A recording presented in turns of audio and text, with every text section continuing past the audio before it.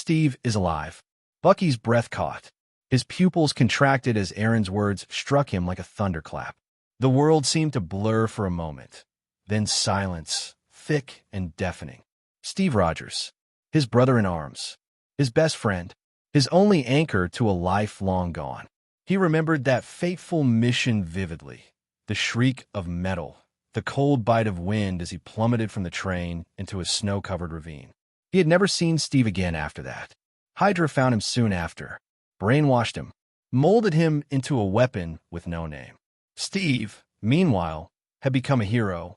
Captain America, the man who sacrificed himself to crash a plane carrying the Tesseract into the ocean to save millions. Their paths, once side by side, had diverged into tragedy and legend. Years later, Bucky had wandered like a ghost. He'd searched for Steve in secret, breaking into museums, staring at cold wax figures frozen in time. There had even been one of himself, immortalized as a war hero. But deep down, he'd given up hope. He believed Steve was lost to the past, just as he was. Until now. He's really alive? Bucky's voice trembled, quieter than a whisper. Eren gave him a knowing grin. Oh, he's alive. Frozen in the Arctic, deep in the ice. 70 years now.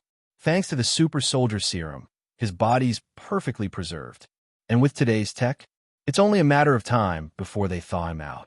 Bucky stood there motionless, the weight of decades pressing against the single fragile hope Eren had just given him. Then, finally, a faint, almost imperceptible smile touched the corners of his lips. That's good. Eren leaned against the wall. When that time comes, want me to arrange a meeting. I've got eyes everywhere. I'll know when he wakes up. But to Eren's surprise, Bucky shook his head. No, not yet. He looked away, jaw tight. There's too much blood on my hands. I'm not the man Steve knew. Not anymore. Let him believe Bucky Barnes died in that ravine. Maybe that was for the best. And yet, a strange thought fluttered in his mind. Perhaps becoming a witch wasn't such a terrible idea after all. A new face, a new identity, a clean slate. Maybe then, just maybe, he'd have the courage to face Steve again. Or tease him a little if he ended up looking good enough. For the first time, Bucky felt a flicker of anticipation about his transformation. Elsewhere, at the cemetery, the crowd had thinned. The funeral for the laughing clown was over. Friends and allies had come to pay their respects. Pepper, Tony, others. Natasha lingered, alone now, in her sleek black leather suit, a bouquet of white chrysanthemums in her hands. She placed them on the grave, simple, elegant, final. Eren had been about to leave, but paused when he saw her. His instincts told him to stay. Sure enough, moments later, Natasha approached him. Waiting for me, she asked with a playful tilt of her head. Or did you predict I'd show? No, Eren replied evenly. Just saw you in the crowd. Natasha's smirk curled. I was expecting something more mystical. You fortune-teller types love your theatrics. A true diviner doesn't waste energy on things that don't matter, Eren replied. And knowing too much is exhausting. That line made her pause. Her eyes searched his face. But Eren checked his phone. I've got places to be. If you're just here for small talk. Natasha raised a brow. Relax. I'm not here to flirt. I brought something. With deliberate slowness, she unzipped her jacket. From the depths of her cleavage, framed by shadows and curves, she retrieved a silver USB drive, held between two crimson-tipped fingers. Eren raised an eyebrow. Return of my little gift? He asked, amused. The data you gave me was useful, Natasha said coolly. Helped us identify several high-level targets. But we're playing the long game, letting the big fish swim a little longer. I didn't expect S.H.I.E.L.D. to move fast, Eren replied. Too many strings. Too many secrets. Natasha handed him the USB. This contains global anomaly reports from the past 2 months. Highly classified. You can read the files, but you can't copy or extract them. After 3 accesses, the data self-erases. Oh, and disconnect from the internet before opening it. Just a precaution. Eren scoffed. You think that'll stop a leak if I wanted to share it? Natasha smiled faintly. Doesn't matter, as long as it doesn't trace back to us. Ah, there it was. So they didn't care if the information got out, only that they weren't officially responsible. Understanding her game, Eren closed his hand around the USB. When he opened it again, it had vanished. Natasha blinked. Even watching closely, she'd missed the move. I appreciate the update, Eren said, already turning. Don't worry, Natasha said, zipping her jacket back up. I won't get in your way. Then, with a wink and a wave, she disappeared into the crowd. Goodbye, my little fortune teller. Eren's eyes narrowed. That woman. He watched her leave without emotion. Her flirtations might rattle other men, but not him. He understood her too well to fall for the act. Under the cedar tree, near the exit, Gwyn waited. She had attended the funeral too, but instead of leaving, she'd stayed, knowing Eren would come. When she saw him, she approached. All done. Eren nodded. Tony's funeral company did a decent job. Let's go. Gwyn didn't ask about the leather-clad woman he'd been talking to. She didn't need to. Still, Eren volunteered the truth. That was Natasha Romanoff. S.H.I.E.L.D. agent. Codename Black Widow. Gwyn gave a simple nod, and the two walked off together, the shadows of the past slowly beginning to shift behind them. S.H.I.E.L.D.? A secret agent? Black Widow Natasha. Gwyn blinked, her brain briefly short-circuiting as she tried to process Eren's casual explanation. At first, she had felt a flicker of excitement, being let in on something important. But the more she thought about it, the more surreal it became. She had assumed Natasha was a celebrity or a high-end model, someone you'd see on the cover of Vogue, not in a government file marked classified. But a secret agent? No, that was something entirely different. And Black Widow, that name alone sent a shiver down her spine. It conjured images of assassins and covert missions, not the graceful, statuesque woman she'd just seen. Are you sure it's okay to tell me that? Gwyn asked cautiously. I mean, doesn't stuff like that fall under, I don't know, national security? Eren gave a small chuckle. It does. But it's only dangerous if you tell someone. So don't. Gwyn stared at him, then burst into laughter. Great. I guess that makes me part of the secret now. After a moment, she tilted her head. But seriously, how did you meet someone like her? My dad always said that regular people aren't even supposed to know agents exist, let alone talk to them. Yeah, but I'm not exactly a regular person, am I? He shot her a wink. Come on, let's talk while we walk. They left the cemetery side by side, their footsteps quiet on the stone path as Eren continued, his tone more serious. It started with the drowned ghosts. Remember when we got kidnapped? Gwyn nodded slowly. Well, after I escaped, they came after me again. Even tracked me to my house. I had to pay the Chinatown Triad 100 grand to keep them off my back. What? Yeah, but when the Triad went to their hideout to settle the score, they ran into something strange. And that's when S.H.I.E.L.D. stepped in. That's how I met Natasha. I see, Gwyn murmured, her mind racing. Somehow it all fit. The strange vibes, the money, the danger. She glanced sideways at Eren, her heart feeling a little lighter. So, it wasn't anything romantic between you and her? Romantic? Eren looked baffled. She's got enough red flags to cover a battlefield. That earned him a playful nudge from Gwen. Well, I'm glad she's not your type, she said with a soft smile. Then, checking her wristwatch, she added, It's already 12:23. We need to be at MoMA by 1:30 for our off-campus literature class. The Museum of Modern Art, today's cultural enrichment trip, part of Midtown High's pre-graduation tradition. For some, it was about art. For others, it was about hanging out with friends and scoring 90% discounted tickets.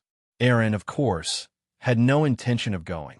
He'd planned to skip the trip entirely. He had a funeral to attend, after all. But then Gwen found out. Oh, you're not interested in a school event I'm organizing? She'd said, arching an eyebrow. Still want me as your date next weekend? With that veiled threat lingering in the air, Eren had caved. Later, once she found out he'd be attending the Joker's funeral with none other than Tony Stark, Gwen had gone straight to the teacher and arranged for Eren to be moved to the afternoon group.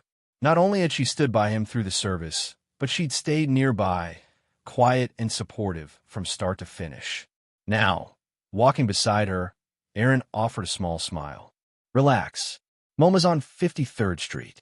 With my car, we'll be there in 20 minutes. That still leaves us time to grab something to eat. Gwen considered this. In that case, how about pizza? There's a new place nearby. They have a supreme pineapple pizza I've been dying to try. Pineapple on pizza? Eren raised an eyebrow. Bold choice. You've never had it? Never. Then prepare to be amazed. 40 minutes later, Gwen stared at Eren in disbelief as he demolished the last slice of his second large pizza. That's 4 people's worth of food. Are you human? Eren grinned, wiping his mouth. You were right. Sweet, tangy, and surprisingly good. I might be a convert. I have to ration my hot chocolate just to maintain my waistline, Gwen muttered. Meanwhile, you're eating like a black hole and still look like that. Eren glanced at her plate. You're not going to finish yours? I was going to share it with you. Then you ordered 2 more and inhaled them. Fair enough. With a sigh, Gwen slid her remaining slices toward him. Just finish them. I'm clearly outmatched. Eren didn't argue. By the time they left the pizzeria, it was already 1:20 p.m. At MoMA, they arrived with a few minutes to spare, just in time to join their group outside the museum. Tony, their supervising teacher, young, cheerful, and always slightly overwhelmed, greeted them with a smile and handed over their tickets. Once everyone was present, he clapped to get their attention. All right, quick recap before we head in. No running, no yelling, don't touch anything, and no flash photography. Got it. The students mumbled their agreement. Inside, the museum's vast white halls stretched upward and outward, filled with over 150,000 works of modern art. Tony led the group through the exhibits, doing his best to sound like a passionate guide despite having to Google half the paintings. This one is Water Lilies by Claude Monet, one of his final masterpieces. Some students followed eagerly. Others, less interested, wandered off in pairs or small groups.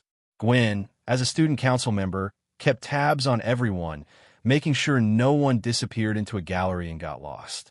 Eren, however, trailed a little behind. His expression shifted subtly as they passed through the second floor. The paintings, vibrant and motionless to everyone else, began to shimmer faintly in his eyes. He tapped his temple. Clairvoyance. Activate. In an instant, the world changed. The walls darkened. The bright halls warped into a surreal, endless corridor of shadows and whispers. The paintings, especially the portraits, seemed aware, their eyes tracking his every step. The air itself pulsed with a strange energy, thick with something unseen. Eren narrowed his gaze, stepping deeper into the exhibit. I came here to kill time, but it looks like something's hiding in plain sight. Hey, everyone! If you enjoy my quantum audiobooks, you can support me by becoming a Patreon member. Your support helps me keep creating, and you'll get exclusive perks. You can also access my audiobooks directly through Google Drive. Check out the link in the description. Now, let's get started. Interesting. The moment Eren activated his clairvoyance, his spirit was abruptly pulled into another dimension by an unknown force. A distorted, surreal world. Here, the New York Museum of Modern Art, which in reality was only the size of a single building, had expanded 1,000-fold, transforming into a vast, towering palace. Within this space, Eren sensed a variety of strange energies. Some were as faint as floating specks of dust, while others were as vast as the stars in the sky. Immense yet elusive, radiating an overwhelming yet distant presence. Among these powerful auras, some were utterly vile, brimming with corruption and chaos. Even with his current abilities, merely sensing these auras made Eren shudder. Yet alongside these dark, decayed energies, there was another presence, as radiant as the sun, grand and noble beyond comprehension. From his perception alone, this solar-like presence was even more terrifying and dangerous than the malevolent force beside it. Merely sensing its existence, Eren felt as though his very soul was burning, seared by an invisible fire. And this wasn't even the most dangerous presence here. Quickly retracting his expanded senses, Eren warily glanced toward the shadowed depths of the museum's endless corridors. What the hell is stored in this museum? Even though he hadn't seen anything directly, The fact that he could sense such a horrifying presence from such a distance made it clear. Whatever lay hidden within the depths of this museum was far worse than he had imagined. After this sudden shock, Eren realized that this museum was far more dangerous than it appeared. A magician never performs without preparation. And until he fully understood the true nature of this dimension, Eren wasn't about to risk blindly exploring an obviously perilous place. Still, if this place housed so many terrifying entities, how has it remained intact all these years? And more importantly, why is this museum still freely open to thousands of visitors every day? Wait, ordinary people. At that thought, Eren suddenly realized something. Before he activated clairvoyance, the museum had only seemed slightly eerie, but not dangerous. Yet the moment he opened his spiritual sight, his consciousness had been forcibly pulled into another dimension, where the real horrors lurked. Realizing this crucial detail, Eren immediately tried to withdraw his clairvoyance. But just as he was about to close his vision, a dim beam of light suddenly illuminated the space behind him. And at that moment, a voice, tired yet surprised, echoed in his ears. "Huh? Who are you? How did you get in here?" "Not good." The moment he heard the voice, Eren's heart sank. Before he could fully retract his spiritual sight, a thin figure dressed in a night security guard's uniform, holding a flashlight, stepped into view. However, the figure before him wasn't a grotesque monster. It was just a tired-looking middle-aged man. No strange aura, no supernatural presence. He appeared to be a perfectly ordinary human being. Yet the instant this ordinary security guard appeared, the countless eerie eyes staring at Eren from the paintings around him suddenly turned away, as if avoiding his gaze. Eren carefully observed the mysterious security guard, while the man, in turn, studied him. The security guard's tired face lit up with amusement. "Well, would you look at that? A handsome young man." Then, without warning, the security guard swung his flashlight sideways, casting its dim beam onto a large Eastern-style ink painting on the wall. "Oi, tell me, did one of you ladies drag this kid in again? TSK, I know you all get lonely, but you can't just go pulling random guys in here. That just makes more work for me." The guard grumbled, shaking his head in annoyance. Then, smirking slightly, he added, "Ahem, if you ladies are that desperate for a man, why not come to me instead? I promise I'll last way longer than these innocent little boys." Before he could finish, a chorus of disdainful scoffs echoed from the paintings lining the museum's walls.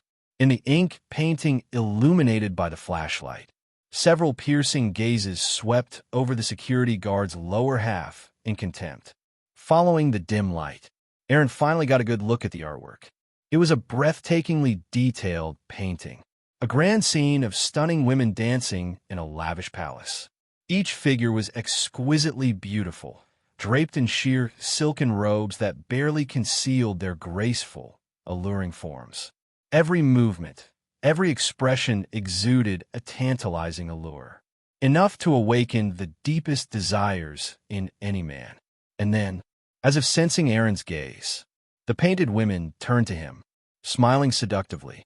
For an instant, 100 blossoms bloomed, 1,000 flowers flourished. A faint, intoxicating fragrance filled the air. At the same time, a silent psychic attack rippled outward, an insidious charm spell meant to corrupt the minds of ordinary men, overwhelming them with lust-driven madness. But just then, the security guard stepped in front of Eren, raising his flashlight. The dim light emitted from the beam silently dispelled the incoming psychic attack.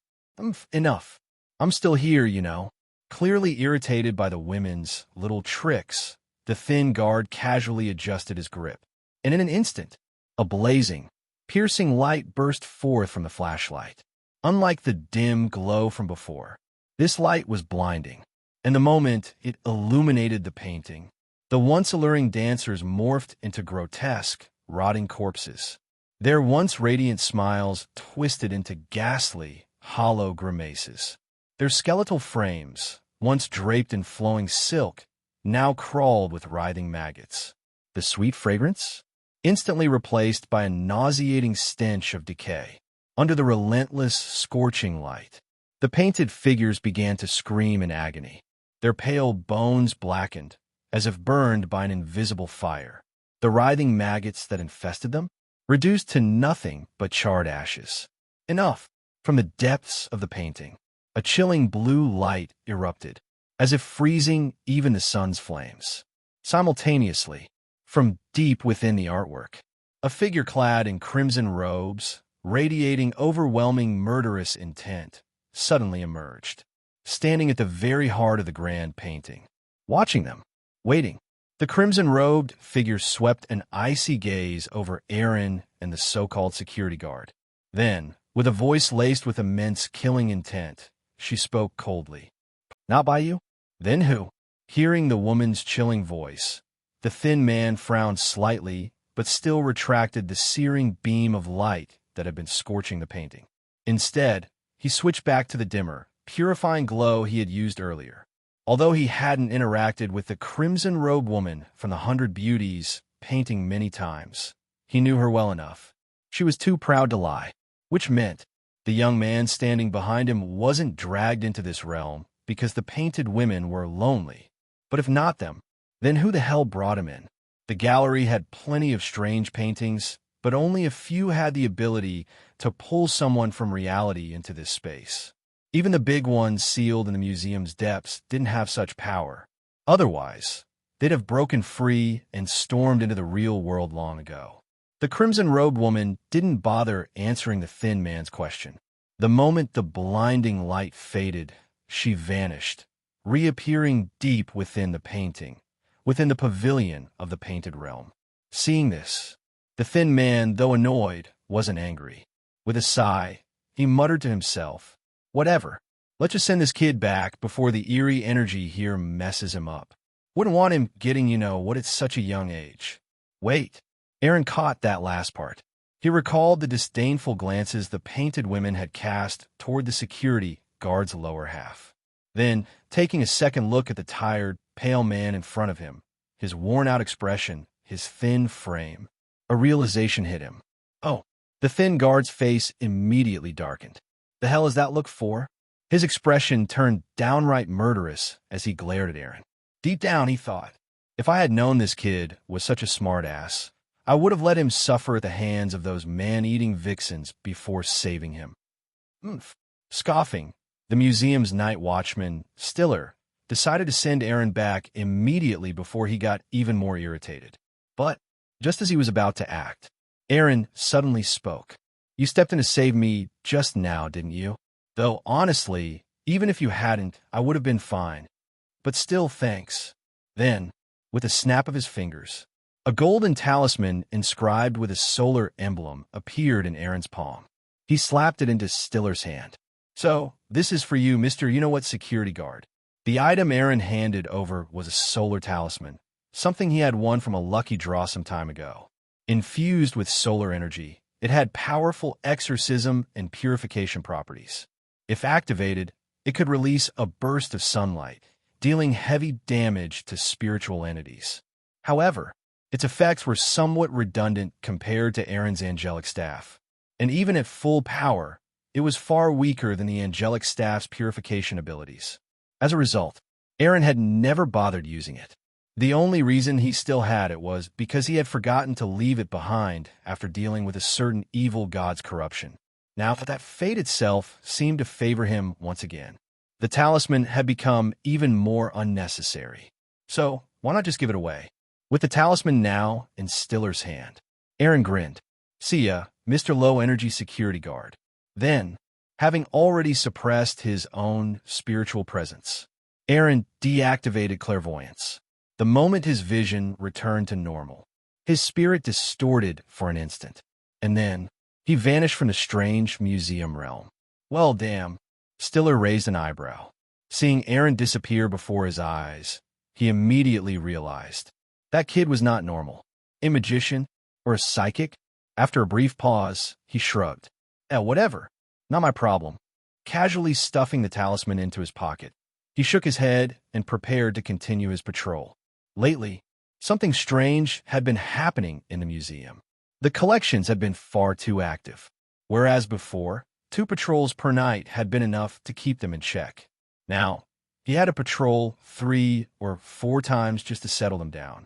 If it weren't for this ridiculous increase in workload and the constant exposure to the eerie atmosphere, he wouldn't look so exhausted all the time. Nope, I can't keep doing this, he muttered to himself. Tonight, I need to go visit the Pharaoh and soak up some sunlight.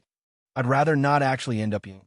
But just as Stiller took another step, just as Stiller was about to lift his foot again, the sun talisman he had slipped into his pocket moments before suddenly released a warm current that felt like a soothing spring breeze. That current rose from the pocket of Stiller's right leg and then flowed through his entire body. Basking in this warm sensation, Stiller felt as if every pore in his body was opening up, prompting him to narrow his eyes in comfort. Driven by this warm current, wisps of grayish-black smoke began seeping out through Stiller's pores. As those wisps of grayish-black smoke were expelled, the pallor on Stiller's face visibly improved. Noticing the changes in his body, Stiller narrowed his eyes. He took out the sun talisman from his pocket again and studied it carefully. Is this what they call a good deed rewarded? Looking at the clearly extraordinary sun talisman in his hand, Stiller suddenly smiled in understanding. After slipping the sun talisman back into his pocket, Stiller resumed his patrol in that little-known museum. Step by step, he walked deeper into the corridor shrouded in the gray fog. In that bizarre museum, even those collection pieces that could be called extremely dangerous, ones that would pose a severe threat even to Eren at his current level, displayed a hint of apprehension when faced with what seemed to be an ordinary security guard uniform on Stiller. Even the ever-present cold gray fog in the museum receded to either side whenever Stiller passed by. However, with careful observation, one would notice neither the museum's bizarre collection pieces nor that ever-present, chilling fog was actually afraid of Stiller himself. Rather, they were apprehensive of the seemingly ordinary security uniform he wore. Meanwhile, once he withdrew his spirit vision, Eren felt the space around him distort slightly. In the next instant, he found himself back inside the sunlit halls of the New York Museum of Modern Art. So I'm back. Glancing around, Eren saw that the surrounding crowd was still busy admiring the various exhibits in the museum, showing no sign of having realized that, in just a split second, Eren, right in front of them, had fallen into a deeper layer of that mysterious museum. Actually, it was Eren's spirit form that had entered that mysterious museum. His physical body had remained in the real world without budging, and the spot where Eren now stood happened to be directly in front of a painting. From others' perspectives, Eren had simply appeared to be quietly appreciating the painting in front of him, looking like a normal student immersed in the artwork. After all, the painting in front of Eren could be considered a piece with a distinctive style among the museum's many works. It was a portrait of a middle-aged man, yet strangely, this man had a pair of goat-like horns on his head and bizarre pupils, 2 crimson irises tinged with the color of blood. An obvious demonic portrait. Its artistic style was somewhat dark, and the demonic elements in it were far from mainstream taste. However, to young, passionate students in a rebellious phase who think that sort of edgy, cool art is more appealing, paintings like this often hold a special allure. Of course, compared to the paintings Eren had seen in that hidden museum, the ones overflowing with mysterious power, this so-called demon portrait fell a bit short. Yeah, at least it was vastly inferior to that 100 Beauties competition painting he had seen earlier. Hey, you like this painting too? Just as Eren was about to walk away, a voice suddenly sounded beside his ear. At the same time, a bespectacled girl, who had somehow appeared at his side, spoke up. It's by the Italian painter Robert, titled Demon Baron. Though not among Robert's most iconic works, back then it was very popular in certain art circles. The bespectacled girl who appeared at Eren's side, calmly explaining the painter's background and the historical context of Demon Baron, was someone Eren recognized. Hannah, the girl with glasses from the group, known as the Extraordinary Spiders. Of course, while Eren did recognize her, they weren't exactly close, just acquaintances who had interacted a few times. The main thing he remembered about her was that she seemed to love painting. Watching Hannah give a detailed account of the artist and the historical context behind Demon Baron, Eren quietly removed the word seems from his mind. You really like to paint? Without even turning around, Hannah answered reflexively, absolutely. Don't you think these paintings are cool? I love painting, and I love seeing other people's paintings. A classic painting can be passed down for hundreds or even thousands of years, way longer than a person's short lifespan of just a few decades. We only live once. I think that in my life, I should leave something behind in this world. Given my abilities, standing out from billions of people in modern society is almost impossible. But among fewer than 100,000 painters, my chances of standing out go up significantly. And so, my greatest dream in life is to create a painting that can be passed down for hundreds or even 1,000 years, so that centuries from now, people will still remember that there was once someone named Hannah in this world. That's a great dream. After Hannah finished, Eren nodded and offered words of affirmation. Right? You think so too, right? Hannah, whose looks were somewhat downplayed by her glasses, broke into a bright smile, then shook her head in mild frustration. Though I've gone from something impossible down to a hell-level challenge, creating a painting that can gain widespread recognition in my own lifetime is still insanely tough. Sigh. I wonder if I'll ever get the chance to paint something like that. Seeing Hannah's lament, Eren shook his head and smiled. As long as you're still alive, there's always a chance, right? You're right. So, could you do me a favor and block for me? With that, Hannah sidled closer and, using both Eren's body and her own as cover, discreetly took out a small camera from her bag. She quickly snapped a picture of the Demon Baron painting in front of them. Her camera seemed to be specially modified. All that could be heard was a faint click or two. There wasn't even a flash. And judging by her proficient manner, Eren could tell right away that Hannah had done this sort of thing more than a few times. Once she quickly completed her crime, Hannah stashed the incriminating camera back in her bag, presumably to avoid detection. Thanks. Tucking the camera away, Hannah finally breathed a sigh of relief and whispered a word of thanks to Eren. Eren had no intention of voicing any opinion about Hannah's covert photography inside the museum.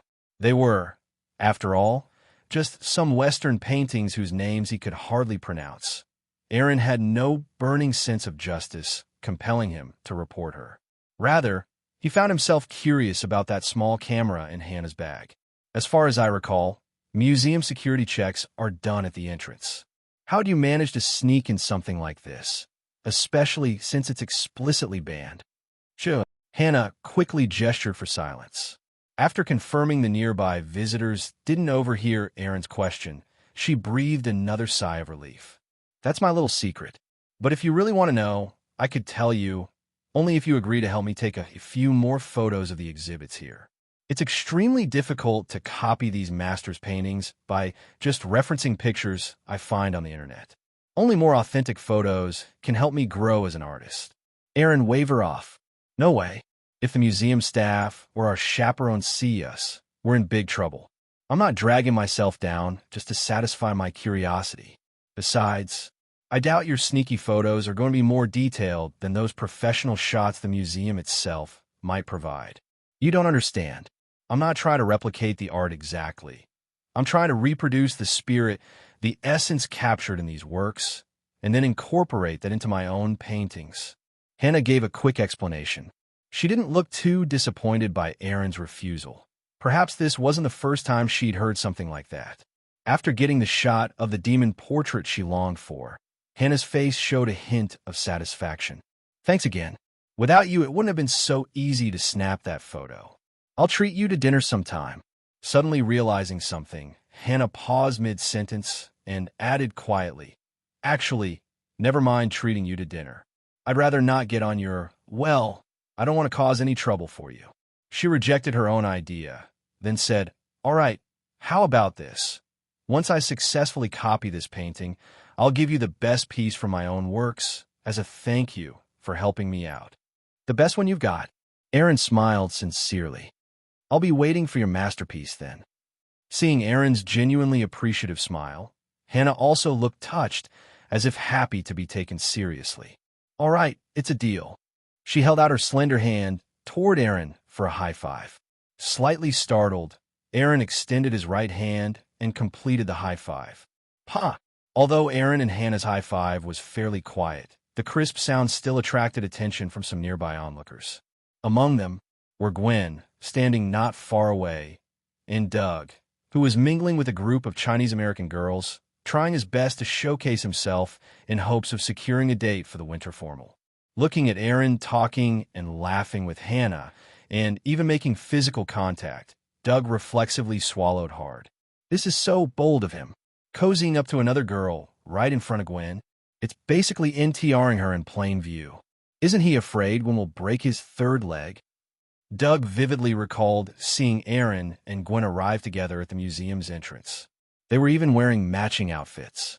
If that didn't suggest something, Doug would write his name backward from now on. Still, witnessing Eren so casually conversing with Hannah, a wave of genuine envy surged up in Doug's heart.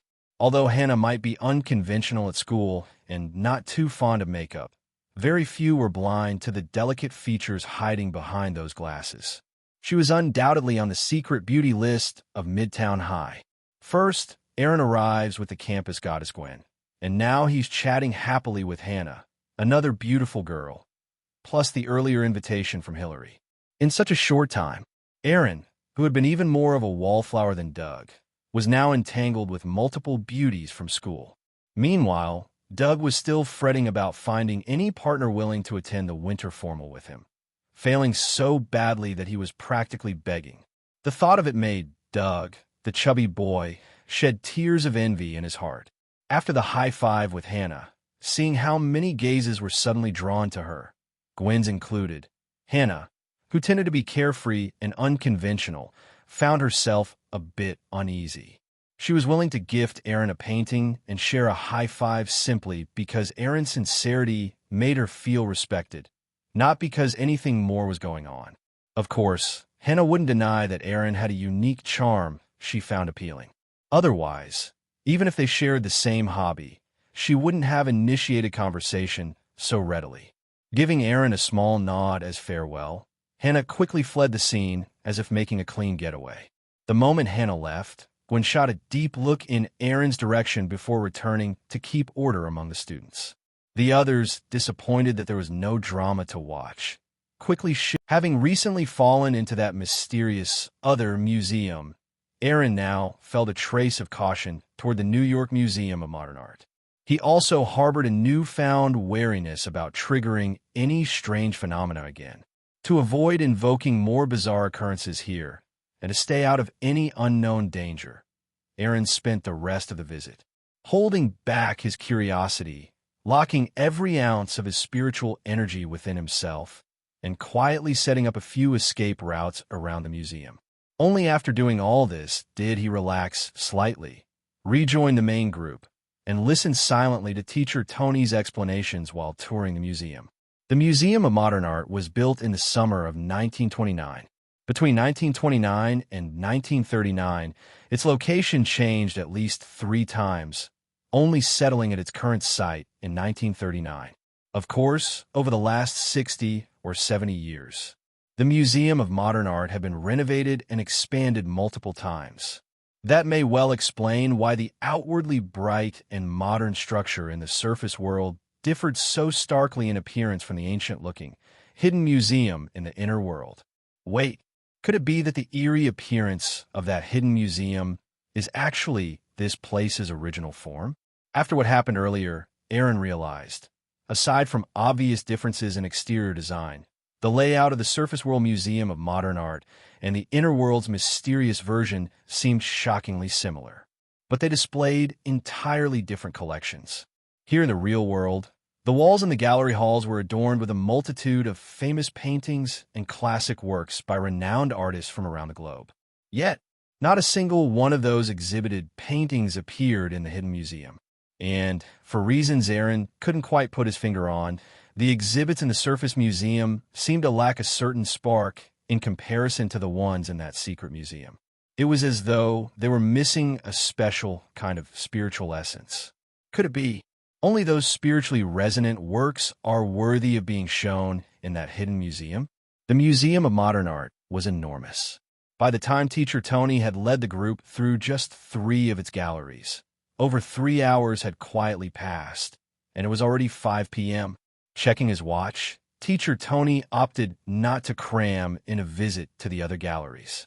Instead, he directly announced free time for the next half hour until closing, letting everyone explore whatever exhibits interested them. Being the youngest teacher in the school, teacher Tony was likely the one who best understood his students. His announcement instantly garnered their unanimous approval. If it weren't for the ban on loud noises, more than 100 students might have cheered his name right there. After teacher Tony finished speaking, aside from student council members who had to stay to help him with some paperwork, the rest of the group dispersed cheerily in all directions. And thanks to some rumors spread by Hillary, chubby Doug, who had worked hard for hours, still came up empty-handed, trudging dejectedly in Eren's direction. Seeing Doug approach, Eren didn't even need psychic insight to guess the boy's foul mood. With a slight raise of his brows, Eren teased, "Hey, if it isn't Big Doug, why the long face? Don't tell me you still haven't found a winter formal date." Hearing Eren's blatant jab, Doug gritted his teeth. Who else could I blame but that troublemaking Hillary? If it weren't for her rumor-mongering, I wouldn't be in this mess with no date. So that's how it is. Watching Doug's furious expression, Eren fought back a grin. Well, if the knot was tied by her, maybe you should go talk to Hillary directly. No way. I'm not bowing down to that devilish woman. Doug spoke with unyielding determination, then suddenly turned his attention to Eren.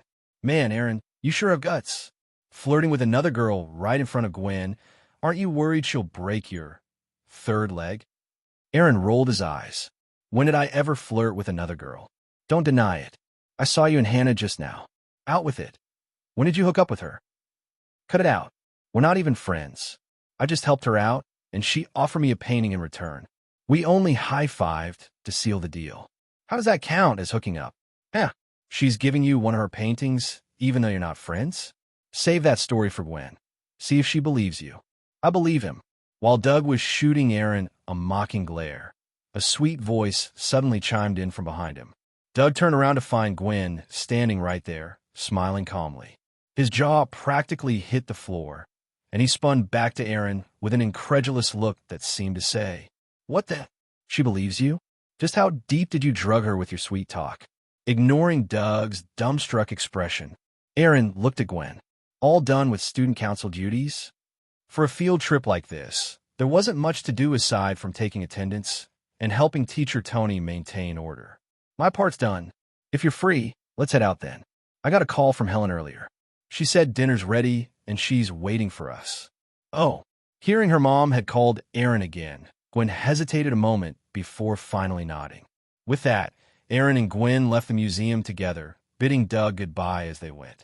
Watching them exit, Doug, now alone, was at a loss for words. He opened his mouth, but no sound came out. This is so unfair.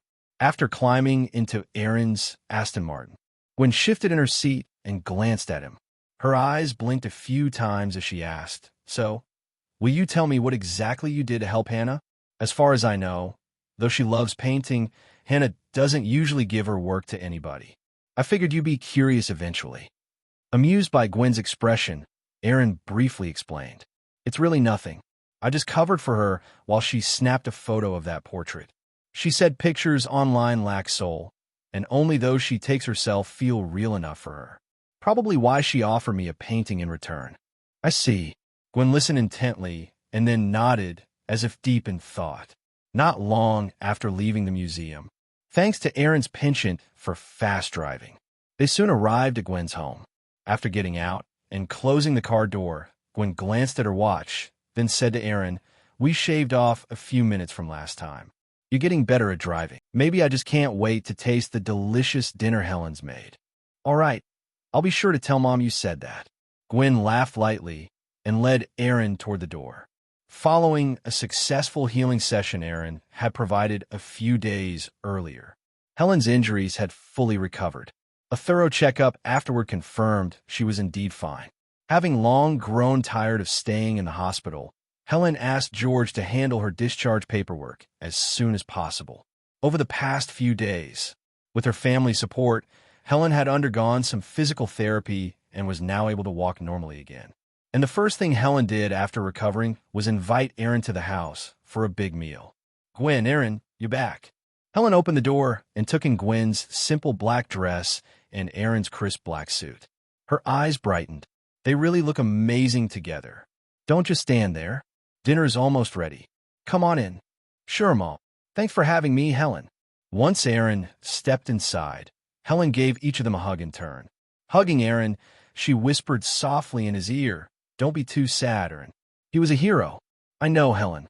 After letting go of Eren, she encouraged them both to come sit at the table.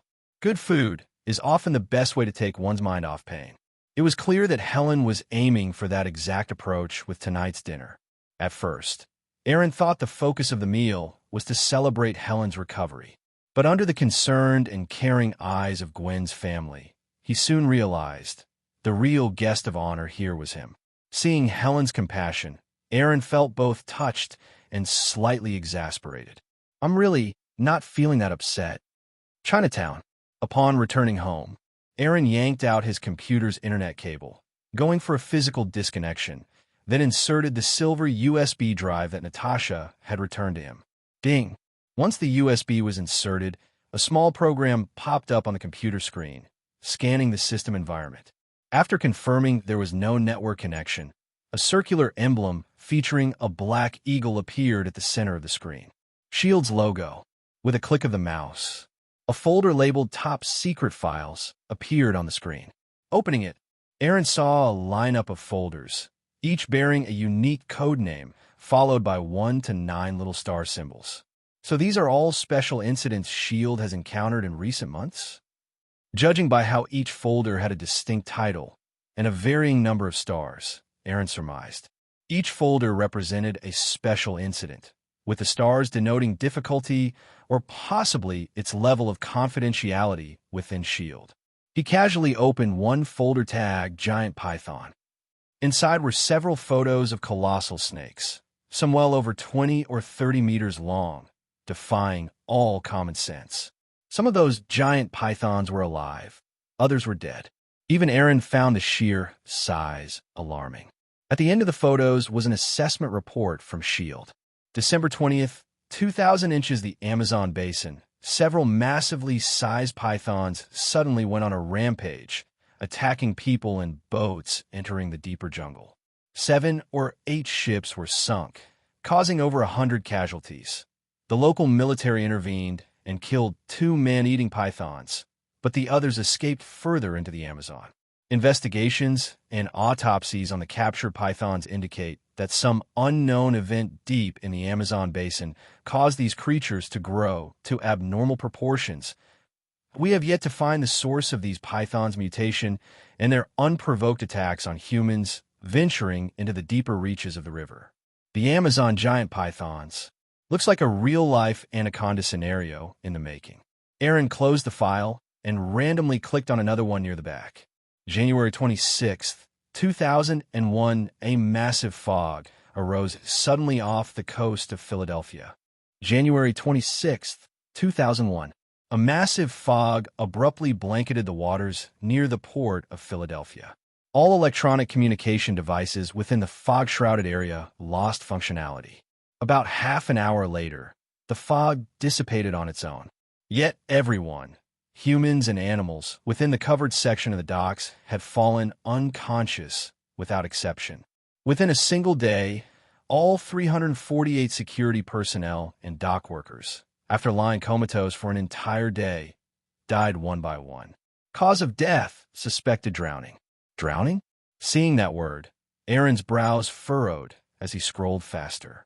Along with the text, the folder contained about a dozen washed-out photos and multiple short video clips showing different scenarios. A quick glance revealed images of several waterlogged corpses, their skin bleached white as if they'd been soaking in seawater for a long time. Eren then opened one of the videos. It seemed to have been shot in a hospital ward with 3 beds lined up. Lying in those beds were three middle-aged men with weathered skin.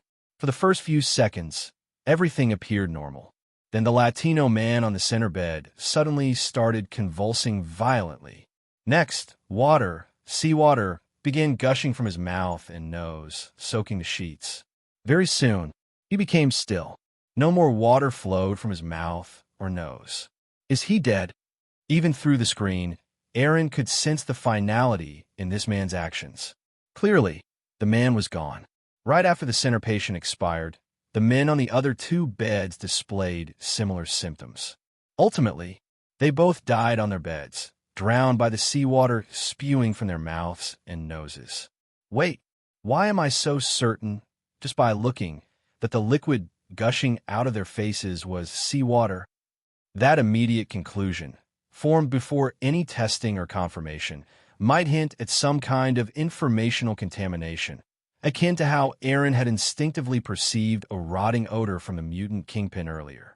Could this be another kingpin-like anomaly, or something else entirely? Whether the incident had occurred just days ago or involved too many victims for S.H.I.E.L.D. to thoroughly track, this folder held a vast array of documents and footage. After watching a few similar videos, Eren's attention landed on one final photograph in the folder, a shot of an almost fog-devoured ghost ship. He stared at that photo for several seconds, then was suddenly hit by a wave of drowsiness. He yawned reflexively, and it felt as though his eyelids were weighted with lead, threatening to drag him into a deep slumber. Half asleep, half awake, Eren seemed to sink into an endless stretch of dark ocean water. He was plunging ever deeper, down and down. The moment he opened his mouth, glug, glug, briny seawater rushed in, filling his throat. Bubbles rose and burst, drifting upward. From all directions came a crushing pressure that built steadily in the darkness, fueling a growing sense of suffocation, despair, and fear. The oppressive gloom, the powerless struggle, the mounting pressure, all of it stirred up an array of negativity, despair at its darkest depths. Suddenly, amid that despair, a faint greenish glow appeared before him. In the glow, an enormous sunken vessel loomed into view, a massive cruise ship. Under that eerie green light, the entire ship gleamed a strange hue, encrusted with algae and barnacles. And in the murky, sickly green water behind it, Eren could just make out the silhouette of a colossal entity. As Eren locked onto that huge silhouette, whatever lay behind the ship seemed to notice his gaze. In the next moment, a giant tentacle, resembling that of an octopus, extended from behind the sunken ship, churning the water as it surged toward Eren. What the? As the tentacle approached, Eren realized that the ring-like shapes along it weren't suction cups. They were enormous eyeballs. And the moment Eren caught sight of those bulging, eerie eyes, hundreds, if not thousands, of them turned to fix upon him. A creeping horror seized Eren's heart, as if those countless eyes were devouring him. I see you. A barely perceptible whisper echoed in Eren's mind. The massive entity behind the ship emerged from the darkness with a slowness that paradoxically felt far too fast. It was a terror beyond human comprehension, impossible to describe. An abomination from the depths beyond all imagination. At the very moment that horrifying behemoth was fully revealed, Eren's clown intuition, usually lying dormant, sounded a frantic warning, like an internal alarm on the verge of mutiny.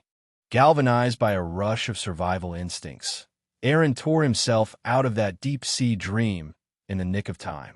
Huff, huff. Sitting at his computer, Eren gasped for breath, his entire body drenched in cold sweat. Droplets of sweat slid down his face, dripping onto the desk. Drip, drip. What was that? As a professional hypnotist and a skilled diviner, Eren quickly recognized what he had just gone through.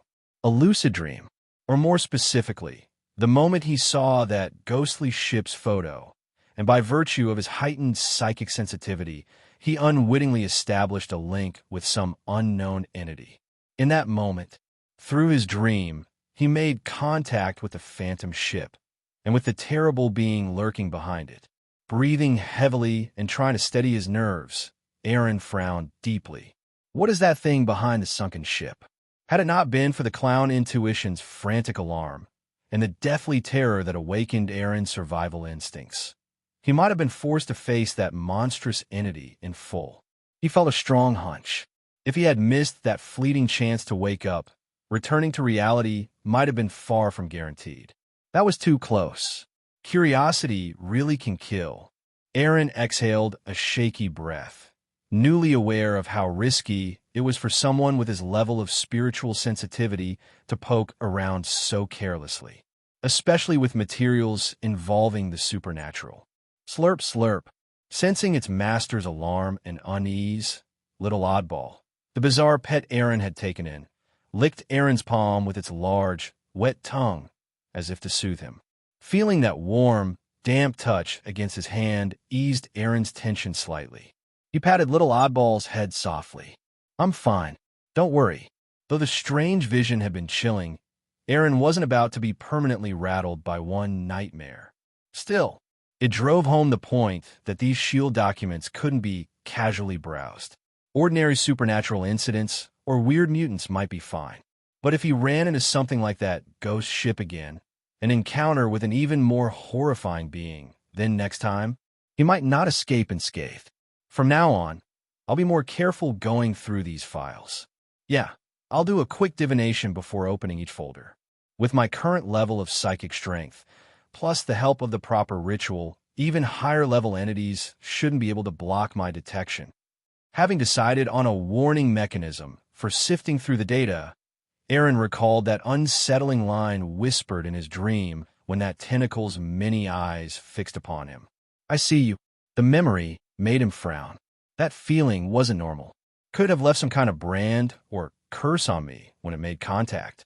He tried using his paper effigy technique, hoping to shift any malevolent imprint that might be on him to a decoy.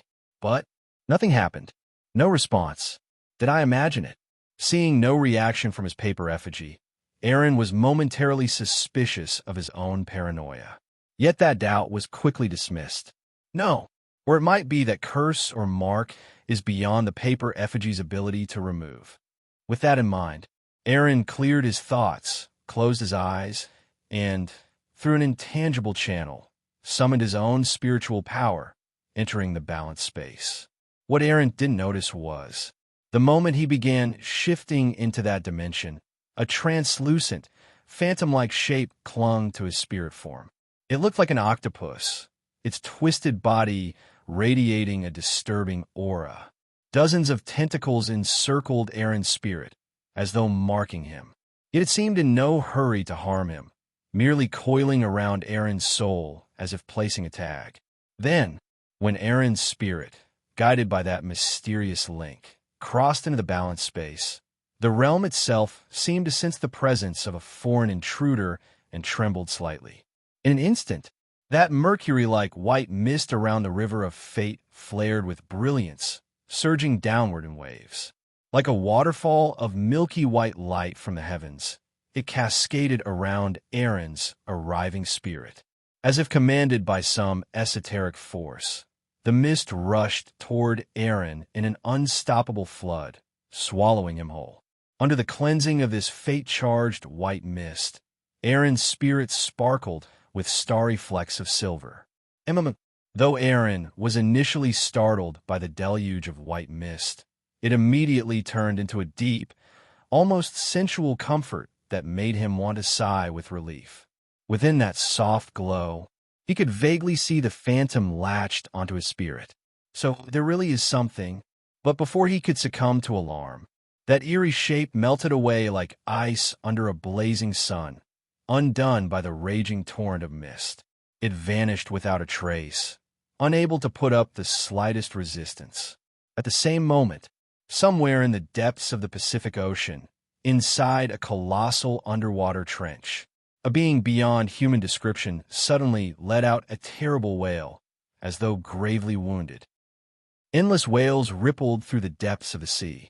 All around that colossal being, every creature swept up by its sonic wave fell into complete madness. Countless fish, shrimp, and other deep-sea life forms went on a rampage, crashing about wildly and attacking any living thing in sight. It did not take long before scarlet blood dyed the surrounding waters red for miles. The bodies of innumerable fish, shrimp, and large deep-sea creatures kept rising to the surface. No one knew how much time had passed. By the time the dreadful wailing ceased, within a radius of about 10 miles around the colossal being, only a heavily scarred giant deep-sea shark remained alive. Not a single other living creature could be found. In the next instant, a bizarre tentacle covered with countless eyes shot out like a spear, instantly tearing through a large swath of seawater, piercing straight through the deep-sea shark that was over 10 meters long. Immediately afterward, that terrifying giant tentacle gave a slight shudder, and the shark's body shattered into a mist of blood. Having torn apart the only living shark in the vicinity, the octopus-like behemoth behind the sunken ocean liner seemed to calm just a fraction, the frenzy in its eyes slightly abating. Yet it continued to shift between madness and agony. Amid this madness and pain, more eyes appeared to split open on its body. At the same time, countless eyes burst apart, turning into streams of blood that dripped down onto the huge, sunken liner beneath it.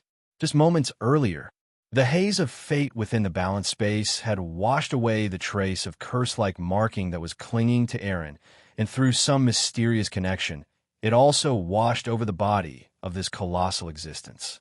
In a flash, that invisible strike heavily wounded it. While suffering this inexplicable injury, the innumerable eyes of this horrifying entity lost sight of that prey it had just locked onto. Yet because of the sudden damage, with its mind teetering between sanity and madness, it soon forgot about that prey which had briefly piqued its interest. Following its instincts, with its soul severely injured and most of its eyes ruptured, the now weakened giant stretched out those dreadful tentacles, exuding a strange aura, greedily absorbing the lingering essence of blood and flesh in the surrounding water to restore itself. After sucking dry the blood-stained water around it, the behemoth, countless eyes on its body shattered, coiled itself around the enormous sunken liner and slowly sank down into the ocean floor. Meanwhile, after confirming that Eren's spirit had been fully cleansed of any unknown curse or mark, the haze of fate that had poured down from the balance space rolled back, taking Eren's spirit along once again into that mysterious dimension. When all the haze of fate had returned to the balance space, the strange realm, somewhere in an unknown dimension, gradually settled once more into calm. Reappearing at the edge of that river of fate, Eren stepped upon the dense white mist flowing like mercury, gazing at the ceaselessly surging river of fate and the ancient, unchanging balance scale standing upon it. He felt a sense of inexplicable reassurance. Recalling how the balance space had just employed that white mist to wash away and erase the eerie figure bound to him, Eren let out a long breath. He also realized he knew far too little about this mysterious space. That strange phantom clinging to him earlier was likely the mark or curse left by the deep-sea behemoth that had locked onto him. Eren guessed that the moment he was targeted by those hundreds or thousands of eyes in the dream, some unknown curse or marking had clung to his soul. Putting together the earlier words, it seemed that mark or curse might possess a certain awareness, or at least a way to pinpoint his location, and that probably had triggered the hidden balance space in this unknown dimension. The haze of fate within the space had come crashing down from above, instantly washing off the mark or curse that clung to Eren's spirit. Even though the terrifying being behind the ghost ship in the dream was powerful compared to the river of fate, who knew how far below it truly stood, it could not even withstand the cleansing of that ever-present haze of fate in the balance space. Could this be considered discovering a hidden function of the balance space? If he ever suffered a curse in the future or got marked by some terrible entity, could he just use the balance space to wash away the mark or curse? It seemed that, from now on, he should spend more time in the balance space whether he had business there or not. At the very least, he could ensure he was not unknowingly cursed by something unknown. While noticing this hidden function of the fate space, Eren also realized that this realm did not welcome other intelligent beings besides himself. Otherwise, it would not have had such a strong reaction earlier. As for him, it must be related to that ancient balance scale. Only because of that was he treated differently by this space. Thinking this, Eren once again looked over at the balance scale that stood unmoved on the Silver River, seeming as eternal as time itself. After lingering in the balance space for about an hour, Eren returned to reality. Because of what had happened last time, as Eren went through the files S.H.I.E.L.D. provided, he was notably more cautious. Practically every time he opened a new folder, Eren would flip a coin to perform a quick divination.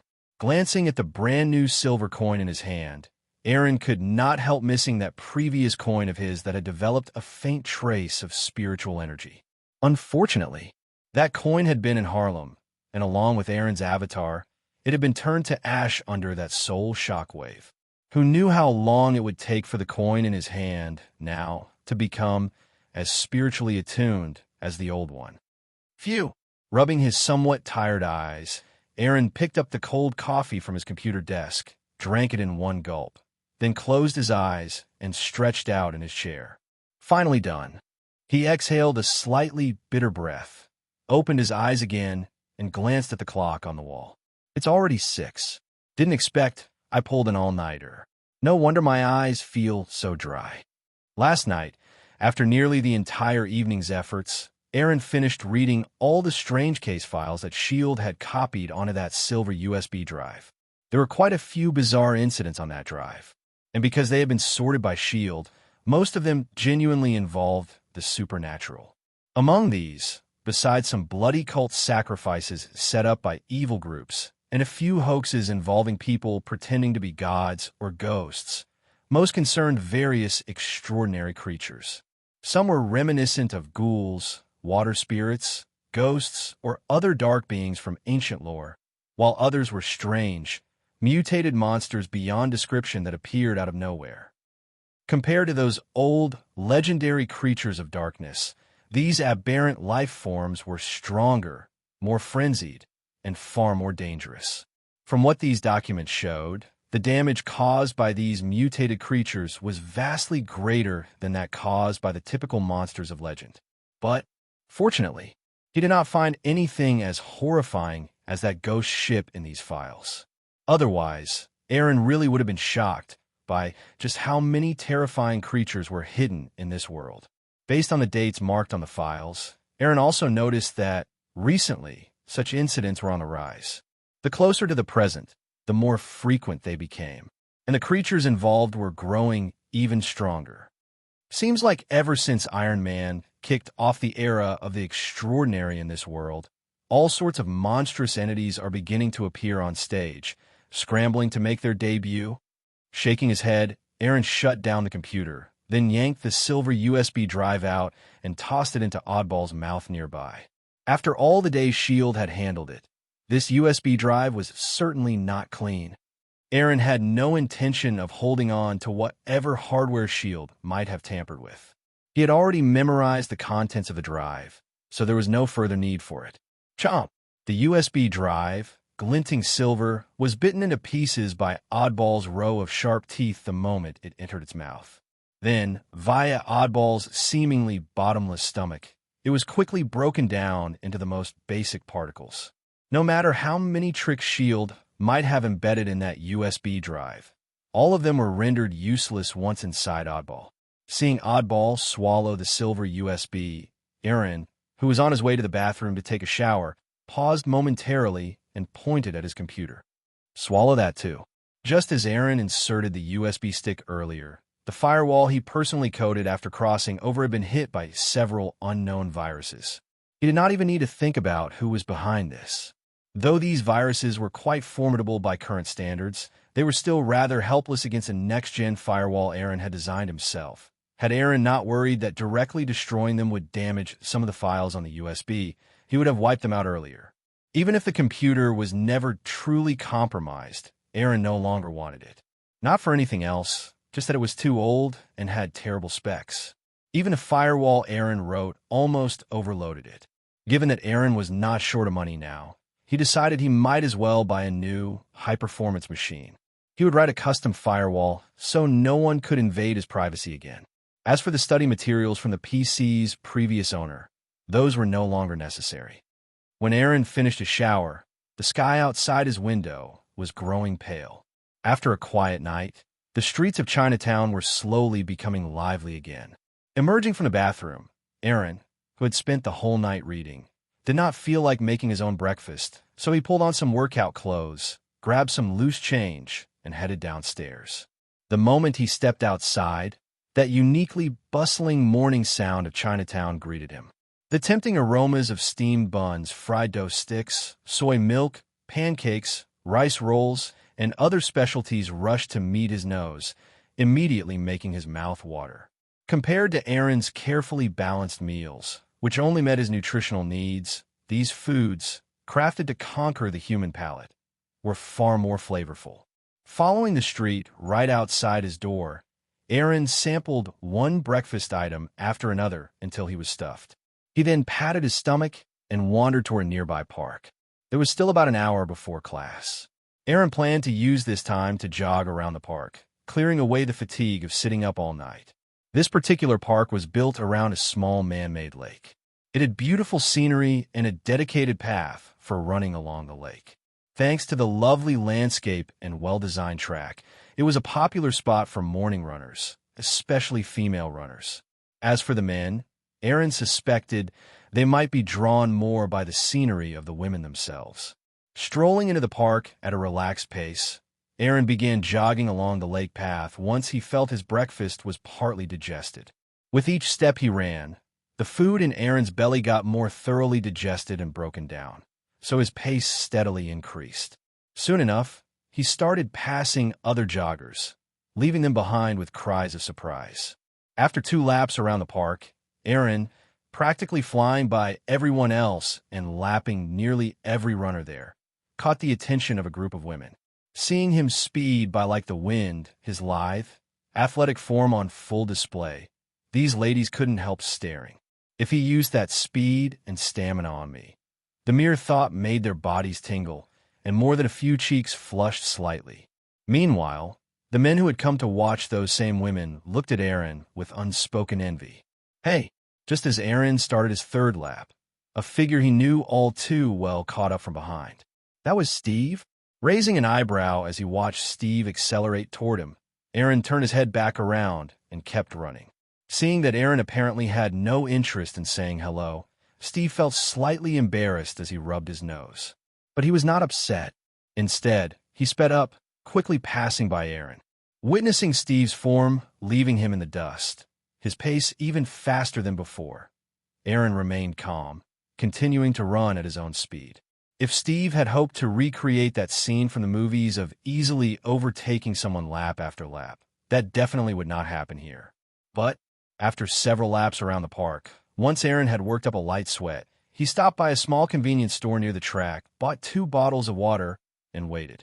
Not long after, Steve came by again, and Eren tossed one of the bottles over.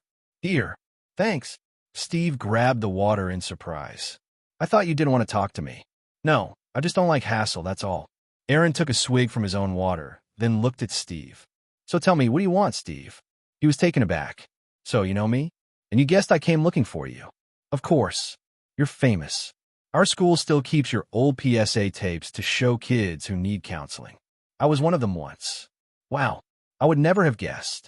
Steve studied the cheerful, good-looking young man in front of him, trying to imagine why he might have needed psychological support. I lost my only living relative last year. Eren said this calmly, but Steve immediately froze, then offered an apologetic "I'm sorry." Eren just shook his head. I'm not here for an apology. Let's get straight to the point, Steve. Why are you here to see me? From the moment Eren saw Steve, he understood the morning's tarot had shown that he would be dealing with trouble today. Well, Natasha told me meeting you would be unique. I wasn't sure what she meant, but now I see. Steve surveyed the surroundings. Mind if we go somewhere else? This isn't the best place to talk. No, this is convenient enough. Eren snapped his fingers. With that snap, a wave of invisible energy rippled out from them. In the blink of an eye, under Steve's astonished gaze, a circle with a radius of around 20 meters around the bench where they sat somehow emptied of other people, as if everyone had absent-mindedly moved away. Those who passed by simply skirted around that area, never truly noticing them. It was as though they were invisible. Steve stared at this unbelievable sight. Wow, is this some kind of superpower? This world doesn't revolve solely around super soldier serums or superpowers. Eren shook his head. You could call it a small magic trick. Really, Steve clearly had doubts. I've never seen any magic like this. At the moment, Eren and Steve seemed to be enclosed in a boundary that separated them from everyone else in the park. People simply walked by without glancing in their direction. Before his long sleep, Steve had seen plenty of illusions and magic shows, but none this extraordinary. That's just because you haven't seen enough of the world. If you've watched the news, you'd have noticed a six-winged angel recently emerged from myth and ended the disaster in Harlem. Next to that, my little trick is nothing. A six-winged angel. Steve frowned. Having just woken up a couple of days ago, he really had no idea about that incident. I guess I really need to catch up on everything that's been happening in the world. He decided to set that aside for the moment and took a deep breath. Then Steve said softly, "Last night, Fury arranged a trap aimed at catching some Hydra agents hidden in S.H.I.E.L.D. But the infiltration goes deeper than we ever imagined. The plan got leaked, a lot of people died, and aside from some small fry, we failed to catch any major Hydra targets." "Oh," Eren nodded. "But what does that have to do with me?" "It's definitely related." Steve's expression grew serious. "Those Hydra members on the earlier list all died in last night's operation." Steve's face darkened. "I heard from Fury that the original Hydra list came from you, which is why I've come. Besides those on that list, do you know about any other Hydra members?" "They're all dead." Eren shook his head. "Looks like Fury is more ruthless than I thought." "What do you mean?" Steve asked, puzzled. "Steve, don't believe Fury too much. He's not as simple as he appears. I handed over that list to Natasha a week ago. With his abilities, he could have thoroughly investigated every single one of them by now. Whether those people are alive or dead probably doesn't matter anymore. It's entirely possible that last night's failed operation was planned by Fury himself so that Hydra would drop its guard. Then, when the time is right, he can strike a fatal blow. So don't let yourself become his pawn." Though Eren's words were speculation, he found them quite plausible. S.H.I.E.L.D. might have been thoroughly infiltrated by Hydra, but Fury definitely was not as clueless as he appeared. Given Eren's warning, plus Fury's hidden methods, Eren suspected Fury had already uncovered that Alexander was Hydra's main figure in S.H.I.E.L.D. Now that every Hydra name from the list had died, it might simply be part of Fury's plan to lull Hydra into lowering their defenses. Eren's mental power was already awakened, so as he spoke, he subtly influenced Steve. Steve frowned deeply, pondering Eren's comments. When all was said and done, he and Fury had only met a few times since his revival. They were not as close as one might assume. Eren's words planted a seed of doubt in Steve's mind. After a long silence, Steve said, "I'll verify that for myself. If it's true, I won't let Fury off the hook.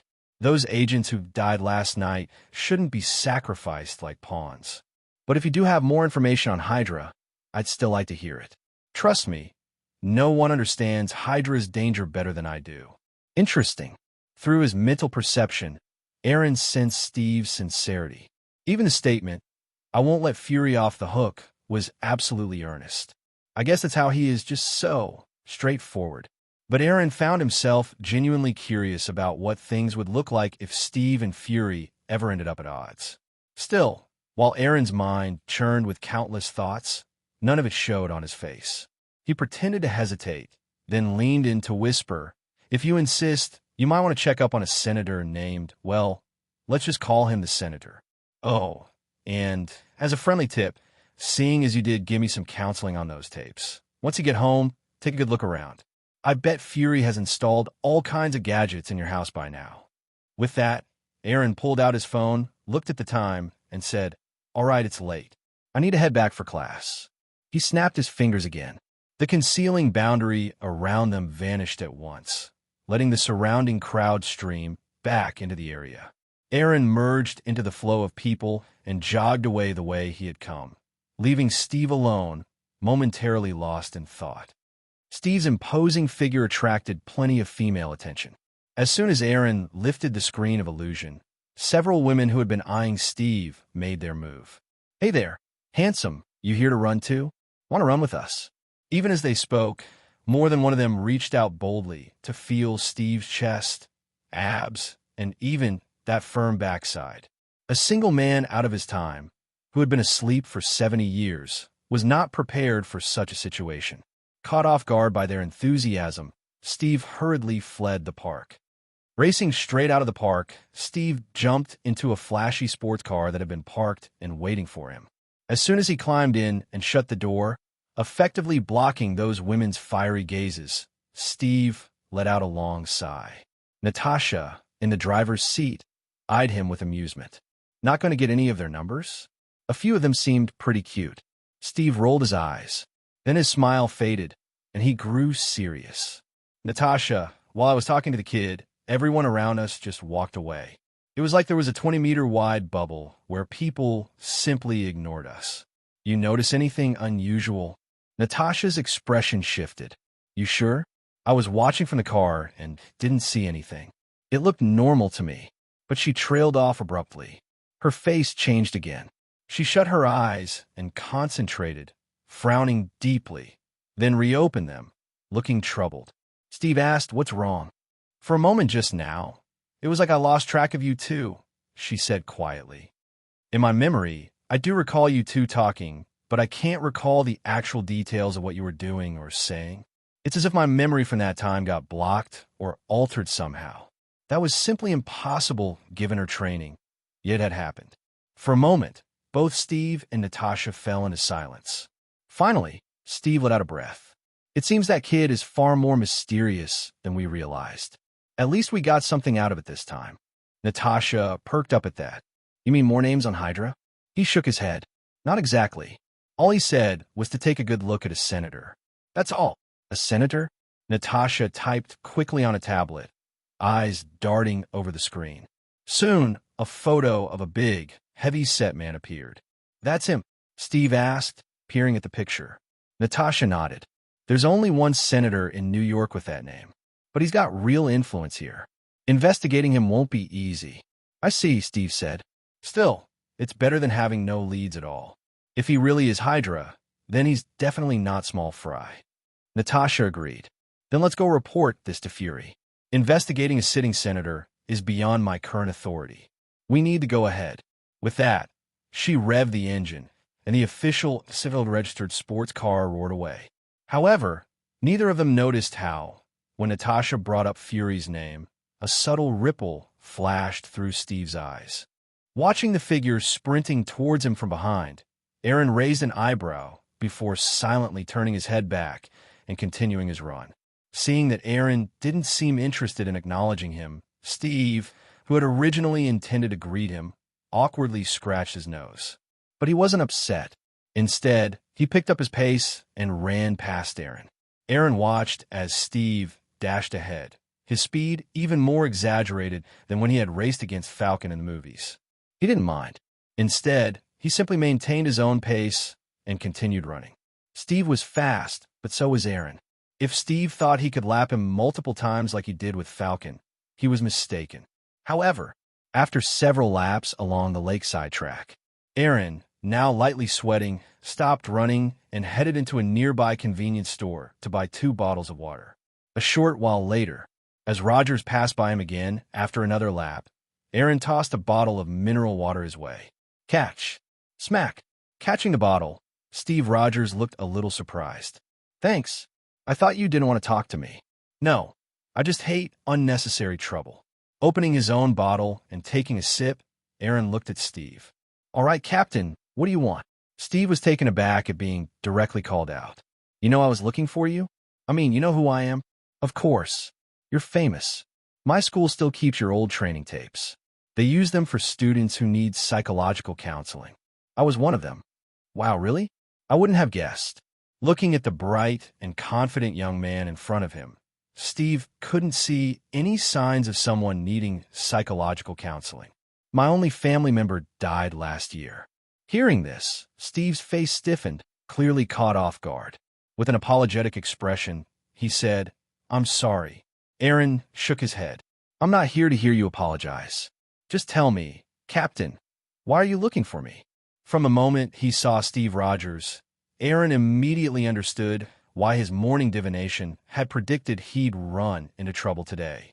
"Well, Natasha told me that meeting you would be a unique experience." I didn't believe her at first. Now I do. Glancing around, Steve said, "Can we go somewhere else? This isn't the best place to talk." "No, this place is perfect." Saying that, Eren snapped his fingers. With the sharp snap, an invisible ripple spread outward.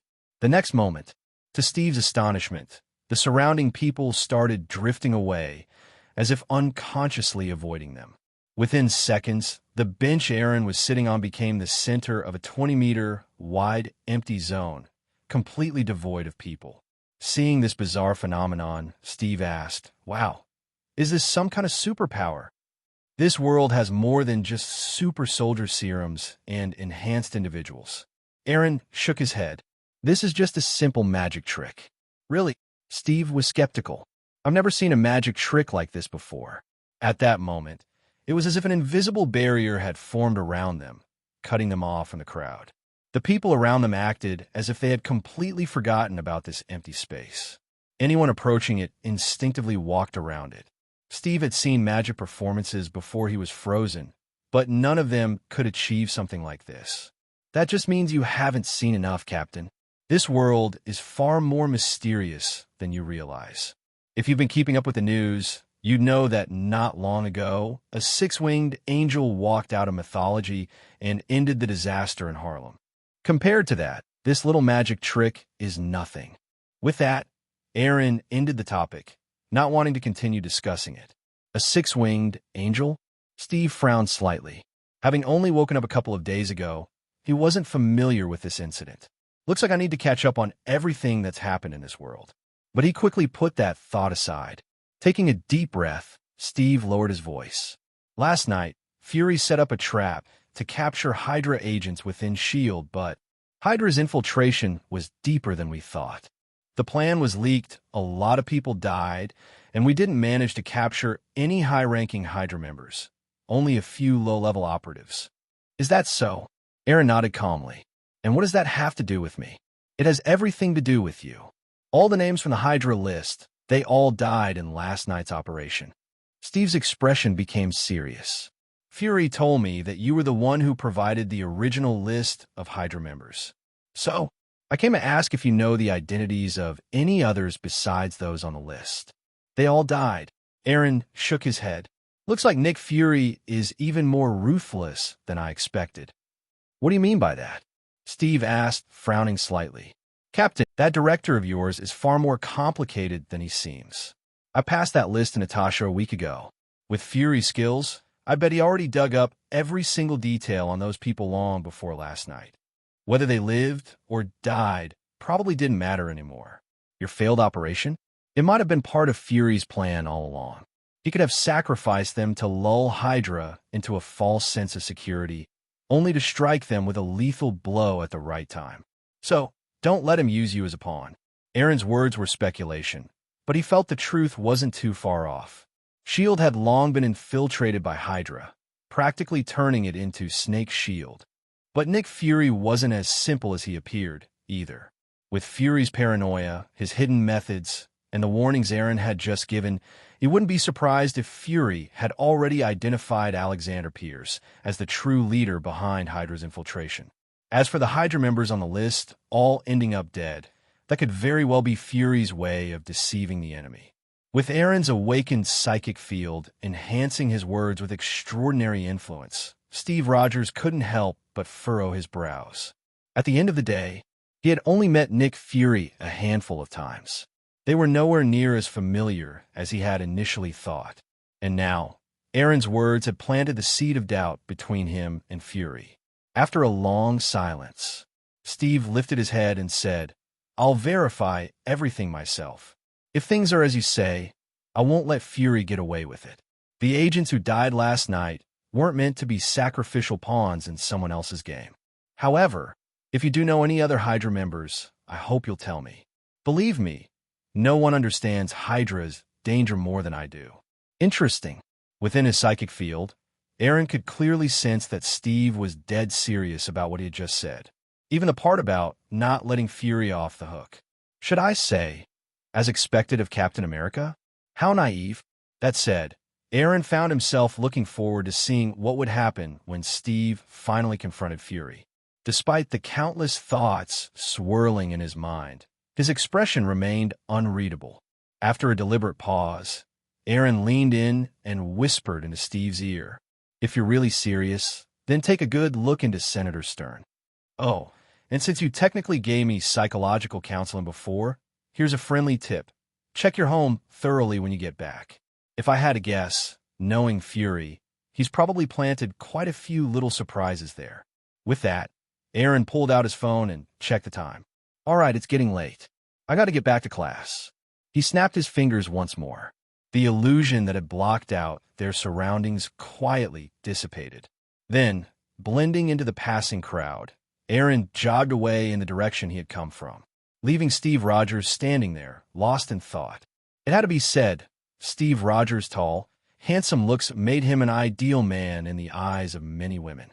No sooner had Eren lifted the illusion than a group of women who had been eyeing Steve for a while boldly approached him. "Hey, handsome, are you out here for a run too? Want to join us?" As they spoke, completely drawn in by Steve's chiseled physique, they couldn't help but let their hands wander, tracing over his chest, abs, and even his firm, muscular backside. For a man who had been single for 70 years, this was definitely uncharted territory. Still processing what Eren had told him, Steve was completely caught off guard by their sudden advances. Frightened, he bolted, dashing out of the park. A sleek sports car, which had been waiting by the curb for quite some time, swung its door open. Steve jumped in, slammed the door shut, and sighed in relief as the tinted windows blocked out the women's eager gazes. Seeing Steve looking so flustered, Natasha, sitting in the driver's seat, teased, "So, Captain, you're really not going to keep a few phone numbers?" Some of them looked pretty cute. Steve rolled his eyes, but quickly pushed aside his frustration and got serious. "When I was talking to Eren just now, something strange happened. The people around us just moved away. Suddenly, there was a 20-meter empty space around us, and no one even seemed to notice it. You have any idea what that was?" Hearing this, Natasha's expression shifted, her playful demeanor vanishing as she grew serious. "You're sure?" "Because, Captain, I didn't notice anything. As far as I remember." She trailed off. Her expression darkened. Closing her eyes, she furrowed her brows in deep thought. After several moments, she reopened them, looking even more unsettled. Steve noticed her unease. "What's wrong?" For that entire conversation, I think I lost track of you. In my mind, I remember seeing you two sitting and talking, but I can't recall any of the details. No matter how hard I try, I just can't remember what you were actually saying. For someone like Natasha, who had undergone extensive memory training, this was impossible. And yet, it had just happened. A long silence fell over them. Then, Steve exhaled sharply. "Looks like our kid is a lot more mysterious than we thought. But at least we got something useful out of this." "Oh," Natasha's eyes brightened. "Does he have another list of Hydra members?" Steve shook his head. "I'm not sure, but he told me to investigate Senator Stern." "Senator Stern?" The name rang a bell. Quickly, Natasha pulled out a tablet and started searching. Within seconds, a photo of a plump, round-faced man popped up on the screen. Steve glanced at the image. "That's Senator Stern?" Natasha nodded. If Eren was referring to this Stern, then yes. There are 3 senators with that name in the country, but only one in New York. He's a high-ranking official, so investigating him won't be easy. "Can't investigate him?" Steve frowned slightly. Natasha smirked. "Of course not. It's just going to be a bit tricky. But compared to having no leads at all, investigating a senator is much easier. At least now we have a target. And who knows? This Senator Stern might just be one of the big fish in Hydra. Hearing that, Steve nodded. If Stern really was part of Hydra, his position as a senator in New York meant he was likely in a high-ranking role within the organization. And that was good news, both for Steve and S.H.I.E.L.D. We should report this to Director Fury first. Investigating a New York senator is beyond my clearance. We need Fury's approval for this. With that, Natasha started the car. Virum, the SHL-registered sports car roared to life and sped off. As she drove, Natasha didn't notice the subtle ripple of emotion that flickered in Steve's eyes the moment she mentioned Fury's name. A few hours later, inside S.H.I.E.L.D. headquarters, the Triskelion, Washington, D.C., Natasha led Rogers straight to Nick Fury's office. Knock, knock. Hearing the knocks, Fury, who was reviewing a report, furrowed his brow but didn't look up. Come in. As Natasha and Steve entered his office, Fury let out a sigh and shut the file he was reading. Looking up, he glanced at the two standing before him, a faint smile appearing on his dark-skinned face. Director, after greeting him, Natasha subtly glanced toward the door. Fury caught the hint immediately and, without any visible movement, pressed a green button beneath his desk. The moment he did, the lighting in his office dimmed. The automatic blinds lowered, sealing off the room from any outside view. At the same time, a concealed device built into Fury's desk activated, quietly jamming any surveillance or eavesdropping attempts. 3 seconds later, Fury leaned back and said calmly, "All right, you can speak freely. The jammer is on. No one can hear us now." Natasha nodded and turned to Steve. "Captain, you should tell him. You got the intel." Steve glanced at her briefly before turning to Fury. "I met the kid you mentioned. He's definitely unique." After giving a rough summary of his meeting with Eren, Steve continued. "Before I left, he said, since I apparently helped him with psychological counseling through those training tapes, he'd give me a tip. Investigate Senator Stern."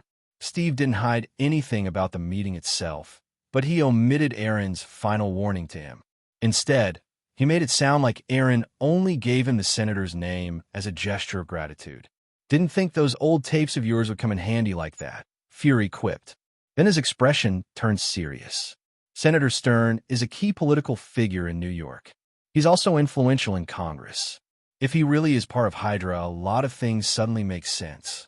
After a moment of contemplation, Fury turned to Natasha. "The captain is too well known. He can't move quietly. You'll be in charge of investigating Stern, Agent Romanoff." Natasha nodded. "Got it. But I'll need your authorization to access all classified files on Stern." "Granted," Fury replied without hesitation. "I'll give you a temporary clearance override.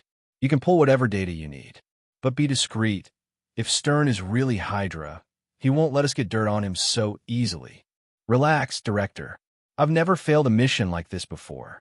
Recalling Natasha's impeccable record, Fury nodded in approval. Then, turning back to Steve, he said, "Hydra isn't something that can be taken down overnight. You just woke up recently, Captain. For now, your priority should be adjusting to the modern world. I'd recommend going out, seeing the world, getting familiar with how things work now.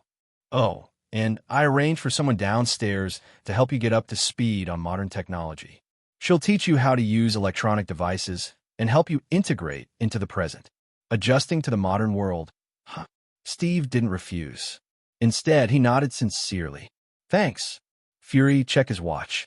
"Your appointment is at 1 in the afternoon. It's already 12:18. You've got time to grab some lunch before heading to room 408 on the 4th floor." Steve hesitated for a second, glancing between Fury and Natasha. He quickly realized they wanted to discuss something without him. Understanding the hint, he nodded and said, "All right."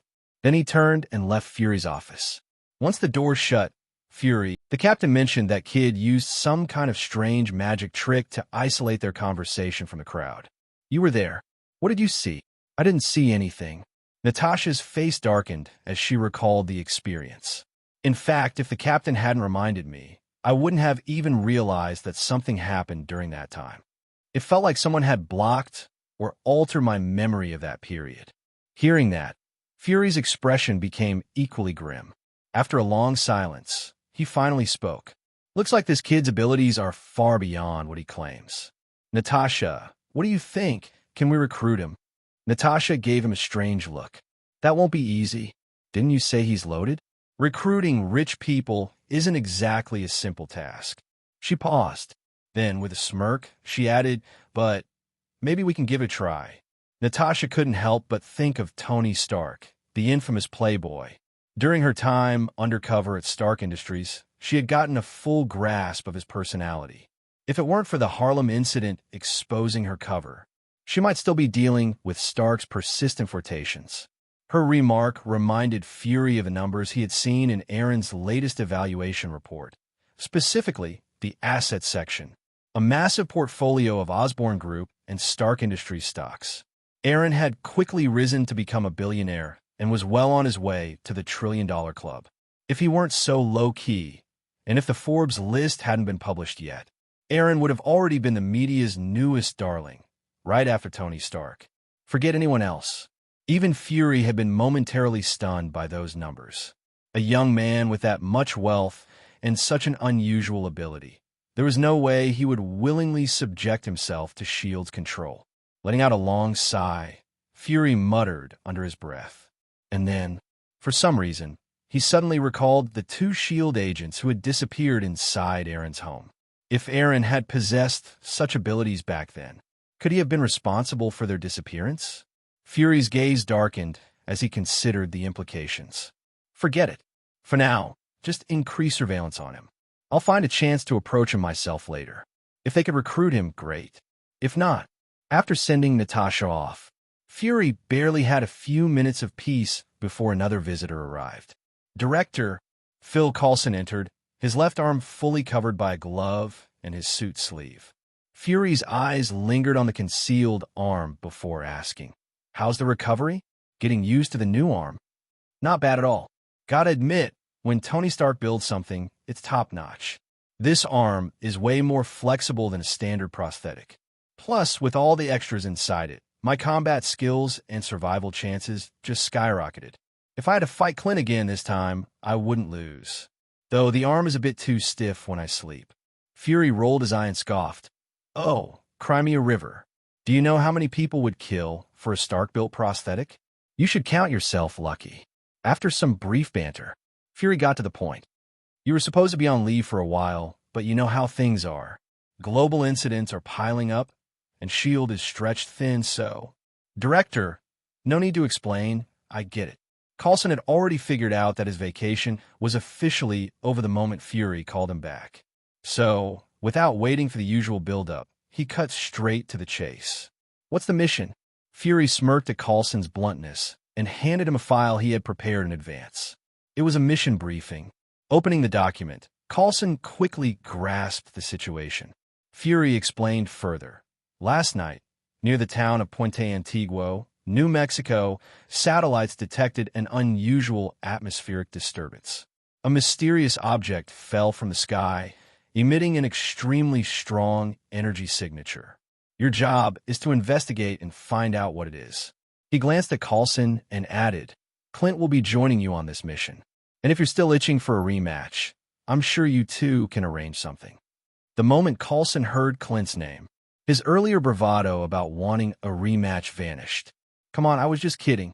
Who in their right mind actually wants to fight Clint?" Jokes aside, Coulson quickly focused back on the mission. "Wait, Clint's coming too? That means this might be more serious than it looks."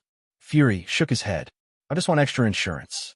I don't want to see you losing another body part." He sighed before adding, "Oh, and one more thing. Local authorities reported a crater near Puente Antiguo this morning. You should check it out first." "A crater?" Combining that with the satellite data of a falling object. Coulson nodded. "Got it. I'll leave immediately." "Good."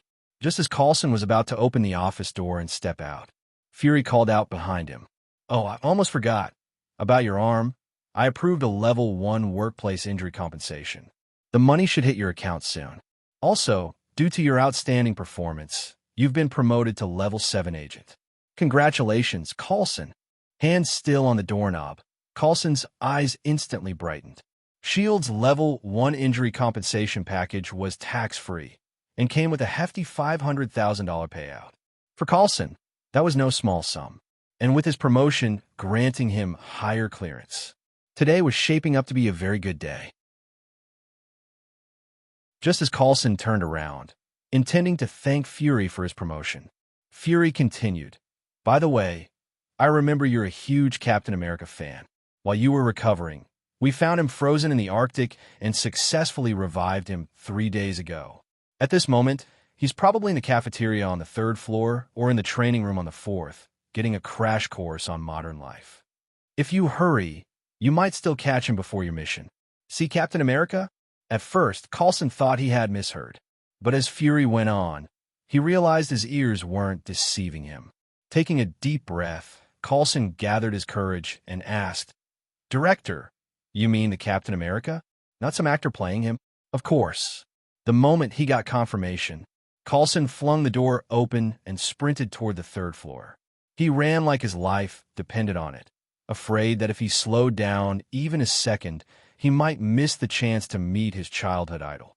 As for thanking Fury for the promotion, that thought was already long gone. Fury shook his head in exasperation as he watched Coulson dash away. This guy, sitting back down, Fury reopened the file he had been reviewing earlier. On the first page, written in bold red letters, Project Insight, with the rise of supernatural events and enhanced individuals worldwide. The World Security Council had finally approved S.H.I.E.L.D.'s long-standing proposal, Project Insight.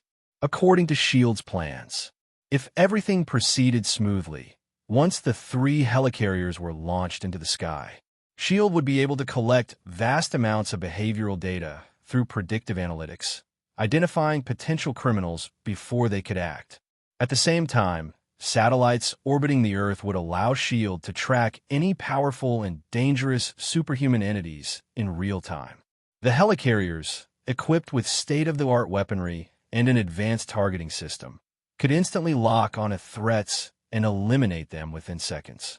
With the firepower those helicarriers carried, they could easily obliterate any enhanced individual that had appeared so far. This meant not only could S.H.I.E.L.D. suppress the rising number of supernatural incidents worldwide, but would also alleviate the agency's growing manpower shortage. Originally, Fury, with his strong desire for control, had been a staunch supporter of Project Insight. However, after discovering Hydra's terrifying level of infiltration within S.H.I.E.L.D., he had started to hesitate, especially after he began using Eren's intel to bait out more hidden Hydra operatives within the agency. That was when the World Security Council suddenly decided to greenlight the long-delayed Project Insight. The timing was too convenient. Convenient enough to make Fury instinctively suspicious. Sure, the Council had approved it due to increasing supernatural threats and pressure from world governments. But still, the timing was just too perfect. And when something was too perfect, it usually meant trouble. No, until Hydra is completely eradicated, Project Insight must be delayed. If even one helicarrier has Hydra infiltrators aboard, if those lunatics tamper with it at a crucial moment, it could trigger a global catastrophe beyond imagination. Having made up his mind, Fury shut the file and left his office. Before those 3 helicarriers were completed, he needed to find a way to slow down the construction process. But first, he had to have a long conversation with an old friend. Elsewhere, in Hell's Kitchen, on the top floor of the biggest nightclub once controlled by Kingpin, Joker Eren, casually browsing the web and checking the latest news, received an update from his main body. Captain America is awake? S.H.I.E.L.D. sure works fast. TSK, TSK. The guy just woke up, and Fury's already squeezing him dry, sending him after Hydra. Poor guy. Then again, with Hydra as his old nemesis, maybe it'll help him adjust to modern times quicker. Since Fury's already moving against Hydra, should I add a little fuel to the fire? With that thought, Joker Eren pulled out his phone and dialed a number. Bucky, get over here. We need to talk. 10 minutes later, Bucky arrived at Eren's private lounge. Boss, you call? Take a seat. Eren gestured toward a nearby leather couch and poured 2 glasses of vodka over ice. Handing one to Bucky, He leaned back in his custom-made, ridiculously expensive chair and took a sip. After a long night of web surfing, the chilled vodka was refreshing. Finally feeling awake again, Eren glanced at Bucky, who was silently holding his drink. Just got word. Your best buddy is awake. Best buddy? Awake? Bucky froze for a moment before his pupils shrank sharply. He instantly realized who his boss was referring to. Steve, he's really awake? His grip on the glass tightened involuntarily, the pressure causing faint creaking sounds. Hey, take it easy. Squeeze any harder and you'll shatter my glass. Joker Eren casually reminded him before continuing. Your old pal is already clashing with Hydra under S.H.I.E.L.D.'s command. So, want to pay him a visit? Maybe give him a little heads up? Steve is already fighting Hydra? Recalling how deeply embedded Hydra was, Bucky couldn't help but feel worried for his newly awakened friend. But after a brief silence, Bucky shook his head. Now's not the time for me to see him. Once I ascend as a witch, I'll go find Steve. For now, my priority is consolidating the remnants of Kingpin's empire and turning them into a real force under our control. More than reuniting with his friend, Bucky wanted to face Steve as a new person. Besides, given Hydra's power, he knew he had to strengthen their grip over the criminal underworld first. He furrowed his brows. Ever since Kingpin's death was made public, all his old supply lines have been disrupted. Even the arms shipment we ordered in New Mexico got completely seized by the locals. Without those weapons, our plans to consolidate New York's underground factions will be a lot harder. I need to head to New Mexico and deal with it myself. New Mexico. Joker Eren swirled the vodka in his glass before taking a sip. Then, with a faint smile, he said, "Leave that mess to me. I need to go to New Mexico for something else anyway. You hold down the fort in New York. As for Kingpin's remaining suppliers, if they're not cooperating, just get rid of them." Placing his empty glass on the table, he added, "We're not a real gang. Kingpin's old supply chains mean nothing to us. Instead of wasting time on them, we should focus on helping Banner get his lab up and running." Understanding the plan, Bucky nodded. "Got it. I'll handle things here." After Bucky left, Joker Eren also departed from his luxurious penthouse. His laptop screen still displayed an image of a crater, and if one looked closely at the center of that crater, a metal hammer shimmered faintly under the sunlight. Cap is awake, and a meow meow hammer has landed on Earth. Storm's coming. Looks like the Battle of New York isn't far off. At Midtown High, Eren glanced around at the school's cheerful atmosphere, filled with laughter as students prepared for an upcoming dance. With a silent sigh, he was soon dragged away by Gwyn to help set up decorations. Hours later, New Mexico. Wearing a pair of sunglasses, Eren stepped out of the airport. Without wasting time, he hailed a taxi and instructed the driver, "Take me to Puente Antiguo as fast as you can." "Understood, sir." The driver's previously dull eyes flickered with an eerie gleam.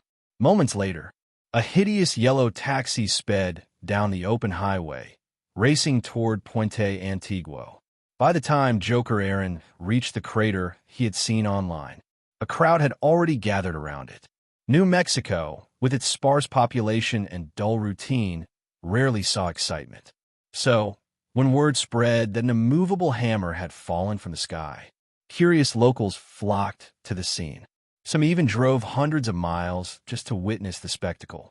When it came to chasing excitement, these people were no different from the gossip-hungry folks from his past life. In fact, they took it even further. For example, aside from the large crowd gathered around the crater, several people had already set up tents, cracked open beers, and started barbecue parties right next to the impact site. It was basically a festival. Among the chaos, Joker Eren's sharp eyes noticed a nearby pickup truck attached to a thick metal chain. Its roaring engine kicked up dust as it struggled to pull something. A deafening snap echoed. The welded joints of the truck's bed gave out, sending the detached truck bed rolling across the dirt. Loud gasps and laughter erupted from the spectators. "Wow, these guys are having way too much fun." Stepping out of the taxi, Joker Eren strode toward the crater. By the time he arrived, The metal chain had been reattached to a newer, bigger, more powerful pickup truck.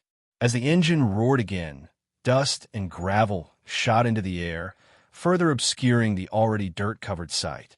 But instead of discouraging the onlookers, the louder the engine roared, the more excited the crowd became.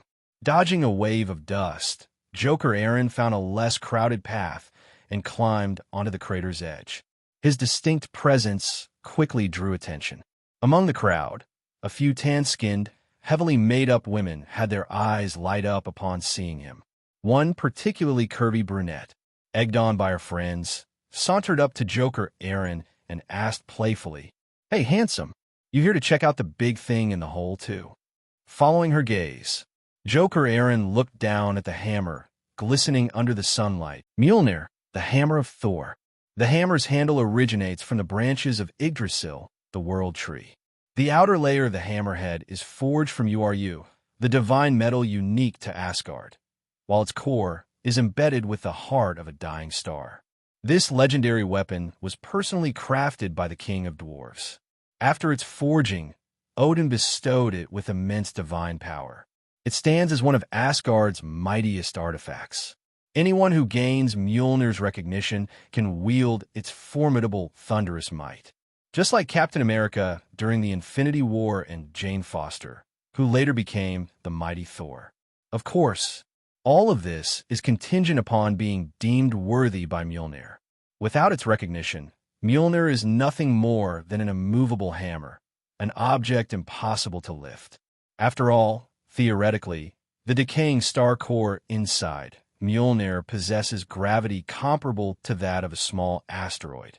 If not for the runes engraved on Mjolnir and the divine power Odin infused into it, forget ordinary humans. Even the most powerful superheroes wouldn't be able to lift this hammer. As for how one can prove themselves worthy, based on how Captain America eventually wielded Mjolnir and considering the enchantment Odin placed upon it, many speculate that lifting Mjolnir requires possessing virtues such as justice, kindness, wisdom, and courage, qualities that Captain America exemplified. Although this sounds simple, there are only a few people in the world who can truly live up to these ideals. After all, in a world driven by material desires, finding someone who embodies such noble qualities isn't impossible, but it's exceedingly rare. At least, this applies to ordinary people. Mjolnir was, after all, commissioned by Odin and personally blessed with his divine power. Aside from possessing those virtues, anyone recognized by Odin can also wield Mjolnir's power, such as Thor before his banishment. Standing at the edge of the impact crater, Joker Eren activated his clairvoyance, allowing him to clearly perceive the terrifying power emanating from Mjolnir. What a pity. If Joker Eren didn't feel like he completely lacked the noble qualities required, he would have been tempted to try lifting Mjolnir himself, just for fun. As Joker Eren casually chatted with a stunning woman beside him, the crowd gathered around the crater kept changing. One group after another stepped forward to test their strength, flexing their muscles, or even attempting to drag Mjolnir with vehicles, only for the hammer to remain unmoved.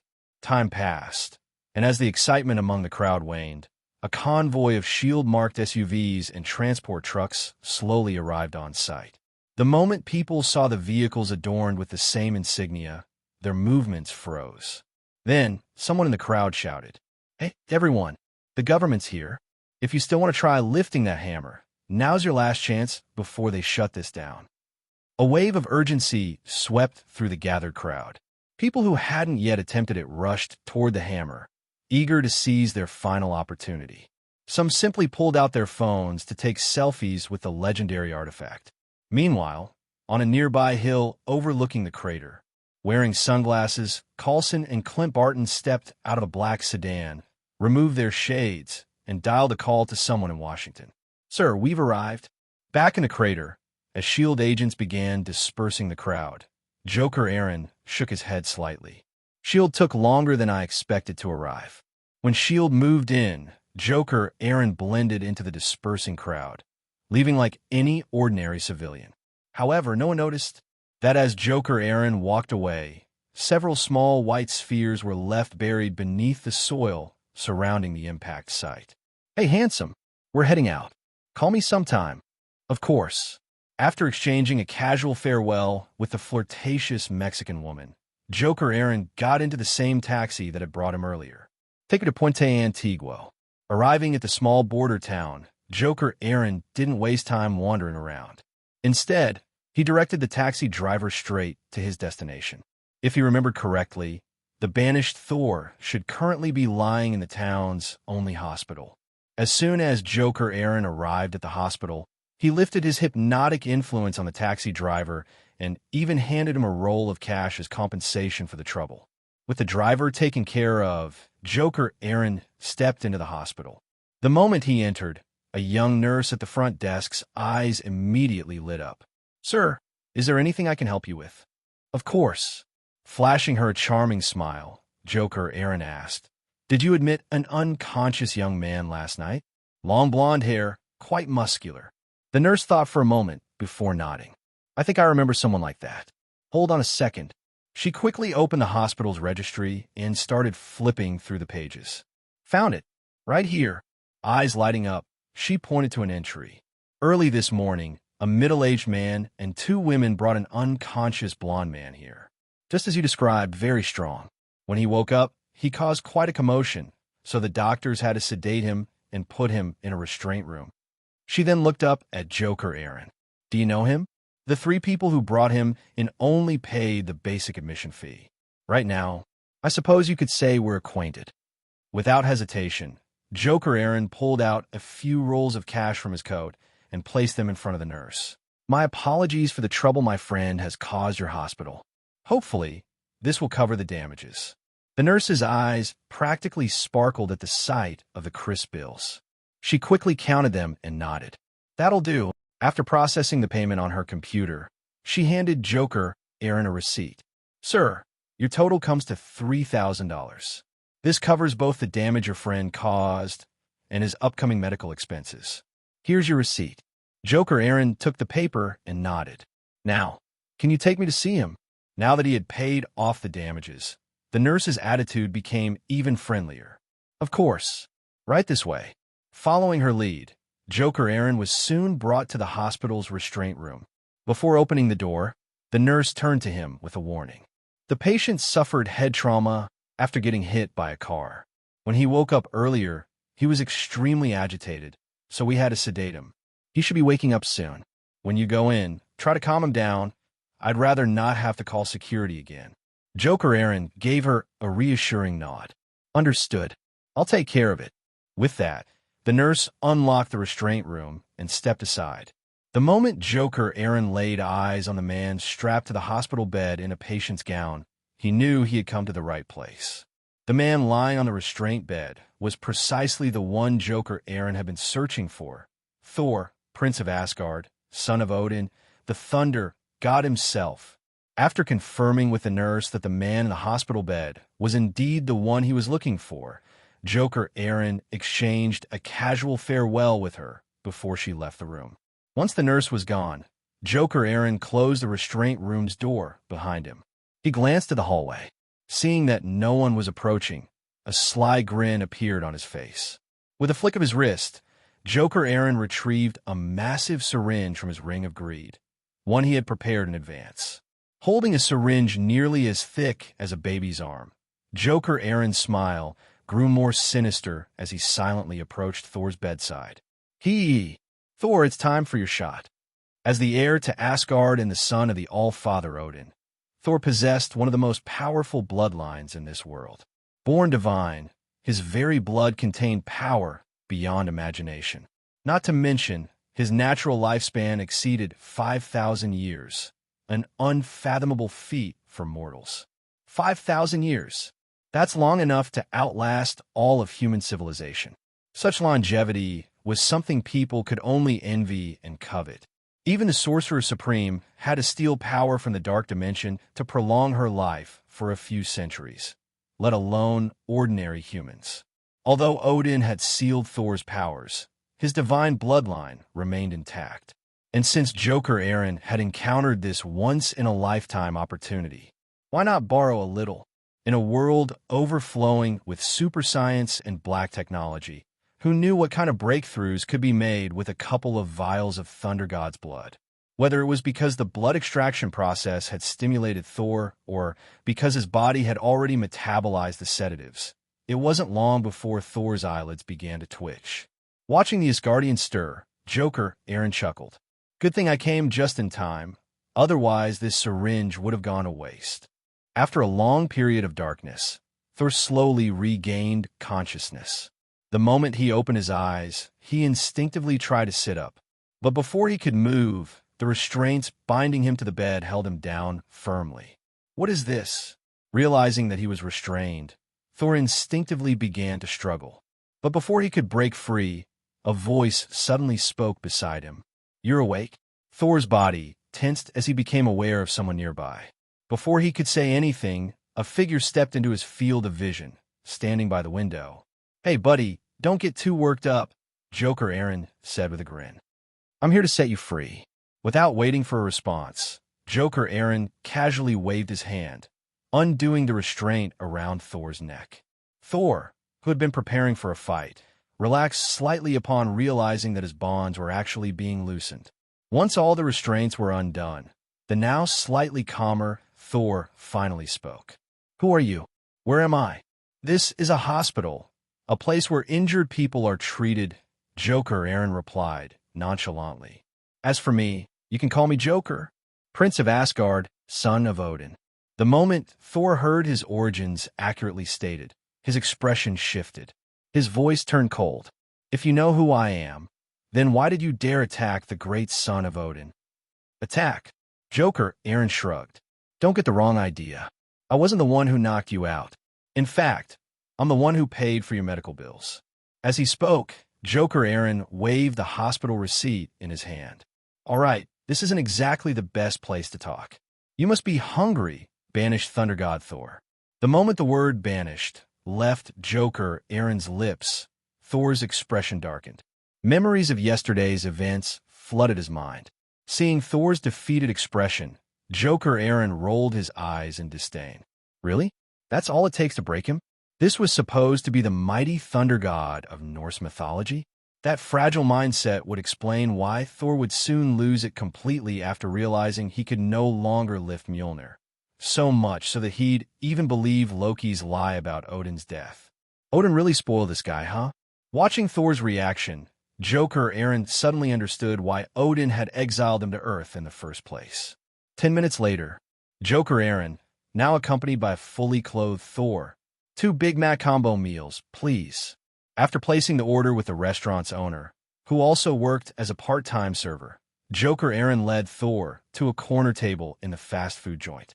Once seated, Thor, who now looked noticeably better, turned to Joker Eren and asked, Big Mac combo meal? Is this the signature dish of this tavern? Joker Eren nodded. I overheard people on the way saying that this place's Big Macs are quite good. So, I figured we'd give it a try. Is that so? Then I must truly savor it. You have no idea. I feel like I could eat a whole cow. Understandable.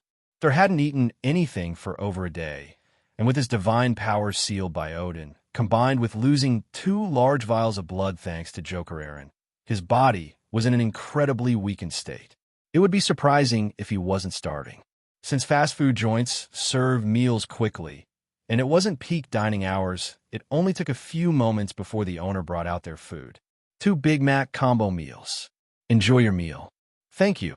The moment the delicious aroma hit Thor's nose, he immediately grabbed the massive burger and started devouring it with large, eager bites.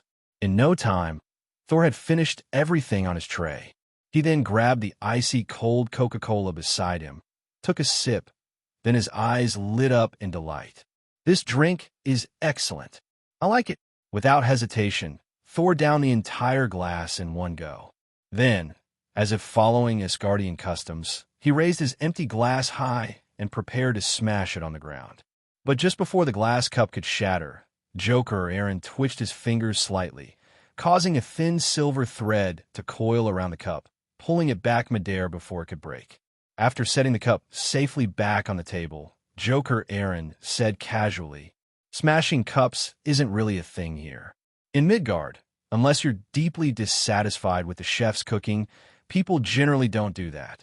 Thor, who had been excited just moments ago, suddenly froze with an awkward expression. Ah, my apologies. In Asgardian feasts, smashing a cup is a sign that you want another drink. It is also a form of praise for the chef. I know, it's just a difference in customs. Joker Eren nodded calmly, then added, however, if you're going to continue living in Midgard, you should probably start adapting to its ways. Living in Midgard? No.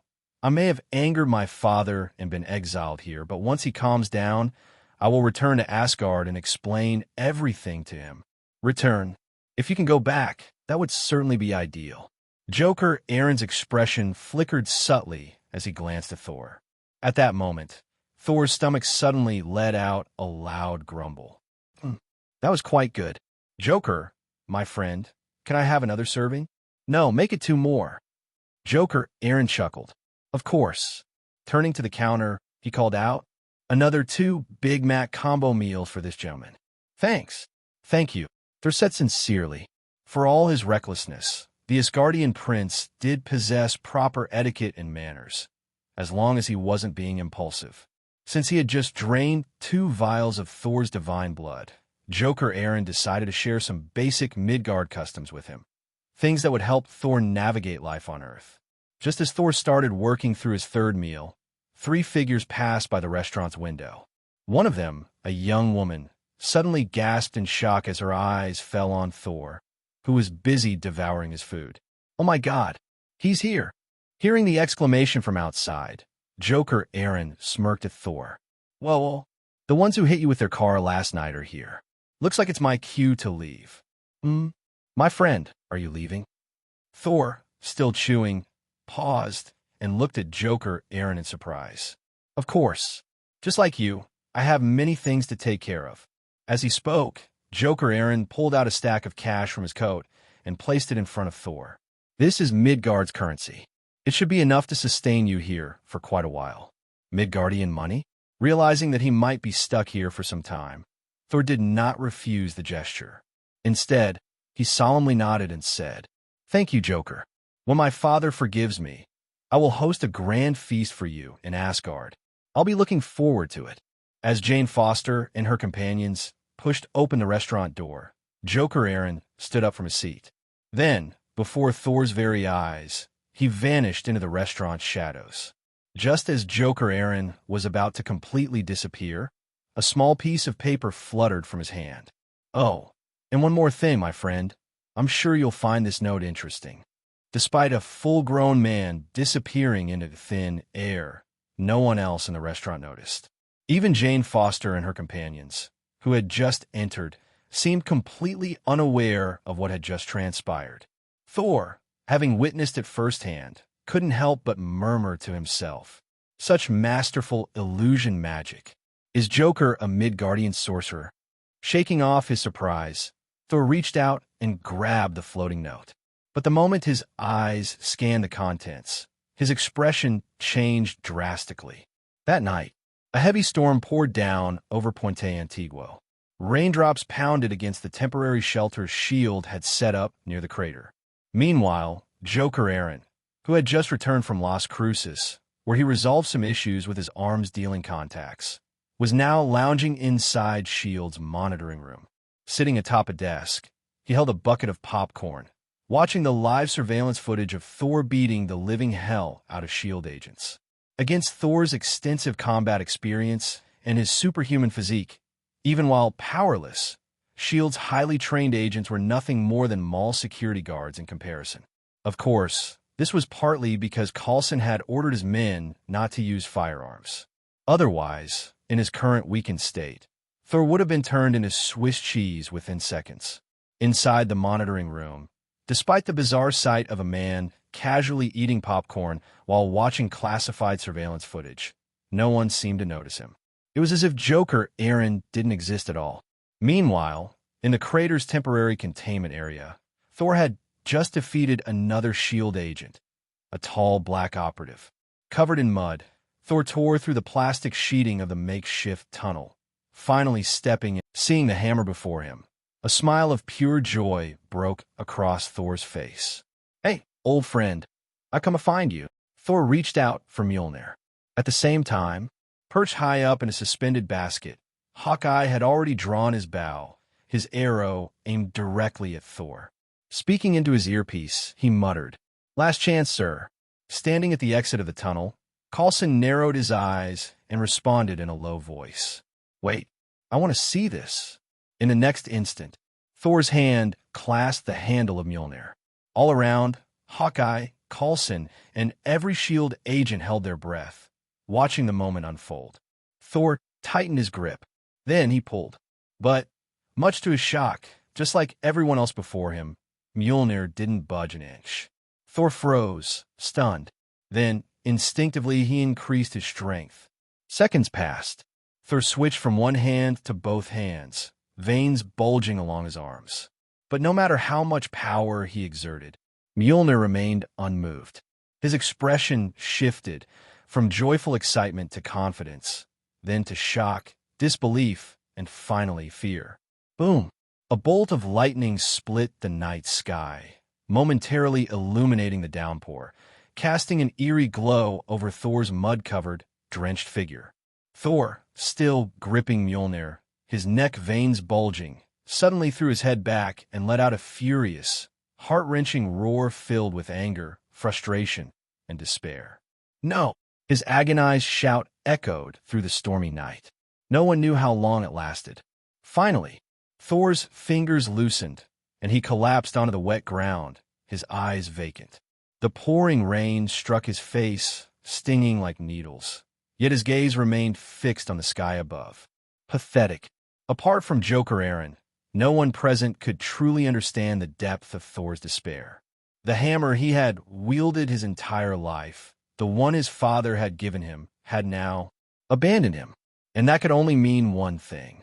Odin's decree had stripped him of his right to be the god of thunder. Finishing the last piece of popcorn, Joker Eren flipped his wrist, making the now empty bucket disappear.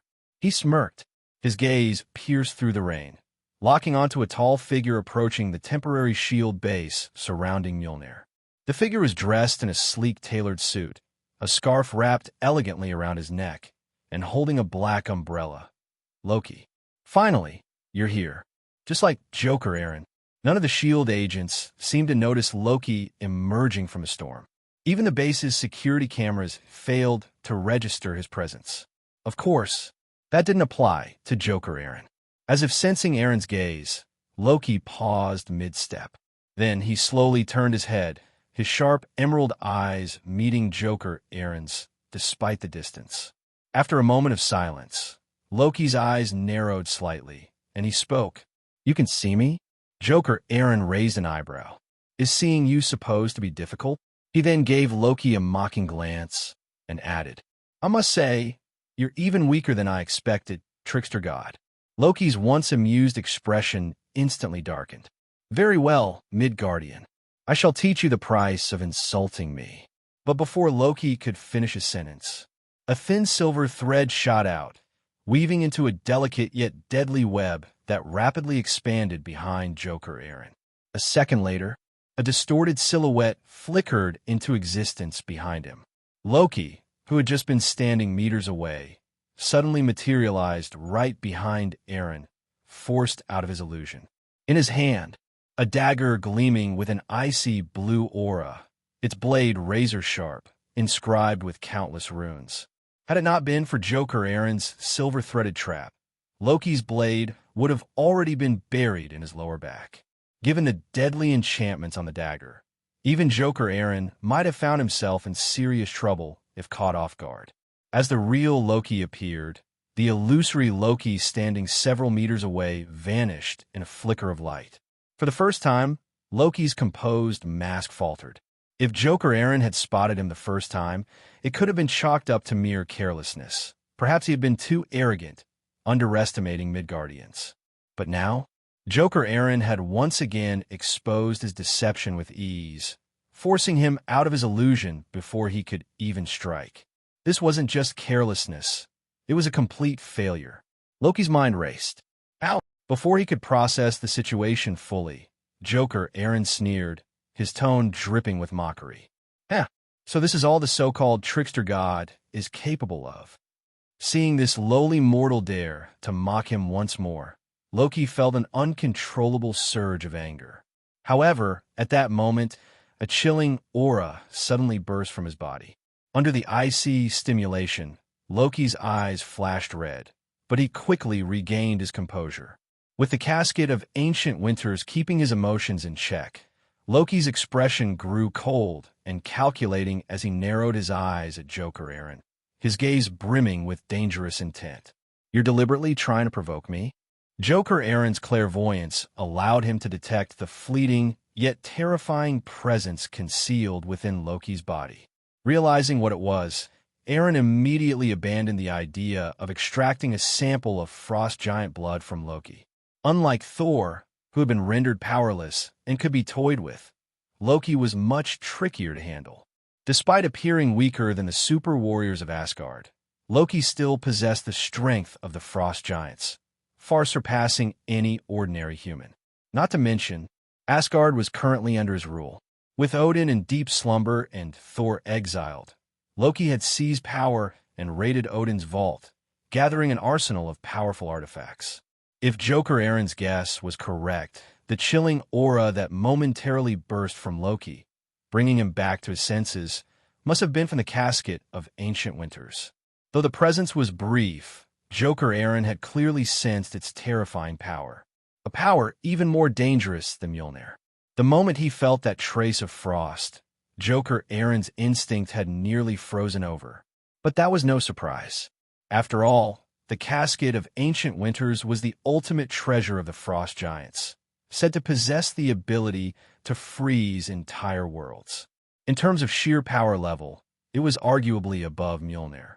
Mjolnir was merely one of the many divine weapons Odin commissioned from the Dwarven King, while the casket of ancient winters was the very essence of the frost giant's legacy, containing a cosmic-scale power of absolute cold. Had Loki fully awakened his frost giant heritage, allowing him to harness the casket's full potential, he would have been an opponent far more dangerous than Thor. What a shame. Watching Loki regain his composure, Joker Eren retracted his psychic influence, no longer attempting to manipulate the trickster's emotions. Provoke? Hardly. I merely wanted to see if Asgard's shortest reigning king is even worth my time. Loki scoffed, his smirk returning. Asgard's shortest reigning king? Are you still trying to provoke me? Odin was asleep. Thor was exiled. By Asgardian law, Loki had legitimately inherited the throne. Yet, this mortal was mocking his rule, suggesting it would be short-lived. If that wasn't provocation, then what was it? Joker Eren merely shook his head. No provocation, just a statement of fact about the future. Before Loki could respond, Joker Eren continued. But compared to that guy in there, at least you gotta be king. He never ruled a single day. Loki's expression shifted slightly. At first, he had assumed Joker Eren was siding with Thor. But after hearing that last remark, perhaps not. After a moment of contemplation, Loki narrowed his eyes and asked, "Who exactly are you?" Joker Eren grinned and tapped his chest. "You, son of Odin, wouldn't be as ignorant as your brood of a brother, would you? Surely, you've heard of Midgard's Sorcerer Supreme." Sorcerer Supreme. Loki's eyes flickered. He had read about them in Asgard's ancient texts. Guardians of Midgard, protectors of its mystical balance. The strongest among them was said to be a master of time, a seer of the future, someone even Odin respected. Could this man be one of them? For the first time, Loki's dismissive attitude faded, and he truly examined Joker Eren.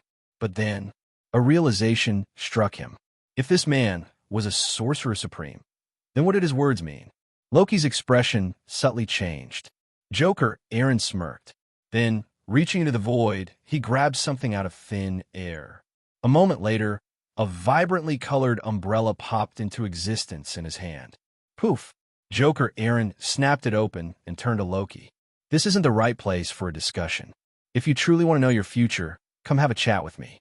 And with that, without waiting for Loki's response, Joker Eren stepped into the rain and disappeared into the storm. Loki's gaze followed him. After a few moments, he let out a low scoff. Humph. A trickster trying to fool me? We'll see about that.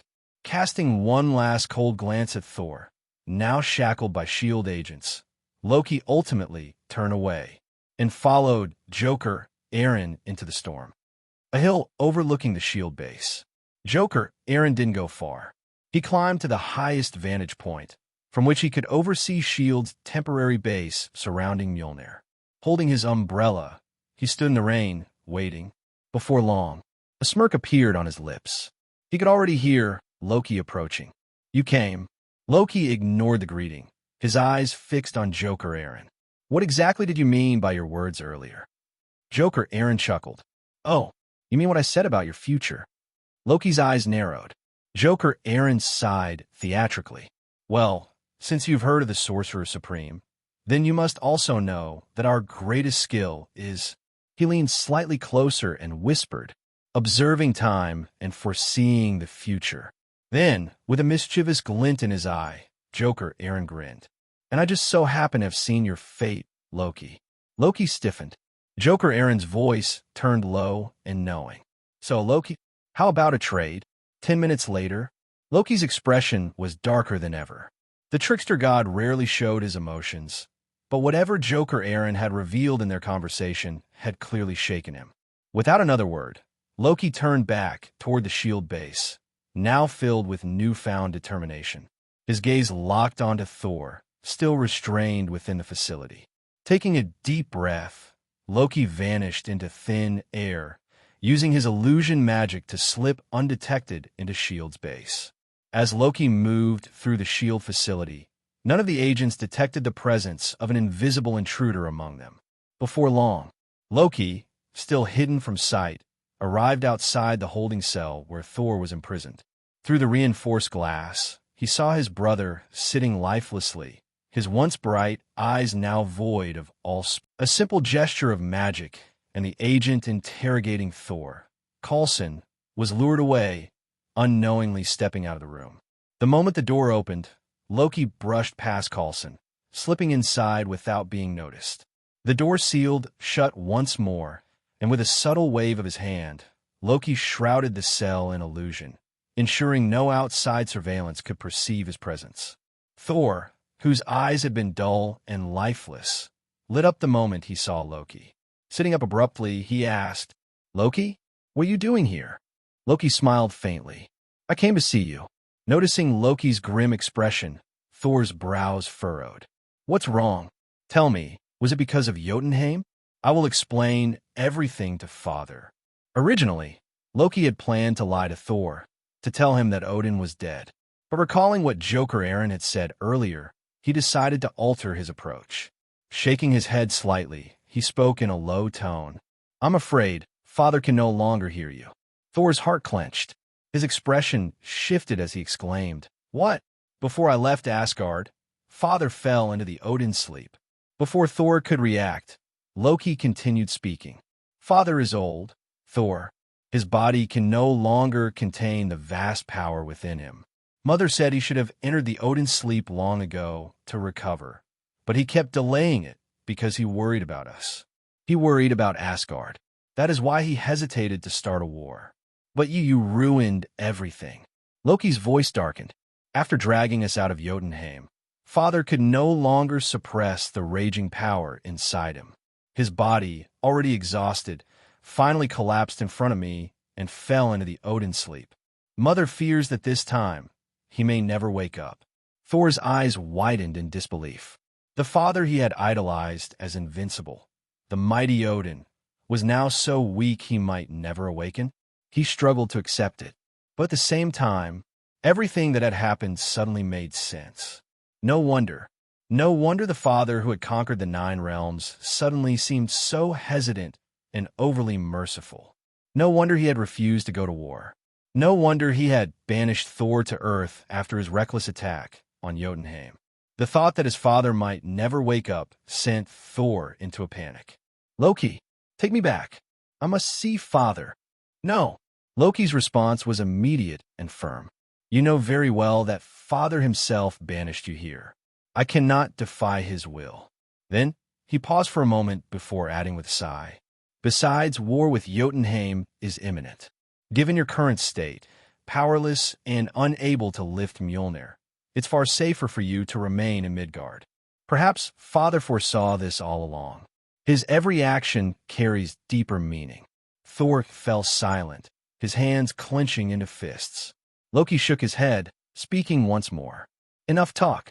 With Father and Odin sleep, I have assumed the throne.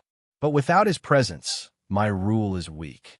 The Jotuns, sensing an opportunity, may soon attack Asgard. Without Father and without you, Asgard is vulnerable. Loki's expression hardened, a glint of cold determination in his eyes.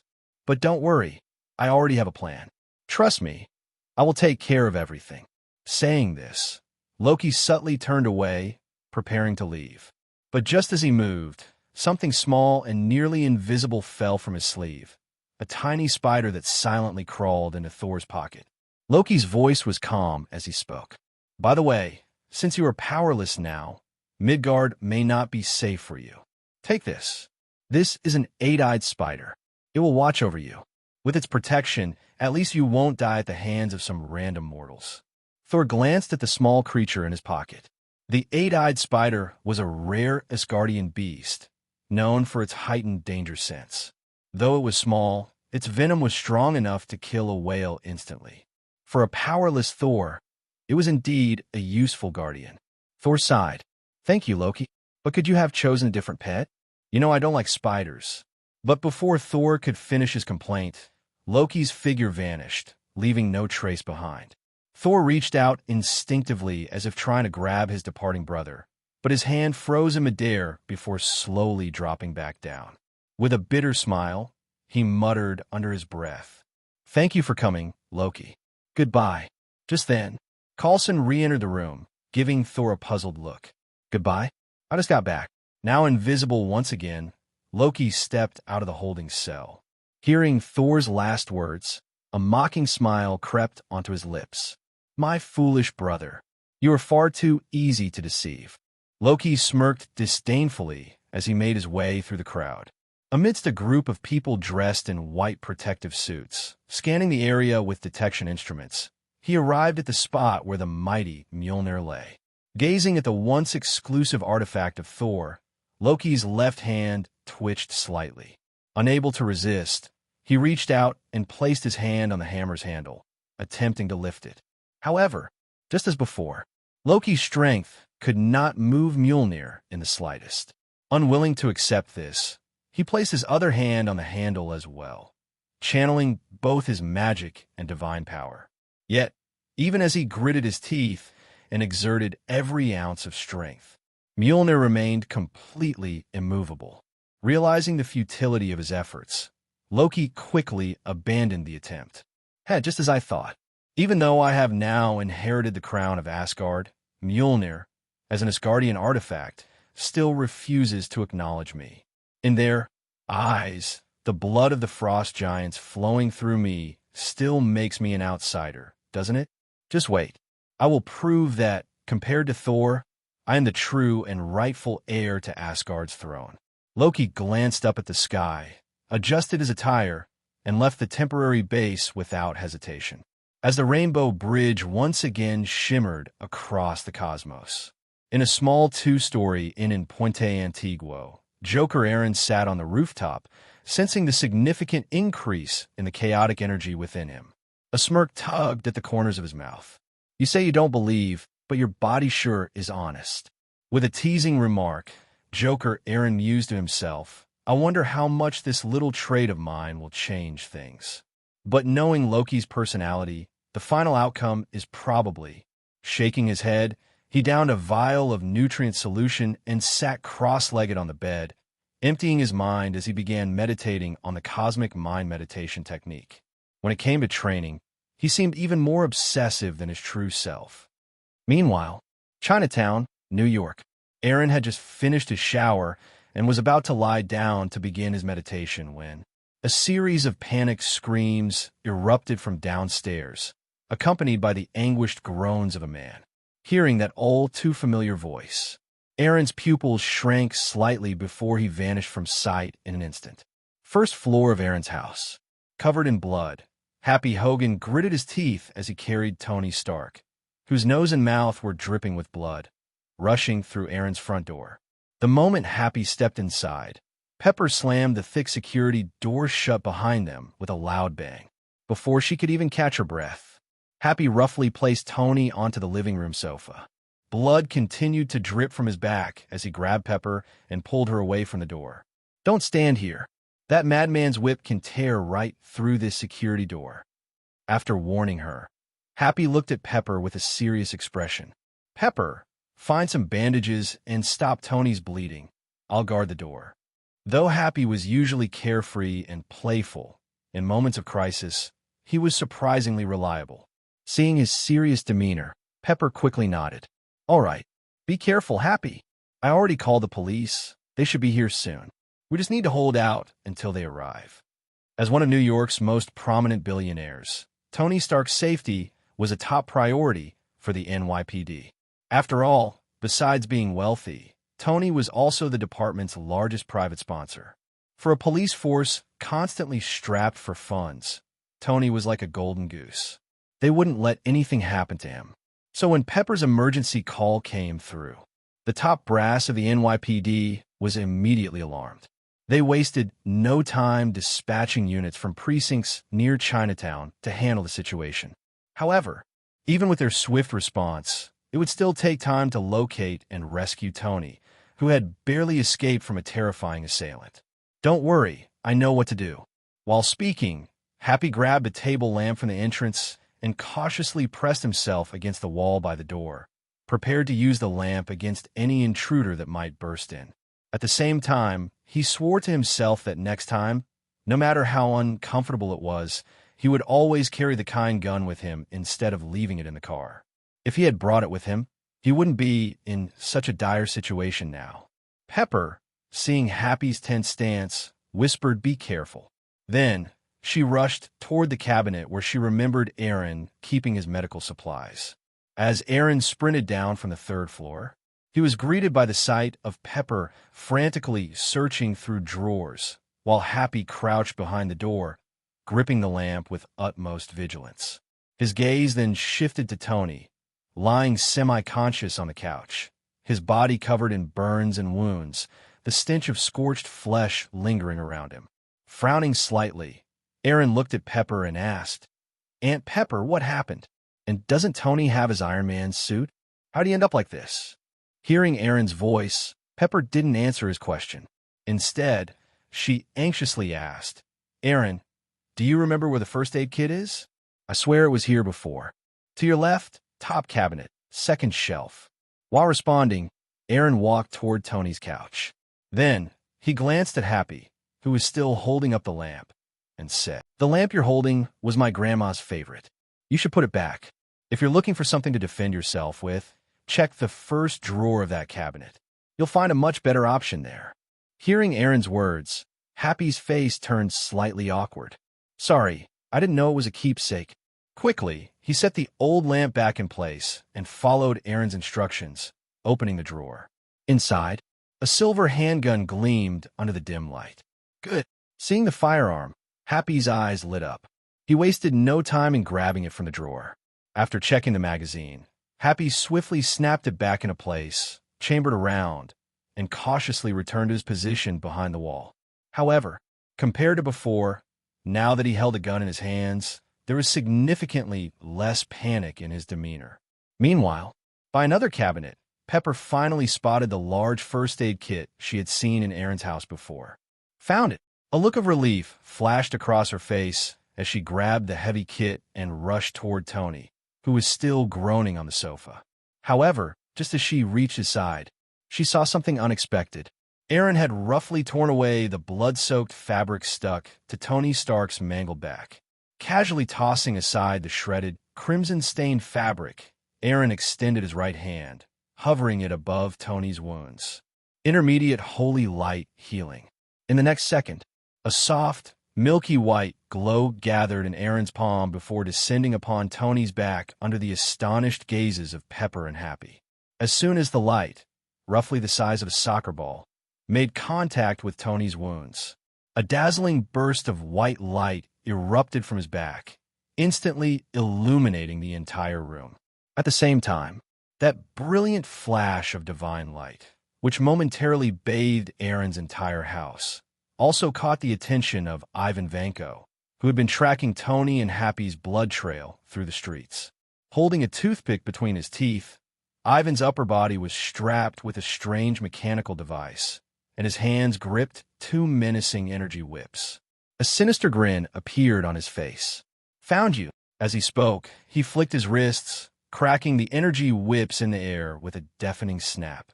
Electric sparks danced along the length of the whips, radiating a dangerous aura. Without hesitation, Ivan dragged the electrified whips along the pavement, sending a trail of sparks flying as he sprinted toward the illuminated house. Inside Eren's house, as the blinding white light faded, Pepper gasped and covered her mouth in shock. Oh my God! The first aid kit she had been carrying slipped from her fingers and thudded onto the carpeted floor. But neither she nor Happy paid any attention to it. Their entire focus was on Tony Stark. Just a moment ago, his back had been a gruesome mess of burns and torn flesh. Now, aside from a few faint pink scars, his skin looked completely unscathed. Moreover, the heavily injured and semi-conscious Tony had quickly regained full awareness, letting out a low groan as he woke up. Regaining his senses, Tony instinctively reached back, running his hands over his now-healed skin. After tracing his fingers along his back multiple times, confirming that his wounds were truly gone, he let out a relieved sigh and turned to Pepper. "See, I was right to come here." Pepper, still in shock, furrowed her brows slightly. "So this is why you insisted I bring you here after that lunatic almost killed you? You knew Eren could heal you." After speaking, she glanced between Tony and Eren before crossing her arms. "You two owe me an explanation." Tony, Eren, still gripping his gun, Happy, who had been watching the miraculous healing unfold, suddenly felt the throbbing pain in his own back. With a weak voice, he muttered, "Hey, if it's possible, can I get a dose of that too? Tony, you know how much that damn whip hurts." As he spoke, he deliberately straightened his posture to emphasize his own bloody and torn back. While trying to protect Tony, Happy had been lashed by Ivan's whip, and a large chunk of flesh had been scorched away. His injuries weren't as severe as Tony's, but they were far from minor. The fact that he had held out until now was proof of his sheer willpower. So when he saw Tony fully healed in an instant, he couldn't help but request the same treatment. Hearing Happy's plea, Tony immediately turned to Eren. "Hey, Eren, could you heal Happy too?" Boom! Before Tony could finish his sentence, a deafening electric crackle and an explosion erupted just outside the house. The thick, reinforced front door trembled violently from the impact, as if it had just been struck by a devastating force. "Take cover!" Startled by the explosion, Happy instinctively shouted while ducking behind the wall. He tightened his grip on the gun, his eyes locked on the trembling door, ready for whatever came next. Tony, also startled, immediately moved in front of Pepper, shielding her with his body. Seeing this, Eren nodded slightly in approval before quickly saying, "Tony, take Aunt Pepper and hide in the basement." "No, I'm staying. You and Pepper should go instead." Tony's voice was firm, but, hearing his response, a strange look flickered through Eren's eyes. "You want me to hide? Are you sure?" Faced with Eren's half-smirking gaze, Tony Stark suddenly felt a little awkward. A moment ago, his instinctive reaction was to tell Eren, a student still in school, and Pepper, a civilian, to hide in the basement.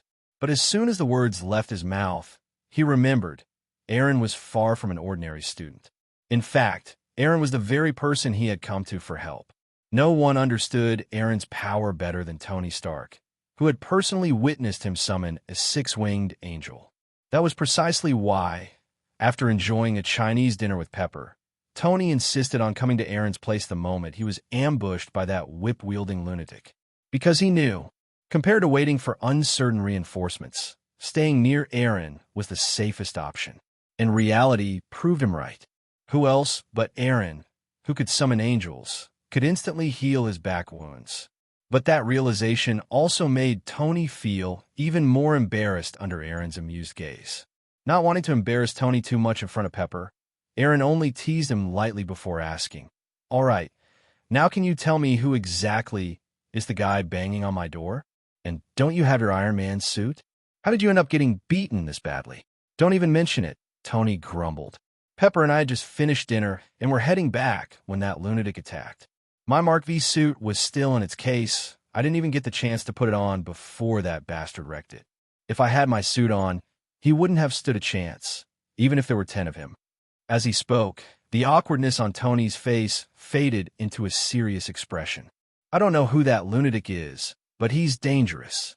He's extremely skilled with whips, and he's wearing some sort of energy-conducting device that makes his whips emit high-frequency, destructive energy.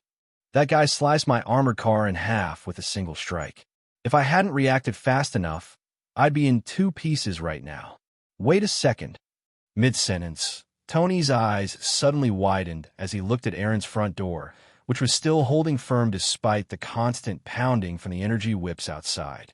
"Hold on. What the hell is your door made of? My high-end bulletproof car got cut in half in one hit, but your door is still standing after all this." If someone was selling doors made of this material, Tony Stark definitely wanted to install a few in his own house. After listening to Tony's description, Eren quickly pieced together the identity of the attacker.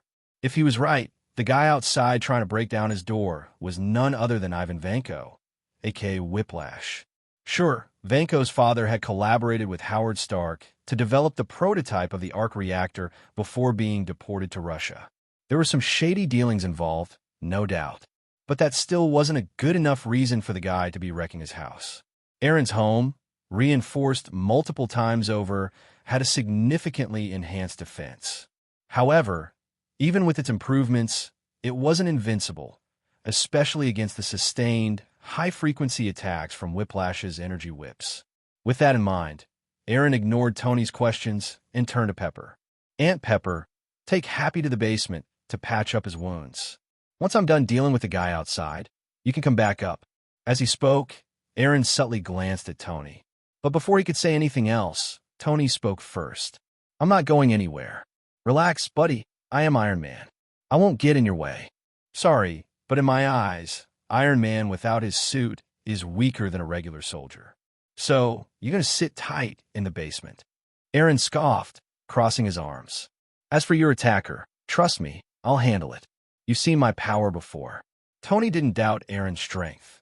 After all, this guy could summon a 6-winged angel. That crazy whip-wielding maniac outside might be dangerous, but if Eren really wanted to, he could just summon that angel again and end it in an instant. Still, that last comment stung. Sure, Eren was just stating the truth, but did he really have to humiliate Tony like that in front of Pepper? Tony clenched his jaw. Fine. He had to build a more portable, instantly deployable suit. His Mark V armor was already compacted into a suitcase, making it much more convenient than his previous models. But during this ambush, he hadn't even had the chance to put on before getting seriously injured. And now, that carefully designed Mark V suitcase had been destroyed alongside his armored car before it even saw action. Never again. He would make something better. Even though Tony was irritated, he still ended up being shoved into the basement by Eren. While Tony had discovered some of Eren's hidden abilities during the Harlem incident, there were still things Eren didn't want him to know just yet. As for Happy, despite casting a pitiful look at Eren, he reluctantly followed Pepper and Tony downstairs, gritting his teeth as his wounded back throbbed in pain. Bang! The basement door slammed shut. Then, Eren made a gesture, commanding Oddball to lock the door from the outside. With that taken care of, Eren waved his hand. Oddball, let the guy outside in. If we let him keep going, he's actually going to break the door down. Click. Following Eren's command, the battered front door, which had been barely holding together under Whiplash's relentless attacks, swung open. Outside Eren's house, sparks crackled and arced across Ivan Vanko's body as he stood outside, energy whips humming in his hands. He had just been about to increase his output, intending to blast this absurdly sturdy door into oblivion. But before he could act, the door opened on its own. It opened. He blinked in surprise. Then, spotting the scrawny figure standing in the doorway, Ivan narrowed his eyes as if piecing something together. With a smirk, he spat out the toothpick in his mouth. Then, without hesitation, he cranked the power on his energy whips to their maximum setting. Electric currents surged through the glowing weapons, illuminating the street in a deadly light. Silently raising his guard, Ivan Vanko nevertheless strode into Eren's house with exaggerated confidence. Under the fluorescent ceiling lights, he glanced at the bloodstains scattered across the floor and sofa. Then, wrapped in the crackling glow of his energy-conducting device, he spoke coldly. "Kid, if you don't want to die, hand over the people who just ran into your house. Otherwise, I won't mind letting you have a taste of my whip." As he finished, a sinister grin spread across his face, making him look even more like the villain he was. But instead of being intimidated, Eren simply waved his hand. "Oddball, close the door." The moment Eren gave the command, bang! The heavy front door behind Ivan slammed shut, sealing him inside. In that instant, the arrogance on Ivan's face vanished, replaced by alarm. His right-hand whip cracked through the air with a thunderous snap, aiming directly at Eren's waist with lethal intent. The strike was swift, deadly, clearly intended to kill. But just as Ivan attacked, the floor beneath him suddenly collapsed into a pitch-black pit. At the same time, 6 sharp spikes shot out from the ground, targeting his vital points. Shit! Sensing danger the moment the door closed behind him, Ivan had planned to take down Eren first before dealing with any other threats. But this sudden trap completely disrupted his plan. If things continued like this, sure, his whip might split Eren in half, but Ivan himself would be skewered like a porcupine. Realizing the danger, he quickly redirected his energy whip, flinging it upward and wrapping it around the chandelier hanging from the ceiling. Using the chandelier for support, he managed to halt his rapid descent. And then, with a powerful yank, he propelled himself back upward. At the same time, his other hand remained active. His second energy whip lashed out like a serpent, crackling with electricity, cutting through 4 of the spikes before they could impale him. But it was still a fraction too slow. Just as his whip struck the 5th spike, the 6th spike, coming from behind, pierced straight through his right calf. Ark! Before Ivan could even cry out. From within the dark pit below, a massive, fanged mouth suddenly lunged upward, snapping toward him. No! As Ivan's face twisted in terror, a silver bullet soared through the air in a beautiful arc. Bang! A clean, precise shot, straight through his forehead. Ivan Vanko's energy whips might have been powerful, but for someone like Eren, dealing with a high attack, low defense, low health enemy only requires a single bullet. Blowing away the faint wisp of smoke rising from his suppressor, Eren casually flicked his wrist, and the silver handgun vanished from sight, disappearing into whatever concealed space he had hidden it in. Meanwhile, Ivan Vanko, his brain blown out, his expression still frozen in disbelief, fell lifelessly into the darkness, his consciousness plunging into eternal oblivion. At the same moment, a notification echoed in Eren's mind. Ding! Congratulations, host, for eliminating Whiplash, Ivan Vanko ahead of time, causing ripples in the river of fate. The fate balance has successfully absorbed 1,000 fate points. Just 1,000 fate points? As the main villain of Iron Man 2, Ivan Vanko's worth seemed a little low. Then again, it made sense. At this point in time, his fate energy hadn't yet peaked. If this had been the fully upgraded version of Whiplash, backed by Hammer Industries, commanding an army of drones, and equipped with a full-fledged Iron Whiplash armor, his fate points payout would have been much higher. But, well, timing was everything. Sighing in mild disappointment, Eren gestured to Little Monster. Dispose of the body. With that, Ivan Vanko's corpse was swiftly dragged away. As for the miniature arc reactor and his energy whip apparatus, Eren thought for a moment before tossing them to Oddball. Right now, he had no real use for these things. Instead of letting them gather dust in storage, He figured Oddball might be able to absorb and repurpose them. After all, Oddball was Eren's ultimate defense system. If it could integrate the energy whip technology, his home would gain yet another powerful line of defense. Just as Ivan Vanko's corpse fell deep within the Oddball's body, when flesh and soul were about to be broken down into the most basic particles to become a building block of a fortress, a chilling wind blew over Eren's body from nowhere. Following that, a layer of gray-black mist suddenly appeared out of thin air, enveloping the Oddball. The moment the gray-black mist rose, an indescribable, terrifying aura swept over. The intangible pressure made Eren's breathing hitch, and his expression grew more solemn than ever before. This aura, as the black mist, carried by the ominous wind, appeared before him. That familiar, dreadful aura instantly brought Eren back to the encounter he had outside Tony Stark's mansion after killing Obadiah. The same aura, the same terror. But back then his back was turned to Obadiah. Although he sensed the horror behind him, he did not see what happened to Obadiah with his own eyes. This time, however, he was witnessing this terror firsthand. It was a shudder that rose from the depths of his soul, an unspeakable terror. Vaguely, Eren seemed to see, deep within the gray-black mist before him, a terrifying gaze silently and invisibly landing upon him. Under that gaze, Eren's exposed skin began sprouting dense, dark red fur, and beneath the fur, strands of grayish-white flesh were constantly wriggling. Even worse, a crack silently appeared at the center of Eren's forehead, and an indescribably evil aura quickly spread from within that crack. In just one breath, Eren's body underwent a horrific mutation under that indescribable gaze.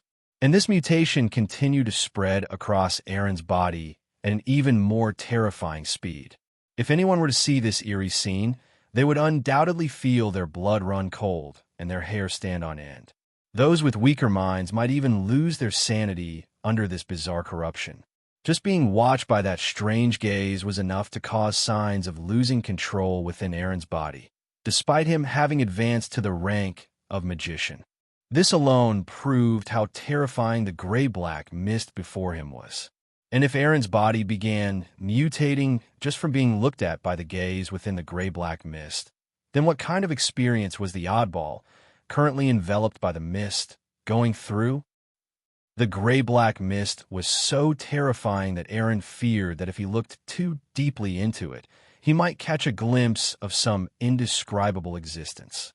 Therefore, he dared not cast even the slightest glance into the depths of the mist. For this reason, at this moment, Eren had no idea that despite the risk of losing control, the Oddball he was worried about was feeling rather comfortable. Unexpectedly, despite being wrapped in the black mist, the Oddball was not harmed at all. On the contrary, it seemed to be thriving like a fish in water, looking exceptionally cheerful. Specks of gray-black mist continuously merged into the Oddball's body under some unknown power, causing its garbage can-like body to undergo some kind of unknown transformation. At the same time as the Oddball's body changed, Ivan Vanko's body, which had been swallowed by the Oddball, was instantly burned to ashes by some unknown force. The moment his body was burned, Ivan Vanko's soul, filled with obsession and unwillingness, seemed to be nourished by some unknown force, twisting and growing strands of gray-black. Before this distorted soul could fully transform, a sinister wind swept it up from within the Oddball's stomach, dragging it into the depths of the gray-black mist. The gray-black mist came quickly and left just as fast. After dragging away Ivan Vanko's twisted soul, it disappeared strangely and without a trace right before Eren's eyes. Eren, who had been watching the entire time, did not even realize how the gray-black mist vanished. If not for his nearly out-of-control body and the now considerably slimmer Oddball that had absorbed the gray-black mist, it would seem as if the gray-black mist had never appeared at all. A cold wind blew by. After the gray-black mist had dispersed, Eren, who was only 2 or 3 steps away from losing control, took several deep, heavy breaths. Through the mental will of the meditation realm, he forcibly consolidated his mind, which was turning toward madness and chaos, and then stumbled backward, collapsing onto the blood-stained, tattered sofa that bore traces of Tony Stark's blood. Sitting on the sofa, Eren quickly closed his eyes. He began visualizing the brain of the universe. Through the meditation technique of the brain of the universe, Eren continuously modified and purified his chaotic and twisted spirituality, suppressing the signs of losing control over his own body. As the meditation technique continued to operate and Eren's consciousness corrected itself, about 10 minutes later, the gray-white flesh buds and dense dark red fur that had grown on his body gradually receded, slowly merging back into Eren's flesh. However, the evil crack at the center of Eren's forehead, which seemed to be nurturing something, remained steadfast and unmoving. The crack at the center of his forehead continuously released an evil aura, resisting Eren's efforts to correct himself. Just as Eren's willpower clashed against the crack that was nurturing some unknown evil, the trace of purifying light that Eren had not completely exhausted before and which had instead merged into his body, suddenly surged out from his heart and swiftly flowed toward the crack at the center of his forehead. The moment the purifying light touched the crack on Eren's forehead, a powerful cleansing aura erupted. Purify, purify, purify. Holy radiance shone. Under the illumination of that sacred purifying light, the crack on Eren's forehead was severely damaged and could not sustain itself. After less than a second of resistance, it melted away like ice under the sun. With the evil aura dissipated, the crack at the center of Eren's forehead also slowly healed under Eren's control. Once the eerie crack on his forehead was fully healed, Eren slowly opened his eyes, his face filled with exhaustion. Letting out a deep breath, Eren slowly sat up from the sofa. He stretched out his hands and looked at his palms, the flesh beneath the skin seeming to squirm slightly. A bitter smile appeared on Eren's face. This really was trouble that came out of nowhere, in the dead of night.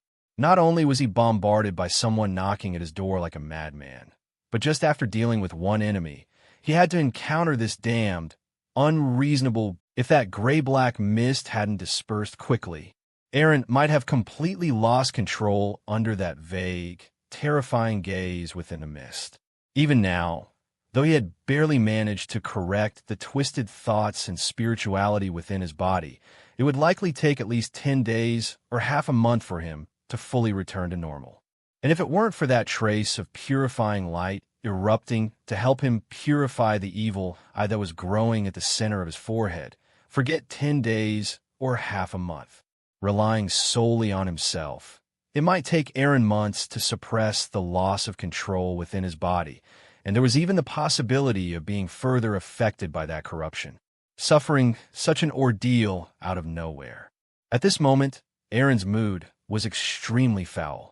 If it weren't for the 1,000 fate points he gained from killing Ivan Vanko, his expression would have been even darker. Wait, oddball. Suppressing the twisted and chaotic spirituality and will within him, Eren's rationality finally returned, and he instantly remembered the oddball that had been shrouded by the gray-black mist. Before Eren could even glance at the place where the oddball had been covered, a wet, slimy tongue carefully stretched towards Eren's exhausted face. Wait, don't lick my face, he called out instinctively. And just as he caught a glimpse of the oddball poking out beside him from the corner of his eye, the tension in his heart slowly eased. It's fine, that's good. After communicating with the oddball, Eren's expression became strange. From their interaction, he learned that the gray-black mist that nearly drove him insane just by standing outside of it didn't harm the oddball at all. Instead, it seemed to benefit from it quite a bit. Looking at the oddball's noticeably slimmer body, along with the two whip-like appendages waving through the air from its sides, Eren silently shook his head. Comparisons truly are odious. According to the oddball, the gray-black mist not only enhanced its various abilities, but also helped it absorb the energy whips from Vanko's whiplash and merge them into its own body. Yes, those two whip-like limbs growing from either side of the oddball's body.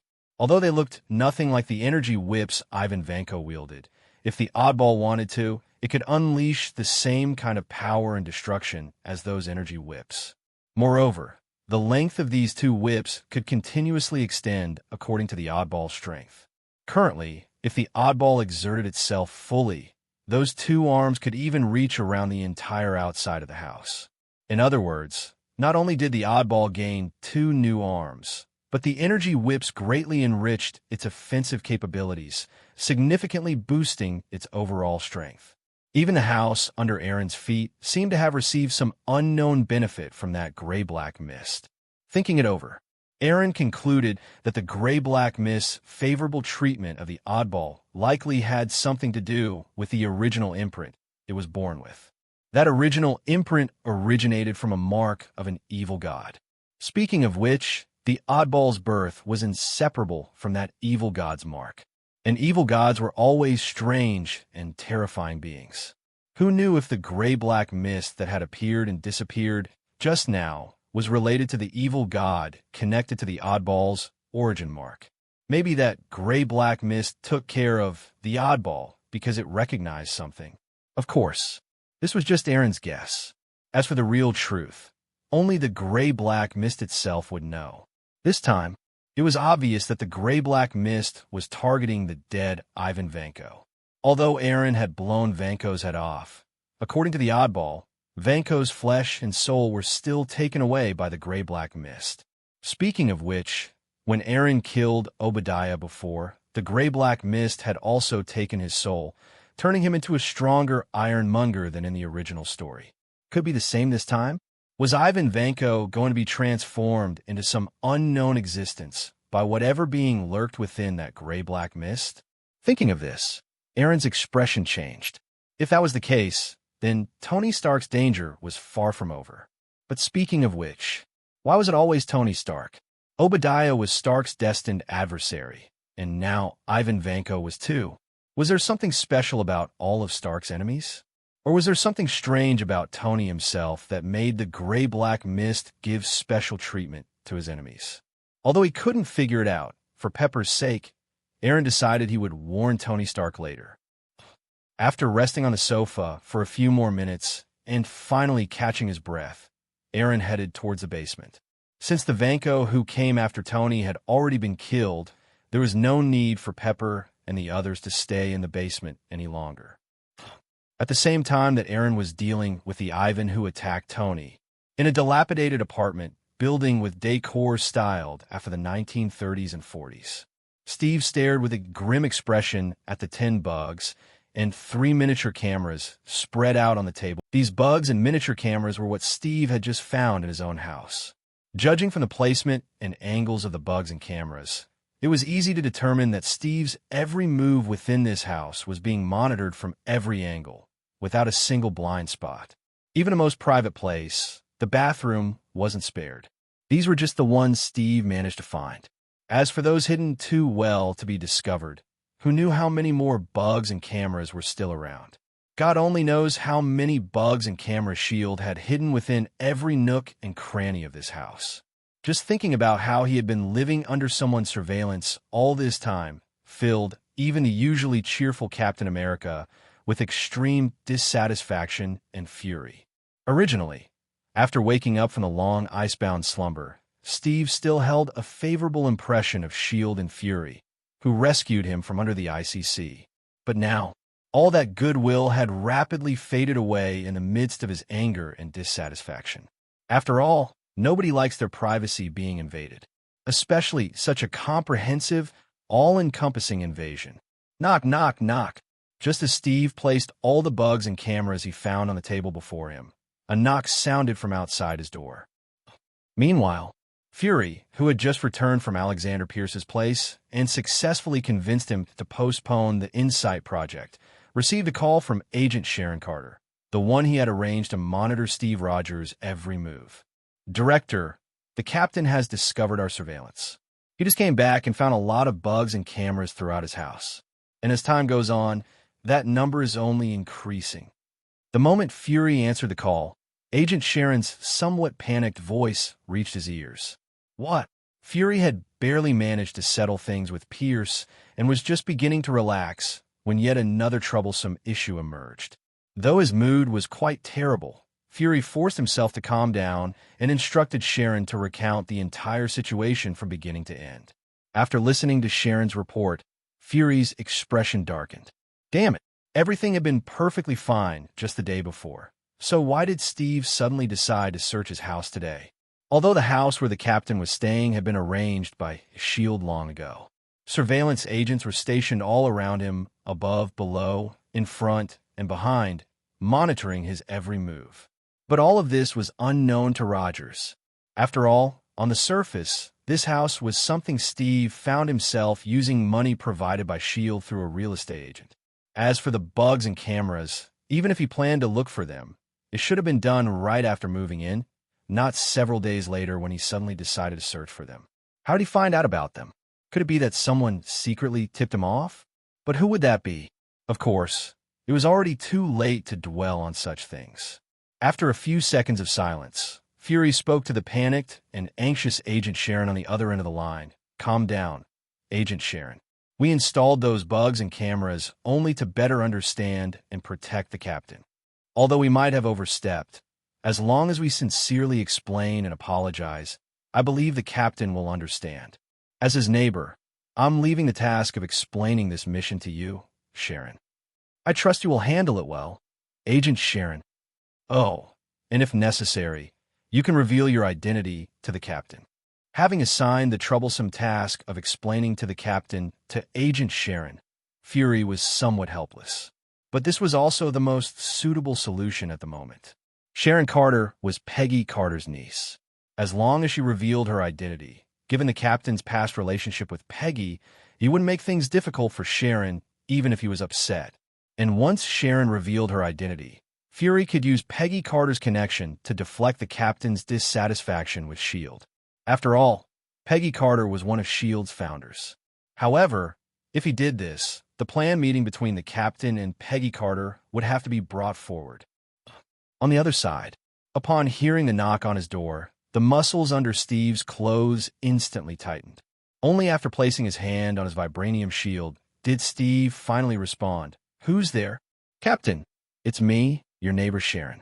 Also, Agent Sharon Carter from S.H.I.E.L.D. Director Fury sent me to explain. Sharon, she's also a S.H.I.E.L.D. agent? Thinking of the cheerful young nurse who used to greet him, Steve Rogers' impression of S.H.I.E.L.D. and Fury worsened even further. After a moment of silence, Steve picked up his vibranium shield and cautiously approached the door. Through the peephole, he saw that Sharon was the only one outside. After some hesitation, he finally opened the door. Meanwhile, having temporarily dealt with the whiplash that was hunting Tony Stark, Eren stood before the door leading to the basement, signaling the oddball to open it. When the basement door finally opened, the scene within the basement made Eren's face change. Tony Stark lay unconscious at the entrance of the basement, a silver handgun fallen beside him. Judging by the scene, Tony had been guarding the entrance with a gun before passing out. And deeper within the basement, Happy, whose back was drenched in blood, lay sprawled on a cleaned laboratory table like a corpse. If not for the slight rise and fall of his chest, anyone would have thought he was already dead. But Eren's attention was not on Happy or Tony at all. With a slight push of his toes, Eren moved like a gust of wind, quickly appearing beside the unconscious Pepper lying near the laboratory table. It seemed that she had hit her head when she fell unconscious, as there was a large bump swelling on her forehead. But even so, she was still tightly clutching a bottle of medical alcohol and a roll of gauze. Seeing the bump on Pepper's forehead, Eren frowned slightly and mentally connected with the angel's staff, performing a primary holy light healing on her forehead. The next moment, a soft, milky white ball of light gathered in Eren's palm. Once the holy light fully formed, Eren pressed the glowing sphere onto Pepper's forehead. Under the healing power of the holy light, the purplish-red bump on Pepper's forehead quickly faded away at a speed visible to the naked eye. After healing Pepper's forehead, the remaining holy light energy transformed into a gentle warmth that spread from her forehead throughout her entire body. The soothing warmth flowed through Pepper's body, gradually repairing the damage caused by her years of overworking to clean up Stark's various reckless messes. Although Pepper appeared to be exceptionally efficient and capable, her body had always been in a state of suboptimal health due to constant overwork. As the last trace of Holy Light's radiance dissipated, Pepper, whose body had just been partially restored from years of hidden damage, gradually woke up amidst a comforting warmth. "You're awake, Aunt Pepper." Seeing Pepper open her eyes again, Eren let out a sigh of relief. Then, he helped her up from the cold floor. After getting up from the icy ground with Eren's assistance, Pepper, looking a bit dazed, asked, "Just now, what happened to me?" Although she was awake, Pepper had no memory of what just occurred. She only remembered taking medical alcohol and bandages from the emergency kit, intending to clean Happy's wounds, before everything went dark and she passed out. As for how she fainted, she had absolutely no recollection. Eren shook his head and said, "I don't know either. I finished dealing with the guy chasing you and Tony, and when I opened the basement, I saw all three of you unconscious. Just now, you even hit your head and got a big, purplish-red bump on your forehead." Hearing this, Pepper's face changed slightly as she instinctively reached up to feel her forehead. But other than her smooth, delicate skin, she couldn't find the bump Eren mentioned. Seeing the puzzled look in Pepper's eyes, Eren chuckled. "Don't worry, I already healed that bump on your forehead with Holy Light healing." "Is that so?" Recalling the gentle, warm sensation she felt when she first woke up, a flash of realization crossed Pepper's eyes. The warmth she experienced just now must have been what Eren referred to as Holy Light healing. Having just witnessed Tony's severe back wounds heal almost instantly in Eren's hands, Pepper no longer doubted his healing abilities. But still, this power was truly amazing. As she shook her head and marveled inwardly, Pepper's gaze happened to catch sight of Happy sprawled across the cold laboratory table, his back soaked with blood. Pepper immediately remembered the injured person beside her and quickly grabbed Eren's arm. "Eren, Happy was also hurt by that madman's whip earlier. Can you heal him too?" Faced with Pepper's request, Eren shook his head. "Sorry, Aunt Pepper. I've already used up all my Holy Light energy healing you and Tony Stark. To use Holy Light healing again, I'll need to wait until tomorrow when my Holy Light energy has recovered. Besides, rather than waiting here for my energy to recover, it's better to send him to the nearest hospital for treatment as soon as possible." Eren still had one advanced Holy Light healing left, but he didn't intend to use it on Happy. He had already examined Happy's injuries. Although his back was soaked with blood, most of it was just superficial wounds. His injuries were more about large areas of abrasion than the terrifying wounds inflicted by the energy whips. The only issue was that the abrasions covered a large area, making them look worse than they actually were. Such injuries could easily be healed by a medium Holy Light healing, but using his angel staff, which could only refresh its advanced healing ability once a month, would be a tremendous waste. Eren had already consumed his primary Holy Light healing and medium Holy Light healing for today. He wasn't about to waste his last life-saving ability. Of course, the main reason was that Eren wasn't all that familiar with Happy. If the injured person had been Pepper or Gwen, Eren probably wouldn't have hesitated to help. "I see." After hearing Eren's explanation, Pepper glanced apologetically at Happy. If Eren hadn't healed her forehead injury just now, then maybe he could have healed Happy. But that thought only briefly passed through her mind. For Eren to instinctively choose to heal her first, Pepper couldn't help but feel touched despite saying nothing. After gathering her thoughts, Pepper said to Eren, "Since you've already dealt with that madman chasing us, then we just need to wait for the police to arrive. I'll start bandaging Happy's wounds to prevent him from losing too much blood. Eren, you go and wake Tony up." "All right, Aunt Pepper." While Pepper picked up her tools and began bandaging Happy's wounds, Eren walked over to Tony and tried to wake him up. However, compared to Pepper, Eren's method of waking Tony up was much less gentle.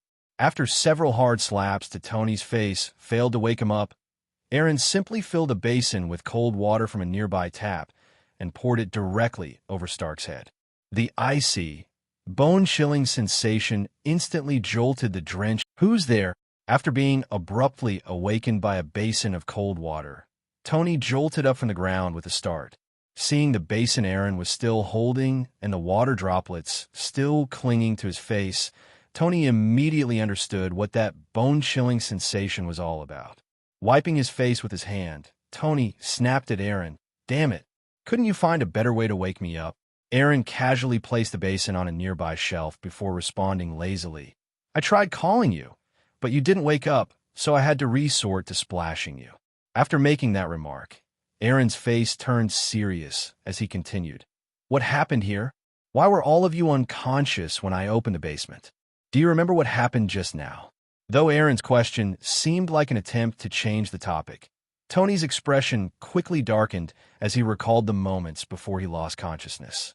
After a few seconds of silence, Tony spoke with a solemn expression. "I don't know. I heard gunshots upstairs, so I took the gun from Happy and guarded the entrance to the basement.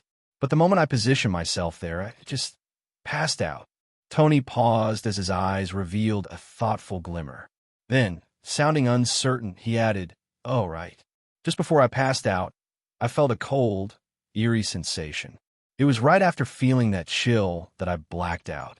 A cold, eerie sensation. What Tony felt was probably the ominous wind that blew before the strange gray mist descended. In other words, they were knocked unconscious by that bizarre gray-black mist. Eren nodded thoughtfully. At that moment, Tony suddenly looked at him and asked, "What about that lunatic who was chasing me earlier? Did you take care of him?" From Tony's perspective, since Eren was standing before him safe and sound, the madman who was chasing them was clearly already dealt with. He was just asking to confirm it. But Eren's answer left Tony momentarily speechless. "The guy chasing you? I guess you could say I dealt with him, but now I'm not so sure." "What do you mean?"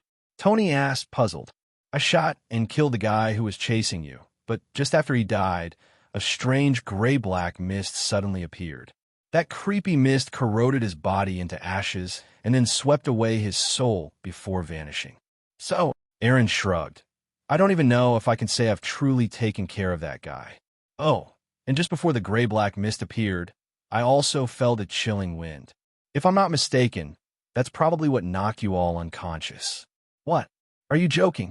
Hearing Eren's explanation, Tony's eyes widened in disbelief. How can something that bizarre even exist in this world? "Bizarre." Eren looked at Tony with a meaningful gaze and said slowly, "Actually, this isn't the first time I've encountered that strange mist. The last time, outside your seaside villa, when I shot Obadiah and took the arc reactor to save your life, that same eerie mist appeared." "Wait," Tony abruptly interrupted. "So that arc reactor you used back then was taken from Obadiah? But if you killed him, then who was piloting the ironmonger that showed up later?" Eren shook his head. "I have no idea. Back then, that same gray mist reduced Obadiah's body to ashes. Not long after I saved you, I heard that Obadiah, piloting a giant ironmonger, was chasing Pepper. But according to Joker, after he cut off the ironmonger's head, there was no one inside. The thing chasing Pepper, in his words, was more like a mechanical life form. So, I can't be sure whether or not the guy who was just turned to ashes by the gray mist will appear again. Plus, Obadiah, and now this lunatic, both people who try to kill you, had their deaths accompanied by this creepy black mist. I think, Tony, while you're busy working on improving your security, you should also consider what connection there might be between that gray-black mist and you. Why does it always appear when your enemies die?" At the end of his statement, Eren shot Tony a deep, meaningful look. Tony's expression turned incredibly grim after hearing Eren's words. Who the hell knows what connection that creepy black mist has with him? If Eren hadn't told him all this today, he wouldn't have known that there was so much going on behind the scenes of what happened with Obadiah. Back then, after he woke up from the mad gaze of the Joker, he found that the fallen ironmonger was just an empty shell. But at the time, he thought the mysterious Joker had taken Obadiah away. Who would have thought there was never anyone inside the ironmonger to begin with? Woo-woo-woo. Just as Tony's mind was spinning from all this new information, the sound of police sirens echoed from the street outside. Hearing the sound of police sirens, Eren said to Tony, "Pepper is still bandaging Happy's wounds. The cops upstairs are your problem to deal with. Also, leave me out of it. I really don't want to go through any more police questioning. By the way, Happy." Mentioning Happy, Tony remembered his loyal bodyguard who had taken a severe hit to his back while trying to get him to safety. He was about to ask Eren to heal Happy when Eren, as if reading his mind, cut him off and repeated the same explanation he gave Pepper earlier. But Tony, who had witnessed Eren summon a six-winged angel to heal an entire neighborhood of injured people, didn't believe for a second that Eren couldn't heal Happy. "Don't look at me like that. Holy light healing has limited uses. Even I can't use that power constantly. Besides, someone must have seen Happy's wounds when he carried you in. Right now, it's better to send him to the nearest hospital for treatment." "I see. So you're holding back, huh?" Tony gave Eren a resentful look. Before Eren could roll his eyes, Tony glanced at Pepper, who was still focused on bandaging Happy's wounds, and then said to Eren, "You said earlier that the lunatic chasing me might come back, right? I have a favor to ask. Can you look after Pepper until that maniac shows up again? I don't want her to get hurt, especially because of me." Seeing Tony's pleading expression, Eren rolled his eyes. "Aunt Pepper is my family. I don't need someone like you, an outsider, asking me to do that." "An outsider?" Tony stared at Eren's disdainful expression, inwardly fuming. "If it wasn't for that maniac interrupting my confession to Pepper tonight, you'd be calling me uncle right now, you little brat. Just you wait. As soon as this mess is sorted out, I'll confess to Pepper as fast as possible. Then we'll see if you still call me an outsider." "Oomph. Outsider? When the time comes, you'll have to call me uncle." After Pepper's emergency call, the attack on Tony Stark immediately caught the attention of the NYPD. Within minutes, more than a dozen police cars surrounded Eren's house, sealing it off completely, and their numbers were still increasing rapidly. Among the vehicles were several heavily armed SWAT trucks. As for the officer in charge of this operation, it was none other than Eren's old acquaintance, Gwen Stacy. When Eren saw the man speaking with Tony Stark from a distance, he was a bit surprised. After all, this was Chinatown, not George's usual jurisdiction. Shouldn't the police from Chinatown's precinct be handling this? What Eren didn't know was that Gwen Stacy had recently become the NYPD's rising star due to the textile factory incident. So, when news of Tony Stark's attack came in, the NYPD's higher-ups immediately thought of George to lead the rescue. At the same time, after receiving Pepper's emergency call, S.H.I.E.L.D. also got wind of Stark's attack. As the world's first publicly known superhero, Tony Stark was a key figure of interest for Fury. He was also an essential part of Fury's plan for the Avengers Initiative. So, upon hearing of Tony Stark's attack, Fury, who was already preparing to head to New York to speak with Captain America, immediately used his authority to requisition an armed helicopter from S.H.I.E.L.D. The helicopter landed on the rooftop of the Triskellion's main building. It was about to take off to New York as quickly as possible with Fury on board. About 10 minutes later, with the rapid rotation of the helicopter's blades, it steadily rose into the air. After reaching the designated altitude, the pilot adjusted the helicopter's direction and flew toward New York. High above, in the upper floors of the Triskelion, Alexander Pierce stood in front of the large floor-to-ceiling window, raising his wine glass to the helicopter flying off in the distance. "Goodbye, Fury." After Fury came to him, hoping he would delay the Insight project, Pierce immediately realized that Fury might have discovered something. Given Fury's paranoid nature, if he thoroughly investigated the Insight project, all of Hydra's efforts and carefully laid plans could go to waste. So, even though Pierce pretended to agree to Fury's request to convince the World Security Council to postpone the project, he was already planning Fury's assassination. The Insight project is about to begin, and Hydra's vision of ruling the world is within reach. I can't let anyone ruin what I've spent my life striving for. Sipping his wine, Pierce took out a remote control from his pocket and aimed it at the helicopter glinting in the night sky. He pressed the red button. Beep! along with an electronic beep, a remote control bomb, specially camouflaged to blend perfectly with the helicopter's fuel tank, suddenly emitted a flashing red light. Boom! With a thunderous explosion, a massive fireball ignited in the sky not far from the Triskelion. The helicopter, along with its fuel tank, was blown apart in a dazzling display of fiery destruction, lighting up the night sky above the Triskelion like a brilliant firework. The enormous disturbance caused by the explosion triggered a piercing alarm within S.H.I.E.L.D. headquarters. And when news spread that Fury had been on that helicopter, the silence within the Triskelion quickly turned into a chaotic uproar. Just as everyone was panicking and clueless about what to do, a grim-faced Alexander Pierce walked into the control room and shouted at the disorganized agents, "What are you all panicking for?" Using the authority of his former role as director of S.H.I.E.L.D., Pierce quickly stabilized the chaotic scene. He then issued a series of rapid orders. Immediately send a team to recover the wreckage of the helicopter. Spare no effort to search for survivors. If you find anyone alive, provide them with the best medical treatment available. I need to know what exactly happened with this explosion. And no matter what, find Fury. Dead or alive, I want to see him. As the director of S.H.I.E.L.D., he cannot just die so mysteriously. Yes, sir. With Alexander Pierce, the former S.H.I.E.L.D. director and current World Security Council minister, taking command, the slight chaos within S.H.I.E.L.D. quickly subsided. Teams of agents stationed within the Triskelion immediately resumed their tasks under Pierce's orders.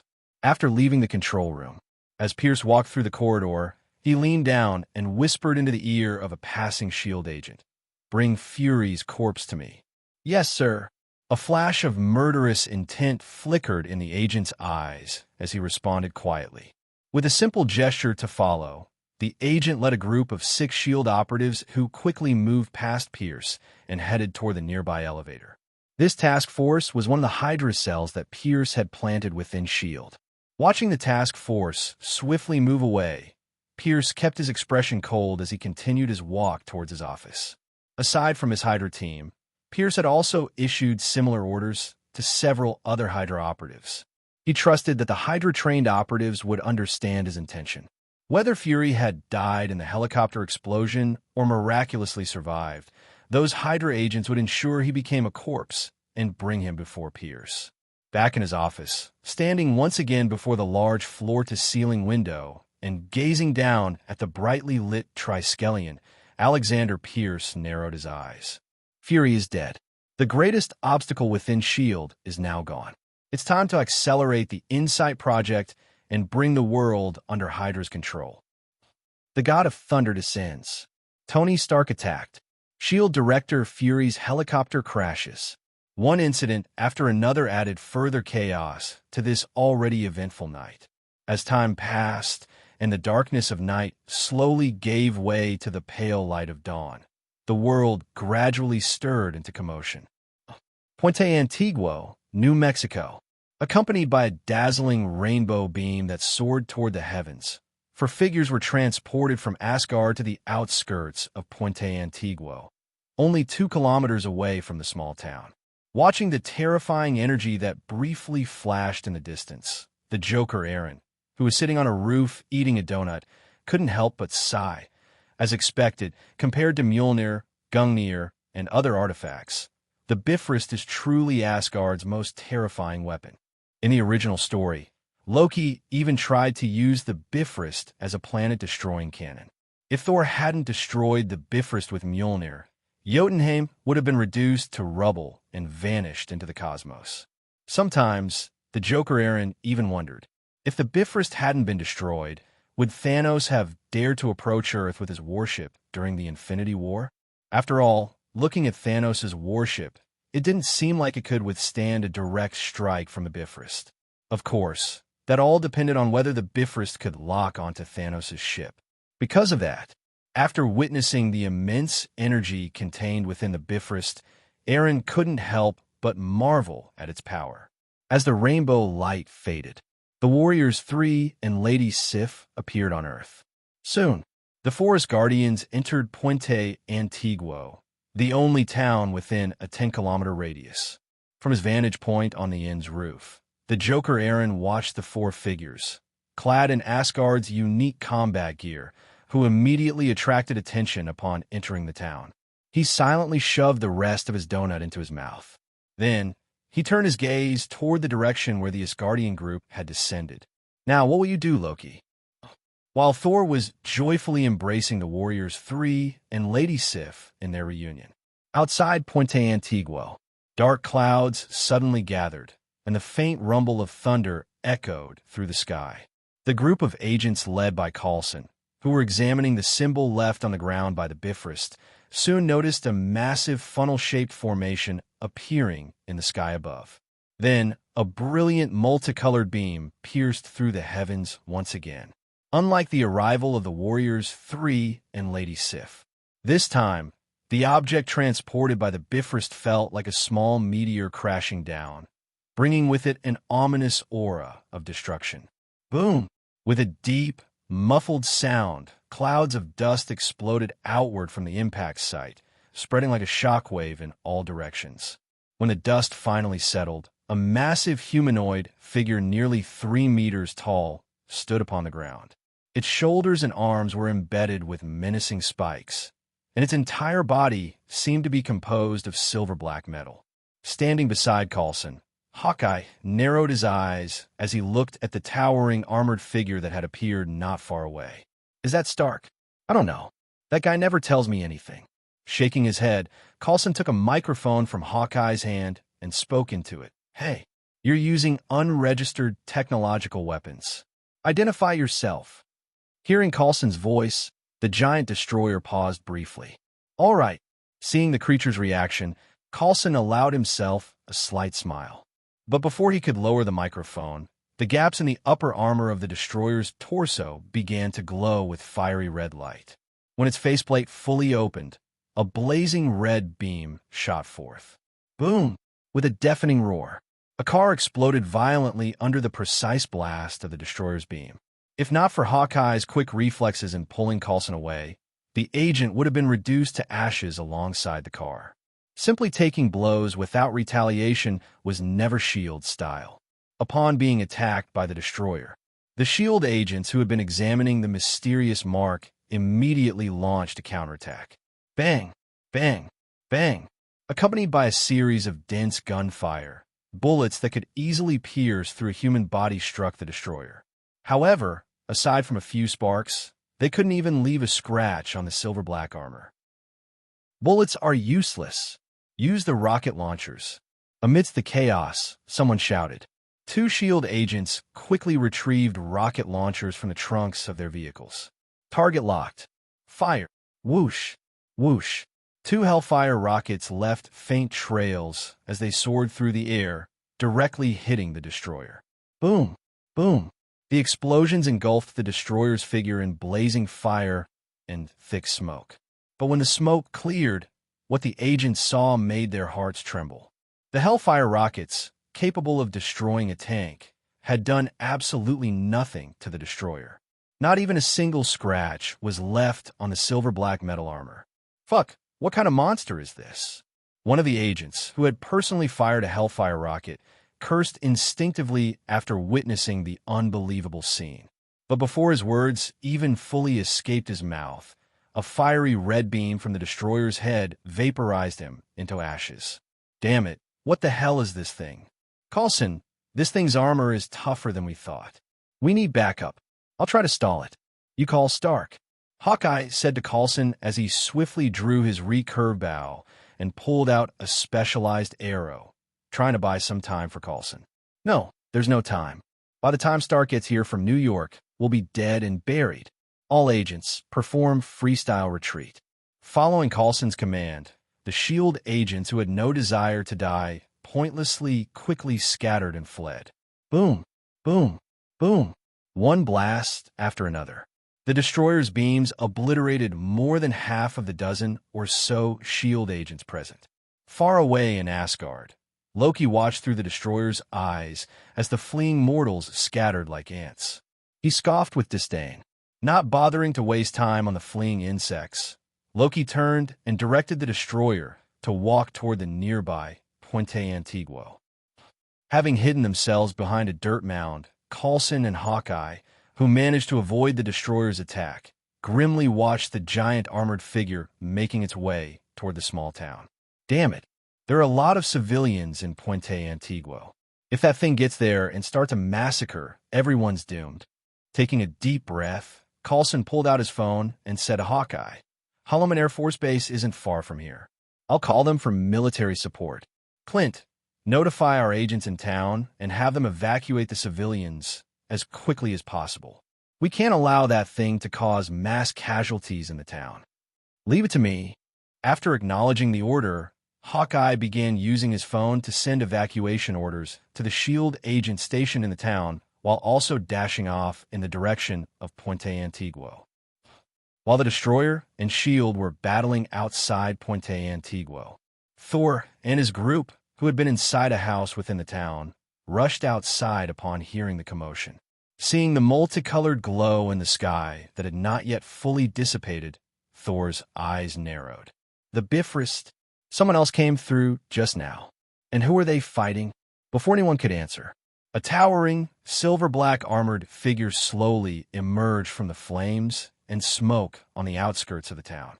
The Destroyer. The moment Thor saw the giant suit of armor, a name that made his heart tremble surfaced in his mind.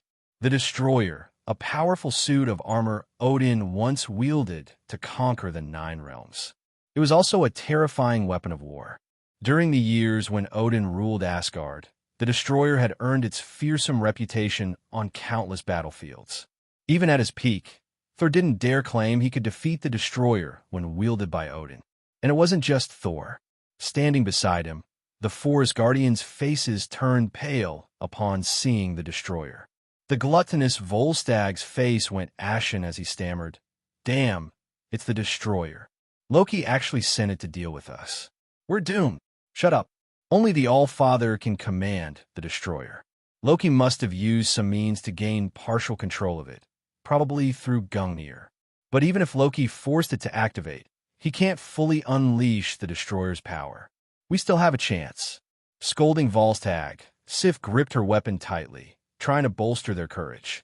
Seeing his companions preparing for battle, the now much more mature Thor shook his head. No, you guys are no match for the Destroyer. You should leave before it arrives.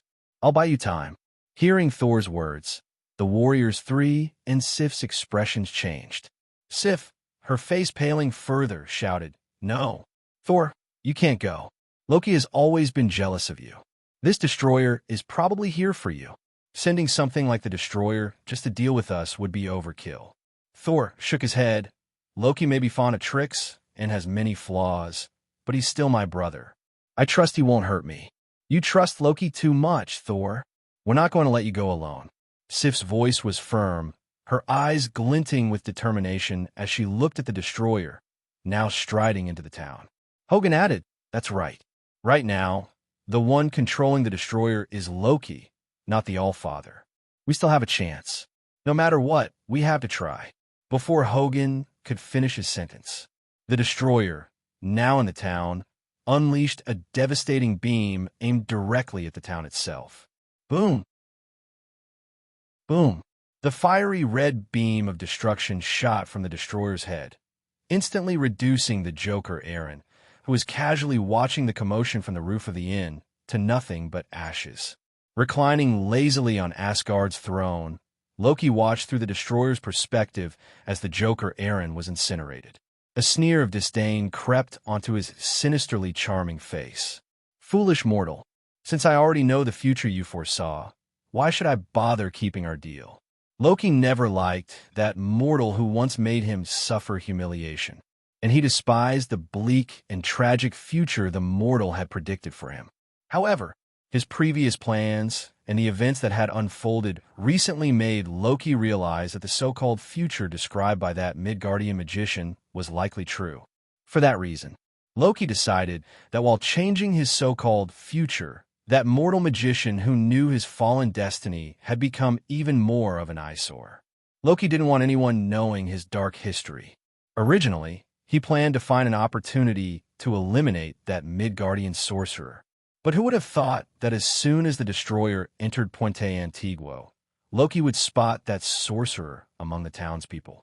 So, upon seeing him, Loki wasted no time launching a direct attack. After seeing the sorcerer perish under the destroyer's attack, Loki shifted his attention to his brother, who had already made his way to the streets of Puente Antiguo. Thor. Looking at Thor, who was surrounded by the warriors Three and Sif, a surge of uncontrollable anger and jealousy welled up within Loki. Why? Why does everyone always look at Thor? I am the king of Asgard now. Why are their eyes always fixed on Thor?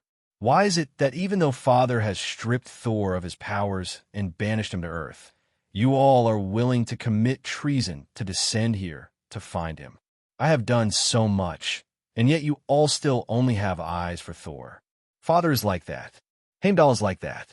Even you fools, the only ones I could call friends in Asgard, are like that.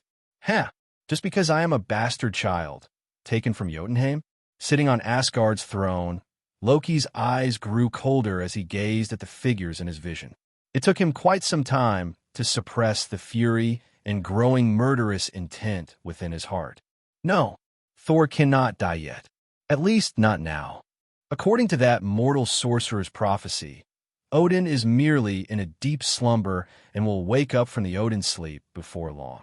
If he finds out his own son died at my hands, I'm not strong enough yet to endure the wrath of the king of gods. Letting out a cold laugh, Loki thought to himself, besides, according to that mortal sorcerer, the power within Thor is only sealed. When he truly faces a life and death crisis, at the very moment of death, Odin's seal will be broken. At that point, Thor's power will be fully restored, and with this experience, his thunder power will reach even greater heights.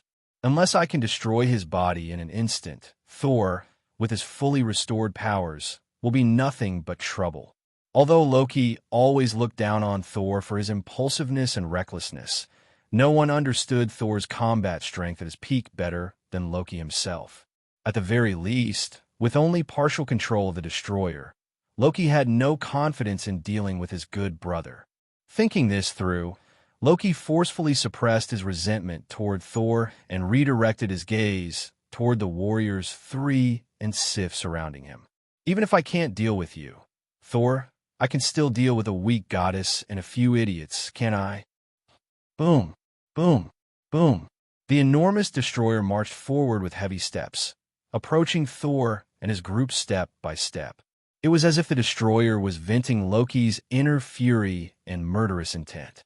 Along the way, everything that stood in the destroyer's path, be it people or objects, was reduced to nothing but ashes by its crimson destruction beams.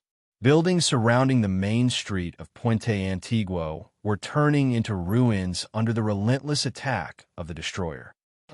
Go, go, go, under the threat of death. Even without shield agents actively evacuating them, the citizens of Puente Antiguo were fleeing the small town like madmen. Amidst the chaos, Thor quickly addressed Jane and Dr. Eric. Jane, Dr. Eric, you need to leave. The destroyer's attacks are not something you can withstand. Hearing Thor's words, Jane couldn't help but ask, what about you? Thor embraced Jane and whispered into her ear, don't worry, I'll be fine. Once this is over, I will come find you. Trust me. Seeing Thor and Jane's intimate moment, Sif couldn't help but clench her weapon. But when she thought about how short-lived Midgardians were compared to the Asgardians, Sif forced down her displeasure. As the future king of Asgard, Thor's destiny ensures that his future queen cannot be a mere Midgardian. No matter how close they are now, they're destined never to be together in the end. At most, it's just a fling. After comforting herself, Sif turned her head away and addressed the warriors Three. Volstagg, Fandral, Hogan, let's go stop the destroyer and see if we can disrupt Loki's control. Got it. With those words, the warriors Three prepared themselves for battle. Boom!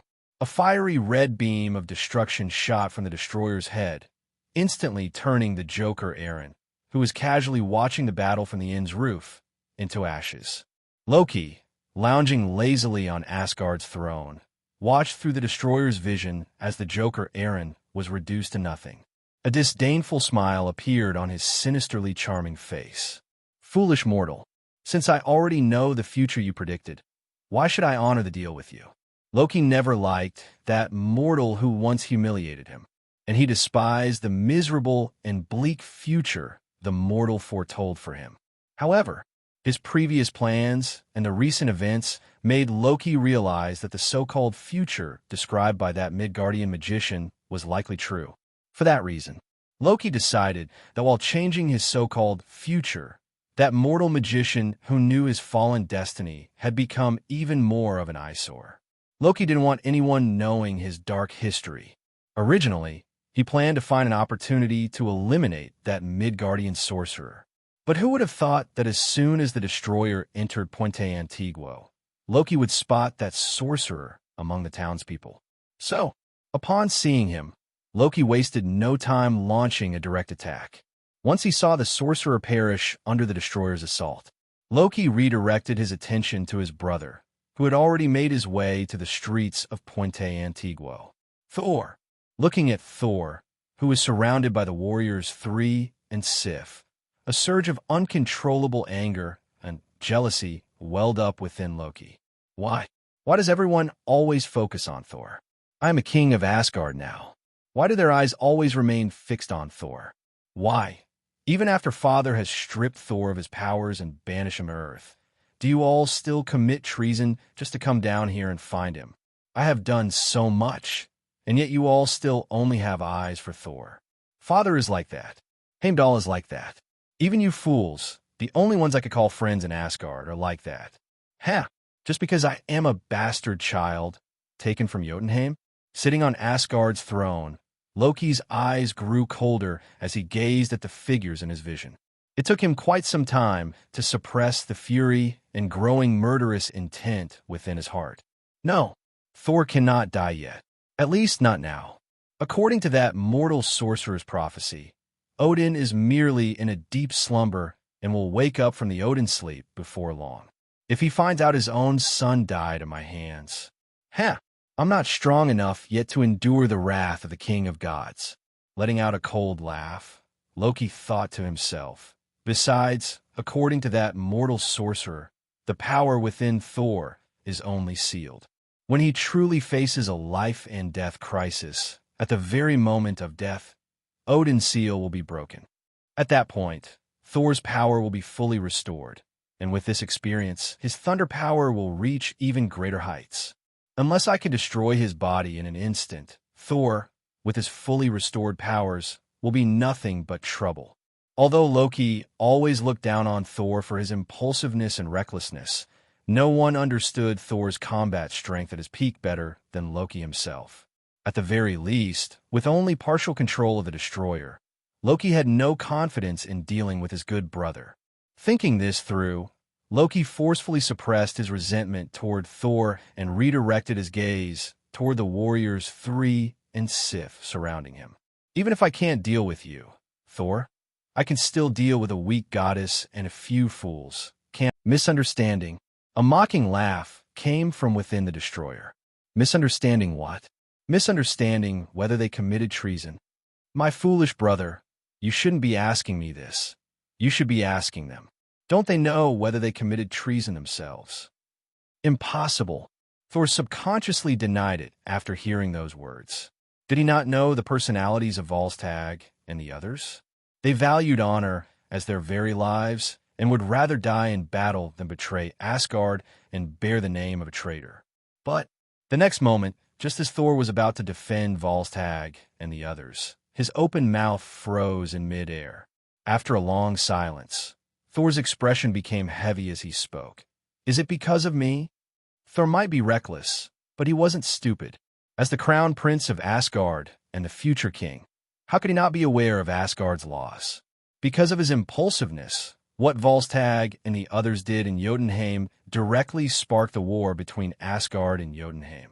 And he, too, was exiled by the All-Father himself, becoming a fugitive on Earth. Before receiving forgiveness from the All-Father, he had no right to return to Asgard. But when Volstagg and the others secretly descended to Midgard while the Allfather was in a coma and Loki took the throne, they sought out this criminal and attempted to bring him back to Asgard to overthrow Loki's rule. This act not only violated the Allfather Odin's decree, but was also considered a betrayal of Loki, the current king of Asgard. And all of this was because of him. Realizing this, Thor, unwilling to let his friends bear the crime of treason, immediately defended them to Loki. Loki, they did not betray Asgard, nor did they betray you. They are my friends. They just came to check on me. Just like you did before. Enough. An impatient voice echoed from within the destroyer. I'm not here to listen to your defense. I'm here to execute these traitors. As he spoke, the destroyer's body once again glowed with a crimson aura, waves of terrifying destructive energy gathering continuously. Seeing this, Thor's expression changed, but he still firmly stood between the destroyer and Fandral, as if declaring to Loki that if he wanted to kill them, he would have to step over his corpse first. Thor, don't worry about me, leave. Don't give Loki an excuse to kill you. Before Loki could respond, behind Thor, Fandral, who had lost an arm from the destroyer's beam, gritted his teeth to endure the pain and push Thor away. Then, raising his shield, Fandral charged toward the destroyer. For Asgard, seeing Fandral shout for Asgard while charging at him, Loki felt a surge of anger mixed with intense mockery. Right now, Loki was the king of Asgard. For an Asgardian warrior to shout for Asgard while attacking their king. How ironic was that? Courting death. Consumed by fury, Loki instantly controlled the destroyer, firing a destructive beam at Fandral. Zzz. The beam, filled with an aura of utter annihilation, instantly pierced through the special magical alloy shield in Fandral's hand and mercilessly penetrated his chest. Damn it! Witnessing the beam piercing his chest, Fandral's eyes flashed with unwillingness. But before he could say anything, his strong and well-trained body cracked and disintegrated under the scorching beam, scattering into fragments. Overestimating yourself. Having killed Fandral directly, Loki's eyes flashed with disdain and a hint of barely concealed pleasure. Although he could only partially control the destroyer at the moment. Even in this state, the destroyer was not something a mere Asgardian elite warrior like Fandral, who hadn't even gathered divine power, could withstand. Fandral, no. If Loki felt a twisted satisfaction mixed with disdain for Fandral's death, then the other two members of the Warriors Three, Volstagg and Hogun, were overcome with grief. Big, bearded Volstagg's eyes turned red, and a ferocious, savage aura surged from his body. Die! At that moment, a crimson hue appeared on Volstagg's body, his speed and strength skyrocketing. With an agility that belied his massive frame, he crossed dozens of meters in an instant, swinging his heavy battle axe with mountain-crushing force straight at the destroyer's head. That terrifying speed, moving as swiftly as a cunning rabbit over dozens of meters, was nothing like the injured warrior who had been slapped away and crashed into the vehicle earlier, unable to stand. However, as Volstagg's companion, how could Thor and Hogun not recognize his current state? Berserker's Rage. As a descendant of Berserkers, Volstagg's strongest and final desperate move. Triggering Berserker's Rage with a wounded body would result in only one outcome: victory or death. If he could not defeat the destroyer within the duration of Berserker's Rage and quell his fury with honor, death awaited him. But how could Volstagg possibly defeat the mighty destroyer? Clang! Accompanied by a dazzling spark, Volstagg's battle axe struck the destroyer's head, sending out showers of sparks. The violent force even seemed to slightly dent the destroyer's head, and the impact made its massive body sway slightly. Courting death. Feeling the feedback from the destroyer, Loki's eyes flashed with a cold glint. The next second, the destroyer's metallic palm gleamed with a cold light and thrust toward Volstagg's heart. But before the destroyer's claw could extend, Volstagg's bulky frame suddenly blurred, vanishing from in front of the destroyer. Before Loki could react, Volstagg reappeared behind the destroyer, battle axe in hand, launching a flurry of brutal attacks on its back. In an instant, countless axe strikes rained down on the destroyer like a storm. In just a few seconds, the destroyer endured dozens of fierce blows, while Volstagg managed to narrowly evade the destroyer's counterattacks each time. For a moment, the incomparably powerful destroyer appeared to be completely suppressed by the berserk Volstagg. But whether it was Thor, Hogun, or Sif, their faces all looked incredibly grim. Though Volstagg's onslaught seemed to grow increasingly ferocious, with the crimson aura around his body becoming even stronger, a closer observation would reveal something disturbing. Volstagg, shrouded in raging blood flames, was visibly slimming down at a rate detectable by the naked eye. In just a few seconds, he had already lost a considerable amount of weight. If this continued at the same rate, Volstagg would soon die from exhaustion. Yet, as for the destroyer facing him, apart from a few dents caused by Volstagg's strikes, there were no visible injuries. Even those dents were rapidly being repaired by the destroyer's inscribed repair magic. "Very well, you've angered me, Volstagg." Seeing the destroyer he controlled being suppressed by Volstagg left Loki, far away in Asgard, feeling utterly humiliated. His expression darkened. He heavily slammed the Gungnir spear onto the ground. Annihilation mode activate. At Loki's command, the energy core within the destroyer instantly radiated scorching light. Countless tiny beams of destruction shot out from every part of the destroyer's body, blasting toward all directions. In the distance, seeing this scene, Thor immediately shouted at Volstagg, "Volstagg, get out of there!" Because of Fandrel's death, Volstagg, consumed by Berserker's rage, briefly regained some clarity upon hearing Thor's call. But after glancing at Thor, Sif, and the others in the distance, that brief moment of clarity allowed Volstagg to make the most rational decision. "Forgive me, Thor. This time, I fear I cannot follow your command. For the honor of my ancestors, Berserker technique, Stormaxe." With a furious roar from Volstagg, the searing blood flames erupting from his body transformed into a terrifying crimson giant axe. As Volstagg swung it, hundreds of axe shadows were unleashed in an instant. And with each axe shadow Volstagg swung, his body became even thinner. In that split second, from a moment the destroyer activated annihilation mode to Volstagg using his life to unleash the Berserker technique, Stormaxe, only a fleeting moment had passed. Yet, the clash in that brief instant erupted with a terrifying intensity that left everyone stunned.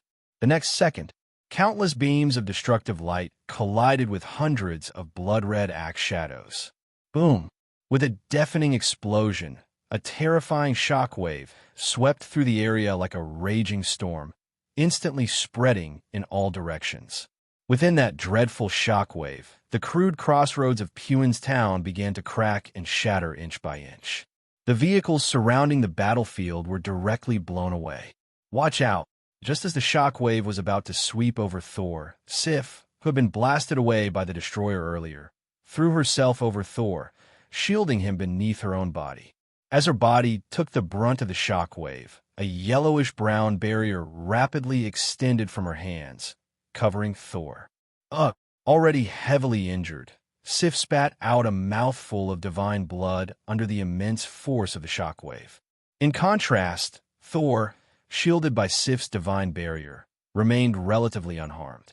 Before Sif could rise to her feet, Hogun's anguished cry reached her ears. Volstagg, hearing the pain-filled voice, Sif and Thor quickly rose to their feet. When they did, they saw the destroyer's body, radiating intense heat and distorting the very air around it, holding a massive head in its hand. Below that head was a charred, emaciated corpse riddled with countless holes. At that moment, the entire battlefield, aside from the fan-shaped area where Thor and the others stood, most of the town had been reduced to ruins by the countless beams of destruction fired by the destroyer. The only reason their area remained untouched was due to Volstagg's final desperate strike, which successfully shielded them from the barrage of deadly beams. Crack! Under the watchful eyes of Thor and the others, the destroyer, radiating a terrifying aura, mercilessly crushed the head it held, then discarded Volstag's corpse like a piece of trash. But apparently, Loki still wasn't satisfied. The very next moment, he fired a destruction beam at the mangled corpse, turning it into ashes that scattered across the sky. Volstagg, seeing this, Thor's eyes blazed with overwhelming fury and bottomless guilt. The extreme rage and guilt caused a sliver of the divine power Odin had sealed within him to break through the Allfather's restraint. In Thor's eyes, a faint yet perceptible trace of lightning flashed. Sensing that familiar divine power, Thor instinctively stretched out his hand, attempting to summon Mjolnir. But at the temporary base of S.H.I.E.L.D., Mjolnir only trembled slightly upon sensing the faint, fleeting power of thunder before it fell silent once again. Most of Puin's town had been reduced to ruins by the destroyer's attack, and some of the civilians who hadn't evacuated in time had perished under the relentless beams of destruction. Even several S.H.I.E.L.D. agents who were helping Hawkeye evacuate civilians were reduced to ashes by the terrifying light of destruction. If not for Hawkeye's quick reaction, throwing himself behind cover just in time, he would have met the same fate as those agents. And all of this made Hawkeye's gaze toward the destroyer in the distance overflow with uncontrolled beside a dilapidated building no more than 30 meters away from the destroyer. Having just dodged an indiscriminate volley from the destroyer, Joker Eren, looking slightly pale, glanced at the towering destroyer not far away. It turned out that the mind force field of the meditative state, without targeted defensive measures, could indeed wield unpredictable power. Even Loki, who was hiding within the destroyer's armor, was unknowingly provoked by the mind force field. His jealousy, anger, and other negative emotions intensified without him realizing it, and Loki directly lashed out at his former friends. Of course, this was also related to Loki's inherently cold nature, inherited from the frost giant bloodline. Nevertheless, even though Loki's emotions were unknowingly stirred, it still took a considerable toll on Joker Eren. Taking out a magician's handkerchief, he wiped the sweat from his forehead, and yet a faint smile appeared on Joker Eren's lips. As a master magician, Loki's mind was far stronger than that of ordinary people. If it were Loki himself standing there, Eren's mind force field might not have been able to affect him. However, Loki's spiritual will, lodged within the destroyer, could not withstand the influence exerted by Eren's meditative state. Elegantly tucking the handkerchief back into his jacket pocket, Joker Eren thought to himself, "Keep fighting.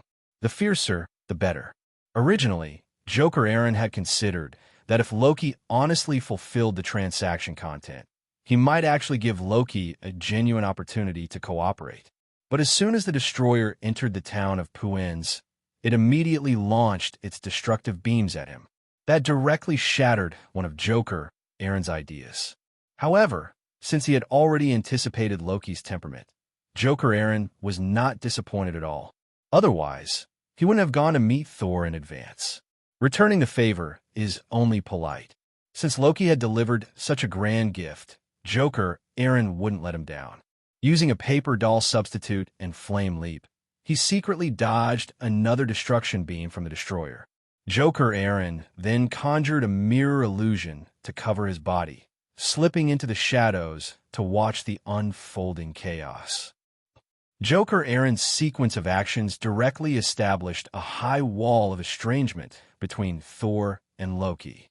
As an older brother, Thor did not mind Loki's hostility toward him, nor did he care about Loki's obsession with the throne of Asgard.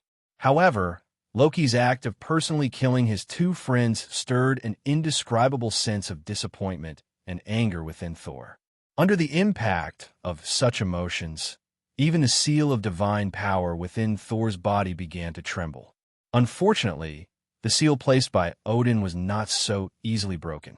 Nevertheless, with the continuous vibrations of the seal, it seemed that Thor was one step closer to completely breaking Odin's seal.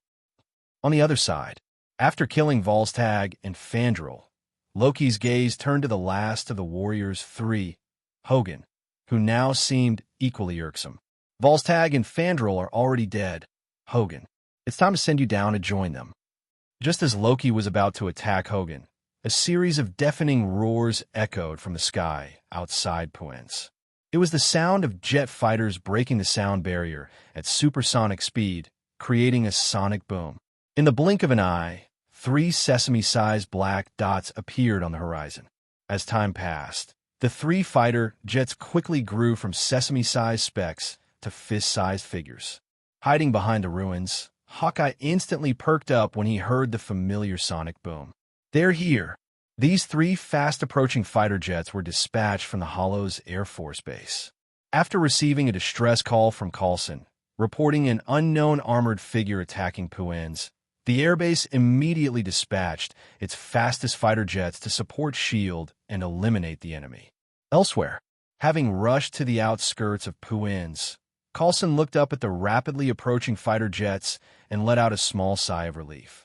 Before the 3 jets could enter the town's airspace, Coulson immediately connected to the cockpits of the pilots via special communication. Falcon 1, 2, and 3, please be advised. The unidentified metal armor in Puenz has slaughtered numerous civilians. We must take immediate action. Once in combat mode, Coulson's usual mild demeanor shifted into that of a calm and rational commander, issuing orders without a hint of hesitation. Falcon 1, ready and awaiting target lock for attack. Falcon 2, standing by for confirmation. Falcon 3, in position. Coulson nodded in satisfaction at the prompt responses and swiftly ordered, begin the attack. In the next instant, the heavy machine guns mounted on the fighter jets roared thunderously. Ding, ding, ding. The 32mm depleted uranium armor-piercing rounds, like mini cannonballs, struck the ground, kicking up sand and dust several meters high. As for the destroyer itself, a string of dazzling sparks burst from its surface. But apart from the sparks, the armor-piercing rounds left not even the faintest scratch on the destroyer. Not a single sign of damage. One of the military's proudest weapons couldn't even leave a scuff on the silver-black armor. Falcon 1, 2, and 3 immediately switched to missiles and send that thing straight to hell. Seeing the destroyer withstand thousands of armor-piercing rounds without the slightest damage, Coulson promptly switched the attack mode. Affirmative, sir. Accompanied by a loud shout, 2 Hellfire air-to-ground missiles were launched from the bottom of each of the 3 fighter jets. Confirmed, target-locked missiles fired. In an instant, with the assistance of the targeting system, the 3 fighter pilots locked onto the destroyer from a distance. Immediately, all 6 Hellfire air-to-ground missiles were launched. Damn insects! Just as Loki was about to finish off the last of the Warriors' 3, Hogan, the destroyer was abruptly hit by a long-range strike from the 3 fighter jets. Although the previous heavy machine gun sweep didn't cause any damage to the destroyer, it did interrupt its offensive. Far away in Asgard, Loki's eyes grew cold as he watched the scene unfold. If you're all so eager to die, then I shall grant your wish. Destroyer, kill these insects. At Loki's command, the seams of the destroyer's upper body armor began to glow with a fiery red light. Meanwhile, back at Hollow's Air Force Base, a warning was urgently sent to the 3 fighter jets. Detected high-energy reaction from the target. Falcon 1, Falcon 2, Falcon 3, be advised to evade enemy attack. Acknowledge, over. Copy that. Copy that. Copy that. Just as the 3 fighter jets swiftly altered formation, splitting into 3 separate paths. All 6 Hellfire air-to-ground missiles hit the destroyer. Boom! With a deafening roar, the flames of the explosion instantly engulfed the towering destroyer. Moments later, a small mushroom cloud rapidly rose in the center of Puenz. Wow! As the missiles hit their mark, cheers erupted from the pilots of the 3 scattered fighter jets. ZZZZT. But before their cheers could spread, a crimson destruction beam shot out from the mushroom cloud, striking the fighter jet in the middle. Boom! The next moment, the jet hit by the destruction beam exploded violently in midair. After destroying 1 fighter jet, the destroyer did not stop. Instead, it gathered another destructive beam and fired at the jet flying to the left. At the entrance of the town, seeing this from afar, Coulson immediately shouted into his walkie-talkie. "Dodge!" The pilot, already shaken by the explosion of the other jet, shivered upon hearing Coulson's shout and yanked the control stick sharply. The fighter jet quickly rose into the air, narrowly dodging the destruction beam that had almost grazed it. But before Coulson could breathe a sigh of relief, another destruction beam shot out from the mushroom cloud, hitting the jet on the right side and blowing it up in the air. At Hollow's Air Force Base, seeing two multi-million-dollar fighter jets turn to fireworks along with their pilots in mere moments, a suffocating atmosphere spread throughout the entire base.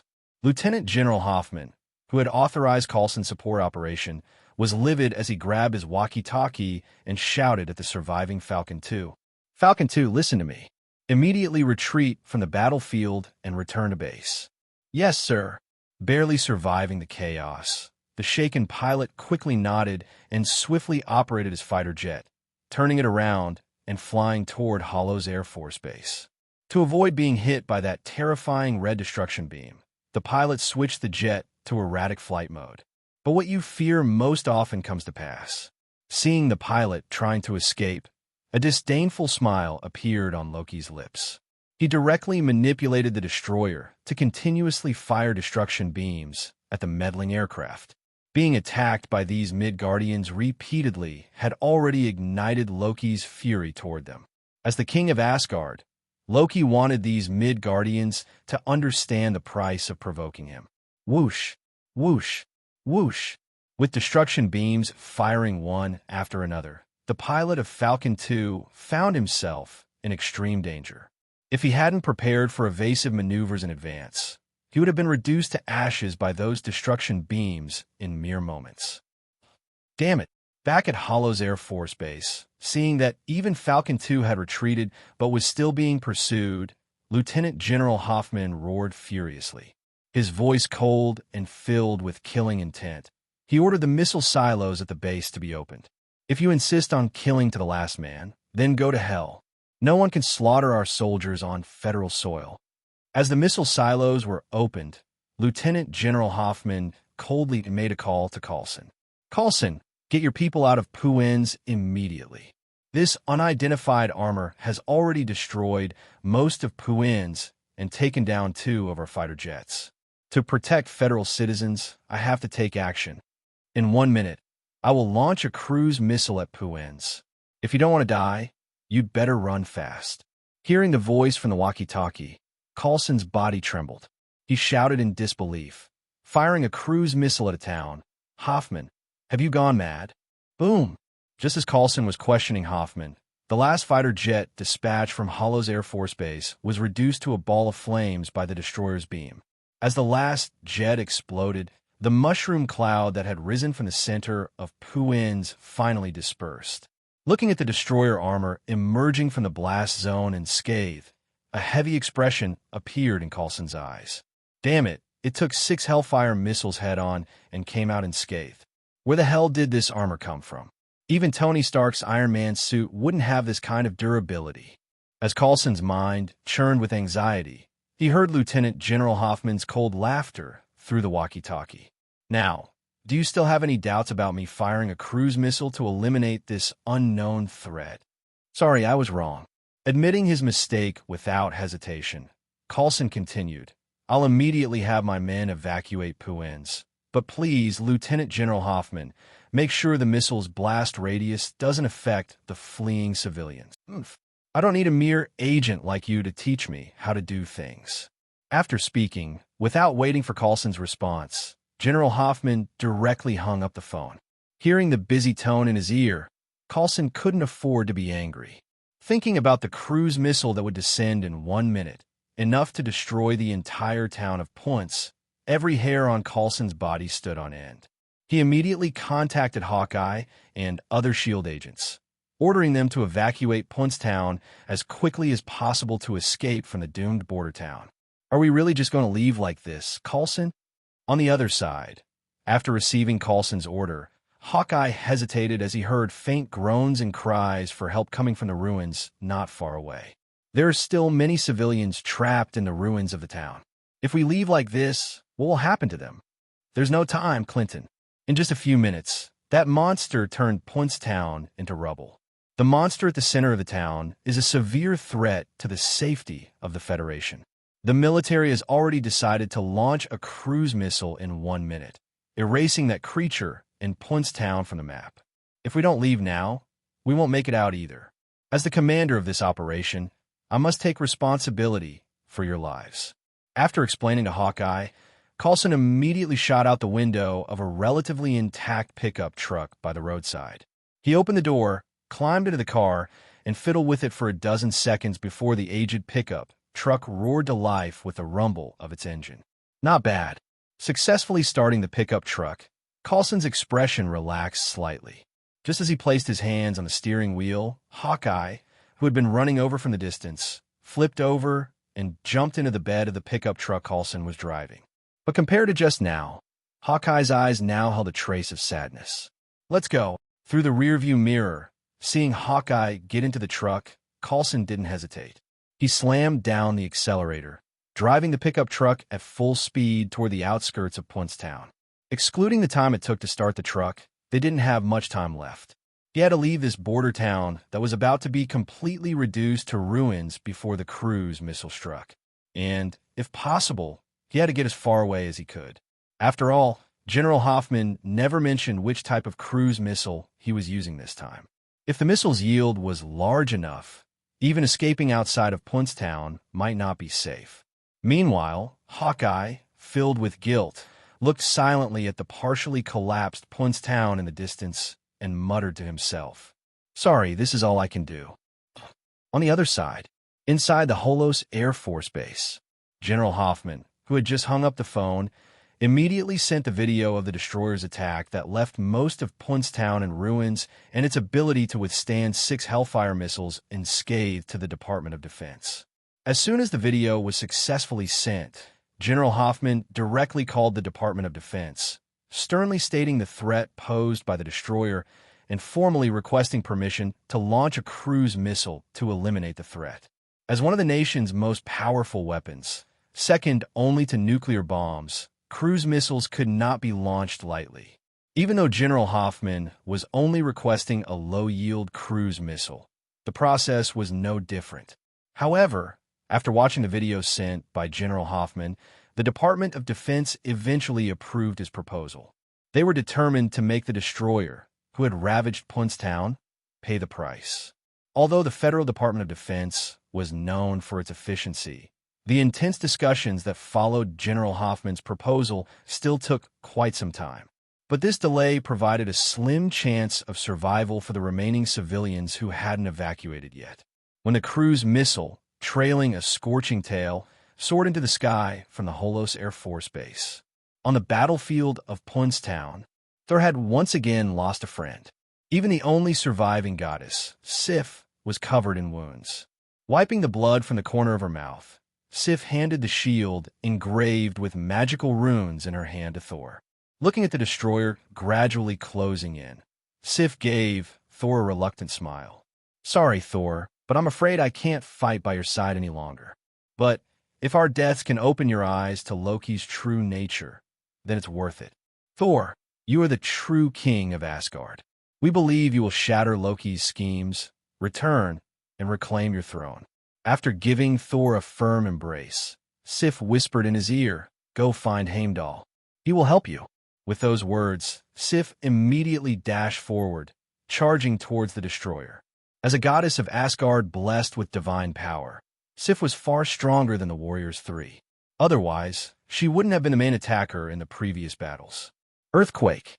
Covering 100 meters in an instant, Sif stomped her right foot, infused with the power of the earth, just as the destroyer's body began to glow red, preparing to unleash an attack. With a flash of earthy yellow light, the ground beneath the destroyer instantly collapsed, forming a deep pit several meters deep. Caught off guard, the destroyer plunged into the pit. Good opportunity. Seeing the destroyer buried in the pit she had created, Sif's eyes lit up. Without hesitation, she channeled most of her divine power into her right hand and smashed her fist into the ground before her. Under the force of Sif's divine punch, the ground shattered instantly. An incomparably heavy punch force penetrated the ground and seemed to gain some sort of power boost, crushing toward the destroyer in the pit like a tidal wave. Tricks of the week. Half buried in the pit with only its head exposed above the ground, the destroyer uttered these disdainful words. Then, the destructive beam that had been charged up was suddenly unleashed. The next second, the destructive beam, imbued with the power of annihilation, clashed fiercely with the attack propelled by Sif's earth power. Boom! In an instant, dirt and stones exploded everywhere. Sif's strike, empowered by the power of the earth, could easily bring down a tall building.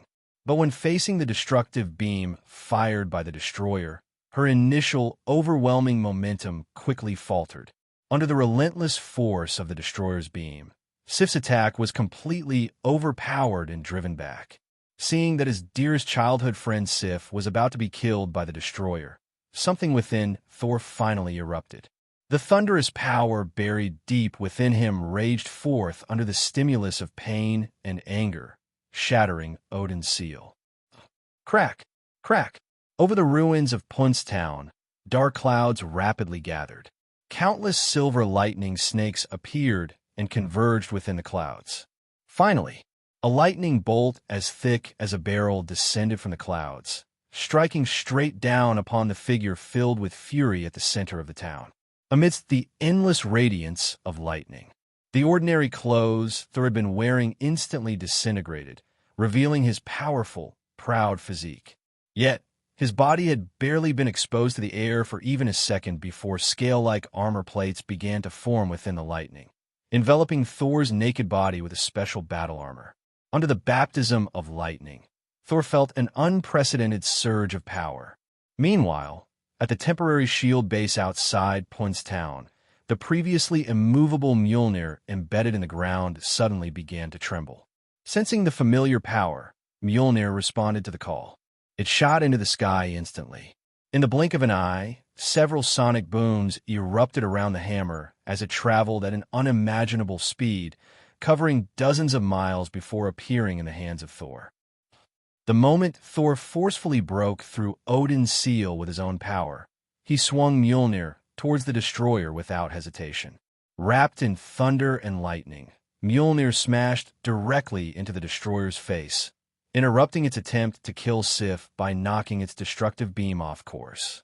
Seeing that powerful figure surrounded by lightning and clad in a red cape reappear before her, Sif's eyes flashed with unmistakable joy. Thor! With a wave of his hand, Thor called Mjolnir back to him. Surrounded by raging thunder, Thor looked at Sif and said, "Sif, you should rest. I will handle the destroyer from here." At this moment, Thor, who had forcefully broken through Odin's seal by unleashing the powerful divine energy within his bloodline, was far stronger than the Thor in the original story, who had to sacrifice himself to end the battle and earn Odin's forgiveness. Feeling the raging thunder power swelling within him, Thor's eyes glowed with silver lightning as he cast a cold glance at the destroyer in the distance. Having ascended to a whole new level of thunder power, and with Mjolnir now returned to his hand, Thor was confident he could defeat even the mighty destroyer armor, which had been forged with great effort by his father and had once swept through the 9 realms. Thinking of this, Thor stared coldly at the destroyer and said, "Loki, it's fine if you target me, but you should never have targeted my friends, nor should you have killed them." On the throne of Asgard, seeing Thor's powers fully restored through the destroyer's vision, Loki's expression turned grim. "Damn it, why? I didn't even touch Thor. I only killed a few traitors, yet Thor has awakened. Righteousness? Trials? What nonsense! What he's doing now has nothing to do with justice or kindness." As he spoke, a hint of indescribable disappointment flashed through Loki's lowered gaze. "Father, you are so biased. In that case, don't blame me." Closing his eyes and burying that final trace of hesitation deep within his heart, Loki removed all restrictions on the destroyer and gave his order. Destroyer, kill him. Kill them. Kill everything alive before you. Understood, Your Majesty. Hearing the cold, mechanical voice coming from the destroyer, Loki handed over all authority concerning Earth to the destroyer, which had long since developed a will of its own. As for himself, he had something even more important to attend to. Leaving the palace, Loki rode to the Rainbow Bridge and, without wasting any time, used the casket of ancient winters to freeze Heimdall, who guarded Asgard's gate, solid at the entrance. Looking at Heimdall, who was now encased in ice, Loki said coldly, "I suppose you've already seen the fate of Hogun and the others, secretly allowing traitors to descend to the mortal realm. Heimdall, the crime you committed this time is no less than theirs. In consideration of your thousands of years of guarding the gates of Asgard, I will give you one more chance. But if you fail to grasp this opportunity, don't blame me for finding a new, impartial guardian for Asgard." Just as Loki became utterly disillusioned with Odin's favoritism and resolved to carry out his plan, a fierce battle was simultaneously unfolding on Earth. With all restrictions lifted, allowing the destroyer armor to act freely, its combat ability, augmented by Odin's previous battle experiences, was far superior to what Loki could achieve while controlling it. Even when facing the immensely enhanced Thor, the destroyer fought on equal footing. Just as Loki became completely disillusioned by Odin's favoritism and resolved to carry out his plan, far away on Earth, an unprecedented battle was breaking out. With all restrictions lifted and the destroyer armor now free to act on its own, drawing upon Odin's past combat experiences as a reference, its combat ability had dramatically increased compared to when Loki controlled it. Even when facing the massively enhanced Thor, the destroyer fought on equal footing. What's going on? How did the destroyer suddenly become so much stronger? That coward Loki, who always hides behind others during battles, when did he gain such combat skills and experience? On the ground, Sif's body was covered in wounds. She stared at the destroyer, which was now visibly far stronger than when it fought her earlier. Her face was filled with confusion and disbelief. Judging by the terrifying combat methods displayed by the destroyer, the way it fought her earlier was as if it was merely toying with her, not even bothering to exert its full strength. Only when Thor's power was fully restored, and he returned gloriously, did the destroyer start taking the battle seriously. Were these combat techniques and skills really something that coward Loki could use? Wait, did I ever truly understand Loki? A hint of doubt flashed through Sif's mind, and she realized she had never really understood Loki at all. Back then, Loki was just Thor's shadow. Although he enjoyed pranks, he didn't seem evil. He would never have done something like this, murdering former companions for the throne of Asgard. He had never even shown the ambition to compete with Thor for the throne of Asgard. If everything in the past was merely a facade Loki maintained, then how difficult would it be for him to hide his true strength? Was Loki really just a master of magic? Perhaps, while we mocked him for hiding behind Thor during battles, he was secretly laughing at our foolishness. Sif, who knew very little about the destroyer's automatic combat capability, mistakenly attributed the destroyer's sudden surge of power to Loki's cleverness and deep deception. And this misunderstanding immediately caused Sif to feel a profound sense of dread toward Loki. Sif's thoughts were completely unknown to Thor, who was currently fighting the destroyer. Instead, as the battle continued, Thor gradually mastered the surging thunder power within him and began to enjoy the fight. Good. I haven't had such a satisfying battle in a long time, but I think it's time to end all this. Having gained a certain understanding of his greatly enhanced power, Thor raised Mjolnir, which was spinning continuously, and soared into the sky. As Mjolnir kept spinning in his hand, a gigantic tornado instantly engulfed the destroyer. Under the force of the tornado's pull, even the tremendously heavy destroyer, trapped within the tornado, found its feet lifted off the ground, its body slightly floating. Buzz! However, just as the tornado managed to lift the destroyer off the ground, a destructive beam instantly shot toward the top of the tornado, where Thor was generating it with Mjolnir. Perfect timing. Thor, high up in the sky, showed no fear upon seeing the destructive beam. Instead, he swung Mjolnir and charged downward. In the next instant, Mjolnir, wrapped in silver lightning, collided head-on with the crimson destructive beam. Crack! Crack! The collision between Mjolnir and the destructive beam didn't produce a deafening roar. But beneath the deceptive silence, the destructive beam, unleashed by the destroyer's armor, shattered inch by inch under the immense force of Mjolnir's strike.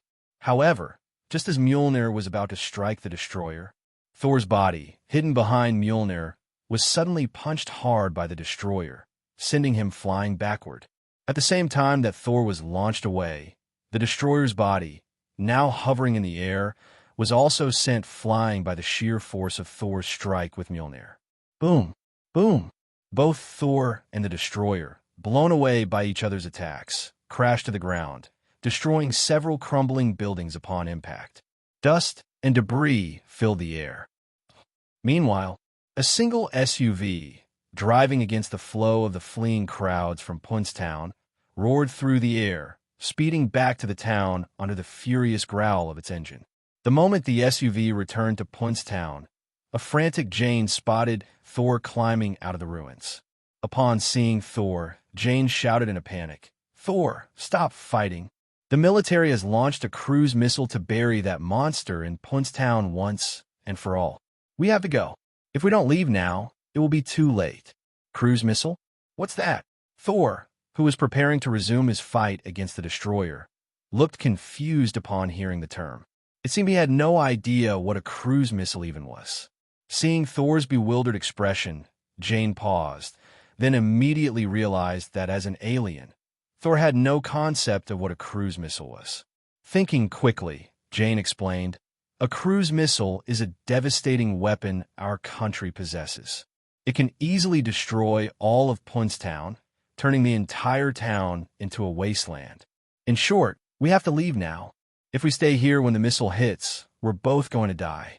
Hearing Jane's description of a cruise missile, Thor's expression immediately became grim. And not far away, Joker Eren, who had been watching the show, was momentarily stunned. What the hell?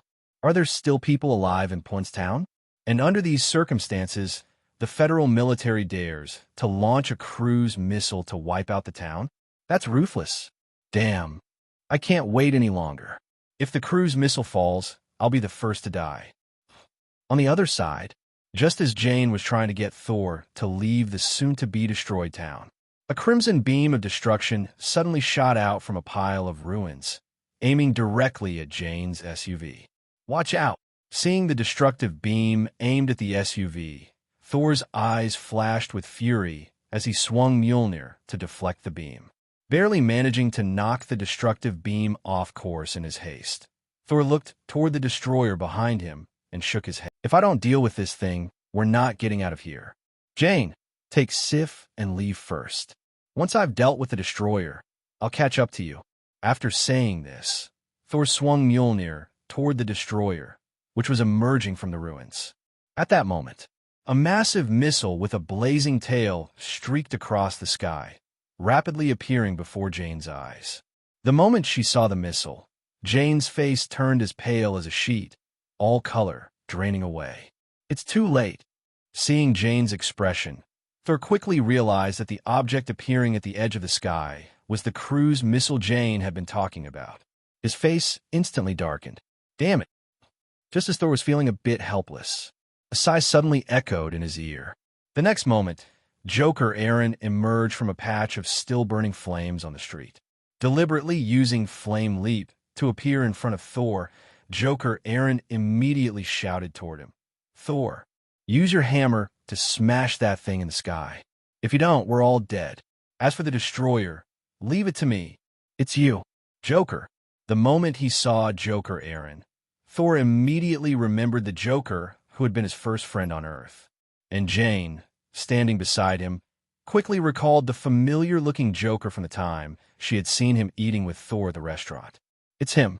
After acknowledging this in her mind, Jane watched as Thor eagerly responded to Eren. "All right, I'll handle the thing in the sky." I'll leave the destroyer to you." Without further ado, the red-caped Thor soared into the air. Having learned from Jane just how terrifying the power of a cruise missile was, Thor had no intention of letting that deadly weapon reach Punt's town.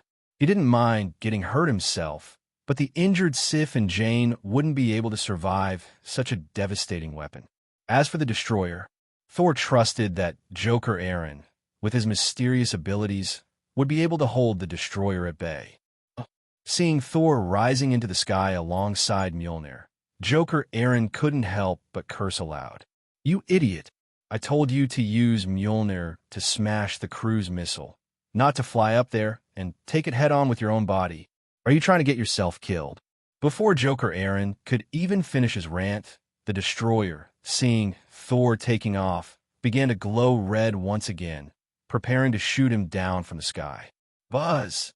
But just as the destroyer was about to fire, Thor, who was supposed to be in mid-air, suddenly disappeared from its sight. Fortunately, Thor's figure reappeared within the destroyer's vision shortly after. Momentarily confused, the destroyer hesitated before finally firing its destructive beam at the Thor it saw. Good. Seeing the destroyer fall for his illusion and blast a vulture out of the sky instead, Joker Eren finally let out a sigh of relief.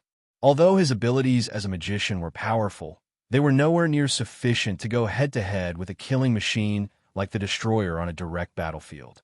It was precisely because he saw the destroyer being affected by the realistic illusion he created that Eren could relax a bit.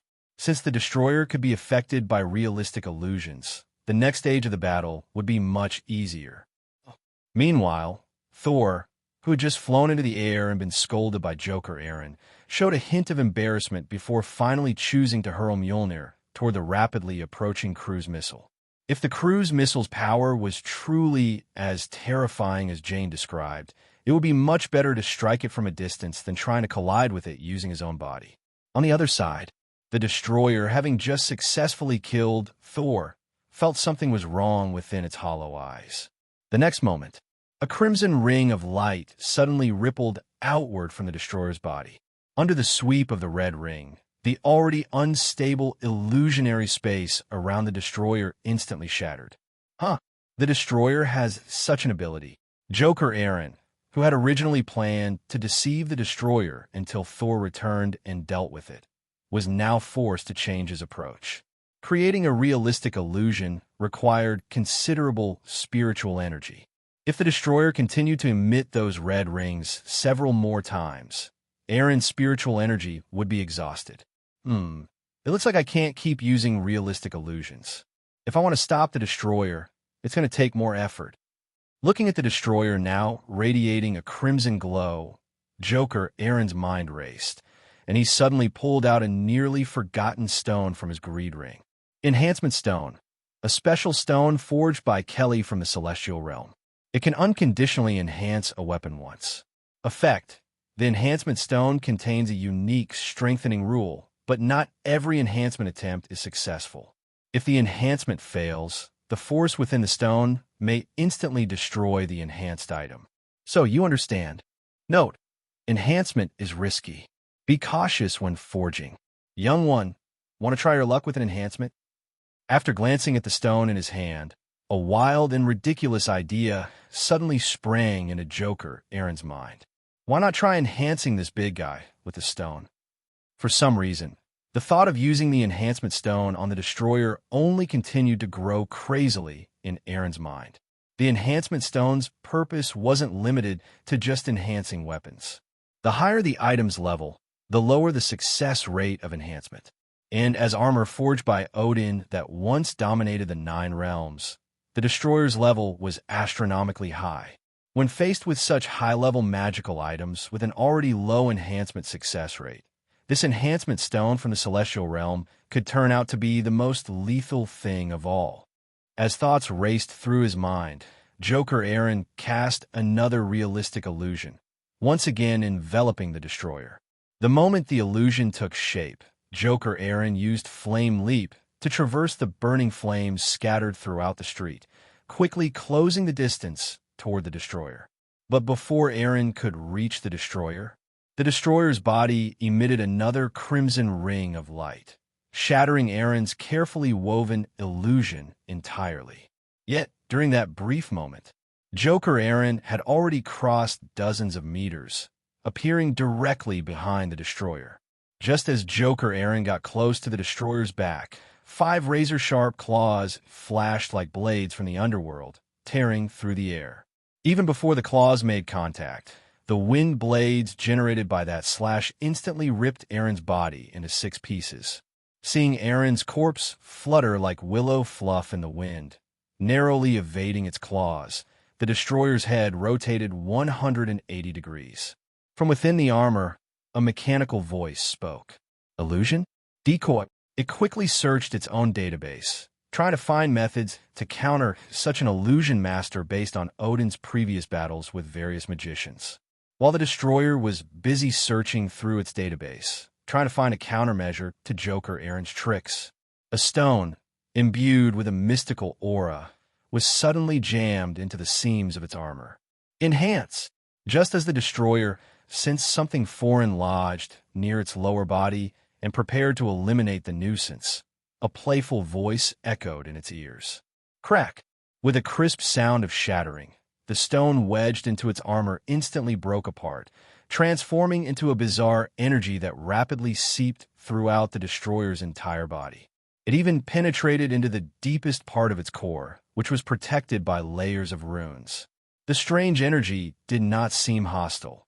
Instead, it radiated an aura known as evolution.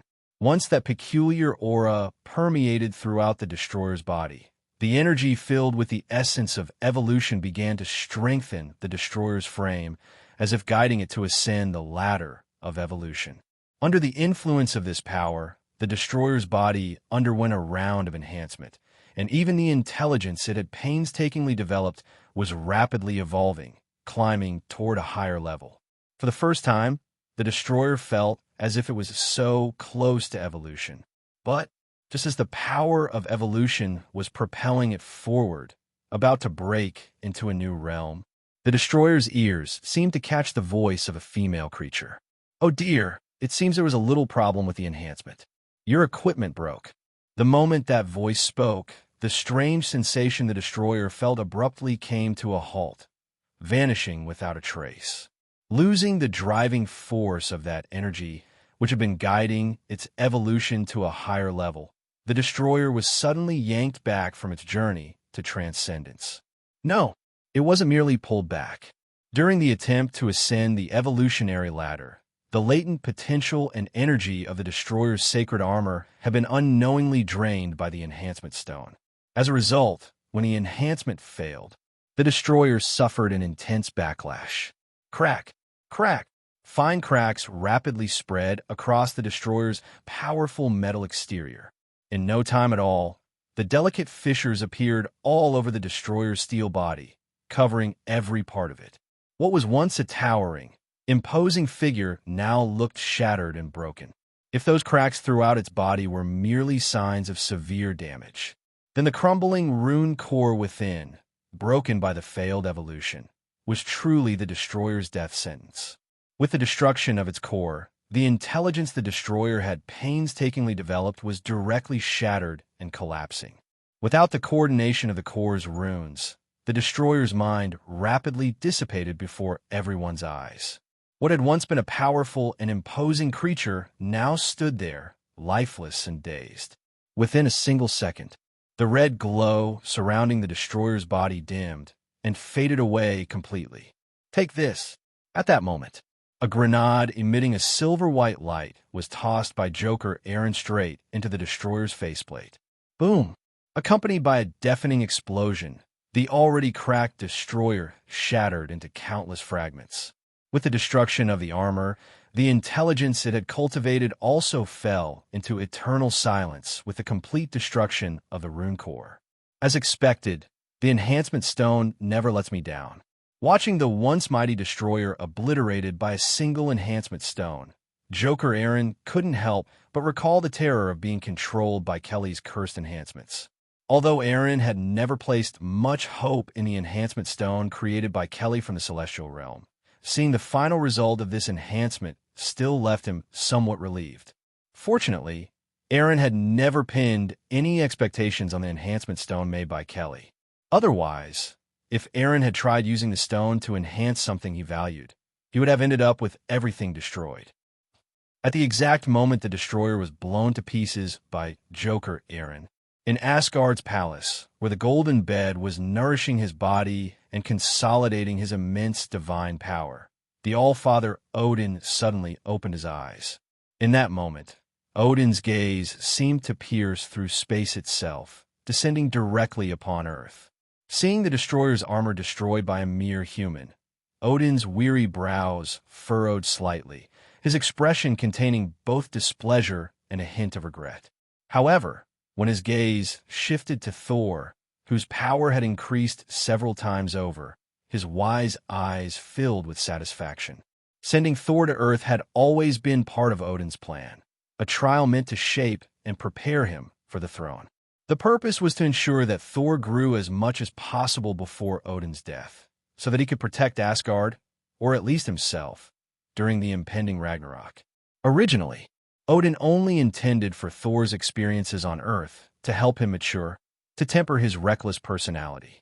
But unexpectedly, those experiences stimulated Thor to break through his limits and elevate his power to a whole new level.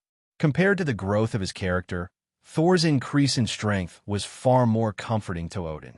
After all, during the approaching Ragnarok, great strength would be far more important than any character. Aside from feeling a slight regret over the destruction of the powerful destroyer armor, Odin didn't care at all about the deaths of the warriors 3 on Earth.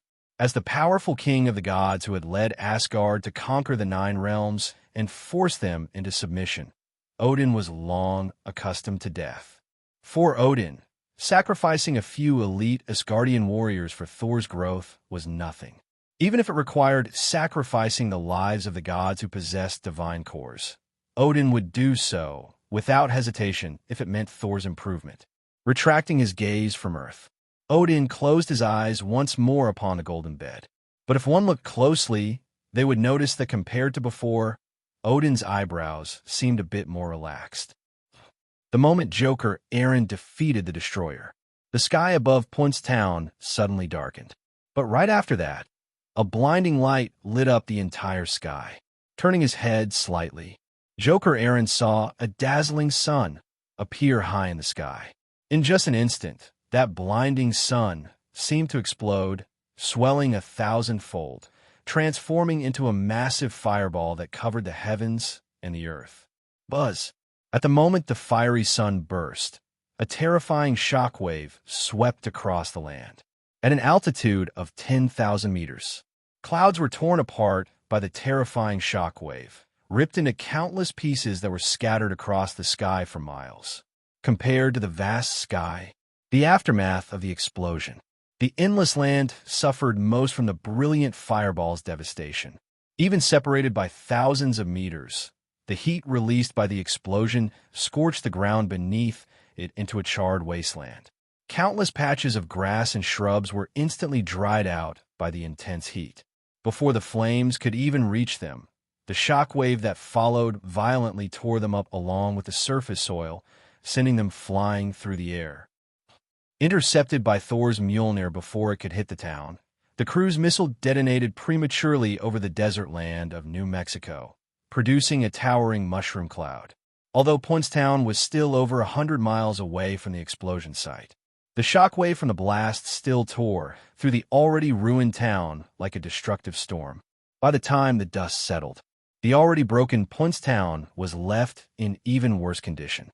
And those who remained in the town, like Jane and Joker Eren, all found themselves covered in dust and debris from the explosion. But compared to those closer to the explosion site, they were undoubtedly far luckier, because at the very least, they were still alive. Those closer to the blast, even if they weren't incinerated by the intense heat, likely didn't survive the shockwave that followed. And among those unfortunate ones were some of the Puntstown residents who had fled toward the direction where the cruise missile was approaching. While Jane and the Asgardian goddess Sif were still overwhelmed by the terrifying power of the cruise missile, A figure clad in a crimson cape rapidly descended from the sky. Seeing the countless fragments of the destroyed destroyer scattered across the ground, Thor, who had successfully intercepted the cruise missile and was feeling rather pleased with himself, suddenly stiffened. Even the way he looked at Joker Eren grew far more serious. No matter where, the strong always earned respect. And for Joker Eren to have defeated the destroyer during the short time Thor spent intercepting the missile meant he was undeniably a formidable warrior worthy of respect. Not only Thor, the goddess Sif, who was being supported by Jane, also looked at Joker Eren with a gaze filled with fear and caution, having seen him use such bizarre methods to easily shatter the powerful destroyer. Compared to Sif, however, Thor quickly recovered from his shock and stepped forward with open arms, seemingly intending to give the bent-over Joker Eren, who was picking up fragments of the destroyer's armor, a bear hug. "Hey, thanks, Joker. I knew you could do it." Avoiding Thor's hug with a look of disdain, Joker Eren snapped, "Sorry, Thor, I only accept hugs from beautiful women." Hearing Joker Eren's words, Thor didn't mind at all and instead let out a hearty laugh. "Haha, beautiful women? No problem. As long as you come with me to Asgard, I guarantee that a powerful warrior like you will be showered with the admiration of many Asgardian beauties." Asgard. Joker Eren glanced at Thor, a thoughtful expression on his face. "Are you inviting me to Asgard?" "Of course, my friend." Thor responded eagerly, but after thinking for a moment, he changed his mind. He shook his head and said, "However, before that, I still have some family matters to deal with. Once I've settled those issues, I'll personally invite you to visit Asgard." With that, Thor turned his head towards Sif and said, "Sif, gather the bodies of Hogun and the others. We're going back to Asgard to demand an explanation from Loki." Upon hearing this, Sif's expression immediately turned passionate with excitement. Yes. Suppressing her emotions, Sif freed herself from Jane's support and walked over to where Hogun's severed head lay. Rip. Looking at the lifeless head of his friend, Thor tore off a piece of his Thunder Robe's cape and wrapped up Hogun's head along with the remnants left by Volstagg and Fandral. "Hogun, Volstagg, Fandral, let's go. I'll take you home." Thor. Just as Thor was about to leave, Jane, who had driven all the way back to Puin's town, her eyes filled with reluctance, called out to him. Seeing this, Thor handed over the wrapped belongings of the three fallen warriors, including Hogun's head, to Sif. Then, he stepped forward and gave Jane a hug. After a tender moment, Thor leaned in and whispered in her ear, "Sorry, Jane. I have to leave for a while. Once I've dealt with matters in Asgard, I'll come back for you, I swear." Before Thor could finish, his lips were suddenly sealed by a warm kiss. XXXXXXXXXXX. After an intense moment of passion, Jane gently pushed Thor away and said softly, "Go." She was a rational woman. Not wanting to make things harder for Thor, she chose not to express her longing or worry, but instead offered quiet support.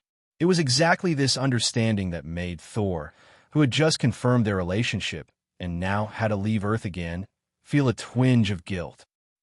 After bidding farewell to Thor, Clown Eren, who had raced back to Puin's town ahead of S.H.I.E.L.D. to collect all the fragments of the destroyer into his ring of greed, quickly left the area.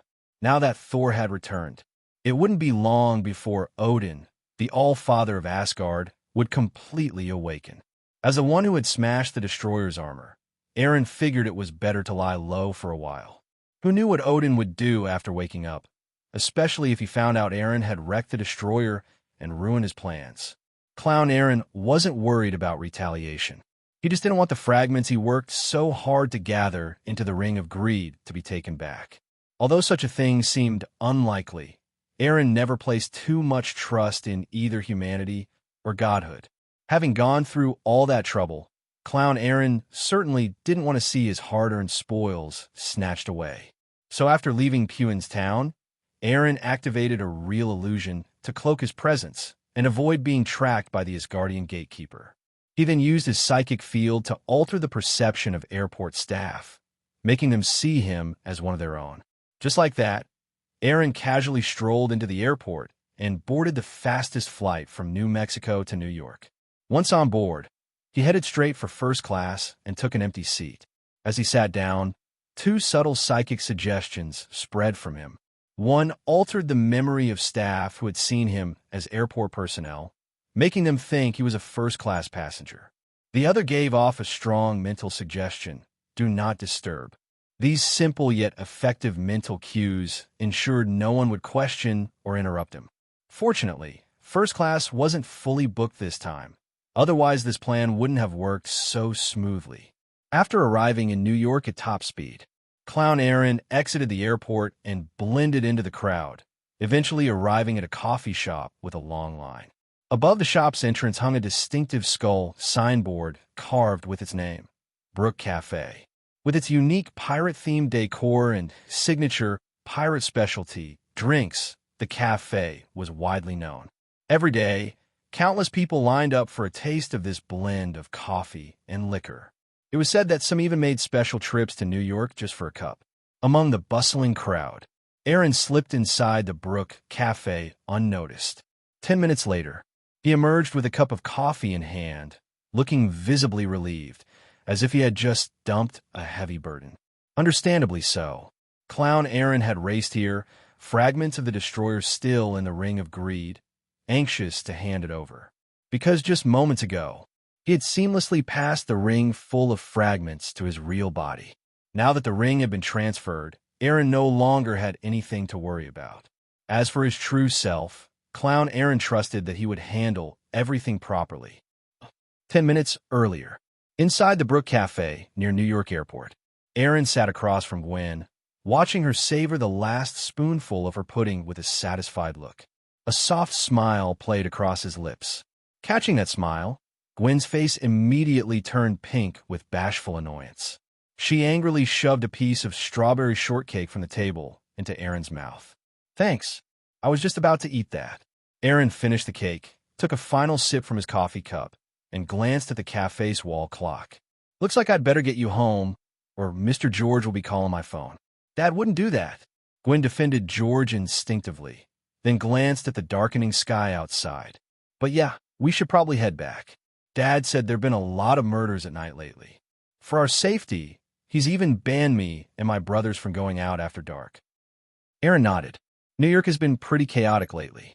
Even Chinatown's getting messy. I heard Iron Man, Tony Stark, was ambushed there last night.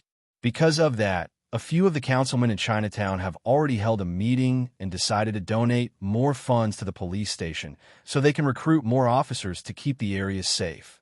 Tony Stark. Hearing that name made Gwen's eyes light up. After hesitating a bit, curiosity got the better of her. "Can you tell me what happened?" "My dad said Tony Stark survived the attack only because he hid in your house." "Well, I wouldn't exactly call it hiding. That guy nearly smashed down my front door." If the sound of police sirens hadn't scared him off, the headline today might have been Iron Man found dead, not Iron Man survives attack. "Really?" Gwen blinked her big, bright eyes at Eren, clearly doubting that things were as simple as he made them sound.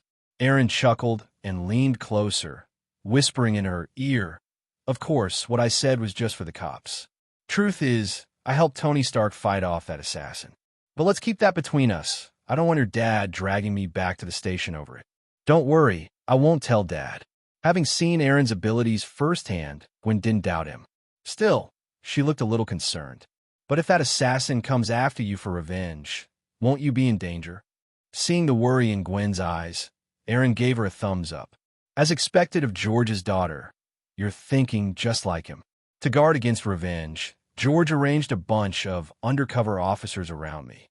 He even sneakily pointed toward a direction outside the cafe, showing Gwen several plainclothes cops disguised as civilians.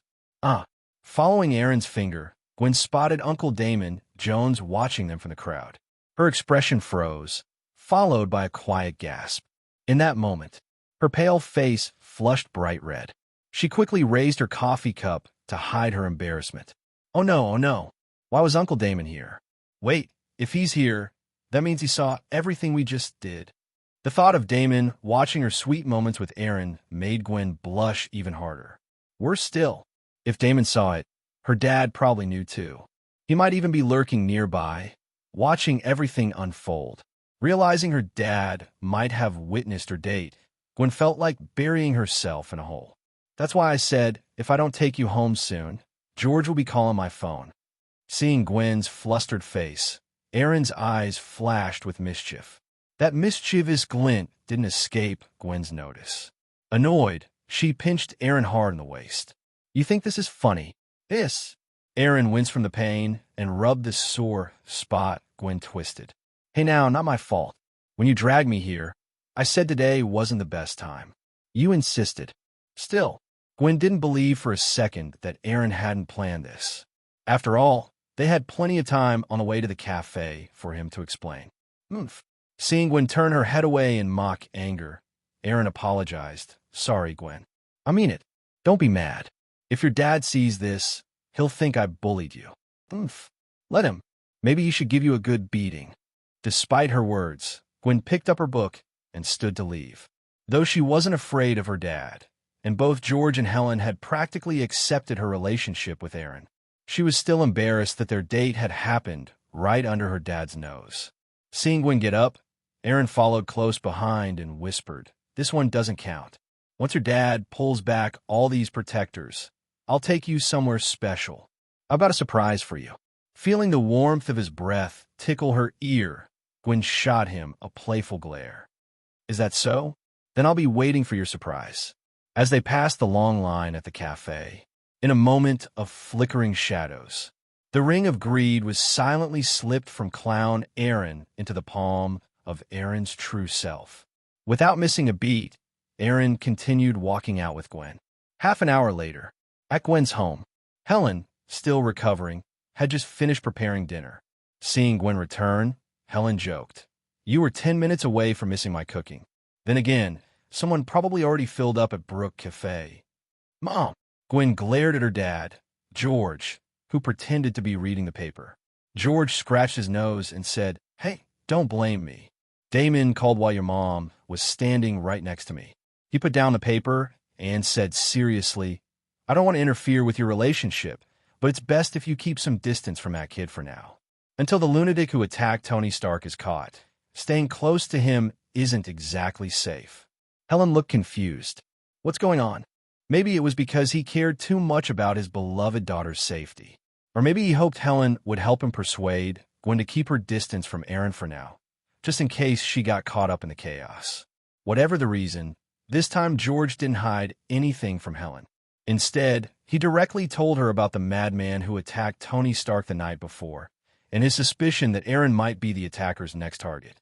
But contrary to George's expectations, Helen didn't seem as worried as he thought she would be. Instead, she smiled and hugged Gwen, then leaned close and whispered in her ear, "If it's Eren, I believe he'll protect you. But with certain matters, I hope you two stay safe. Don't go overboard and cause any accidents." Clearly, the safety Helen referred to and the safety George meant were completely different things. Realizing what her mother meant, Gwen's face instantly turned bright red. "Mom!" With a flustered stomp, Gwen skipped dinner and fled straight to her room. Chinatown. Inside Eren's increasingly eerie old house. Back in his sanctuary, Eren took out the ring of greed he had just retrieved from his clone and initiated a spiritual jump. Using that mysterious connection, he projected his spiritual body into a deeper layer of the balance space. Upon entering, Eren didn't linger. He went straight toward the scales of fate. Once near them, Eren took out one fragment after another of the destroyer armor from the Ring of Greed and spoke softly toward the massive scales above the River of Destiny. Exchange. As soon as the words left his lips, a miniature version of the giant scales, countless times smaller, appeared as a projection before him. Eren pushed all the destroyer fragments onto one side of this projected scale. Then, a faint voice or thought or concept appeared deep within his mind, as if asking him what he wanted to trade for. What to exchange? Eren had already decided. Ever since his trump card, the Angel's Scepter, which summoned a six-winged angel, had been used, he had been feeling insecure without a backup life-saving tool. The Angel's Scepter had a 3-month cooldown. In the meantime, Eren felt it was necessary to obtain something else to fill that gap. This time, if possible, he hoped to exchange the destroyer fragments for a life-saving trump card, or perhaps an item with powerful offensive capabilities. Compared to magicians with their endless survival tricks, what Eren truly lacked was raw firepower. However, what worried Eren was whether these shattered pieces of destroyer armor were enough to get him what he wanted. If he had the complete armor, he'd have no doubts. But now, all he had were fragments. As he considered his options, 3 phantom projections began forming on the other side of the scale. The first was a translucent, blood-red crystal. Blood core, the only relic left behind after the death of Count Dracula from another world. When placed in the heart and melted with one's own blood, it grants the ability to resurrect from death. Even if the body is shattered into 1,000 pieces, as long as a single drop of blood remains, the body can reform under mysterious laws. Note, unless I no longer wish to live, no one can truly kill me. Dracula. Tip. After melting the blood core, the user will unknowingly absorb a portion of Dracula's blood and gradually begin to transform into a vampire. The longer time passes, the more severe the transformation. Upon using the blood core to resurrect, the user will become a vampire. A vampire? Though tempted by the blood core's terrifying resurrection ability, Eren didn't want to become a vampire. Not to mention, vampires had way too many weaknesses. Sunlight crosses silver. He wasn't about to give his enemies that many obvious openings. So his eyes quickly moved past the blood core and settled on the second phantom. Pacifist, modified version, an advanced technological creation from a world surrounded by oceans. After that world was devoured by an eldritch entity, it underwent a terrifying mutation, becoming significantly stronger. Note, that encounter seems to have imbued it with unique traits. To become its master, you must share its peculiar tastes. Quote, Master, let's go on a trip together. Pacifist Unit 666. Tip. After being consumed by an unknowable being, Pacifist Unit 666 developed a love for danger. It enjoys traveling to perilous places, fail to meet its demands, and it may go on strike in protest. Eren blinked. A battle mech. That was a travel addict? Shaking his head, he moved on. Then came the third option, a phantom projection of an inverted magical ritual array. Byron's conversion array. Created by a battle mage in another world, this array, once set up, can draw power from the void and convert it into energy that nourishes the physical body. Note, using this, Byron eventually became the strongest melee mage in his world. Of course, he also ended up hunted by various void lords, and was eventually slain by a Hell Duke whose power he had drained. Tip: when drawing and converting power from a void, be careful of the Void Lords. If discovered, they won't hesitate to crush you like an ant. Eren's eyes lit up the moment he read this. Perfect. An array that converts dimensional energy into physical strength. This was exactly what he needed. With Byron's conversion array, he could use his cosmic brain meditation technique to temper both mind and body, no longer just barely surviving, but genuinely powerful. Compared to the other two, he didn't hesitate long. Eren selected Byron's conversion array. Give a man a fish, and you feed him for a day. Teach him to fish. Both the Blood Core and Pacifist unit could offer immediate boosts, but they were tainted with side effects and dependence on external power. Byron's array, however, offered power that became his own. Once chosen, a small array phantom appeared in Eren's palm. It was a solidified version of Byron's conversion array. As soon as he exited the balance space, he could pick a location and cast it, marking the world with this array and converting void energy into physical enhancement. Eren stared at the densely packed runes on the miniature array, feeling a bit dizzy. Returning to the real world, he asked Oddball to clear a room on the 3rd floor for training. As the spirit of the house, that kind of thing was easy for it. In seconds, Oddball had created a spotless, semi-sealed room. Go! Once the room was ready, Eren flicked the array out of his hand. Immediately, the array expanded hundreds of times over. At its center, The countless runes transformed into golden rune chains that embedded themselves into the void, anchoring Byron's conversion array to space itself. Eren's eyes glinted with intensity as he activated his spirit vision to the max. Unfortunately, he didn't know enough about magical rituals or arrays. Otherwise, he might have learned even more from it. Crack, crack, as the rune chains burrowed into the void. The magical core of Byron's array embedded itself in the ceiling. The void around it rippled and distorted. Then the array vanished in a golden light. Did it work?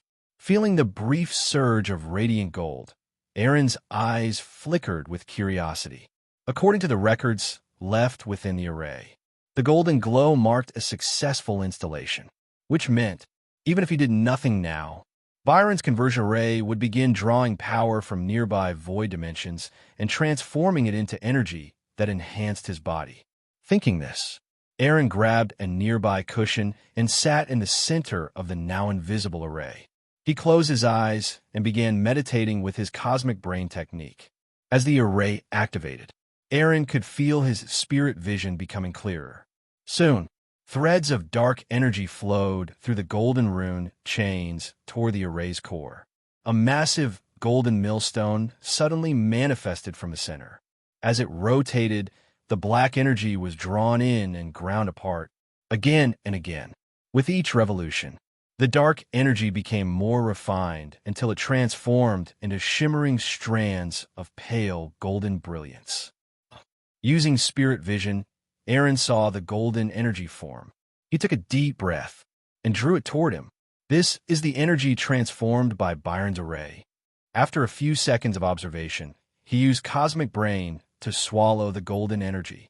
The moment it entered him, a searing heat erupted from his head, surging throughout his entire body. His mind became extraordinarily clear. Immediately, Eren centered himself, formed seals with his hands, and guided the energy into every corner of his body. His hands moved rapidly, forming one seal after another like dancing butterflies. Soon, white mist escaped his pores, along with strands of foul-smelling black sludge. Half an hour later, after absorbing another round of golden energy from the rotating millstone, Eren finally opened his eyes and emerged from deep meditation. With a thought, he unleashed a burst of explosive power from every part of his body. Not just power.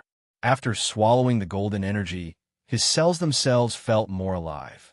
Feeling the changes in his body after digesting that wisp of golden energy, a flash of astonishment crossed Eren's face.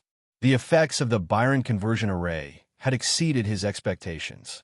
However, if he wasn't mistaken, the energy the array had just drawn from the void seemed to be dark energy from the dark dimension. But Dormammu was always the being that the Ancient One was most vigilant against. To protect Earth from being devoured by the dark dimension, the Ancient One had always strictly guarded against its influence. She had sealed off any erosion of dark energy from that realm. By logic, even if there were traces of the dark dimension's power on Earth, it should have only been a few stray remnants summoned by Dormammu's cultists. Not like this, where the Byron conversion array was drawing it constantly and abundantly from a void. Looking at the array still in operation, drawing out tendrils of dark energy, Eren shook his head slightly. Looks like the Ancient One's current situation is even worse than I imagined. But after frowning for a bit, Eren chose not to dwell on it. If the sky was falling, there were bigger people to hold it up.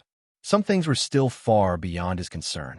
Instead of worrying about that, it was better to think about how he was going to make Gwyn happy at the upcoming dance. Maybe it was because all the recent chaos had finally passed. Or maybe even the villains of this world needed a break. In the days that followed, a rare calm settled in. Soon, the weekend arrived. As night fell, Midtown High's gymnasium lit up in dazzling colors. The brilliant lights shining through the giant glass panels cast a magical glow over the entire campus. Though low-key in design, the event carried a subtle air of luxury and grandeur. Naturally, as one of New York's prestigious elite schools, most of the students at Midtown High came from wealthy or influential families. and with the support of their parents.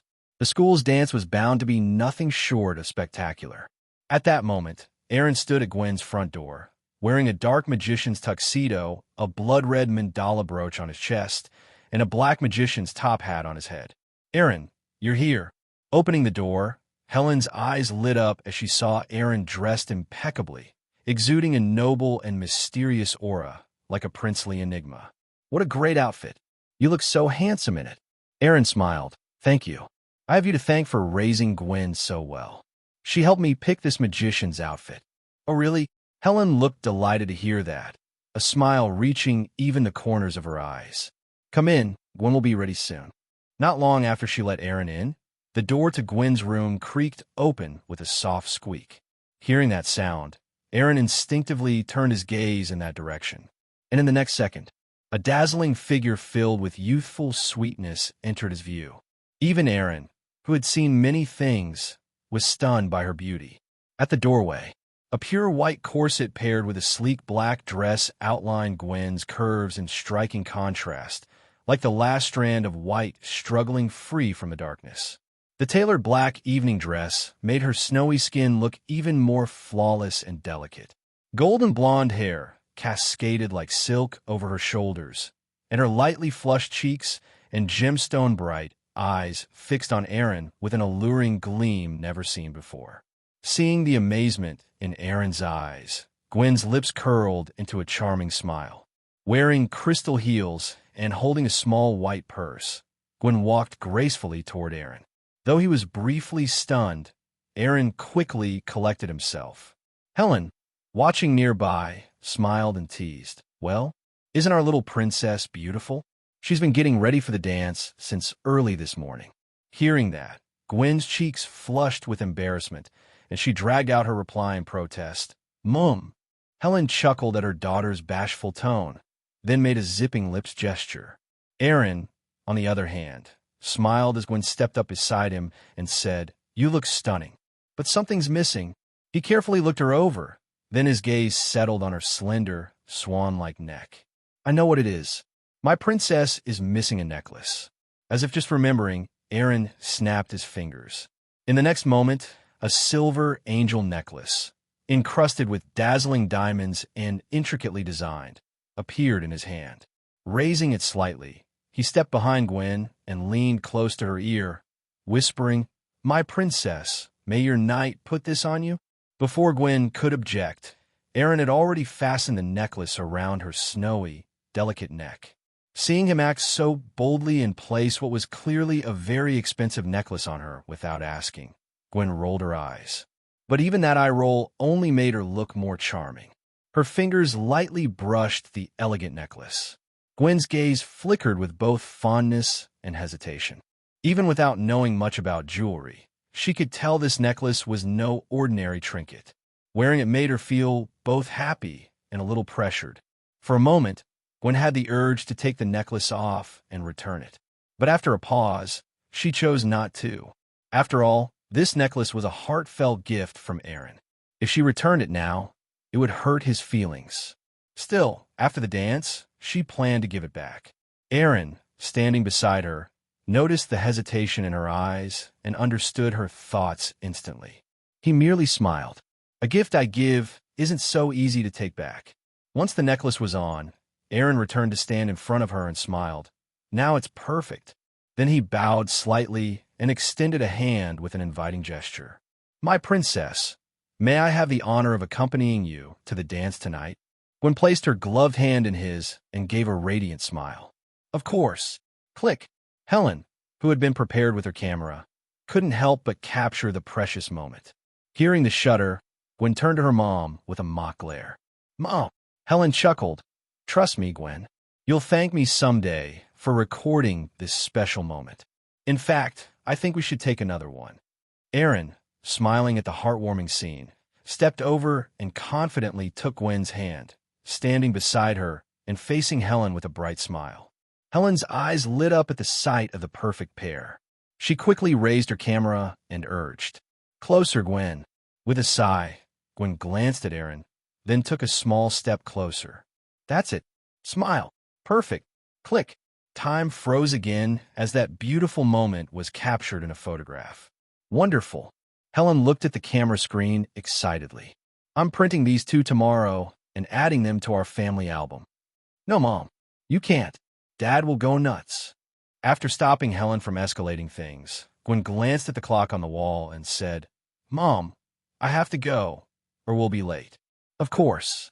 Helen walked them to the door hand in hand, then reminded Eren, take care of my baby. Eren smiled. Of course. It's my mission. I promise I'll have her back before midnight. Though most parents in the U.S. supported high school dances, to prevent things from getting too passionate, they often set certain restrictions, like curfews. Some even waited outside the school to pick up their kids after the dance. Out of trust and affection for Eren, Helen had turned down George's offer to do so, instead simply asking that Eren bring Gwyn home safely before midnight. And Eren would never betray that trust.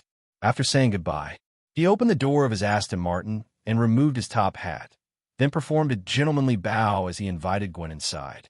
My princess, please. Gwyn, beaming at his gesture, picked up her gown and gracefully stepped into the passenger seat. After closing the door for her, Eren swiftly got in and started the engine. Vroom! With a low roar, the Aston Martin sped out of the driveway, racing toward Midtown High. As the engine roared, scenery blurred past both sides of the road. In the passenger seat, Gwyn gently touched the angel necklace at her neck, then reached into her purse and pulled out a small, ribbon-wrapped white box. Catching it from the corner of his eye, Eren glanced over and asked, For me? Thank you. Can I open it? Gwyn quickly shook her head. Of course, but only after you park. Nope, I can't wait. Trust me, I'm a better driver than you think. Before she could stop him, Eren reached over with one hand and deftly opened the gift box. Gwyn's big eyes widened in surprise. He opened the neatly wrapped box one-handed. Inside was a finely crafted black leather belt, smooth, delicately oiled edges, and a sleek alloy buckle that was both simple and stylish. Eren smiled. It's beautiful. I love it. Thank you, Gwen. But, he added with a grin, in my hometown, when a girl gives a guy a belt, it means she wants to tie him to her for life, to spend the rest of her days with him. So, Miss Gwen, are you ready to spend your life with me? The symbolism of gifting a belt wasn't just in the East. It carried the same meaning in the West.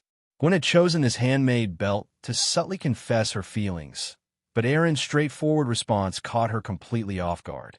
After a long pause, Gwen finally looked up with a flushed face and asked, Was that a confession? Of course. A bit sudden, a bit unpolished, but yes. I like you, Gwen. Will you be my girlfriend? I will. Eren, who was preparing to say more and convince her, suddenly heard her cheerful response. Stunned, he blurted out, What? I said I will. Turning to look at her, he saw Gwen resting her head gently on her shoulder, sapphire eyes twinkling as she winked playfully. Her nose was tilted up slightly, her lips curled into a mischievous grin, like a little fox that had just stolen a treat. After the dance invitation, Gwen had long confirmed her feelings for Eren. Otherwise, she wouldn't have been so jealous when Hillary invited him. And it was exactly that jealousy and the sense of competition that pushed her to prepare this gift. Although Eren's sudden confession caught Gwen off guard, she had planned on doing the same from the start. So how could she refuse? Seeing Gwen quietly trying to suppress a smile, Eren, who had just confessed for the first time and succeeded, couldn't help but smile as well. In front of Midtown High School, student council members, dressed in matching black formal wear, stood solemnly on both sides of the school gate, greeting incoming guests.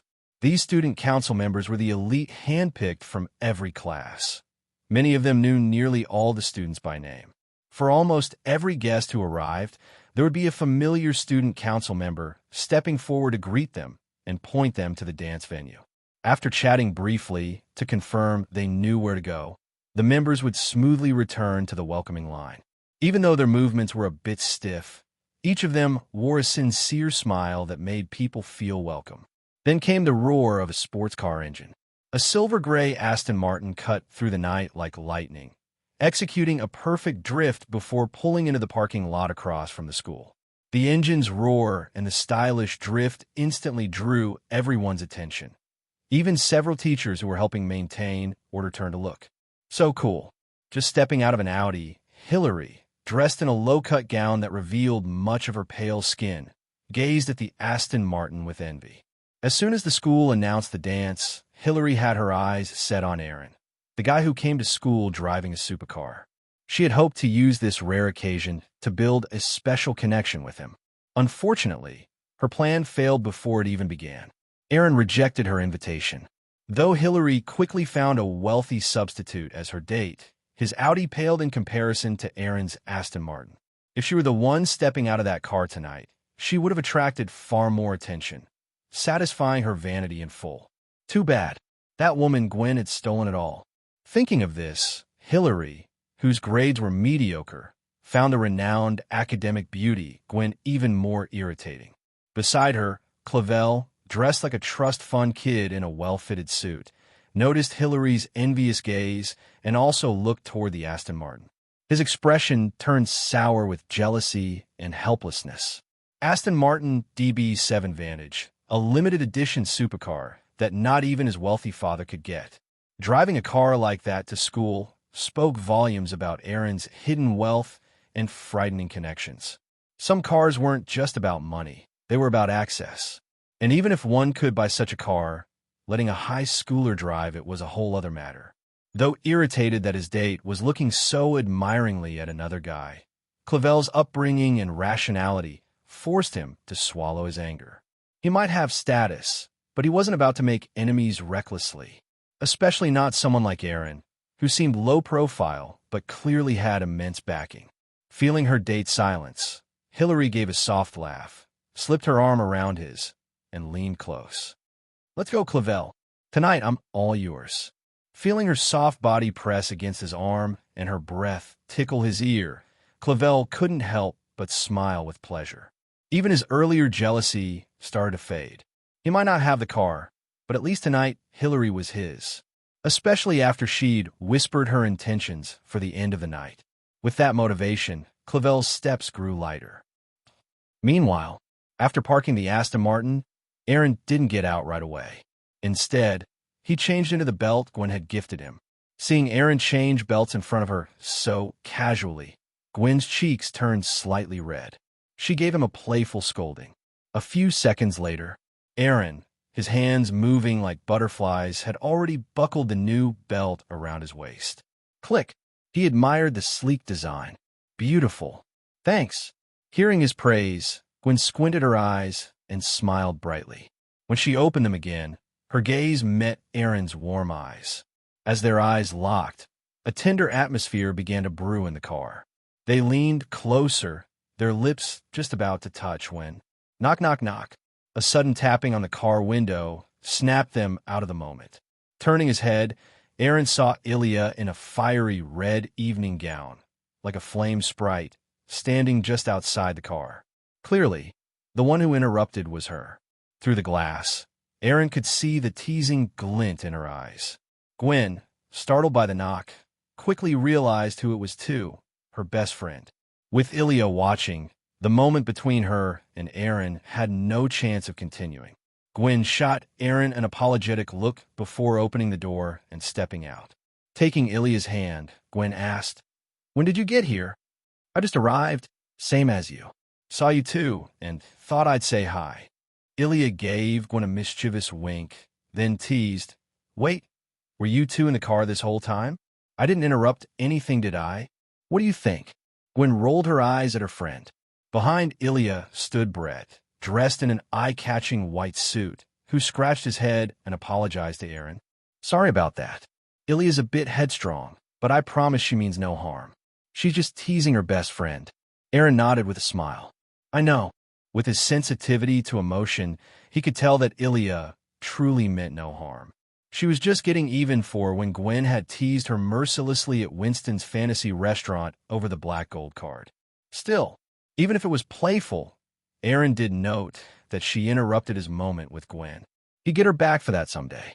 After some teasing and laughter, the group headed toward the school gates. before they even reached the entrance. Simon, a student council member from Eren's class, stepped forward to greet them. "Hey Eren, you made it. The dance is in the gym. I won't waste your time. It's starting in about 10 minutes. Head on in." Seeing Eren walking hand in hand with the campus goddess Gwen, Simon's eyes flickered with envy and admiration. As the others turned away, Simon discreetly slipped something into Eren's jacket pocket, gave his shoulder a firm pat, and whispered, "Bro, this is all I can help you with tonight. The rest's up to you. Have a great night." Eren reached into his pocket and felt a very familiar texture. His gaze turned strange as he looked at Simon walking off. As a classmate and student council rep, Simon was well known.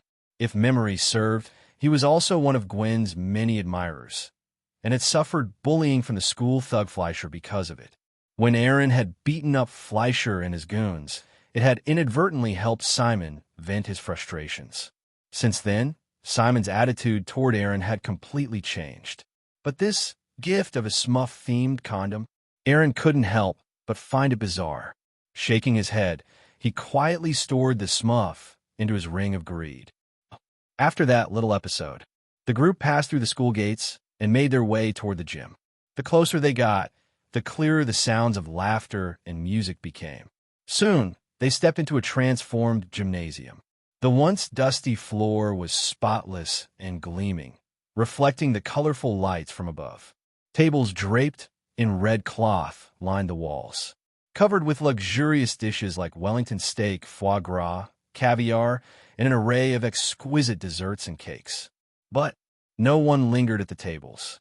Students in elegant attire wandered the venue with glasses of colorful drinks, chatting in groups or whispering in pairs.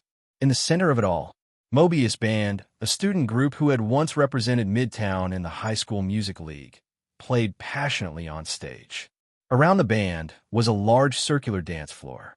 Though the dance hadn't officially started, some couldn't wait and were already dancing with their partners. Under the spotlight technicians' careful control, dazzling beams of light bathed the dancers, almost like blessings or encouragement. As the song ended, the dancing pairs bowed to the surrounding applause and stepped gracefully off the stage. They were amazing, clapping along. Gwen turned to Eren. "I hope we can dance like that when it's our turn." "Of course. Actually, we'll be even better. As long as we use what we practiced, we'll blow them away. Trust me." Eren nodded confidently and offered, "We've got a few minutes before it starts. Want to warm up on the dance floor." As time passed, more people crowded into the gym, making it feel lively, even packed. When Mobius Band played their final tune, the dance officially began. Countless couples stepped onto the floor, twirling to the music. Boys in black suits, girls in flowing white dresses. A swirl of elegance and romance. Even the air was filled with hints of pink. Unnoticed by others, Eren and Gwyn had also joined the dance floor. Arms around each other, they spun gracefully to the rhythm. In Gwyn's eyes, a strange gleam flickered as she gazed into Eren's face. "You're dancing much better than when we practiced." Eren shrugged. "Told you I'm a genius. Picking up things fast is just normal for me." "Oh, really? I thought you'd say you were secretly practicing." "Secret practice? Well, maybe a little, but far less than Gwen imagined." With Eren's photographic memory, memorizing dance steps and movements was easy, and his supernatural agility and coordination made performing them graceful and flawless. Honestly, it was almost a waste of talent. After just a few tango sessions, Eren had already surpassed Gwyn, the one who taught him in the first place.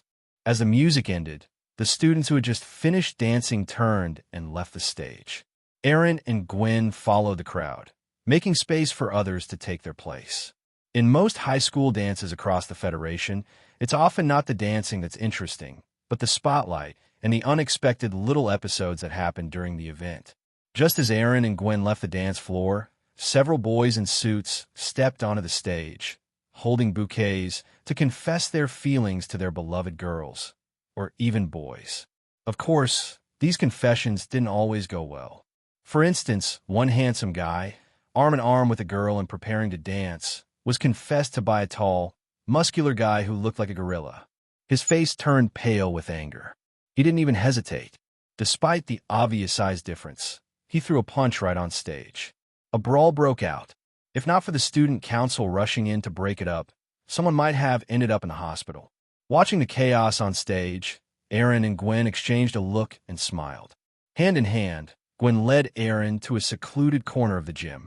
Eren, turning toward her, eyes meeting through intertwined fingers, Eren saw the radiant smile blooming on Gwyn's face. I had a wonderful time tonight.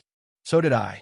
Gazing at Gwyn's brilliant, summer-flower-like face, a strong impulse surged in Eren's chest. Unable to resist, he lowered his head and moved in to kiss her soft lips. Seeing him lean in, Gwyn didn't dodge. On the contrary, she closed her eyes, anticipation fluttering in her heart. Just 2 meters away, Ilya and her boyfriend Brett were weaving through the crowd, looking around, clearly trying to find Gwyn. Where'd they go? I saw them here just a second ago. How did they disappear? Even though they were only a few steps away, it was as if Gwyn and Eren had been erased from sight. No matter how they looked, they just couldn't find them. It felt like those few meters had stretched into 1,000 miles. After a bit of fruitless searching, Brett sighed. Maybe we should stop? I doubt Gwyn wants us interrupting her right now. Ilya rolled her eyes. What are you thinking? I'm not some light bulb tagging along on purpose. I was looking for Gwyn because Bunai's from the student council messaged me. He needs help in the infirmary. Infirmary? Brett asked, puzzled. What happened? Isn't the school nurse on duty? Why would they need Gwyn of all people? Ilya shrugged.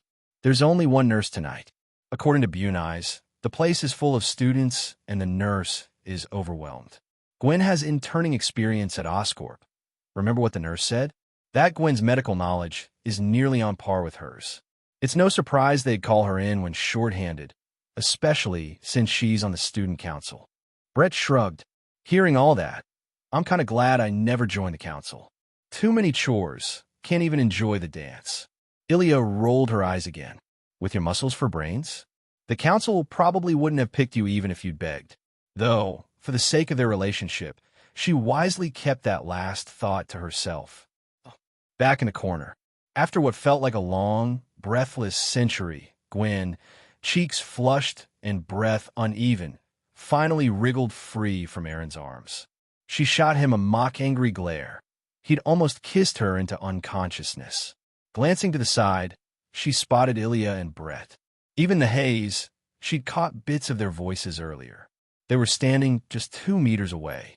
Yet despite their proximity, their eyes seemed to skip right past Eren and Gwyn as if they didn't exist.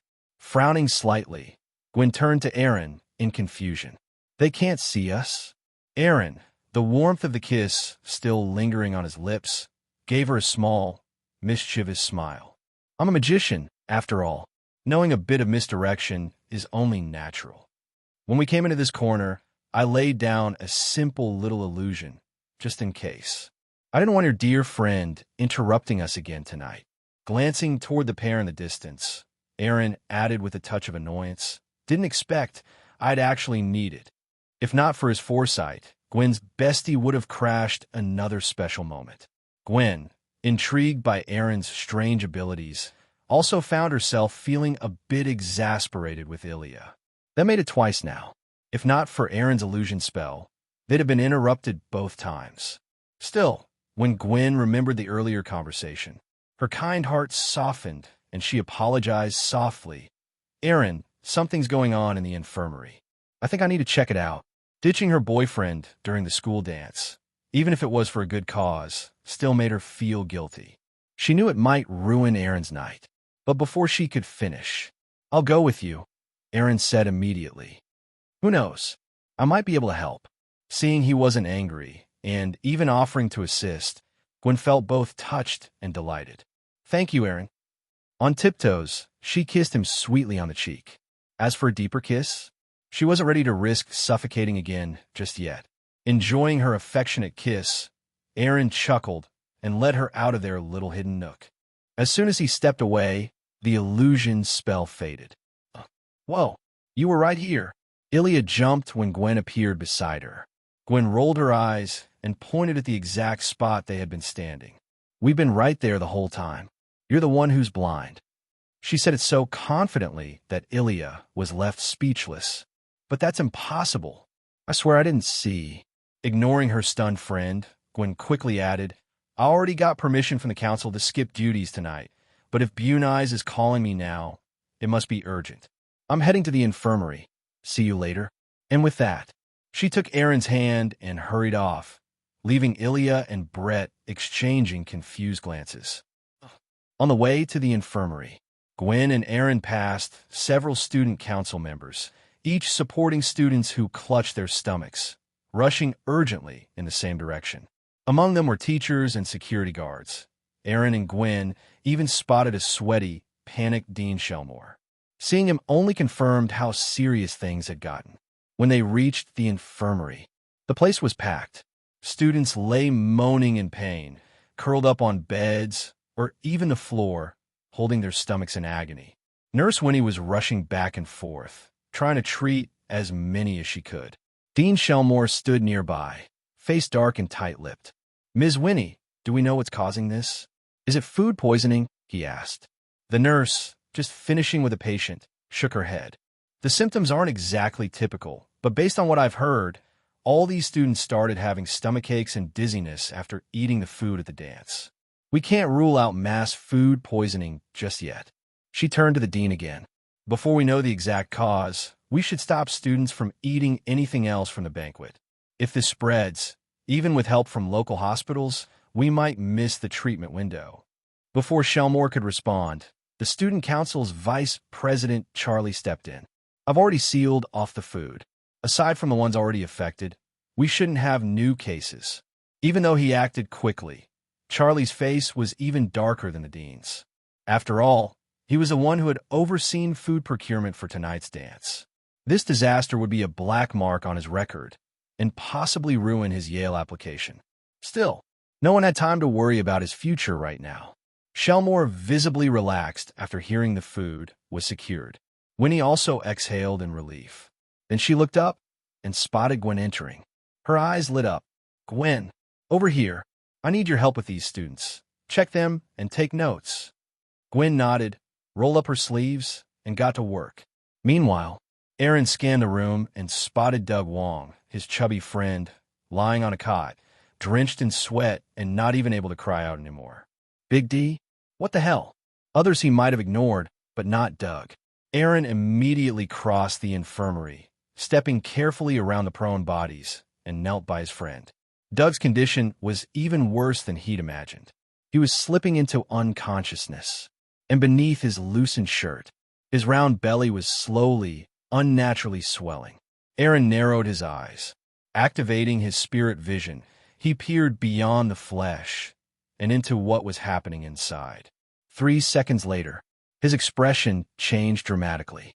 Inside Doug's stomach were dozens of rapidly growing mushroom-like growths, spores shaped like tiny umbrellas.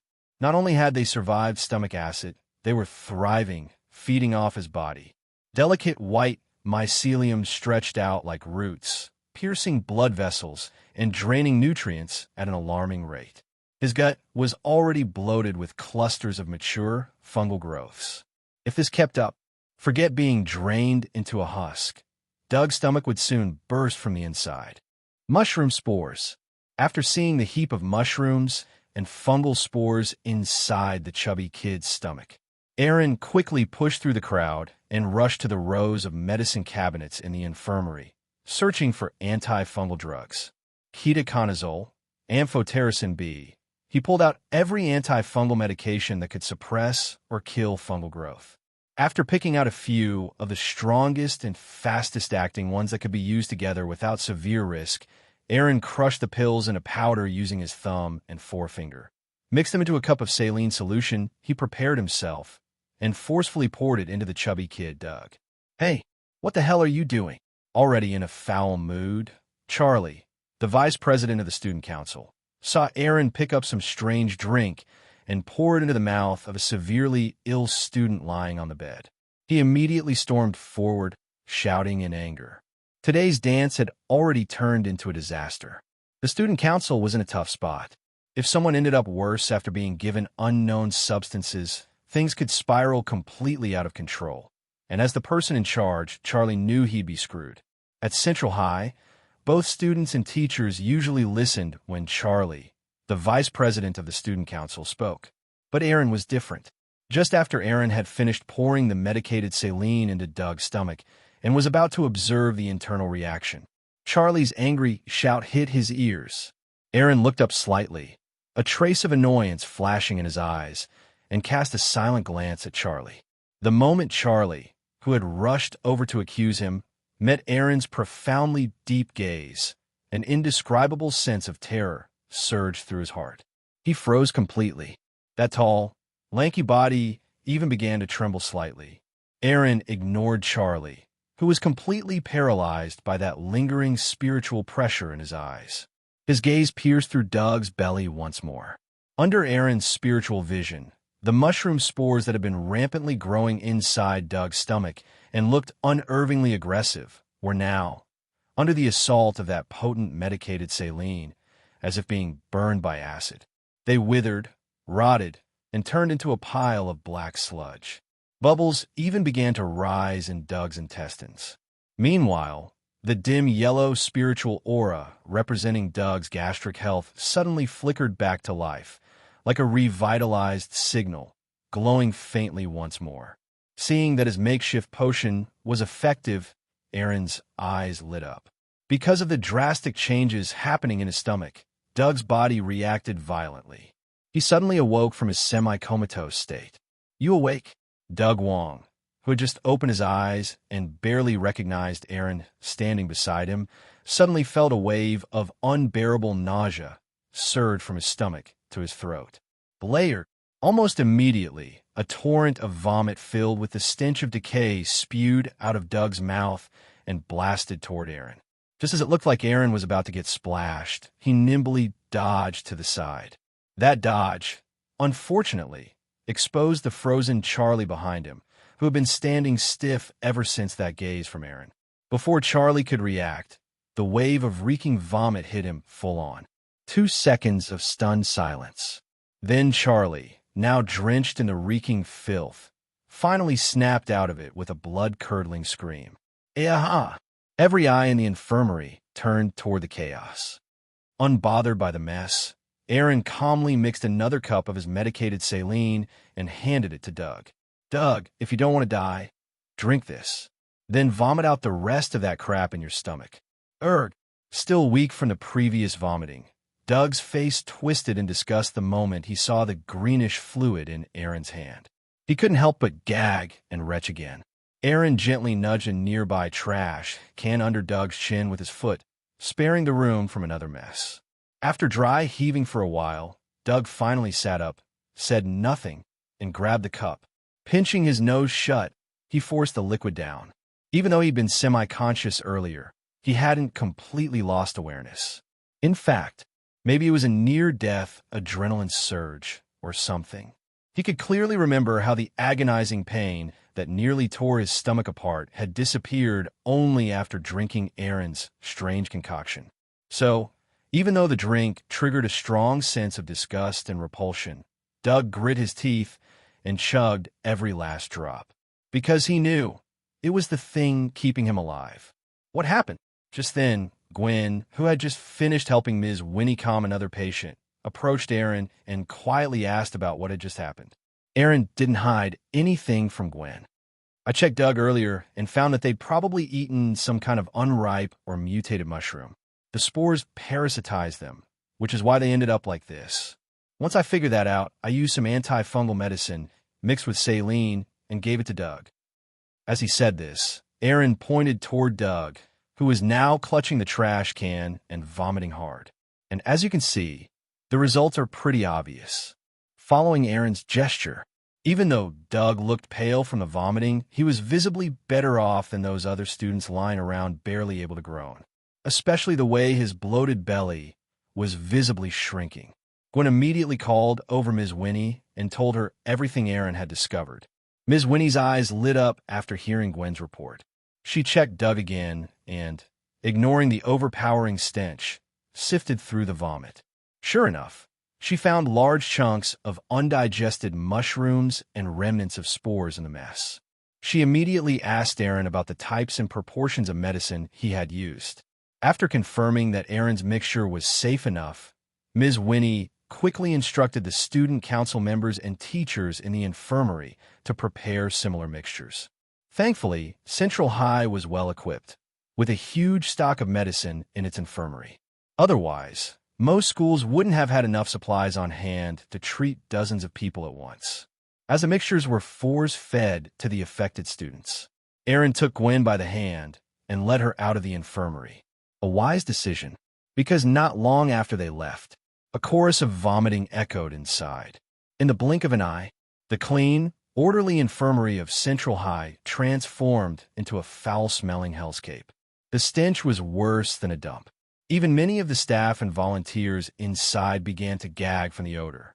Some were less lucky, like Charlie, who got sprayed earlier. They too were blasted in the face by the students' explosive vomiting. Even though the infirmary had become a nightmare of puke and stench, Ms. Winnie and Director Shelmer actually looked relieved. Ms. Winnie, their bloated stomachs, they seemed to be going down. Shelmer started to speak, but the putrid smell made him gag. Ms. Winnie opened every window to ventilate the room, checked the patients again, and finally sighed with relief. Once the mushroom remnants are vomited out, their symptoms are temporarily under control.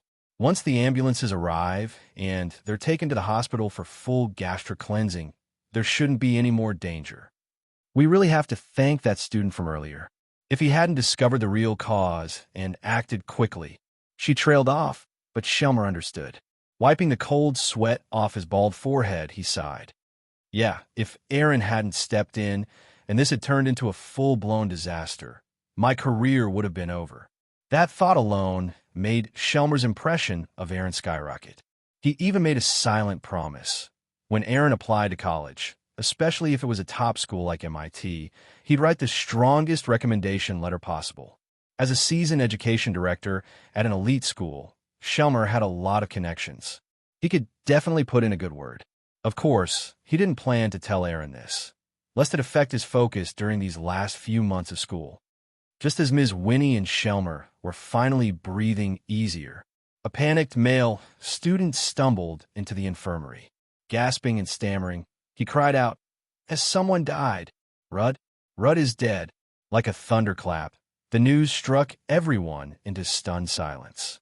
Shelmer, who had just relaxed, almost collapsed under the weight of those words.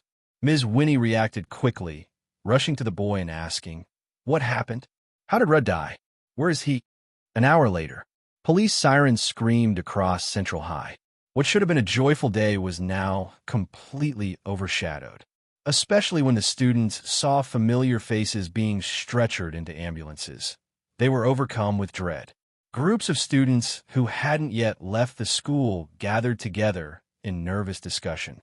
Before long, rumors of toxic mushrooms at the winter dance and dozens poisoned spread like wildfire throughout the school and quickly beyond it. Outside the school gates, where anxious parents had gathered due to the swarm of ambulances and police cars. The moment they heard the rumor, they began crowding around the vehicles, craning their necks, desperate to make sure their children weren't among the victims. But what they didn't know was, compared to one poor soul who thought he just had a stomachache and went to the bathroom only to squat himself to death, the students in those ambulances were actually the lucky ones. Inside the gym restroom of Central High, several SHIELD agents in suits were busy taking photos of a corpse with its stomach burst open and mushrooms sprouting all over its body. The body belonged to Rudd, the student who had died in the incident. After the photo documentation, a tired-looking Natasha gave orders for the hazmat team to pack the corpse. Then she turned to George Stacy beside her and said, "Director Stacy, we're taking the body with us. You know what this means. It's likely similar to the other mushroom-covered corpses. There's a risk of a spore-based viral spread. We can't let this thing get out again. As for the rest, as for the people outside, I'll leave that to you." After hearing Natasha's words, George glanced at the corpse covered in mushrooms. He couldn't help but recall the incident in Queens, when a fellow officer had almost been infected and turned into a mushroom man while handling a similar corpse. After a few seconds of silence, George finally nodded, leaving this kind of specialized matter to the professionals. Seeing George's agreement, Natasha gave him a smile, her slightly weary face briefly blooming with breathtaking charm. Even the always upright George was momentarily dazed. Of course, he quickly recovered. Natasha, having been through countless moments like this, didn't take it to heart. Instead, she sincerely thanked him. "Then I'll thank you in advance, Director George." With that, she cast a subtle glance toward Eren, who stood among the students beside Gwen, before silently turning her head away. After the mushroom-covered corpse was loaded into a vehicle, Natasha swiftly led her team away. Though Natasha had left, not all the S.H.I.E.L.D. agents had. In her absence, personnel in hazmat suits began spraying unknown chemical agents in the restroom where the body had been found. Even the infirmary at Central High had hazmat teams moving through it, handling something. After Natasha's departure, Gwen Stacy and the school principal, who had rushed from home, shared a glance and walked toward the school gates, bracing themselves to face the sea of anxious parents and a frenzy of reporters, drawn to the scene like sharks to blood. With the chaos of the winter dance and a student death, the school owed an explanation to the parents and the public. And George had been pulled in to serve as the face of authority. There were also things better left out of the public eye. Things George, as a representative of the NYPD, would be responsible for explaining. "Dad!" As George walked past, Gwen called out softly. Noticing her, George gave Principal Smith a quick nod, then walked over. The moment he saw Gwen, his daughter, who had attended the dance tonight, he grew serious and asked, "Gwen, tell me honestly, did you eat anything with mushrooms in it tonight?" Understanding his concern, Gwen shook her head firmly. "Don't worry, Dad. I didn't touch any of that." Relieved, George still looked uneasy. Seeing this, Eren spoke up. "Mr. George, Gwen and I arrived late. The dance had just started when we got there, and not long after, Gwen was called away to help in the infirmary. She never even got near the food." He shook his head. "In hindsight, I guess that was a blessing in disguise. What a mess this dance turned out to be. It was supposed to be a special night, his and Gwen's first dance together as a couple. But honestly, compared to those who'd been parasitized by spores, they were incredibly lucky. Almost every student who'd eaten at the dance was taken to nearby hospitals to have their stomachs pumped, just in case. Eren and Gwen, unharmed and intact, were now in the minority.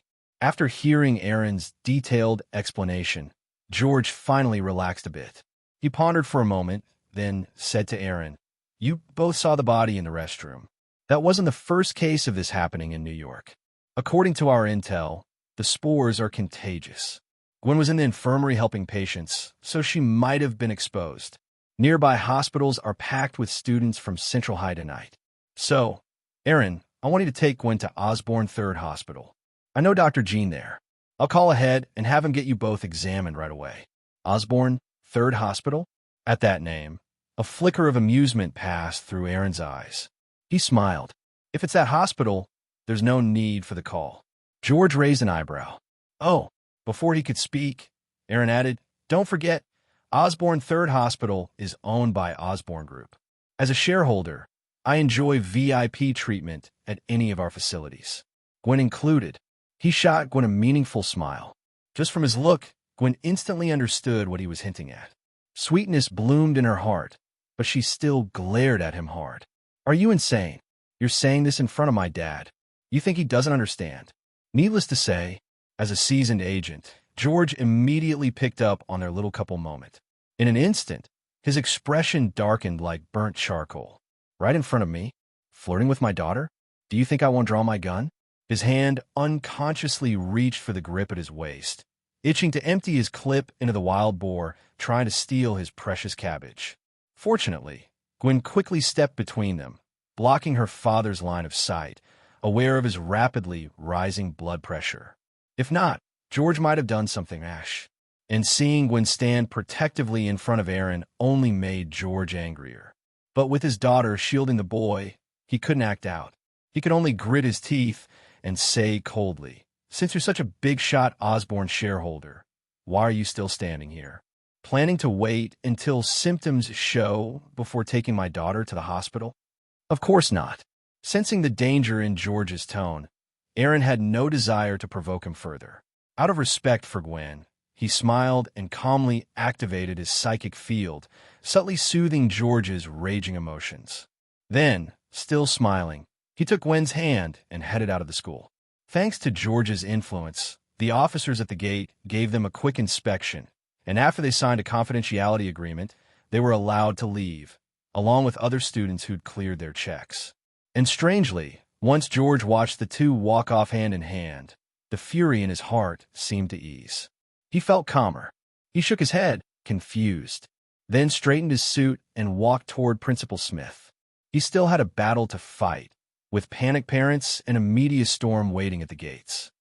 After leaving the school, Gwyn called Helen to let her know she was safe, then headed with Eren to Osborne 3rd Hospital across town in Queens. Thanks to a heads-up via the Osborne group, Eren and Gwyn were greeted with VIP treatment the moment they arrived. It was Eren's first time experiencing the full force of Capital's influence.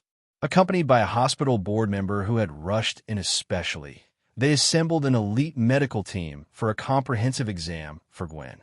And the report came back quickly. Though all her vitals were perfect, better than most people in fact, the specialist still issued a detailed and practical set of recommendations.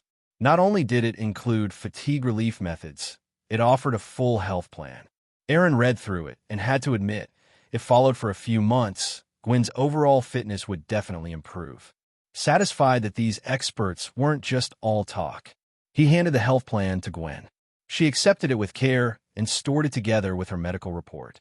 With her strong background in medicine, Gwen was quite interested in the recommendations. One suggestion about sculpting the chest and hips to build the perfect figure especially caught her eye. She secretly memorized it, planning to start trying it that very night. Seeing how seriously she took it, Eren chuckled, then politely declined the hospital board member's suggestion to undergo a full checkup himself. As someone who practiced a mystical cultivation system, Eren wouldn't dare allow his blood or pheromones to be tested. His body had long since been altered by potions, and who knew what strange results would show up under normal medical scans. Plus, his knowledge of curses from the arcane system made him instinctively unwilling to leave traces of his blood behind. He also declined an invitation to dinner and left Osborne 3rd Hospital with Gwen. After saying goodbye to the board member who had personally seen them to the parking lot, Eren got in his Aston Martin and glanced into the rearview mirror at the man's fading figure. Then he revved the engine and sped off from the hospital. Soon after Eren left, the overly friendly board member's smile faded. He dismissed the nearby doctors, then quietly slipped into a corner and made a call. "My lord, I failed." He refused to be examined. "Please punish me." There was a long silence. As cold sweat soaked the man's back, a hoarse voice finally came from the other end. "I understand. Thanks to the VIP treatment and fast-track testing, Eren and Gwyn didn't spend long at the hospital. By 11:30 p.m., Eren had safely returned Gwyn to Helen and George. While they were at the hospital, George had wrapped up the school crisis and rushed home. Helen had already heard everything from George and hugged her daughter tightly, still shaken. George stood nearby, flipping through Gwen's medical report. When he saw that her vitals were normal and there was no trace of spore infection, he finally relaxed completely. Since it was already late and a lot had happened, Eren didn't stay long. After sitting for a bit, he declined Helen's offer to stay the night under George's intense and threatening glare, and left. Back in Chinatown, Eren parked his car and walked toward his home. His mind was occupied with thoughts of Natasha's meaningful gaze earlier and the strange behavior of that board member at the hospital. As he stepped into his sanctuary, he suddenly froze. His right foot, mid-step, hung stiffly in the air, as if he'd just seen something impossible. "You're back." The moment Eren stepped into his home, his eyes caught a flash of bright yellow in the living room. The golden robe resembling a monk's attire, along with a brass pendant on the chest, made up of interlocking rings with a faint green glow at the center, clearly hinted at the visitor's identity. Though her face was partially concealed beneath the wide yellow hood, the iconic outfit alone was enough for Eren to immediately guess who it was. The Sorcerer Supreme of Kamar-Taj, the Guardian of Earth, the Ancient One. At the moment his gaze landed on her, the figure, who had been gently toying with Oddball, suspended midair by golden magic runes, slowly lifted her head. What entered Eren's vision was an extremely androgynous face. However, different from the image he had in mind, the Ancient One before him bore a strange, lotus-shaped black mark on her forehead. That is, Eren's body stiffened at the sight, but the Ancient One gave him a warm smile. "You're back. Long time no see. Or perhaps I should say, our first meeting, Eren." Her voice, like a kind neighbor or relative, washed away Eren's initial shock and traces of fear. In the next second, his mental field surged into a meditative state, cleansing his mind of distractions born from the clash between life and death, calming the ripples in his spiritual lake. In an instant, Eren reached a tranquil, mirror-like state of complete inner clarity. With his emotions soothed, the look in Eren's eyes toward the Ancient One became serene. "Long time no see. First meeting?" That's an odd thing to say. But regardless of whether we've met before, you showing up uninvited and imprisoning my pet like this isn't exactly polite. Watching Eren swiftly regain composure, the Ancient One, even though this wasn't her first time seeing it, still found it remarkable. What a resilient mind. Such resolve and mental strength would make even the outer gods of alien realms struggle to corrupt him. With a mind like this, if he had studied Kamar-Taj teachings, he might have become another Sorcerer Supreme on par with Stephen Strange. Another Guardian of Earth. Such a pity. This incredible seedling had chosen a path that walks hand in hand with madness. She remembered the countless versions of Eren she had glimpsed while traveling the time stream, using the eye of Agamotto. With a faint sigh in her heart, she raised a hand. The golden array and chains binding Oddball shattered into countless specks of golden light. Freed from restraint, Oddball, who had been imprisoned for so long, roared and lunged at the Ancient One, its abyssal jaws wide open, as if to devour her whole. Simultaneously, a weak mental message reached Eren's mind. "Master Run." As that message rang out, the floor beneath Eren shifted, pushing him toward the door. Just as he was about to be expelled from the house by the self-defensive mechanism, Eren shook his head and said aloud, "Oddball, stand down." With the command, the terrifying, black glowing maw froze right before the Ancient One. Although Oddball stopped its bite, the sheer force of its lunge sent a gust of wind that blew the Ancient One's hood back, revealing her bald, gleaming head. Facing the monster that seemed ready to swallow her whole, the Ancient One didn't show a flicker of fear. On the contrary, she reached up and gently patted Oddball's head, murmuring with admiration, "What a loyal little creature." That single stroke sent shivers down Oddball's spine.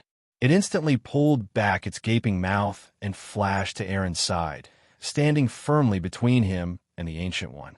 Though Eren had called it off from attacking, Oddball still stood guard with unwavering loyalty, determined to keep its master safe. Seeing the creature plant itself between them again, the Ancient One said, "Truly devoted. Had I not sealed it earlier, it would have used every last bit of strength to block my entry, and the only ending for it would have been death." Hearing this, Eren gently patted Oddball's head in reassurance and said flatly, "Then I suppose I should thank you for showing mercy?" The Ancient One offered a sincere expression of apology. "No, it was wrong of me regardless." Halfway through speaking, she retrieved a small wooden box from her sleeve and lightly tossed it toward Eren. The box landed gently in his hand. "I took this star core from the body of an astral predator I recently eliminated. If your little friend devours it, it will gain significant benefits. Consider it compensation." She glanced again at the loyal Oddball, clearly fond of its tenacity. Even without opening the box, Eren could already sense a powerful spiritual force radiating from it. If Oddball really consumed it, its growth would leap forward. From this gesture of goodwill, Eren could faintly guess the Ancient One's attitude toward him. After accepting the box, he looked at her and said, I'll accept your gift for oddball. Now, can we talk about why you're here? Seeing Eren relax his guard a bit, the Ancient One smiled warmly once more. You should know me already. In our 74,986 first encounters, you've directly identified me in 5,769 of them. Of course, more often than not, you pretended not to know me. But in that moment your eyes met mine, they betrayed you. There's no need to be hostile. I'm not your enemy. I came here seeking your help. Help? From me? Eren's eyes flickered. With her intentions laid bare, the wariness in Eren's heart eased slightly. He gazed at her, then deliberately glanced at the eye of Agamotto on her chest, and said, I do know of your existence. The Guardian of Earth, bearer of the eye of Agamotto, the supreme sorcerer of Camartage. But that's exactly why I'm curious. What could someone like you possibly need from someone like me? Someone like you? The Ancient One chuckled and shook her head. You've never been someone like that, Eren. On the contrary, you are the anomaly of this world, the one who brings both hope and destruction. She gazed at Eren deeply and continued, Your fate is strange. Even with the eye of Agamotto, I cannot see it. But your presence has undeniably altered this world's destiny. According to the teachings passed down by the line of Sorcerer Supremes, I should have erased you before you caused greater ripples and guided the world's path back to order. But last night, I changed my mind. Last night, that keyword made everything click for Eren. Before he could speak, a portal, crackling with golden sparks, opened up before him. On the other side was the room he'd cleared out on the 3rd floor for the Byron conversion array. Seeing the Ancient One walk straight through it, Eren couldn't help but twitch the corner of his mouth. Seriously? You couldn't walk up a few stairs? You had to use a portal?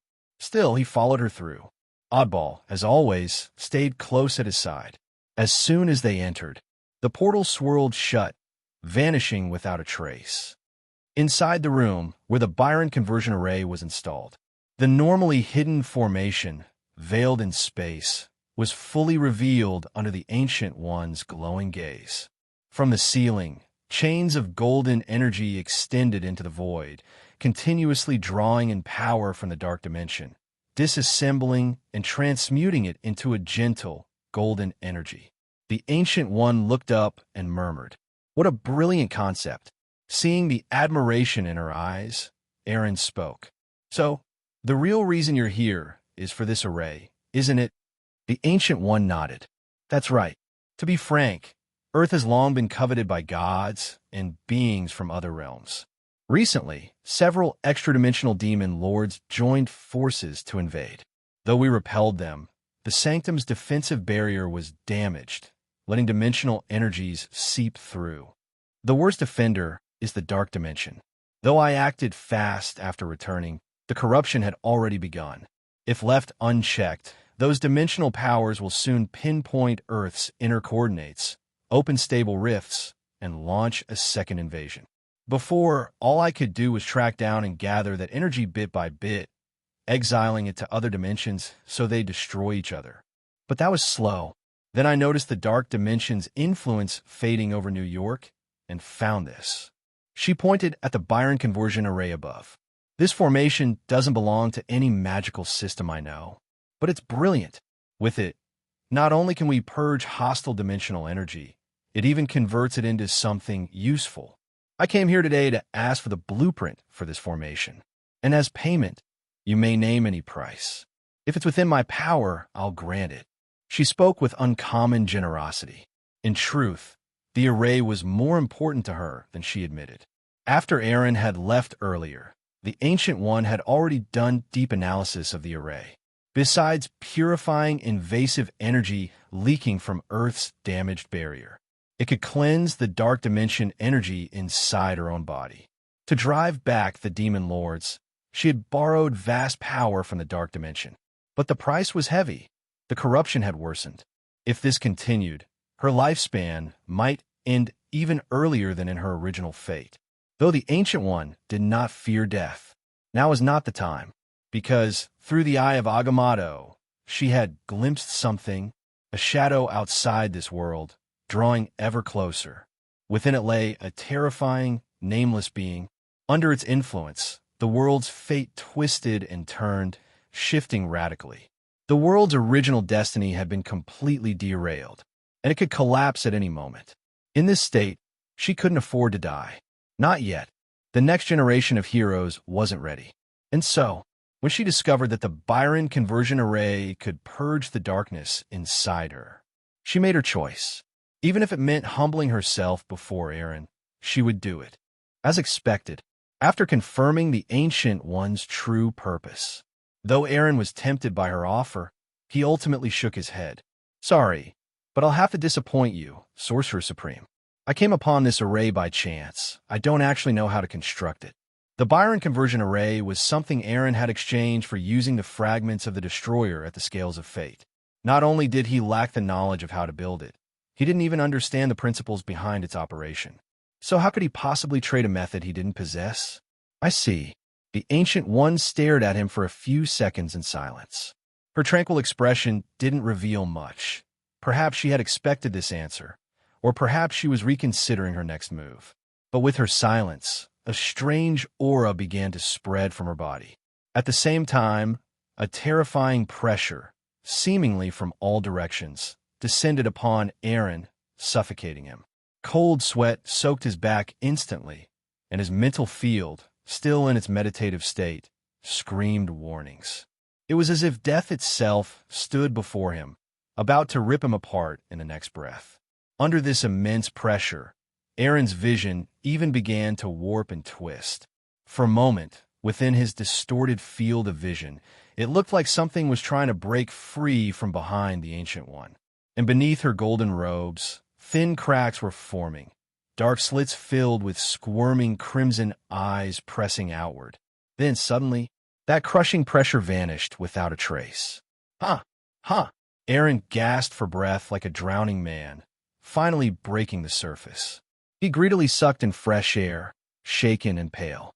Meanwhile, the Ancient One had once again returned to her gentle, serene demeanor. She turned slightly, looking toward the ceiling of Eren's room at the Byron conversion array, and sighed regretfully. What a pity! With a soft exhale, she turned back to Eren and said, "Although it's unfortunate I can't get the construction method, this marvelous array is still of great importance to me. If possible, I'd like to trade for the array itself. Of course you may refuse." "Refuse? Do I really have that choice?" Eren met her smile, which was just as warm and calm as before. But deep inside, a chill crept up his spine. That moment of pressure had contained a trace of killing intent. And it was that single, fleeting flicker of killing intent that had triggered his mental field's panicked warnings. It was then that Eren clearly understood. The Sorcerer Supreme before him was far from the harmless monk she appeared to be. He had already brushed against her threshold for tolerance.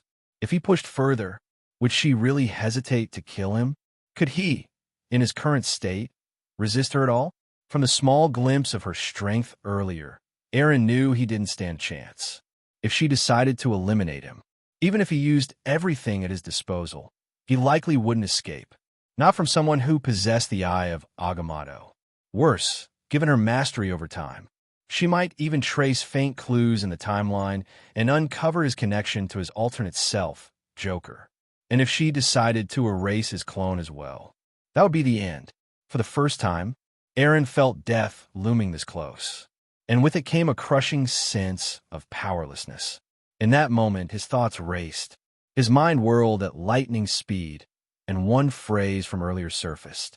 According to the teachings passed down by the Sorcerer Supremes, when encountering an anomaly like you, I should erase you before you disturb the balance of the world. Now that he thought about it, had the Ancient One already predicted this scenario?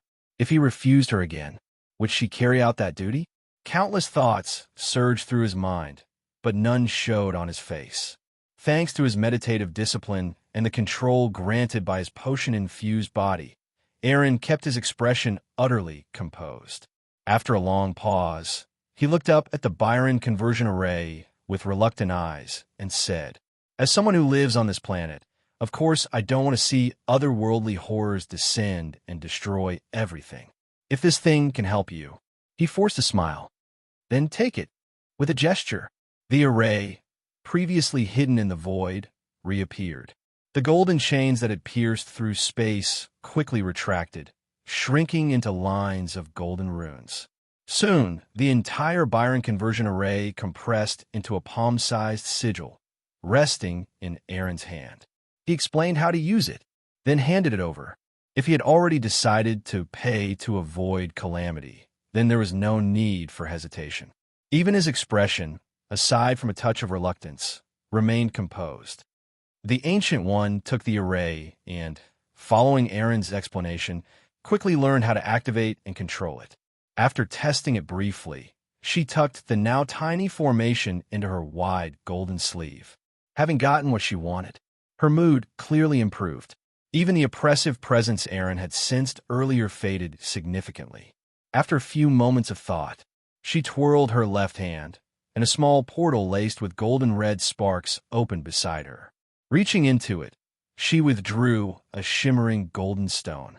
She held it out to Eren and explained, "This is the Philosopher's Stone, created by Grandmaster LeMay at the peak of his alchemical mastery, inspired by the legendary reality gem.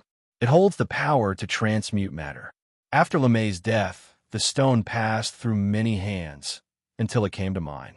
Though there are limits to its power, especially for transmutation, it's still a priceless artifact. In the mundane world, its value is unimaginable. In some ways, it may even surpass your array. I believe this is a fair trade." Eren raised his brows in surprise. The Philosopher's Stone, I never thought it actually existed. He studied it with interest, then accepted it. The Ancient One demonstrated how it worked briefly. Then, finding an excuse, opened another portal and left.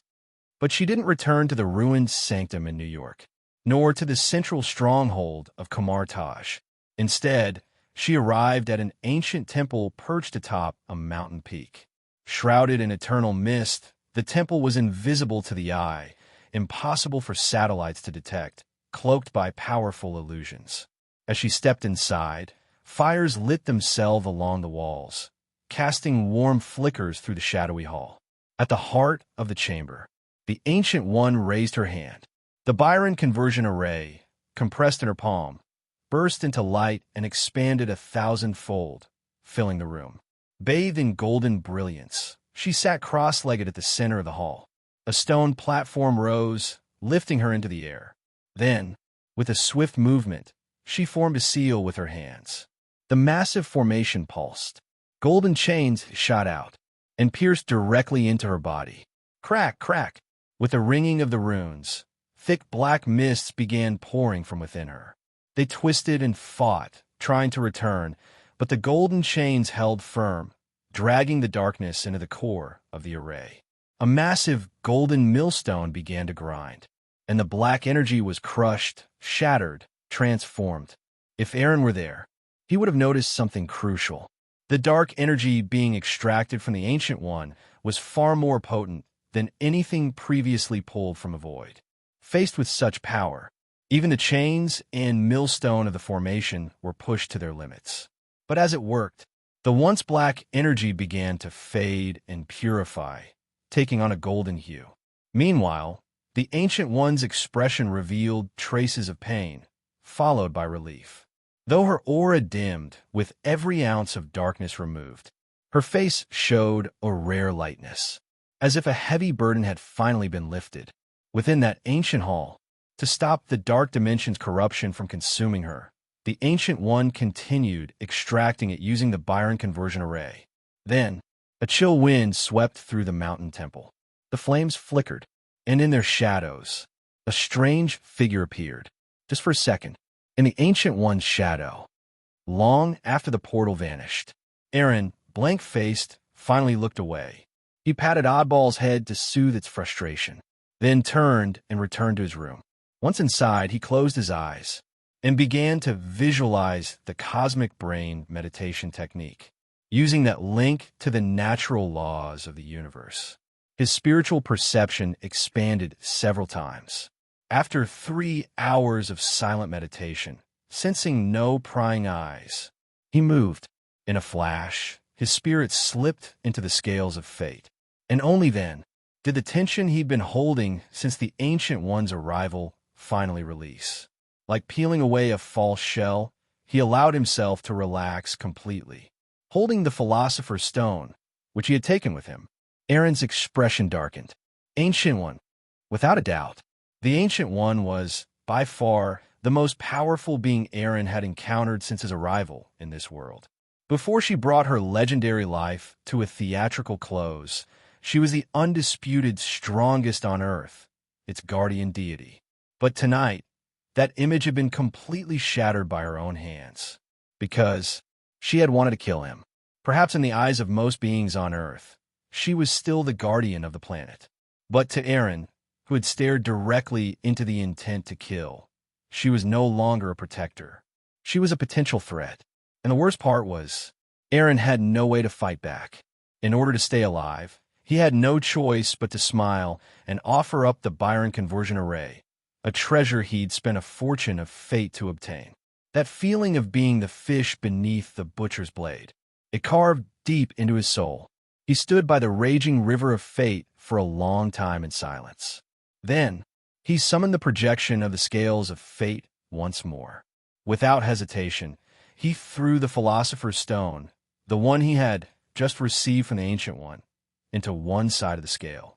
Whether it was given out of compensation or for some other unknown reason, it didn't matter to him. Because Eren had no intention of using it, not even keeping it. He couldn't be sure whether the stone had been tampered with. And for someone like the Ancient One, she didn't even need to physically tamper with the object. She could easily allow some hidden flaw to remain in the Philosopher's Stone, something that would, under certain conditions, spell doom. Or worse, she could be in possession of an item capable of sensing the stone's usage. If that were the case, she could potentially spy on him through it. That was a risk Eren absolutely could not take.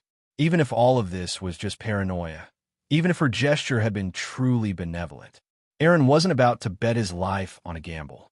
So, instead, he chose to exchange it. He spoke aloud his wish to the scales of fate, a defensive formation, or anything that could completely prevent unauthorized teleportation into his home. Tonight had taught him a bitter lesson. His so-called safe haven, his carefully constructed refuge, was, to the Ancient One, no different than an open door. Even Oddball had been locked down so hard it couldn't warn him. Eren didn't expect his defenses to repel the Ancient One, but he at least wanted a warning. Time to react. Not like tonight, where the Guardian of Earth had simply waltzed into his house, like it was nothing. As soon as Eren finished describing what he wanted, a swirl of fate mist rolled across the scales, and 3 faint silhouettes emerged on the opposite side. The first, a small silver-white stone, no larger than a fingernail. Voidlock stone, formed deep within the chaotic maelstrom of the endless void, this rare mineral embodies the principle of reversal, a complete lockdown of space where space is otherwise turbulent. The stone creates a unique field in which space is effectively frozen, rendering all teleportation and dimensional movement impossible. Note 1. Works indiscriminately. Enemies can't teleport, but neither can you. Note 2. No forging required. Simply placing the stone somewhere will activate its effect. Note 3. The effective radius is 100 meters. Voidlock stone. Eren's eyes lit up. If he had this during the Ancient One's visit, her teleportation portal wouldn't even have opened. She'd have had to force her way in, fighting Oddball directly. Not bad at all. A naturally formed treasure with no harmful side effects. Though Eren wouldn't be able to use teleportation inside its field either, like his flame step technique, it was a small price to pay for such powerful spatial defense. Still, before deciding, he glanced at the second silhouette on the scales. He wanted to see what else fate had to offer. The second, a silver, shimmering barrier hovering in midair. Guardian Shield, a supreme space-anchoring formation created by a dying world guardian who sacrificed body, soul, and will to protect his realm. As long as the shield holds, no outsider may enter, not even gods or demons. Note 1. This version is a projection with limited energy. Once depleted, the shield fades. Note 2. When active, Nothing can enter without permission, not even space-warping divine beings. Eren sucked in a sharp breath. Even gods couldn't bypass it? That was insane. This second option clearly surpassed the first. Not only did it block teleportation, it also distinguished between friend and foe. But its drawback, it consumed energy. If the stone's energy wasn't enough to keep it running for even a minute, it'd be pointless. Despite that, Eren leaned toward the shield, a defense capable of holding off even someone like the Ancient One. Even temporarily, was far too attractive. Still, he kept his desires in check. There was a third option. The third, a rusted, broken anchor the size of a boulder. Broken anchor, a fragment of a backup anchor from a ghost ship that once sailed the seas of chaos, lost during a catastrophic battle with a terrifying entity in the void. Ability 1. Anchoring. Lock space in place, creating an immovable zone. Not even high-level space magic can break through without permission. Ability 2. Dimensional shift damaged. Allows the anchor to bring its associated structure across dimensions. Currently broken. Warning. This anchor is tainted with blood and a curse. If triggered, it could lead to disaster. Be wary of it. Eren exhaled slowly. This thing was terrifyingly powerful. Not only could it anchor space like the previous options, it could potentially allow dimensional travel in the future. A mobile base. A castle that could teleport. Though repairing the anchor would be insanely difficult, with the scales of fate, not impossible. The curse? Well, that was a risk. But risk was sometimes the price of reward. Even the curse could become a weapon, if used cleverly. Staring at the third silhouette, Eren's eyes sharpened. Cold light danced beneath his lashes. He made his decision. In that case, I choose to trade for the broken anchor.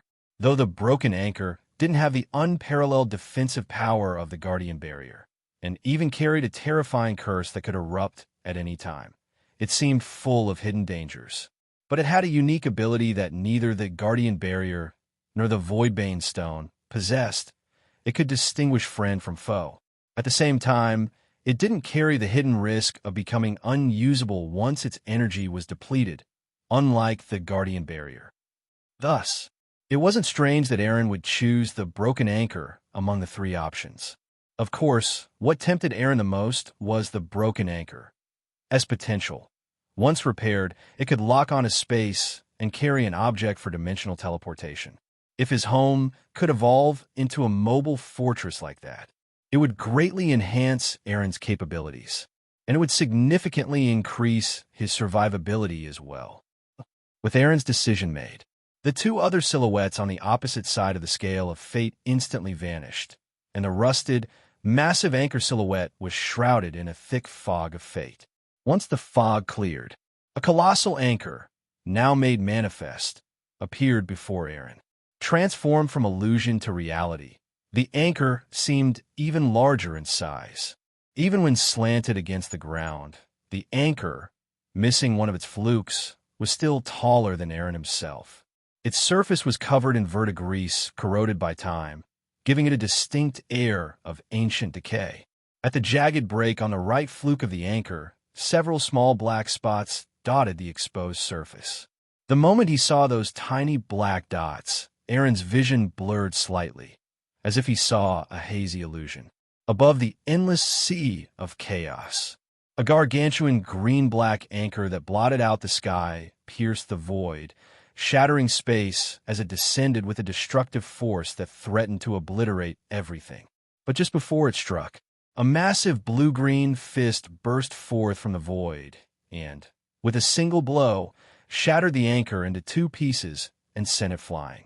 Under that punch, the world-shrouding green-black anchor had its very core destroyed, its body splintered into fragments. Battered by that overwhelming power, it tumbled like a kite with its string cut, crashing through one world barrier after another, until finally it came to rest on the edge of a shattered world. By then, the once enormous anchor had somehow shrunk by hundreds or even thousands of times. However, as it was blown apart and sent flying, that massive anchor had also managed to leave a gruesome wound on the blue-green fist. Countless drops of green-black blood sprayed into the air, and one of those blood droplets splashed directly onto the fracture in the anchor's fluke, staining the anchor with a number of blackish-green spots. Just one punch had been enough to shatter a ghost ship's anchor that spanned the heavens and pierced through countless worlds. Then just how powerful must the owner of that blood be, even if they were among the weaker ones? Eren figured the blood's owner must be a true deity. And by deity, Eren didn't mean those so-called cosmic gods in the Marvel Universe. Even someone like Odin, who had forged a mighty name across the 9 realms, was still far from being a true god in Eren's eyes, let alone those other hollow names in the cosmic pantheon. As Eren quietly stared at that bloodstain, the dried blood suddenly twisted faintly, as if coming alive. Eren instantly tensed, thinking his gaze might have triggered something. Just as he prepared to act, the anomaly vanished without a trace, and the dried blood remained where it had been, unchanged, like nothing had ever happened. It was as if what he'd seen was merely a hallucination. How bizarre. Eren didn't believe he was seeing things. Still, he hadn't felt the slightest hint of a curse during that moment, which suggested that the curse embedded in the broken anchor hadn't been triggered, at least not yet. Comforted by that thought, Eren nonetheless heightened his vigilance toward the anchor. Because of what had just happened, Eren didn't return to the real world immediately after acquiring the broken anchor. Instead, he used his knowledge of the arcane to inscribe a series of ritual arrays upon the anchor itself. These rituals had a sealing effect against curses, suppressing their activity, and prolonging the time before a curse might erupt. They also served as an early warning system, giving Eren advance notice in the event the curse did activate, so he wouldn't be caught off guard. To prevent direct eye contact with the bloodstain from affecting him, Eren also arranged a visual shielding ritual array that blocked his line of sight from the cursed area. All done. Over an hour later, Eren clapped his hands and exhaled softly. With all the preparations and contingencies in place, Eren brought the broken anchor back with him to the real world. Of course, not only was the broken anchor enormous in size, but its weight was also staggering. By Eren's estimation, it weighed dozens, maybe even hundreds of tons. Eren wasn't physically strong enough to lift it. So in the end, he simply placed his hand on it and relied on the power of the scale of fate to bring it back. Fortunately, since the broken anchor was something he'd traded for through the scale of fate, the scale still retained a connection to it. Otherwise, it wouldn't have helped at all. Without the scale's help, Eren would never have been able to haul that monstrosity back on his own. Boom! Almost the moment he returned to the real world, a deep thud echoed through Eren's bedroom. With that thunderous sound, the floor of his room instantly cracked apart. Even the concrete beneath the floorboards split into rings of spiderweb-like fractures. If Eren hadn't had every part of the house reinforced by oddball, given the typical construction quality of U.S. housing, that impact could have broken through the floor of the 3rd story, crashed through the 2nd and 1st floors, and ended up in the basement. And Eren wouldn't even be surprised. Thank goodness oddball reinforced everything. Otherwise, I'd be shopping for a new bedroom. As Eren winced and shook his head at the damage, a square-shaped head suddenly popped up beside the shattered floor, as if emerging from a ripple in water. Oddball had tunneled up through the floor and was now glaring mournfully at the culprit that had just flattened part of its body. That pitiful look in its little eyes clearly asked, "Why would Master throw such a huge iron lump at me? That seriously hurt. Sorry, Oddball. I didn't expect it to be that heavy either." Eren offered an apologetic smile and patted Gobbler's head to soothe it. After calming Oddball down, Eren looked at it, then at the massive, broken anchor, and suddenly had a thought. "Oddball, can you, like with those other weapons and furniture, swallow this anchor and absorb its abilities into your own?" "Master wants me to eat this giant chunk of iron?" Gobbler blinked in confusion, question marks practically floating above its head. After a stunned second, it opened its mouth wide and gulped down the massive rusted anchor in one go. The effort made Gobbler's belly balloon out into several bulges. Digesting such a hefty object clearly gave it some indigestion. After squirming in place for a moment, Oddball suddenly went BLEH and spat the anchor back out. Boom! Another deep thud sounded, and another section of the bedroom floor was pulverized. But right after spitting out the anchor, a mental message reached Eren's mind. Master, I can eat it, but... From Oddball's broken-up message, Eren slowly understood its meaning. If given enough time, Oddball could indeed digest the broken anchor and assimilate it into the house. But the anchor's level was too high. Oddball had no idea how long it might take to fully digest it. And worse yet, while it could absorb the imprisonment ability, the anchor's hidden spatial jump ability would be lost. Any object assimilated by Oddball would lose the potential for self-evolution. Even if Oddball and the entire house evolved in the future, the broken anchor would already be fused into Oddball's system. By then, the anchor might never regain its dimensional teleportation power, because after assimilation, all objects inside Oddball would evolve along its path, eventually becoming part of a unified whole. I see. After receiving the message, Eren rubbed his temples with a hint of frustration. The long digestion time didn't bother him. He could wait. But losing the teleportation ability would defeat the whole point of exchanging for the broken anchor. After all, that was what Eren had valued most. In that case, we'll hold off on letting Oddball eat it. Not until I've restored its dimensional ability. With that decision made, Eren had Oddball move the anchor into the basement. Once the anchor was relocated, the shattered bedroom floor began to glow with eerie light and quickly repaired itself. Before long, the room was back to normal. At the same time, following the instructions from the Compass of Fate, Eren designated his home as the imprisonment zone and began testing the anchor's imprisonment ability. Snap! With a snap of his fingers, Eren attempted to use Flame Jump to teleport 10 meters away to a nearby flame. But his body remained rooted in place. Snap, snap, snap. Even after several more attempts, he didn't move an inch. The space that would normally twist and allow his jump was now like a bronze wall, firmly sealing him in. The instant he tried to use Flame Jump, a powerful imprisoning force bound him where he stood, giving him no chance to escape. Eren nodded in satisfaction. Even though Flame Jump had a short range, his grasp of space rules was likely no weaker than Kamartaj's portal magic. If even Flame Jump didn't work, then not even the Sorcerer Supreme's portals would be able to breach this space imprisoned by the broken anchor. Phew! He exhaled softly in relief. Then, his thoughts turned to the Philosopher's Stone he'd once dismissed. Being able to exchange something as valuable as the broken anchor from the scale of fate. It seemed the Philosopher's Stone was even more precious than he'd thought. Its value might not even be far from that of the Biotransmutation Array. In that sense, the Ancient One hadn't been exaggerating. However, none of this changed Eren's view of her. In fact, it only solidified a certain thought in his mind. After testing the anchor's imprisonment power, Eren infused his aura into the anchor. With his energy flowing in, the binding space around him quickly returned to normal. He snapped his fingers again and instantly teleported to the flame 10 meters away. Everything seemed to return to the way it was before. But Eren knew his home was no longer the same. Even the Ancient One could no longer step foot into his domain through a portal.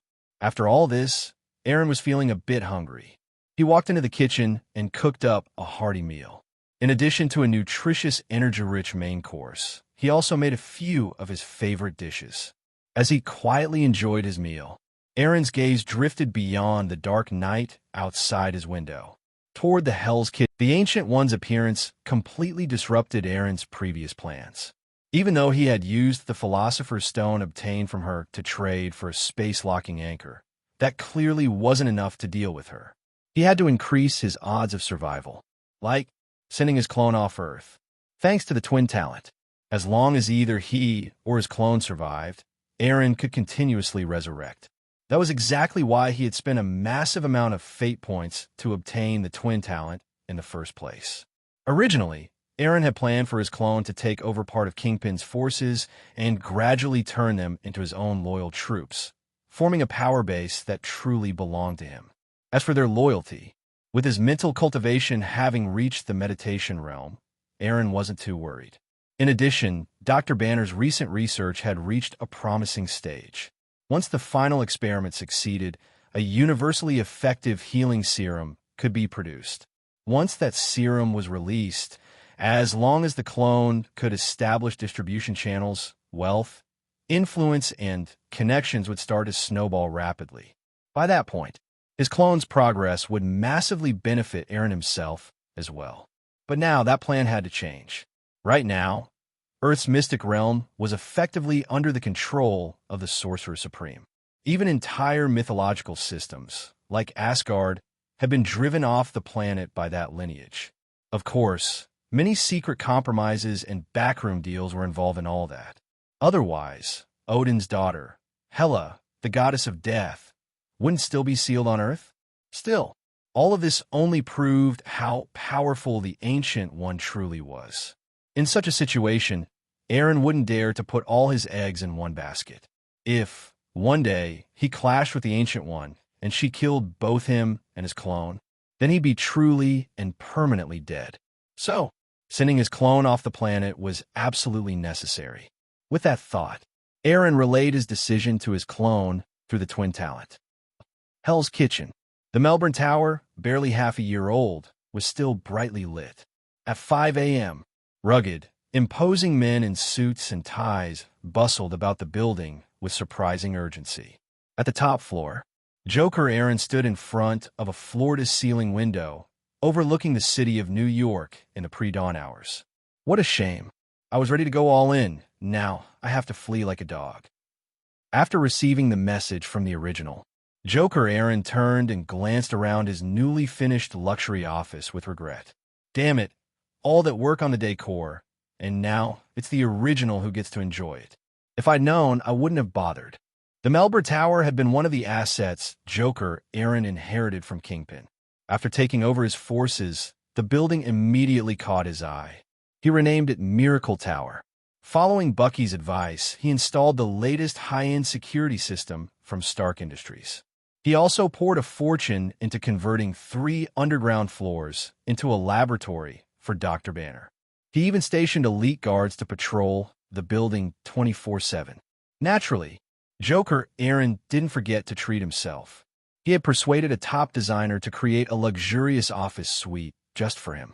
Yes, the entire top floor was Joker Eren's personal office, but he barely had time to enjoy it before being forced to evacuate. He really wanted to curse. Still, once the original told him that the Ancient One had returned, Joker Eren had already decided to leave New York. After all, he'd impersonated a Kamartaj sorcerer not long ago. If the Ancient One found out, he'd be in serious trouble. Originally, he had just planned to avoid her for a while by leaving the city.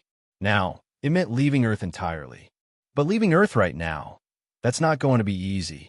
As he frowned, dark clouds suddenly gathered over Hell's Kitchen, rumbling with thunder and lightning. From within those clouds, brilliant 7-colored light began to flicker.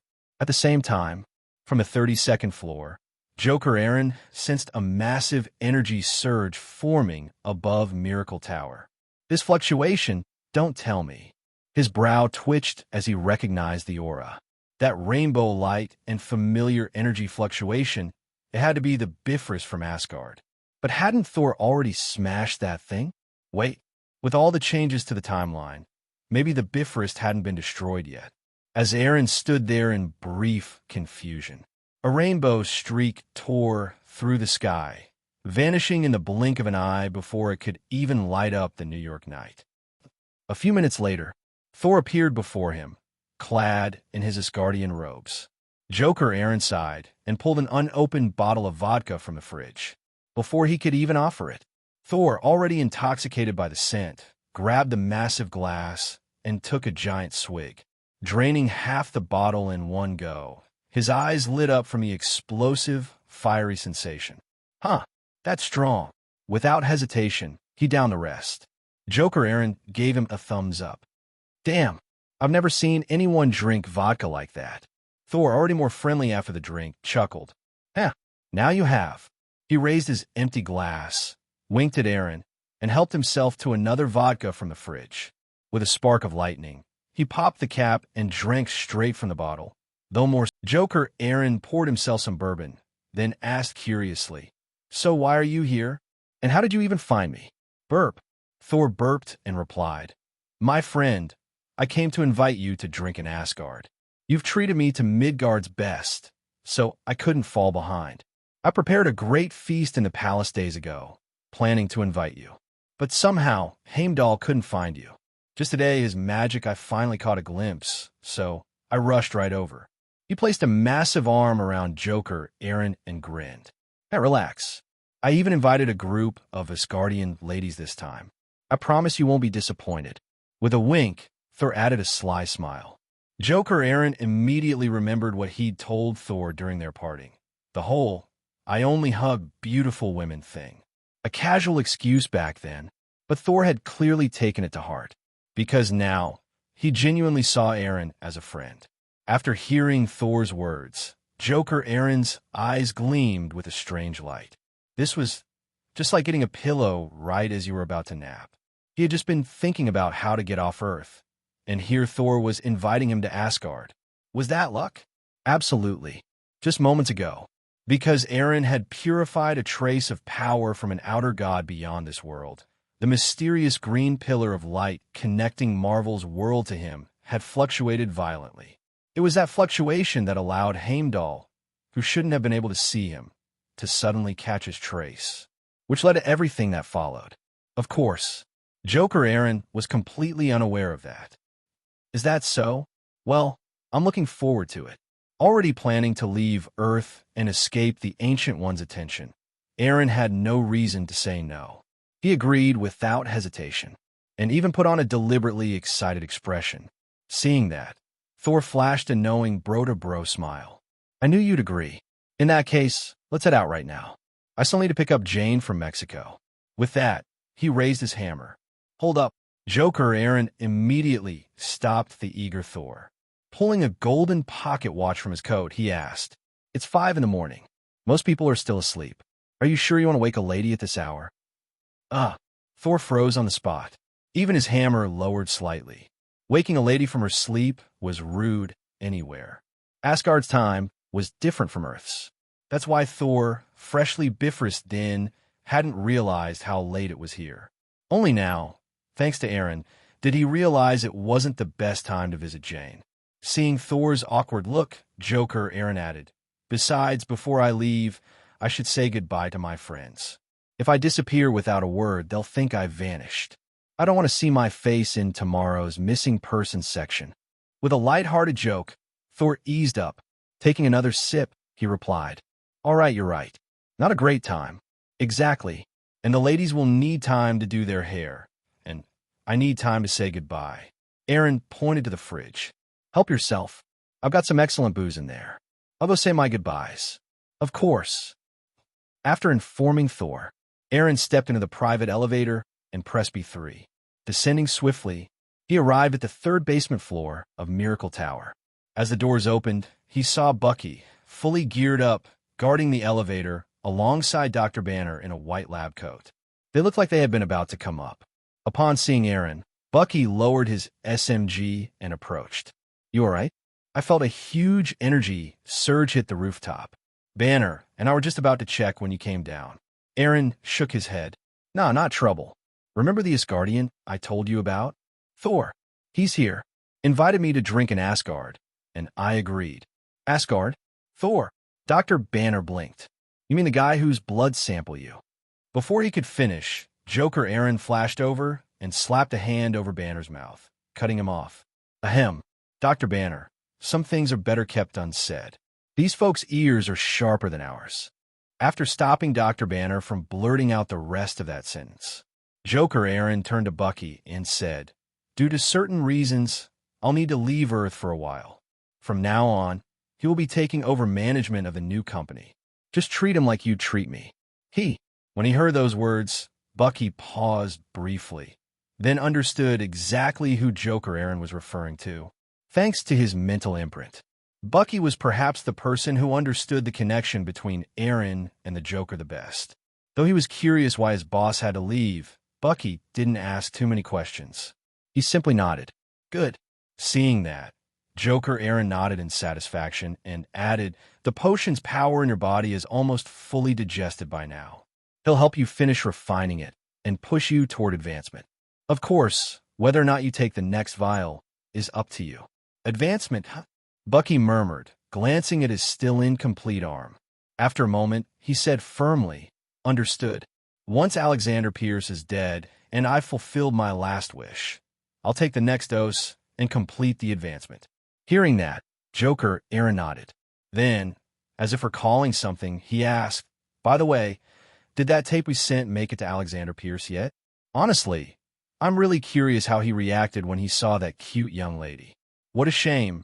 If I weren't about to leave, I'd love to see how that girl has a heart-to-heart with Mr. Pierce. Whether it was luck or coincidence. Lately, whenever Joker Eren tried to target Alexander Pierce, the man was always conveniently away at meetings or traveling. Again and again, he managed to dodge disaster. So Joker Eren finally just told Bucky to mail Sadako's tape directly to Pierce. Cute, young lady? Hearing Eren describe that terrifying figure with such words made Bucky's mouth twitch uncontrollably. Only his boss could describe that thing like that. To Bucky, there wasn't a single part of that horrifying shadow that matched those words in the slightest. Still, even Bucky, usually so calm, shivered at the memory of what he'd seen. Back then, if his boss hadn't temporarily scattered that eerie shadow with some unknown power, even with his enhanced body, Bucky would have been dragged into that old well and torn to shreds, which was exactly why he held such deep fear for that entity. To normal people, that ghost's powers were nearly unsolvable. With her strength, not even 10 Alexander Pierces could stop her. The only thing left was to wait and see when Pierce would actually open the tape. Don't worry, boss. I've already implanted suggestions and nudged his house staff and chefs using various means. I'm sure someone will soon remind him to watch that tape. Joker Eren nodded and let out a regretful sigh. To be honest, he was very curious to see how the leader of Hydra would react to a visit from Sadako. Unfortunately, he'd never get to witness that scene. After wrapping things up, Joker Eren returned to the top floor of Miracle Tower. But in the short time he was gone, a lot had already changed in New York. Thor, God of Thunder, was now lying sprawled out on a large sofa, burping happily. Nearby, the bar counter was littered with bottles of every size and shape. Hey, my friend, you're finally back, Thor called out. Let's go grab Jane first. Then I'll treat you to the finest mead in all of Asgard. While Joker Eren was being whisked off toward New Mexico by Thor to find his beloved. At Hammer Industries' arms factory, Justin Hammer was grabbing a bald engineer by the collar, growling, $10 billion. I poured $10 billion into this project. And what do I get? 40 useless hunks of junk that can barely salute. Do you know how much it cost Tony Stark to build one Iron Man suit? Less than $500 million. With that, he built a real killing machine. And you burn through my budget and give me this crap. The bald engineer, trembling as he looked at the malice on Justin Hammer's face, stammered, I'm sorry, sir. I'm not Tony Stark. Honestly, comparing him to Stark was already generous. And Justin Hammer knew that. But this engineer was the best he could get his hands on. Trash. Hammer shoved the man aside with a snarl. I don't care about your excuses. I spent $10 billion on this project. You will give me results. That's in your contract. If not, I'll see you in court. Hammer Industries has the best legal team in the world. Look up what happened to others who try to go up against us. With a cold snort, he straightened his suit and returned to his polished, sleazy appearance, striding out of the factory with 4 bodyguards. After he left, the bald engineer stood frozen for a long time, his head bowed. If you looked closely, you'd see the fire of rage in his eyes. Why? Why do you all keep comparing me to Tony Stark? I've told you, I'm not him. So why keep pushing me, why? In the cold, empty factory, he stood silently for who knows how long, before finally driving home. There, he stood before a warehouse and hesitated before unlocking the door. Despite being the top engineer at Hammer Industries, the warehouse was mostly empty. In the center, on a lone metal frame, sat a ruined suit of armor. Just a head and chest remained. If Obadiah Stane were still alive, he'd recognize it immediately. It was the prototype of the Ironmonger. As the door opened, the armor's eyes flickered with twin crimson lights. Then, from within the helmet, a mechanical voice rang out. "Ah, I knew you'd come find me." The engineer's eyes twitched at that voice, but then he remembered the humiliation he'd suffered from both Obadiah and Justin Hammer. In a firm voice, he said, "You were right. I've come. I won't lock you away this time. I'll build you the strongest body I can. But you'll help me perfect the suit's design and the energy system. I know you replicated a miniature arc reactor before. This shouldn't be hard for you. Of course. That's our deal, isn't it? With those, we'll finally be able to take on Tony Stark and his allies." Half an hour later, the bald engineer wheeled a cart into the Hammer Industries factory. On it lay the battered suit, now only half a torso. As he passed rows of upright steel armors, two crimson lights flickered to life beneath the tarp covering the ruined suit's head. "I can feel it, the scent of machines," the voice whispered. At the same time, countless tiny components inside the armor's chest clicked together, forming a strange mechanical heart. Thump! With each pulse, an invisible wave surged outward. Every machine in the factory shivered in response. What was that sound?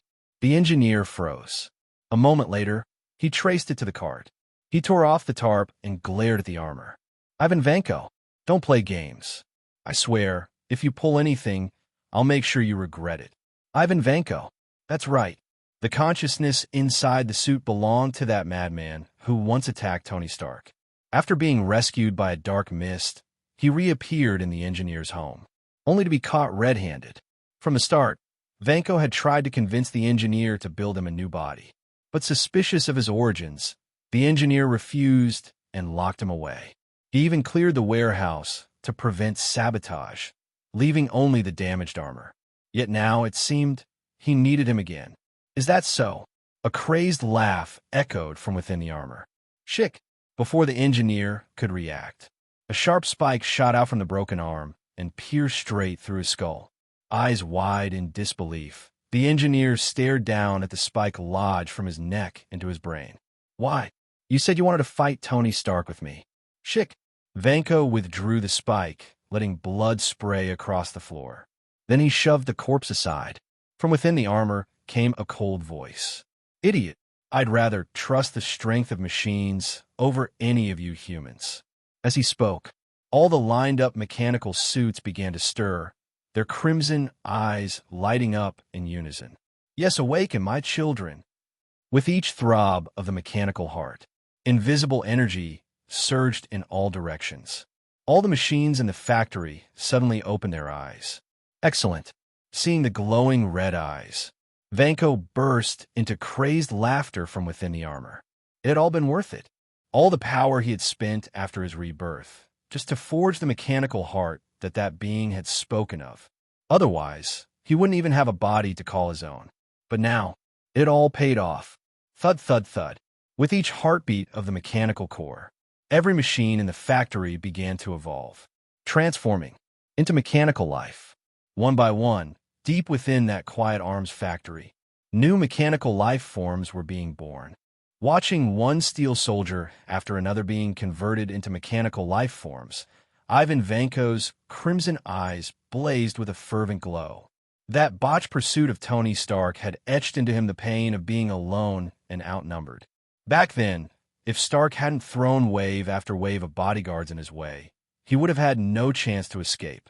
Worse yet, Stark even found a terrifying ally to help him.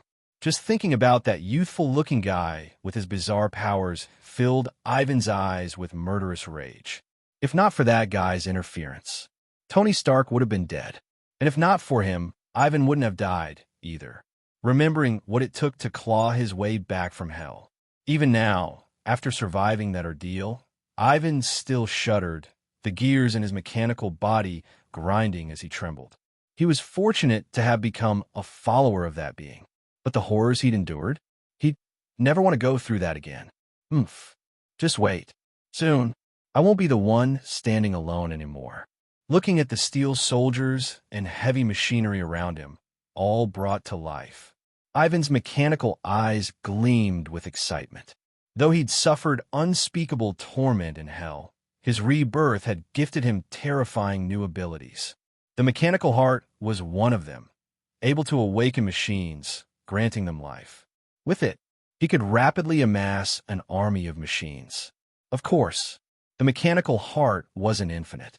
Upon returning from hell, Ivan had only enough power stored for one activation. That was why he had remained silent and dormant when locked in the engineer's warehouse. It wasn't until he was brought to this arms factory, surrounded by weapons and steel soldiers, that he finally activated the heart's power. Tony Stark, and that damn bastard. I'll be coming for you both soon. Ever since climbing back from the abyss, Eren, who had once killed him, was marked alongside Stark as Ivan's must-kill targets. This time, he would not fail again. Click, click. Just as the number of awakened mechanical lives hit 100, the mechanical heart within Ivan suddenly stopped beating and disassembled itself into countless disordered parts. The sound ceased, and all the still transforming machines around him halted their evolution, some reverting back before their metamorphosis could complete. Out of energy already, once everything had settled, 40 steel soldiers stood in perfect formation around Ivan. Behind them were towering shadows. Massive machines turned mechanical life forms.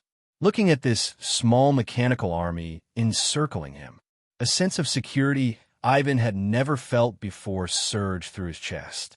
These soldiers, awakened by the mechanical heart, would be his most loyal subordinates, his bravest warriors.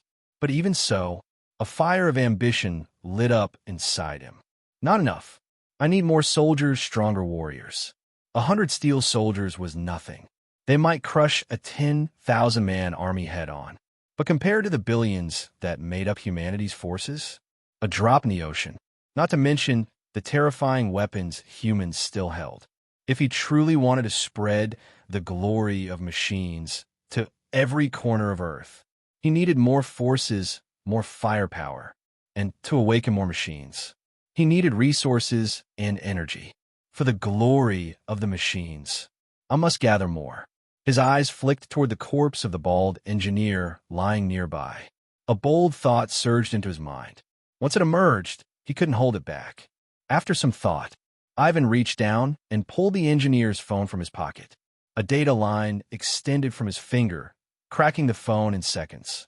When he saw the contact list, one name made his metallic lips curl. Justin Hammer. He called over a steel soldier and gave it a few quick instructions.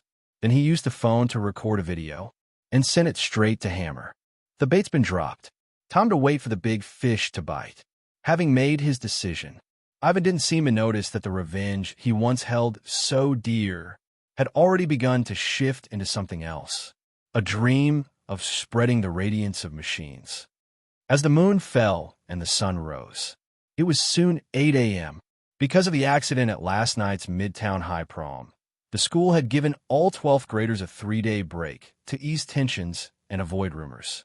With the unexpected break, Eren drove his Aston Martin straight into the heart of Hell's Kitchen, toward Miracle Tower. The engine's roar instantly turned heads. In this poor, rundown part of the city, a luxury car like that was a rare sight. The sleek body and thunderous purr of the engine attracted plenty of admiring and greedy eyes. In Hell's Kitchen, someone driving an Aston Martin was prime prey. But when Eren parked it right outside Miracle Tower, all those would-be thieves and joyriders immediately froze, fear written across their faces. Damn it, muttering curses, they all turned away and vanished into the crowd.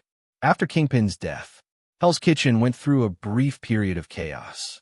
But soon, the territories were redrawn and order returned.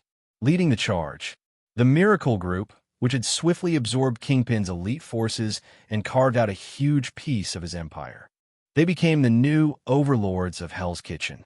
Plenty of people had tried to test them, but but all of them ended up as corpses beneath Miracle's feet. After enough bloodshed, Miracle's name was etched into the streets, not yet as infamous as Kingpin's old empire, but already untouchable in Hell's Kitchen. Even the other two rising gangs avoided crossing them. So, when that Aston Martin stopped at Miracle Tower, not even the boldest thief dared make a move. Sure, they wanted to score big, but not at the cost of their lives. 10 minutes later, Eren was being respectfully escorted into Miracle Tower's B3 floor by Bucky himself, as they disappeared into a private elevator. People inside the building couldn't help but wonder who Eren really was. In Miracle Group, most of the recent turf wars had been led by Bucky's team, tasked with helping him digest the power of the Instigator Potion.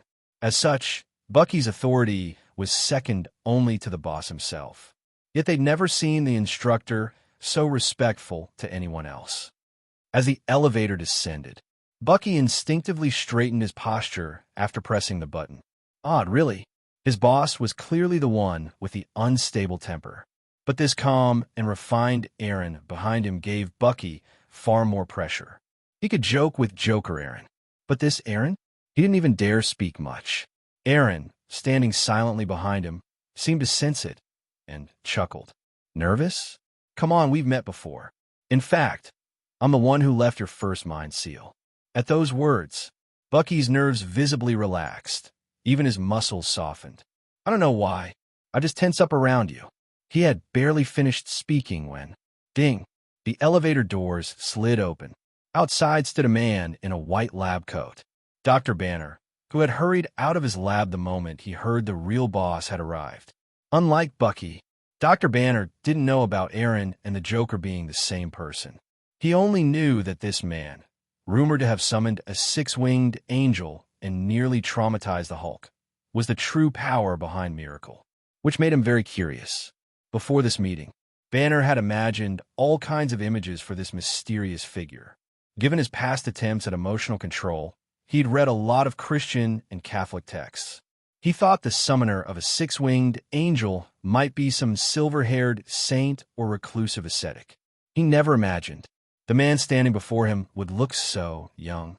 If it weren't for Bucky's respectful stance behind him and the instinctual fear the Hulk inside him felt, Banner would have never believed this was the same mysterious powerhouse from Harlem.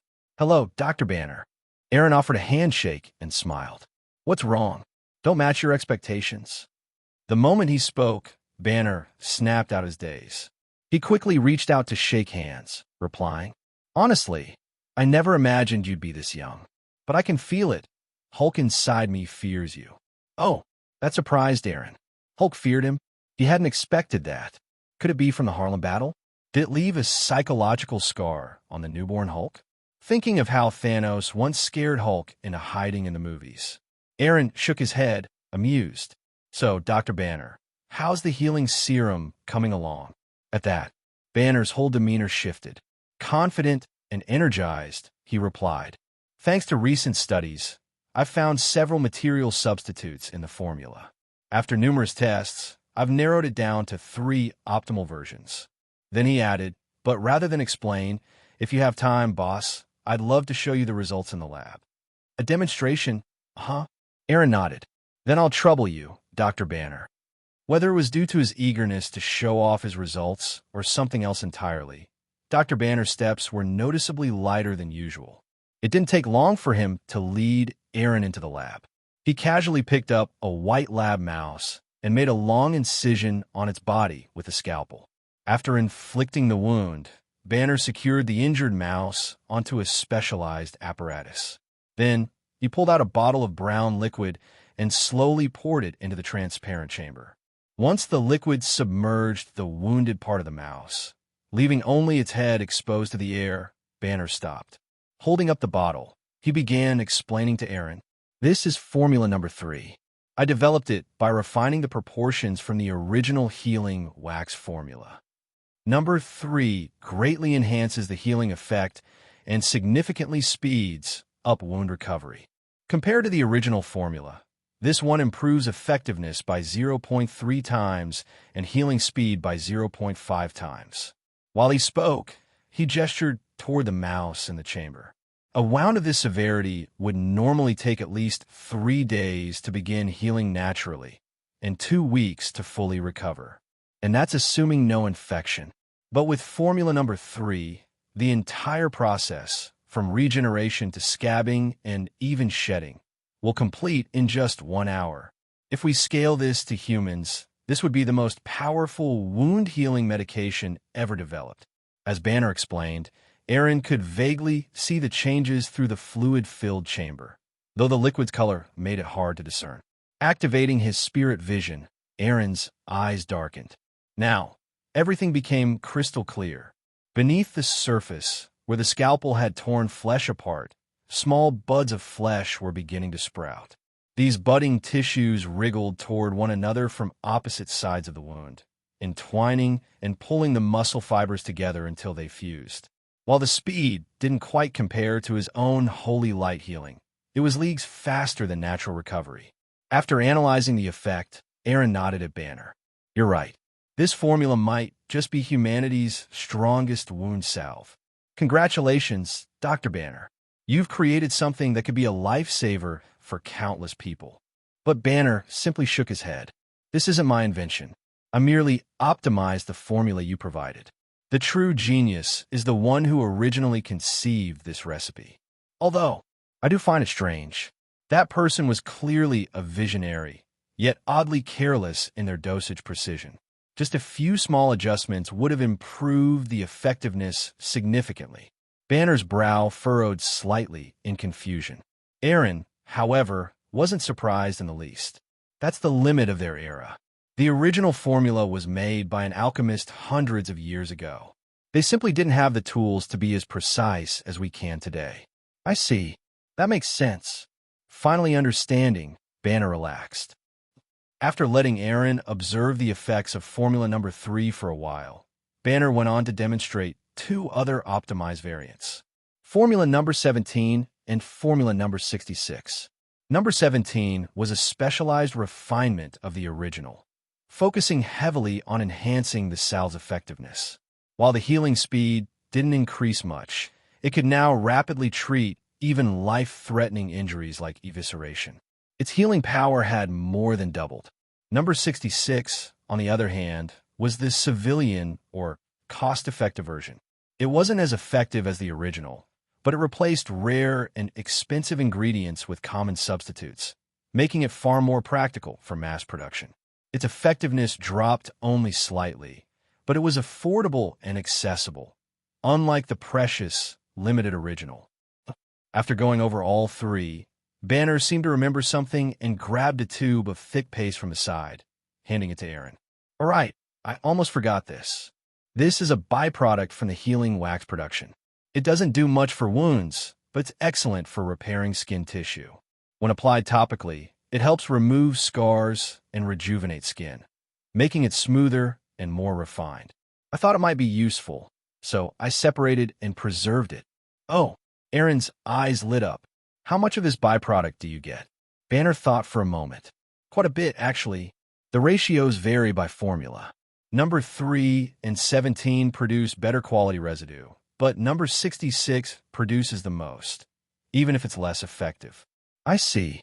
Eren paused for a moment, then said firmly, "Banner, from now on, I want you to collect this residue separately. Start tracking data on it. I have a hunch this stuff might be more valuable than either of us realizes." Eren's thoughts had instantly jumped to the beauty industry. In his past life, skincare products with far inferior effects were already selling for absurd prices globally. If he could package this salve residue into a scar-removing, skin-enhancing cream, wouldn't it become a global sensation? Wouldn't it become wildly popular with women everywhere? He couldn't help but grow even more curious. Though Banner didn't quite understand why Eren was so interested in this byproduct, he was focused on the science. Orders were orders. "I understand. I'll gather data and compile a full report." "No rush," Eren replied with a smile. "You look like you haven't slept in days. Go get some rest first." Banner started to object, but Eren cut him off. "Long-term sleep deprivation isn't good for your control over the Hulk. And if I'm right, You haven't really slept well in ages. That's not going to help you master that power inside you." As he spoke, Eren's right hand lit up with a warm, milky white glow. Before Banner could react, he pressed it to the doctor's chest.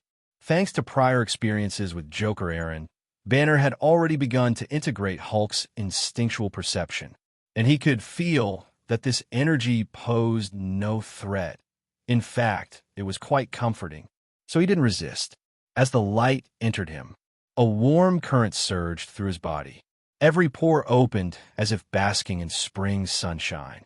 His body, worn down by countless nights of lost sleep, instantly relaxed. That relaxation revealed a tidal wave of exhaustion hidden beneath his adrenaline-fueled research obsession. That exhaustion threatened to erode even his tenuous control over Hulk's power. Eren had seen that and used a basic holy light heal to calm both body and mind. As his muscles loosened and his eyelids drooped, Banner exhaled deeply and said sincerely, "Thank you." Thanks to Harlem, he wasn't shocked by Eren's abilities. "Don't be so formal. We're on the same side." Waving his hand, Eren added, "Let's call it a day. Go get some sleep. You're clearly running on fumes." The overwhelming exhaustion left Banner in no mood to argue. As he watched Eren and Bucky leave, he quietly slipped into a nearby bedroom prepared just for him. Still in his lab coat, he fell face first into bed. Soon, his deep snoring filled the room. Leaving the lab, Eren and Bucky made their way to the penthouse office. Once inside, Eren turned and asked, "I know he's already given you the witch potion, but have you really decided to go through with it? Once you take it, your body and soul will transform completely. There's no turning back. You will become a witch in every sense. This path is irreversible." Bucky stood in silence for a moment. Then he replied, "After the boss told me about the potion's side effects, I spent a lot of time thinking. At first, I was angry. The idea of becoming a woman felt like a complete betrayal of myself. But now, I think it's fitting. Maybe this is the punishment I deserve. Maybe only by abandoning who I once was can I atone for my past sins. Maybe only then will I feel worthy to face Steve again." Eren said nothing for a long moment. Finally, he nodded. "I respect your choice. If this is the path you've chosen, then let me help you remove the last knot in your heart." There was no doubt about it. Bucky's biggest psychological burden was Alexander Pierce, the man who had manipulated him like a puppet and stolen decades of his life. As long as Alexander Pierce lived, a thorn would remain lodged in Bucky's heart. Only by killing Pierce and resolving that mental knot once and for all could Bucky move on and start a new chapter in life. Strangely enough, when Bucky heard that Eren planned to handle Pierce personally, he just smiled and shook his head. "There's actually no need for you to step in. Alexander Pierce won't live much longer. Before you arrived, Master Joker already had me send that cursed videotape to him. Once Pierce gets home and opens that tape, his fate will be sealed. And even if he doesn't open it himself, the maid in his house, who's already under our hypnosis, will make sure he watches it. Pierce may be the leader of Hydra, but his body hasn't undergone any enhancements. When the time comes, we won't need to lift a finger. The vengeful spirit in that tape will rip him to pieces." Eren shook his head. "You're underestimating Alexander Pierce. You tried to kill him multiple times, and every time, he's somehow managed to survive. Do you really believe it's all just coincidence? Once or twice could be chalked up to luck, but 3 times? 4? There's no way the world offered that many coincidences." Before coming here, Eren had already used the scales of fate to perform a divination. He asked whether Pierce would die from the cursed videotape. The answer was no, which was exactly why, after confirming Bucky's intent, Eren decided he would intervene personally. Maybe his arrival had altered the fate of this world, or maybe the world had never been as simple as he thought. Since Eren arrived, he had experienced many events that never appeared in the original timeline. And ever since Iron Man tore open the veil hiding the supernatural, the world seemed to spiral into chaos, paranormal incidents cropping up left and right, growing more frequent by the day. It was as if the era of ghosts and monsters had returned. Given the situation, Eren felt it was better to deal with Pierce as soon as possible, before things got even messy. After all, who knew what kind of hidden weapons a man like Pierce, who possessed enormous resources and moved in the shadows, might deploy next? Of course, Alexander Pierce stayed at S.H.I.E.L.D.'s headquarters during the day, so even if Eren wanted to assassinate him, daytime was out of the question. So, after confirming Pierce's situation, Eren left the Miracle Tower.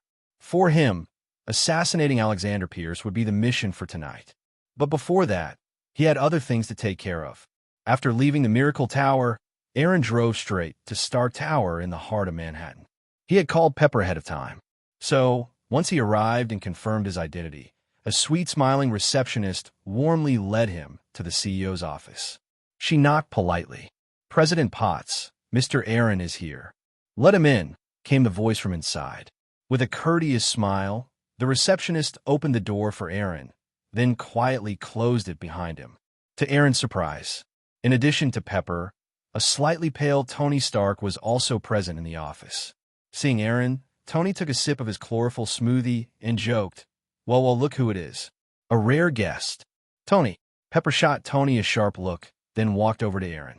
She straightened the creases on his collar with a satisfied smile. "Not bad. I should have picked out some suits for you earlier. You look much sharper like this." "No wonder Helen called me yesterday, saying her precious daughter is about to be stolen away by a certain young man." Eren rubbed his nose and said, "Actually, Gwen already agreed to be my girlfriend." "Oh, really?" Pepper's eyes lit up, and she beamed. "Then next time you're free, let's all have dinner together. You and your little girlfriend." "Oh, and..." She turned back to her desk and pulled 2 tickets from a drawer. "These are tickets to Mr. Roberts' concert. I just happened to be too busy to go, so they're yours now." Sometimes, taking your girlfriend to a concert is a nice way to spend an evening. She even winked as she handed them to him. Before Eren could even react, Tony Stark stared at the tickets in shock. Robert was one of the world's most renowned musical masters. His concert tickets were extremely hard to come by, even in high society. Tony had pulled serious strings and shelled out a fortune to get those exact 2 tickets. He and Pepper hadn't even gone yet. And now, Pepper just casually handed them to Eren. Sure, when he'd invited Pepper to the concert, she'd turn him down, saying Stark Industries had a mountain of urgent work to deal with. But still, seeing those hard-earned tickets handed over to this brat, Tony was understandably frustrated. Though, to be fair, his frustration was aimed squarely at Eren. He and Pepper hadn't even gone to one of those concerts together yet. Because of Pepper, Tony swallowed his annoyance and said nothing. Meanwhile, Pepper asked Eren, "You mentioned over the phone that you needed my help. What happened?" "Yes, there's something I'd like your help with," Eren said. Then he glanced at Tony slumped on the couch and added, "And since Mr. Stark is also here, I have something to ask of you too." "Wow, Mr. Stark, that's a rare title. Today's the first time I've ever heard it come out of your mouth," Tony said dramatically. But then he remembered how many times Eren had saved his life, and with a shrug he added, "All right, for that, Mr. Stark, I'll help with whatever it is you're asking." Truth be told, Tony had been stressing over how to repay Eren for saving his life several times now. Eren was a major shareholder in both Oscorp and Stark Industries, so money was meaningless to him. That rendered Tony's usual approach, throwing money at problems, useless. He'd even considered throwing a lavish party and hiring a bunch of models to help the kid let off steam. But the second he even hinted at the idea, Pepper shut him down with a death glare. "If you dare corrupt my nephew, I swear I'll make your life hell," she'd said. So, Tony reluctantly gave up that plan. Right before Eren arrived, Tony had even asked Pepper what Eren liked. Before she could answer, Eren's call had come in, asking for help, which was why Tony had been waiting at Stark Tower for half the day. After Tony gave his word, Eren nodded. "In that case, even better. I recently bought a newly completed building in Hell's Kitchen and founded a company. The security systems are nearly done, but I still need a powerful firewall. I figured that wouldn't be a problem for you." While Eren had solid programming skills, he didn't have experience building large-scale firewalls. And once his revolutionary healing wax hit the market, he'd definitely attract a lot of attention. In this world of rampant black technology, there was no telling what kind of freak hackers might try to break into the Miracle Tower's network. So, to avoid that risk, he went straight to the expert. Tony Stark, the man who created JRVS, was undoubtedly the leading genius in artificial intelligence. His cybersecurity systems would be far more secure than anything Eren could put together. As soon as Eren mentioned his building in Hell's Kitchen, Tony started tapping away on the tablet beside him. In seconds, the Miracle Tower's photo and data appeared on his screen. Looking at the building, which didn't seem any smaller than Stark Tower, Tony shook his head. A firewall? That's not enough for a company like yours. Tell you what, I'll copy you a subroutine of JRVS. All you need is a few supercomputers in your server room, and you'll have your own AI. Trust me, a strong AI won't just block malicious network attacks. It'll handle a ton of office tasks for you too. Huh? He's just giving me an AI? Tony Stark is being this generous? Eren eyed him suspiciously. You're giving me an AI just like that? Don't tell me there are hidden backdoors or vulnerabilities in it.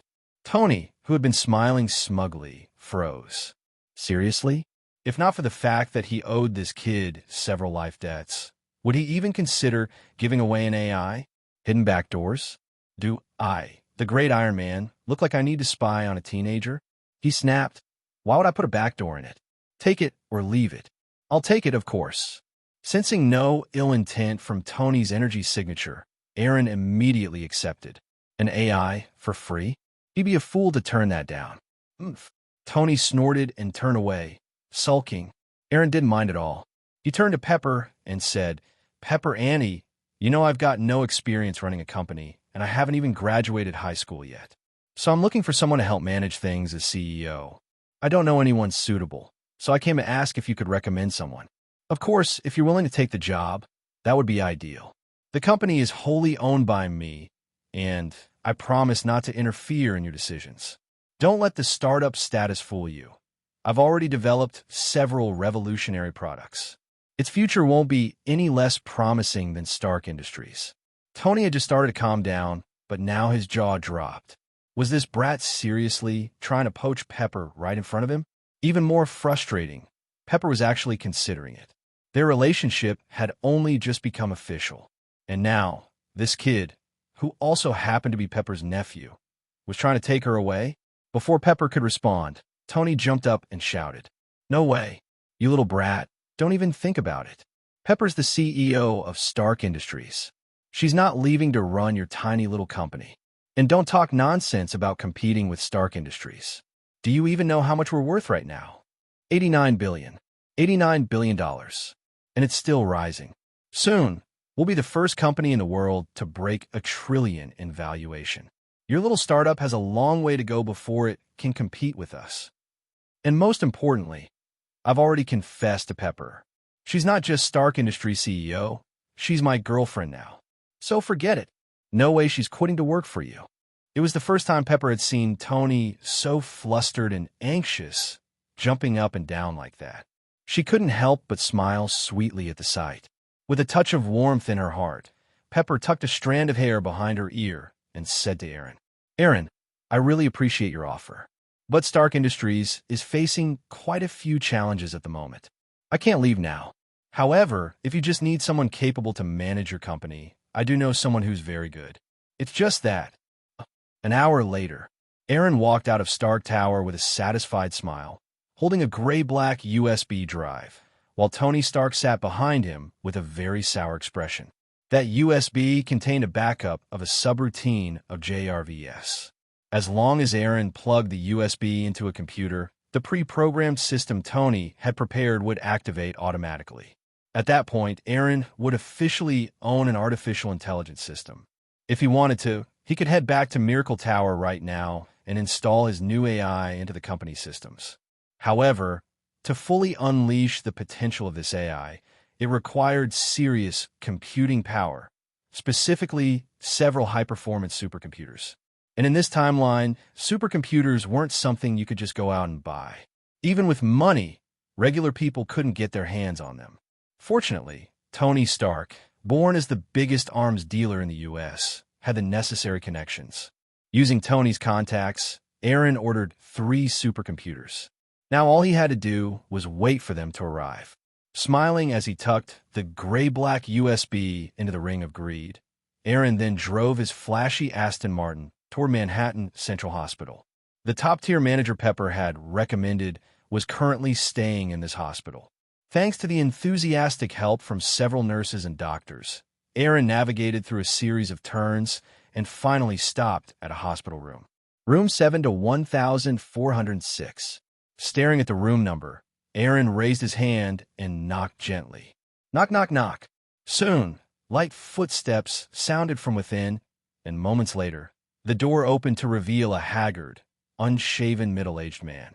Seeing the unfamiliar young man standing at the door, the man frowned and asked, "Who are you?" "Hello, Mr. Fragra. I'm Eren, the founder of Miracle Group." "Miracle Group?" Fragra furrowed his brows in thought, clearly trying to recall the name, but nothing came to mind. "Sorry, I've never heard of it. Why are you looking for me?" Given how new Miracle Group was, it wasn't surprising that Fragra hadn't heard of it. "Well, Miracle Group is a company I just recently started, so it's normal that you haven't heard of it. That's also why we're in need of a seasoned executive. Pepper Potts is my aunt. After hearing about my situation, she recommended you, so I came by to visit." Hearing Pepper's name caused Fragra to pause and swallow the rejection that was on the tip of his tongue. He remembered the times Pepper had helped him in the past, and his attitude toward Eren visibly softened. The irritation that had begun to creep onto his face faded quickly. "Pepper's nephew? I didn't expect her to send you here. But I'm sorry, even though I really need the money right now, I'm just not in the right condition to take on any position.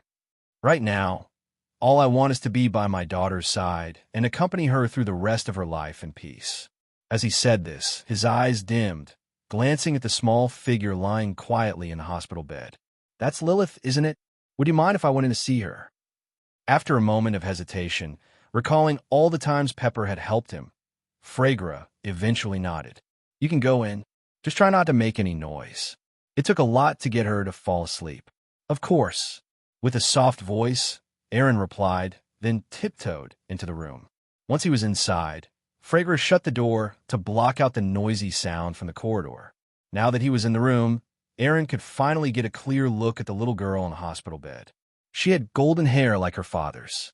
According to Pepper's file, Lilith should have been 7 years old, but at first glance, she looked more like 5 or 6. Her porcelain doll-like face was unnaturally pale, and deep, dark circles hung under her eyes, completely out of place for a child her age. She looked like a flower that had withered before it ever had a chance to bloom. Even in her sleep, her delicate eyebrows remained furrowed tightly, as if plagued by unresolved anxiety, or rather, fear. Yes, fear. Even though Lilith was unconscious, Eren could clearly see that emotion written in the creases of her brow. What was she afraid of? While Fragra wasn't looking, Eren's pupils shifted, activating his spiritual sight. He originally just wanted to use it to better understand the source of Lilith's fear. But what he saw instead was a thick gray miasma clinging to her spiritual body, swirling around like tendrils of smoke that refused to disperse. That looked like the miasma of calamity. With the knowledge ingrained in his mind, Eren immediately identified the strange mist tangled around Lilith's spirit. He frowned, and the longer he observed Lilith with his spiritual sight, the deeper that frown became. Before coming here, Pepper had told him that Lilith was suffering from some unknown illness. If Eren could cure her, someone like Fragra would definitely be willing to give everything he had to support Eren and his newly founded Miracle Group.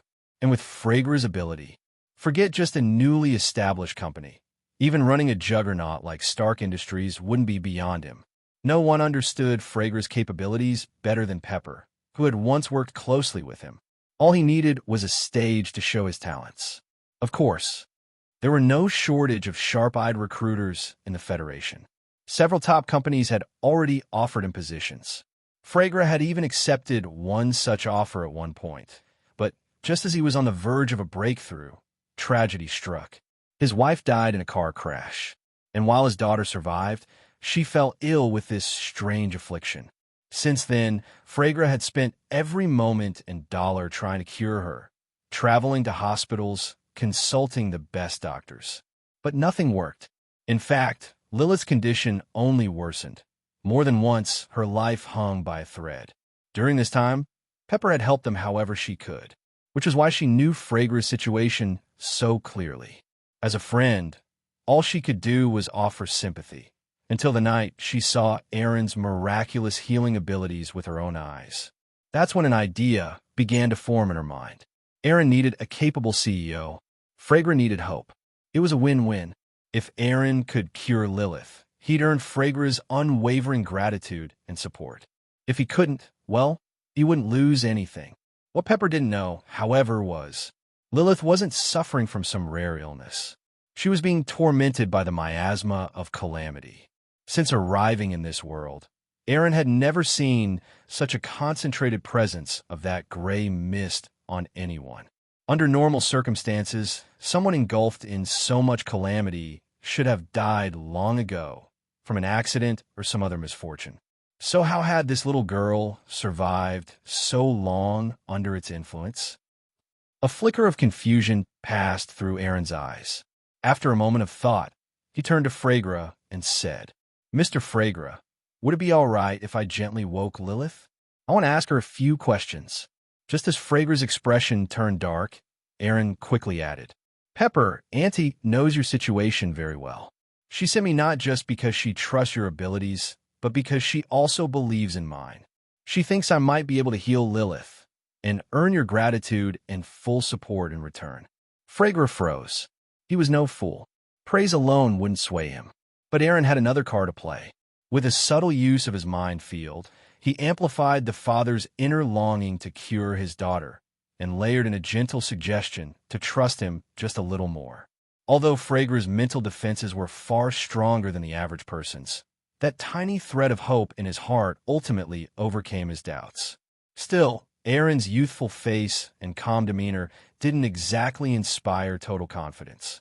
Phragra remained skeptical deep down, but Eren didn't try to explain, nor did he reinforce the hypnosis. Mind control always came with risks. It might work on random thugs, but for someone like Phragra, someone Eren hoped would become a key part of his organization, it wasn't worth the risk. What if something broke the hypnosis down the line? What if it turned them into enemies? He'd already learned that lesson the hard way. So instead, Eren simply smiled, then reached out and gently extended his finger toward Lilith's furrowed brow.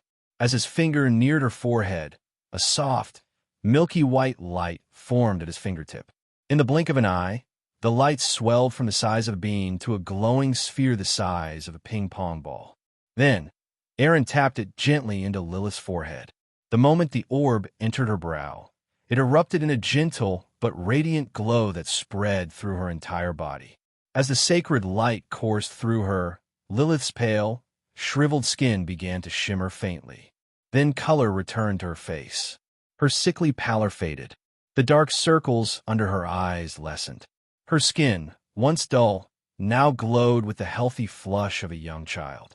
Within Eren's spiritual sight, he saw the sacred light settle into Lilith's body, most of it nurturing her fragile frame, while a smaller portion targeted her spiritual body directly.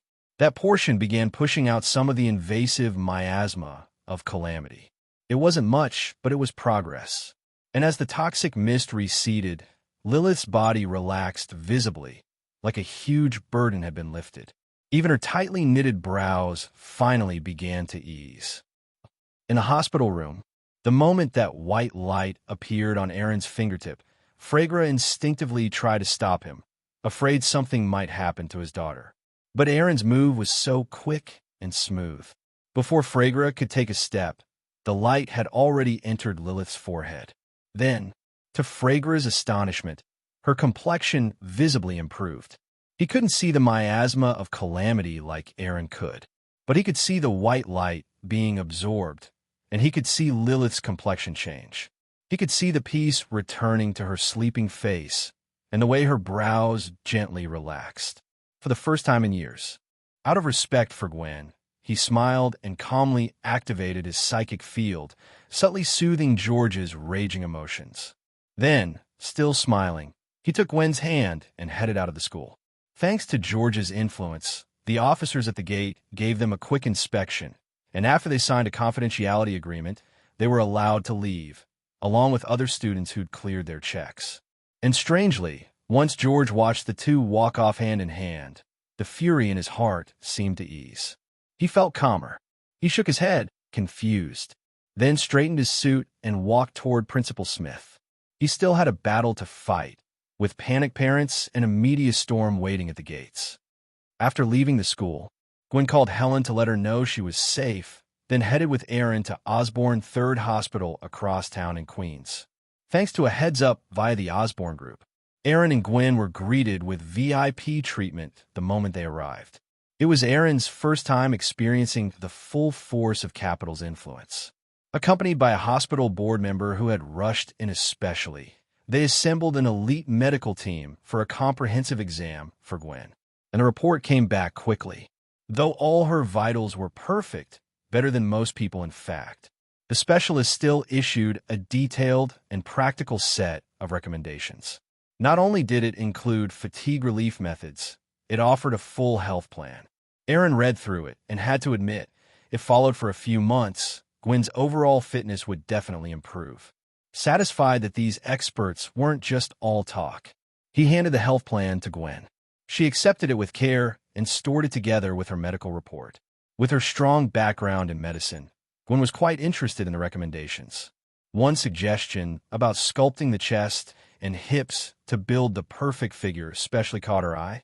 She secretly memorized it, planning to start trying it that very night.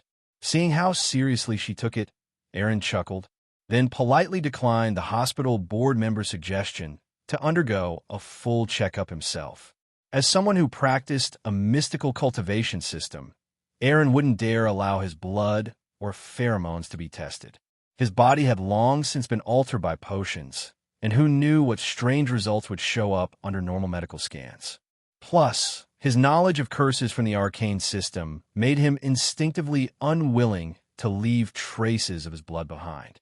He also declined an invitation to dinner and left Osborne 3rd Hospital with Gwyn. After saying goodbye to the board member who had personally seen them to the parking lot, Eren got in his Aston Martin and glanced into the rearview mirror at the man's fading figure. Then he revved the engine and sped off from the hospital. Soon after Eren left, the overly friendly board member's smile faded. He dismissed the nearby doctors, then quietly slipped into a corner and made a call. "My lord, I failed." He refused to be examined. "Please punish me." There was a long silence. As cold sweat soaked the man's back, a hoarse voice finally came from the other end. "I understand.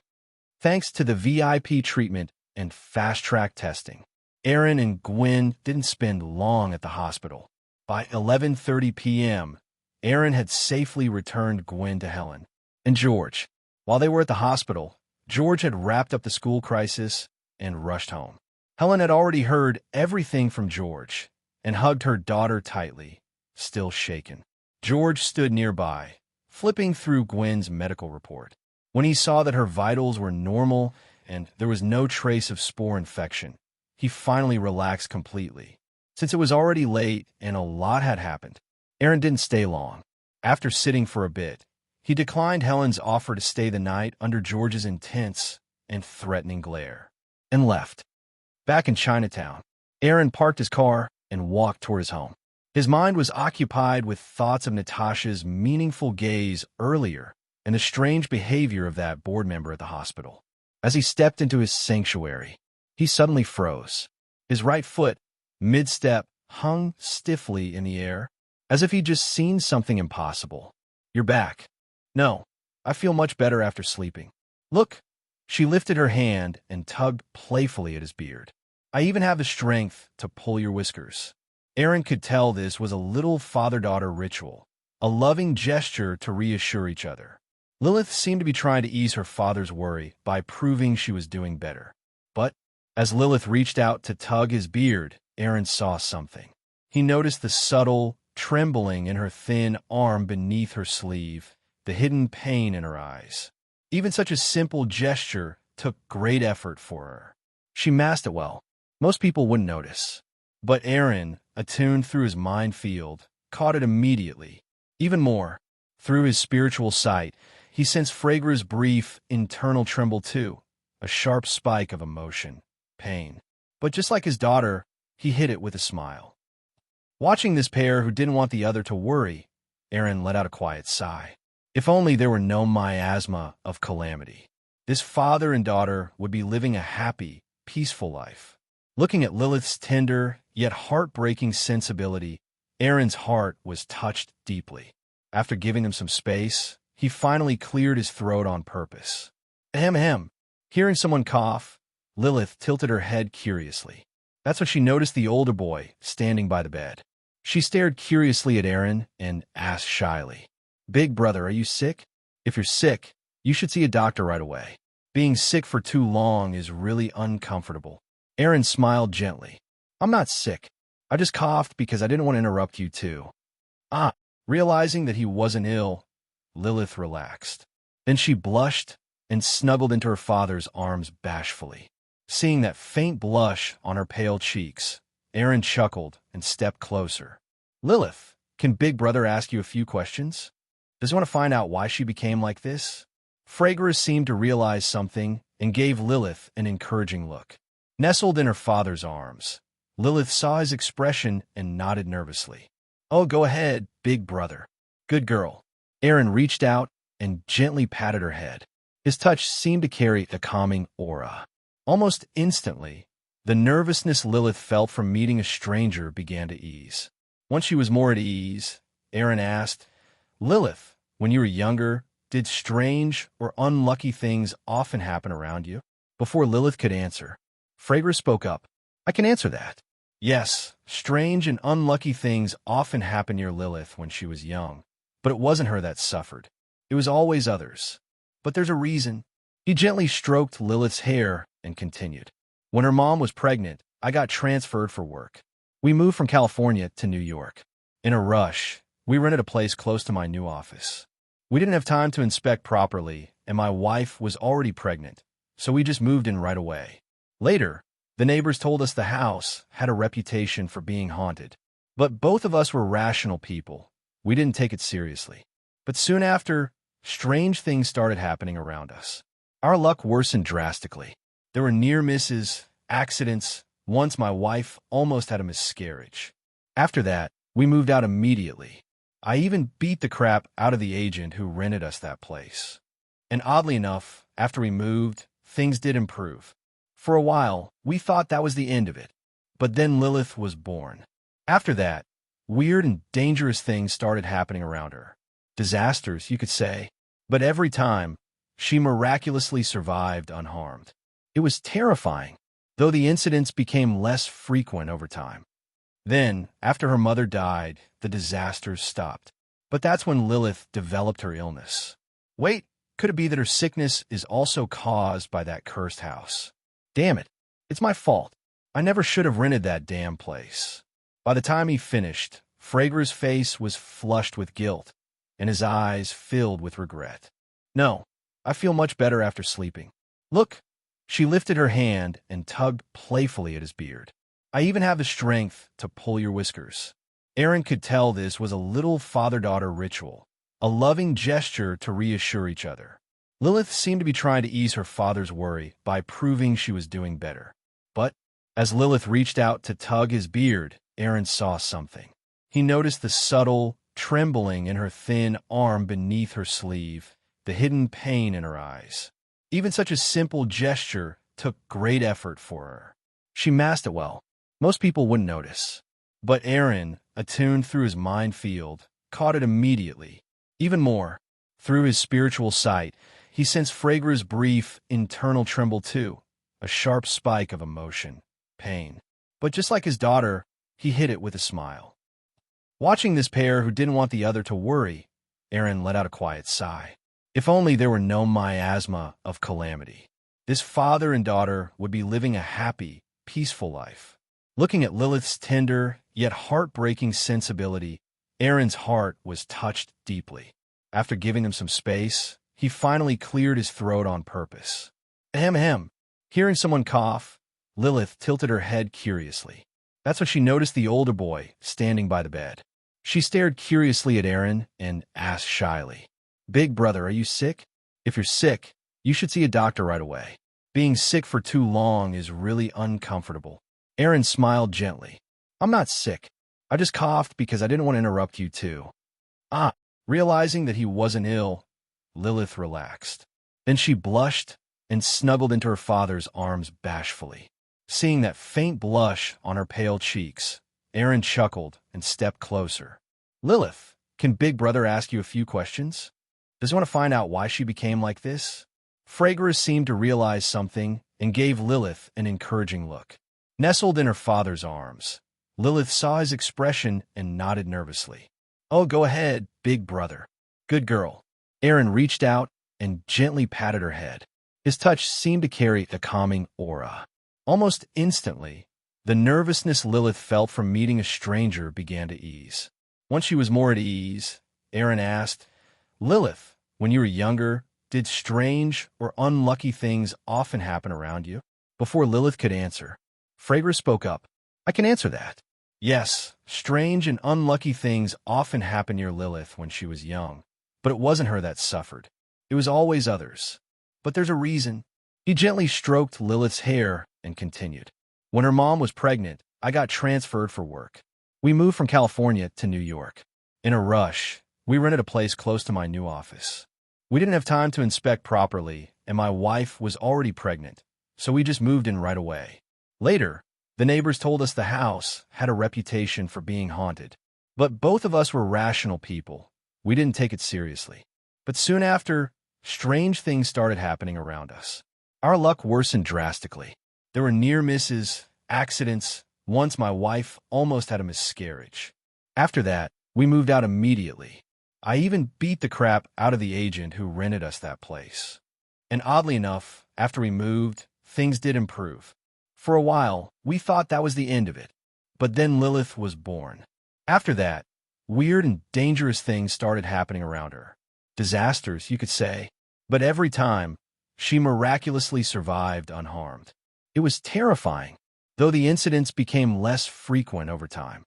Then, after her mother died, the disasters stopped. But that's when Lilith developed her illness. Wait, could it be that her sickness is also caused by that cursed house? Damn it, it's my fault. I never should have rented that damn place. By the time he finished, Phragra's face was flushed with guilt, and his eyes filled with regret.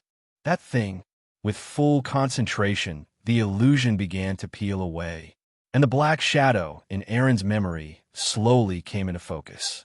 A woman with two faces appeared, quietly observing the entire room. One face looked gentle and kind, with features somewhat resembling Lilith's, gazing at the child with a look of maternal affection. But the other face was twisted, hideous, filled with seething hatred, and its eyes swept across the room with murderous malice. It was that gaze that had triggered Eren's primal sense of danger. In the memory, the black shadow had raised its right hand slightly, clearly about to make a move against him. But the other hand had suddenly pressed it down. Then, shrouded in black mist, the entity vanished without a trace. As the memory faded, Eren slowly opened his eyes, brows furrowed deeply. Something about that face was familiar. As a seer, he quickly recalled why. He had seen that face recently, in a photo, alongside a dossier. Caliph Elizabeth, Lilith's mother, the woman who had supposedly died in that car accident 2 years ago. Eren swiftly manifested her photo in the Scales domain and compared it to the memory. It was a perfect match. So it was her. Looking at the nearly identical faces, the kind and the twisted, Eren connected the dots. Phragra said that after the accident 2 years ago, Lilith stopped attracting those strange disasters. That means after Elizabeth died, for some unknown reason, her spirit fused with this dark entity and used its power to secretly protect her daughter. And judging by how she stopped that hand from attacking me, she still holds some degree of control over the darkness. Thankfully so. If not, even if Phragra had agreed to join Miracle Group, I wouldn't have dared try healing Lilith. Eren recorded all his deductions in his notebook. then took out the silver coin again and began another divination. He recited 7 times, then tossed the coin. It landed in his palm. Heads up. Success. The information was sufficient. The divination confirmed that treating Lilith wouldn't provoke the dark entity. Eren finally exhaled in relief. If the answer had been different, he would have had no choice but to back off until he was strong enough to protect himself. A few minutes later, Eren wrote a new divination question in the notebook. This time, his focus shifted away from Phragra and Lilith and turned toward the head of Hydra, Alexander Pierce. Time passed. Several hours later. That night, the skies over New York were bleak and foreboding. Even the half-moon in the sky was dimmed by thick clouds. The street lamps glowed weakly through layers of mist. Inside Alexander Pierce's luxurious estate, the man himself, looking a bit disheveled, stared coldly at a monstrous wraith pinned to the floor by a gem-encrusted crucifix. If it hadn't been for the cardinal, who happened to be visiting from the Vatican in search of the 6-winged angel, Pierce would have been torn to pieces by now. He glanced around at the carnage. Corpses were strewn everywhere. Some were elite Hydra soldiers. Others, knights of the Vatican. All had died to the claws of the vengeful spirit. Only the cardinal's holy artifact, the gemstone crucifix, had managed to stake the entity down and stop it. As the spirit screamed and writhed under the crucifix's sacred light, slowly turning to ash, Pierce exhaled in relief. Once the horror was gone, he turned to the pale, injured figure slumped on the couch, Cardinal Canterbury. Though Canterbury had successfully banished the ghost from the TV, yes, Sadako herself, he had been critically injured in the final clash. Cardinal Canterbury, are you all right? Hang in there. I'll get you to a hospital. The cardinal gave a weak smile, clutching his bleeding side. I'd appreciate that. Canterbury might be a high-ranking figure in the Vatican, but his position was earned through scholarship, not power. He wasn't one of the church's combat specialists. If not for the sacred crucifix, he wouldn't have stood a chance against Sadako. Even so, that final blow from her had probably cracked a few ribs, at the very least. Just as Pierce bent down to help him up. Bang! A silver handgun was suddenly pressed against Canterbury's back. Bang, bang, bang. 3 shots, straight into his heart. His chest exploded into a mist of blood and bone. As Canterbury's lifeless body slid from Pierce's grasp, the Hydra leader crouched and said softly, "Sorry, I thought it over. You're better off dead." He gently closed the man's glassy eyes, then stood, took the handgun from his subordinate, and fired one more bullet into Canterbury's skull, just to be sure. After wiping the blood from his shoes with a pristine white handkerchief, he turned and ordered, "Dispose of the bodies." Once the corpse was dragged away, Pierce finally turned to the crucifix still pinning the wraith's remains. Truth be told, the only reason he'd let the cardinal live that long was because of that sacred relic. But before he could even take a step, clap, clap, clap, a mocking applause echoed through the villa. "Bravo! That was quite the performance, Minister Pierce. I never expected such a twist ending." "Who's there?" Hearing the faintly mocking voice, Alexander Pierce paused for a brief moment. Then, without looking back, continued walking toward the ornate crucifix embedded in the ground. Meanwhile, the surrounding Hydra soldiers, who had just holstered their weapons, instantly drew them again. Forming a tight circle around Pierce as the center, they cautiously scanned for the source of the voice. Suddenly, a shadow flickered just outside the villa's massive floor-to-ceiling windows. The moment they saw it, the Hydra soldiers raised their rifles and opened fire without hesitation. Rat-tat-tat-tat-tat. The barrage was thunderous. In an instant, the flickering silhouette was riddled with bullets. When the shooting subsided, a Hydra soldier nearest the window cautiously peered out, only to see a tattered cloak fluttering slowly to the ground. "It's just a coat," he cried, eyes wide in alarm. He turned to warn the others. Bang! A single orange glow bullet arced through the air and struck him squarely in the forehead. He froze, then collapsed like a sack of meat. Bang! Bang! 2 more gunshots followed in perfect unison.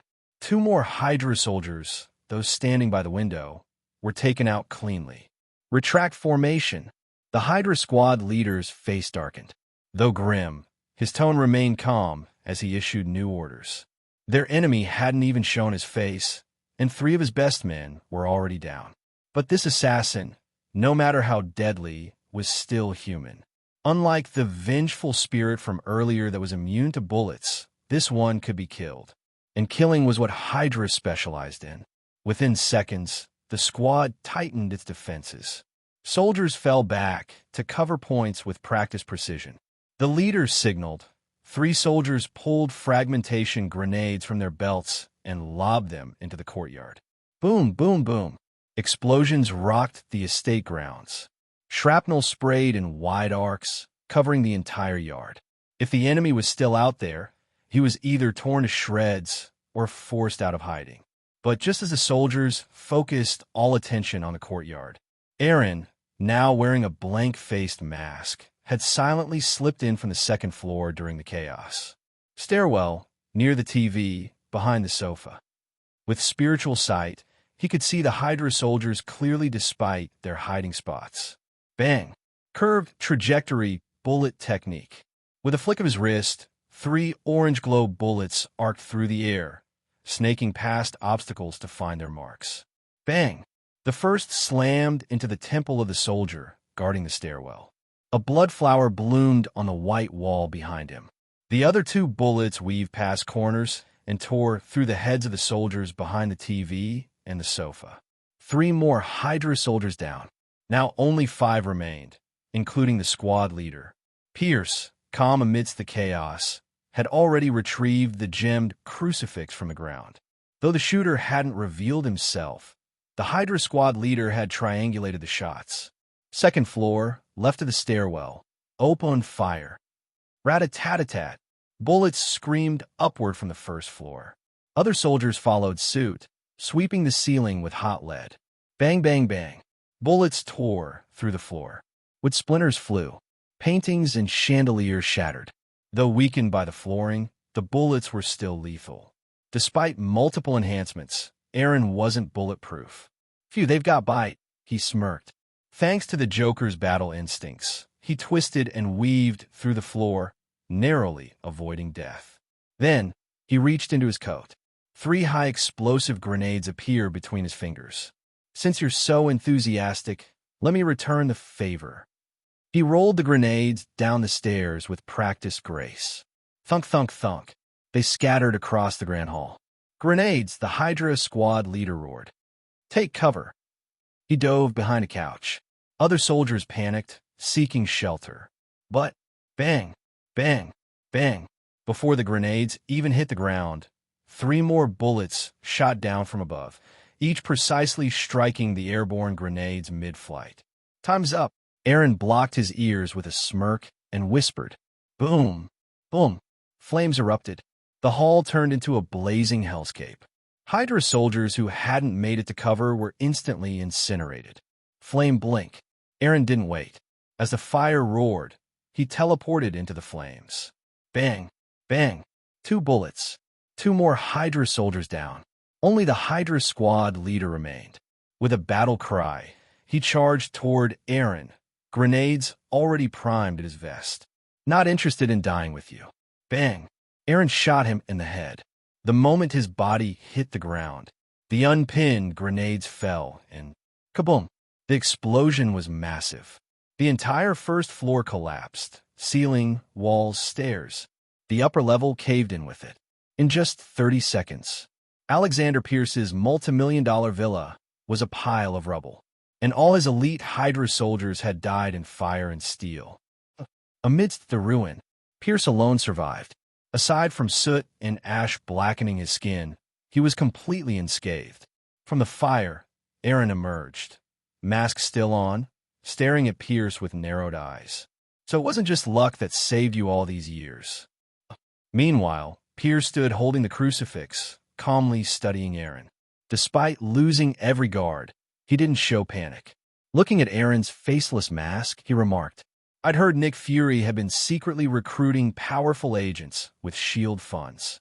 I didn't expect one of them to be this strong. He had seen it all, The flame teleportation, the precision, the power. He thought back to the helicopter explosion meant to kill Nick Fury. No body was ever found. He knew retribution was coming, which was why he had surrounded himself with guards. Still, he never expected it to come this fast, or this bizarre. First came a vengeful spirit immune to bullets.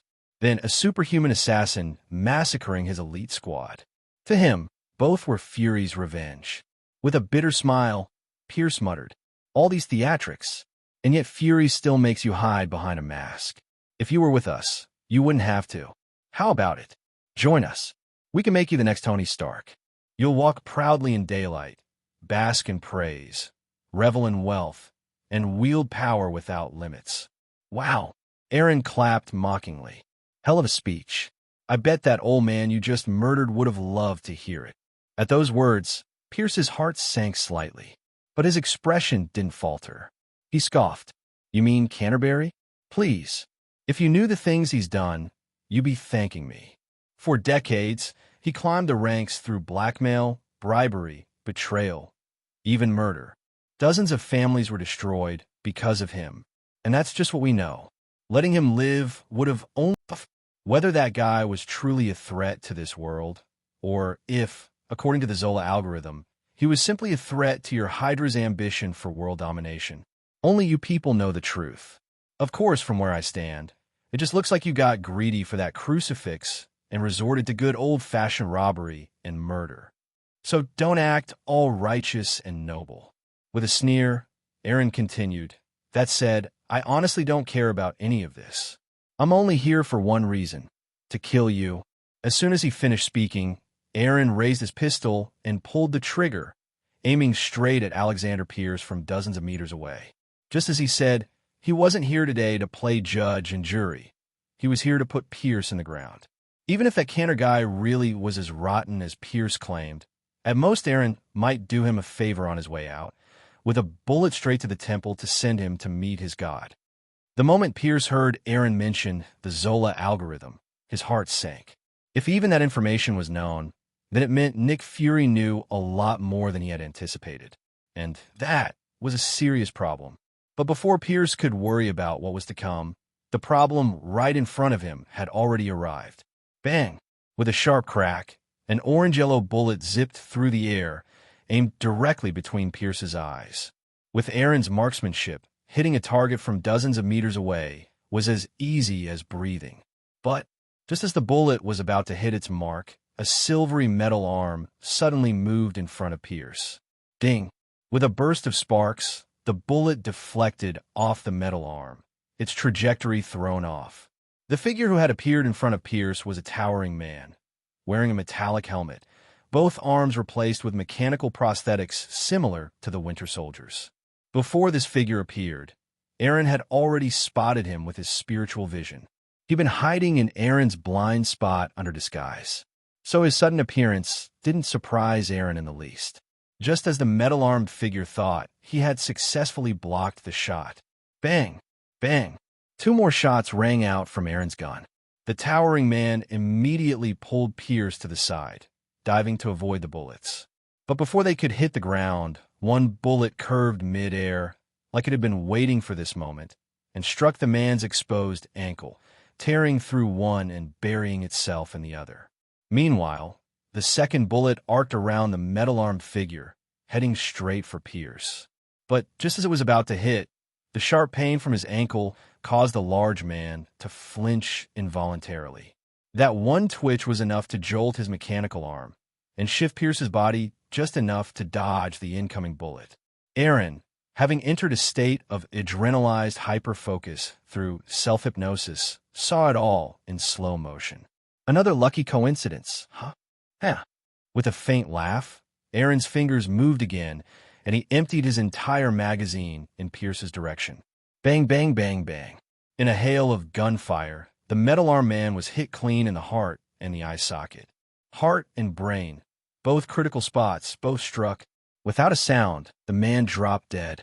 But despite the barrage, Pierce came out of it mostly unscathed, aside from getting a little bruise from the fall.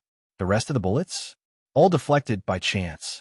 One had hit a spoon previously knocked aside and bounced off. Another was blocked by a piece of metal decor that happened to fall from the second floor due to vibrations. One accident after another, each conveniently saving Pierce by a hair's breadth. This kind of unnatural luck. Is it your trump card? Watching as Pierce shoved the corpse off himself and struggled to his feet, Eren asked curiously, "I'm very curious. How exactly do you have such absurd luck?" Pierce's face twisted as he looked down at the corpse of the second-generation Winter Soldier, killed before he could even act. "You think I'd tell you?" He spat the words with hatred, then pulled out a sci-fi-looking weapon from his coat. Clearly something special. Since his underlings had all failed, he'd do it himself. With that item, even if his aim was terrible, enough coincidences would let him hit his target. And with the power of this energy weapon, a rare relic from World War II, one shot was enough to turn anything to dust. But just as Pierce raised his arm, "Look at me, you bastard!" the shout slammed into him like thunder. His eyes instinctively snapped open and locked with Eren's.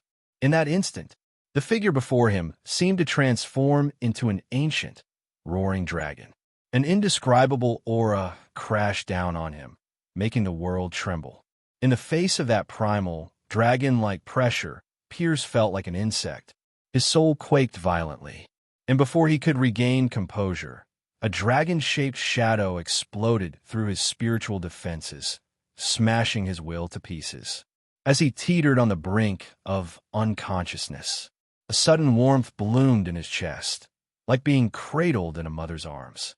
That gentle sensation overwhelmed his mind. "Gotcha!" With a flash, Eren grabbed the collapsing Pierce and immediately began questioning him while the man was still hypnotized. He didn't want any more coincidences interrupting this interrogation. Staring into Pierce's dull eyes, Eren asked the most pressing question. "That freakish luck, what's the deal?" "The ring, the lucky ring." Pierce raised his hand. On his left pinky, there was a worn bronze ring. Eren didn't hesitate. He tore it off. Lucky ring. So it really was this thing. He stared at it, brow furrowed. "Where did you get this ring? And besides this one, do you have any other supernatural items?" The lucky ring was recovered by a SHIELD team in the UK during a paranormal incident. After I learned of its power, I went to Britain personally and took it. I also erased all records of that mission. As for other items, I have a Hydra energy gun from World War II. In the villa's basement, there are 2 more artifacts. And in Special Prison B-13, we've sealed several more, though those are far too dangerous. As Pierce rattled off his hidden stash, Eren's expression twitched. "Seriously? All the fighting I've done since arriving in this world, and if I don't count the random loot from the fate balance system, I haven't even collected half the crap this pampered snake has lying around. Still, starting today, they're mine." With Pierce in tow, Eren made his way to the basement. Using Pierce like a human keycard, he opened the hidden doors. Then, using his greed ring, he quickly looted every valuable item from a vault. Mission complete, he dragged Pierce back out. Outside, Bucky, still bleeding from multiple wounds, approached. While Eren had been fighting inside, Bucky and his team had been handling a brutal skirmish with Hydra reinforcements. Pierce hadn't only had a security squad in his villa, he'd also set up hidden contingents around the estate in case Nick Fury ever made a move. Fortunately, Eren had already foreseen their arrival. He and Bucky had rigged the area with traps, and thanks to those traps, and the elite squad Bucky had handpicked from Fisk's underworld army, they caught Hydra by surprise. By the time Eren emerged with Pierce in tow, Bucky had nearly wiped them all out. Bucky's gaze locked on Pierce. There was hatred in his eyes, but also confusion. Why hadn't Eren finished him? "He's yours now." With a soft smile, Eren shoved Pierce toward Bucky. "Close this chapter yourself, Bucky." He gave Bucky a pat on the shoulder and strode past him. Then, from his greed ring, Eren retrieved another pistol and joined the ongoing fight outside the villa. With his spiritual sight and curved bullet technique, Eren was a walking massacre. Within minutes, the rest of the Hydra forces were eliminated. Boom! A thunderous explosion rocked the battlefield. Alexander Pierce, with a grenade stuffed in his mouth, exploded into a shower of blood and bone. Bucky stood in the blood rain, bathed in the remnants of his old tormentor. His final grudge washed away. He stood there in silence, then turned with a hint of peace in his eyes and looked at Eren, who now stood beside him, holding an umbrella. "Boss, we need to go. Otherwise, we're not getting out." Of course, the battle had gone on too long. If they didn't leave now, the cops, and maybe even the special forces, would have the whole district sealed off. If they didn't want to be hunted, they had to disappear fast and shake off anyone who might come sniffing. After all, Alexander Pierce wasn't just some mobster. He was a top-level figure in the World Security Council. His death was going to make waves. Once Eren and the others finished cleaning the battlefield and erasing all traces of their presence, they swiftly evacuated the scene via their prearranged escape route. At that moment, the sound of police sirens began to draw closer. Bucky glanced at the time on his wristwatch and scoffed. "First time I've ever seen the cops respond this fast." "That's perfectly normal," Eren replied with a smirk. After all, Alexander Pierce wasn't just anyone. He was a high-ranking minister of the World Security Council. On the international stage, that's some serious clout. With someone like that getting attacked, those police officers would have to be suicidal not to move this quickly. After the jab, Eren and Bucky picked up the pace and vanished into the night. Not long after they left, a senior official from the NYPD, who lived nearby, personally led a response team to Pierce's villa. One by one, the tactical unit officers poured out of their armored vehicles and immediately took control of key positions around the property. Once the perimeter was secured, a white-haired NYPD executive, his chest adorned with a golden-blue badge inset with 4 stars, stepped down from the vehicle. The moment he saw the villa, his eyes widened in shock. The former grandeur of Pierce's estate had vanished. It now looked more like a bombed-out war zone in the Middle East. The air was thick with the stench of gunpowder, and corpses were scattered everywhere. It wasn't quite rivers of blood, but it was close. Every officer who laid eyes on the scene immediately went on high alert. After taking a deep breath, the silver-haired commander, Chief Mooney, turned to the head of the tactical squad beside him and barked an order. "Ryan, take a team inside. We need to confirm Pierce's condition immediately. If he's still alive, rescue him at all costs. If he's dead, then those bastards are going to hell with him." "Yes, sir." Fully suited up in tactical gear, Captain Ryan signaled to his team and charged toward the villa with over a dozen officers in tow. As Ryan led the breach, Mooney turned to his assistant. "Send word back to HQ. Lock down every route in and out of the district. Investigate anyone suspicious. If something really has happened to Minister Pierce, we cannot allow the perpetrators to escape. Oh, and get word to S.H.I.E.L.D. and the World Security Council. Tell them to send a joint task force."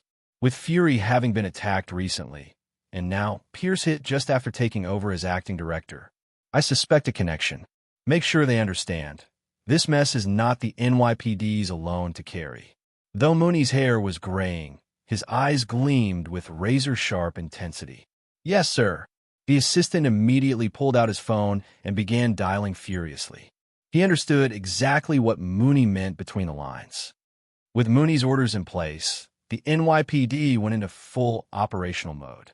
The unprecedented mobilization caused some trouble for Eren and his team, who were still within the perimeter. Thankfully, thanks to Eren's divination, they managed to avoid most obstacles. Even the final checkpoint before exiting the lockdown zone was easily bypassed. Eren simply hypnotized the officers using his psychic field. Just as Eren left the area, Captain Ryan came rushing out of the villa. Seeing his haste, Mooney had a sinking feeling. Before Ryan could even speak, Mooney demanded, "Well, did you find Minister Pierce?" "Sir, the villa has been through multiple explosions. Many of the bodies are unrecognizable. We haven't found Pierce's body yet, but it's likely one of them. There's no one alive in the house. And for what we can tell, the assailants were long gone before we arrived. They even had time to clean up. In these circumstances, the chance of Pierce surviving is extremely slim. Also, we found the body of a red-robed cardinal inside." The moment Mooney heard that, his vision went dark. "Get help." The chief fainted. Elsewhere, Having escaped the NYPD's cordon, Eren's team used their prepared transports to return to Hell's Kitchen in stagger groups. Upon arrival, the special unit members, fresh from a brutal battle, resumed their normal routines. They greeted friends, trained, made small talk, even planned their after-hours drinking spots, as if nothing had happened at all. To them, in a way, the night's battle hadn't happened. Miracle Group was still not strong enough to weather major political storms. To ensure nothing leaked, Eren had hypnotized the entire squad, erasing all memories of the mission. Of course, they would still receive a generous bonus for their hard work, under a different pretense. Back at Miracle Tower, Bucky collected a vial of the witch's potion from Eren, then took a long leave of absence and departed. Watching him disappear into the night, Eren's expression turned thoughtful. He knew that the next time Bucky returned, he would have shed his past entirely and be reborn, a true witch. What kind of witch Bucky would become was anyone's guess. Eren couldn't help but feel a flicker of curiosity. After shaking the thought, he left Hell's Kitchen and returned to Chinatown. For Eren, this battle, not only was it revenge against Hydra for attacking his past self and closure for Bucky, but also gave him a powerful new ally. More importantly, he gained some incredible loot. Eren was practically buzzing with anticipation to examine his spoils. But just as he was about to enter the balance space, his phone rang. Gwen was calling. Since their relationship had deepened, they'd grown closer, and their nightly calls had quietly become a habit. After wrapping up the call with Gwen, feeling oddly relaxed, Eren finally entered the balance space. Inside, he pulled out the brass ring he'd taken from Alexander Pierce. As soon as the ring appeared, the illusory scales above the river of fate emitted a white light and bathed the ring. Ding! A notification rang out in Eren's mind. Ding! Appraisal complete. Congratulations, host has obtained Lucky Ring. Lucky Ring, a brass ring forged from the divine essence and blood of a slain goddess of luck, created by a blasphemer who hunted her down. Anyone who wears this ring will gain extraordinary luck. Note, every single bearer of this ring has died an unnatural death. Since its creation, born of deicide, it seems the ring carries a hidden curse. In a way, perhaps this unnatural luck is itself a misfortune. What? Forged from the divine essence of a luck goddess? Eren stared at the ring in his palm, eyes glinting with surprise. He'd assumed it was merely blessed by a deity, not forged from her corpse. And clearly, its drawbacks were greater than expected. That final note, every owner dies unnaturally, suddenly brought Pierce's gruesome demise to mind. Blown to pieces with a grenade in his mouth, not even a full body left behind. Considering the side effects, maybe it should be called the Cursed Ring instead. Still, the Lucky Ring's power was undeniable. In many cases, luck was the strongest weapon of all. After witnessing Pierce's seemingly impossible good fortune with his own eyes, Eren would never underestimate such a force again. Without the ring, Pierce, a regular human, would have been killed by Eren's clone long ago. Even with Eren fighting in person, Pierce had managed to survive for a long time. Had Eren not been so prepared, and if their power levels weren't so different, someone else might have been killed by Pierce's twisted luck. As Hydra's leader, Pierce had access to countless resources. Paired with that ring, anything was possible. Case in point, his final weapon, that energy gun, had made Eren feel genuine threat. Thinking of that weapon, Eren pulled out the rest of his spoils and laid them before the balance scales for appraisal. Other than the Lucky Ring, he had 3 additional items from Pierce's villa. Under the shining white light, the scales returned the results to Eren's mind. Energy Shooter, a cutting-edge weapon created by Dr. Zola, using energy extracted from the Space Stone inside the Tesseract. The energy is stabilized into special magazines, producing devastating firepower. Note, due to technological limitations, its firing speed is slow. However, the energy within is powerful enough to destroy an armored vehicle with ease. That said, each clip only holds 5 shots. After decades of decay, the remaining charge is now only 3 shots. Eren examined the sleek weapon. It resembled a Ruger, but far more stylish. He shook his head slightly. Had Zola completed this tech earlier, and had Hydra managed to mass-produce these weapons and their energy tanks during World War II? Honestly, Eren couldn't imagine how the Allies would have won. Even today, energy weapons like this remained highly advanced and rare.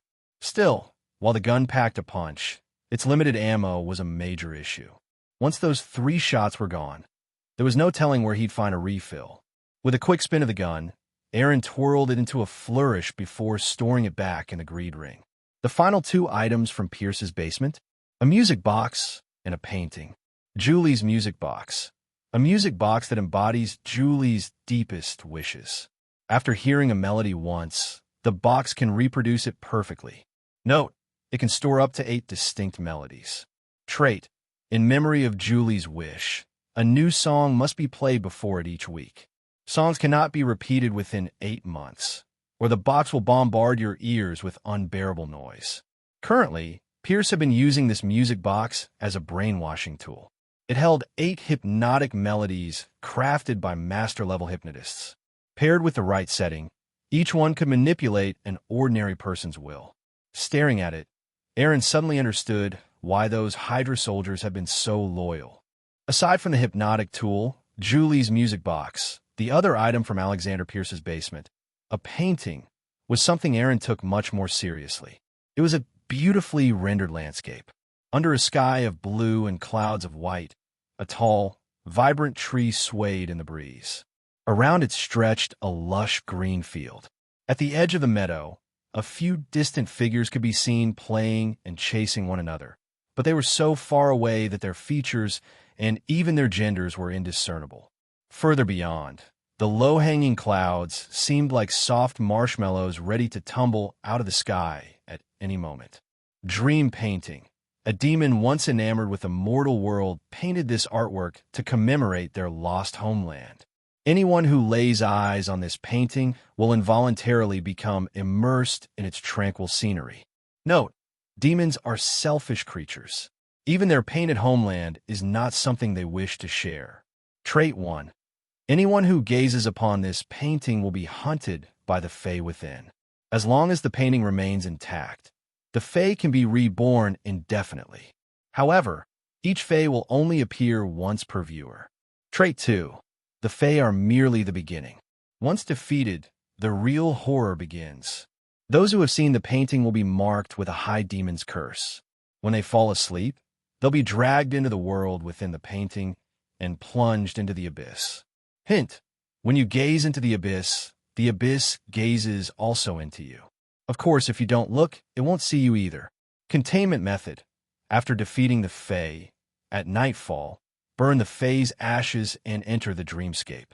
Their remains will guide you across the abyss to the castle deep within the painting. There, defeat the lingering demonic imprint, and the painting will be yours. P.S. After millennia, the imprint has grown weak and faded. Even Eren couldn't help being shocked as he read through the description. This painting's background was no less astonishing than the lucky rings. In this world, demons from the Hell Dimensions were often even stronger than the gods of certain pantheons. And the painting's 2 traits immediately caught Eren's attention. No wonder Pierce had this hanging right at the entrance to his basement. With this as a guard, he never had to worry about anyone sneaking in and stealing his secrets. Without Pierce's guidance, any intruder would have died a mysterious and terrifying death. Even if they survived the Fae's assault, they would eventually be dragged into the abyss in their dreams. Fortunately, while hypnotizing Pierce, Eren had learned the key to avoiding the painting's curse. Keep your eyes shut and don't look at it. Had he been careless, even Eren would have fallen victim. Besides these supernatural items, Eren also gained 2,000 fate points when Bucky blew up Pierce. Though it wasn't a huge amount, it gave Eren's depleted balance a nice little boost. More importantly, based on information Eren had pulled from Pierce, he discovered a hidden USB drive and an underground asset report in the villa's basement. In Eren's view, these 2 items were even more valuable than any magical artifact, because on that USB was a complete list of all Hydra agents embedded in S.H.I.E.L.D. under Pierce's command. A full roster. Names, cover identities, real affiliations, everything. For normal people, those hidden Hydra identities were radioactive. If exposed, they could shatter careers and lives. Due to their secretive operations, Pierce's Hydra cell was one of the most discreet and compartmentalized in the entire organization. Most operatives worked under strict need-to-know protocols. Each only knew their recruiter and immediate supervisor, or at most, a few colleagues from past missions. They all understood one thing. Hydra's influence within S.H.I.E.L.D. was enormous. This was how, in Endgame, Cap fooled an entire elevator of Hydra agents with just 3 words, Hail, Hydra, because they truly believed he was one of them. In all likelihood, no one other than Pierce himself possessed the full list of agents. Eren stared at the USB drive and the wealth record, and suddenly, a bold idea burst into his mind. Maybe, just maybe I could... While Eren reviewed the spoils of his victory, in a hidden facility beneath a remote dam, a severely burned Nick Fury was barely clinging to life, sustained by machines and intravenous medication. Upon hearing the report from Natasha, Fury barely managed to restrain himself from cursing. Motherfuck! His vitals spiked, triggering a chorus of emergency alarms. Several doctors quickly injected a sedative, easing him back into unconsciousness. Maria Hill, standing by his side, exchanged glances with Natasha and Captain America before quietly pulling them out of the makeshift ward. Once outside, still reeling from the revelation that Fury was alive, Natasha turned to Hill with a frown. What the hell is going on? Steve also spoke up.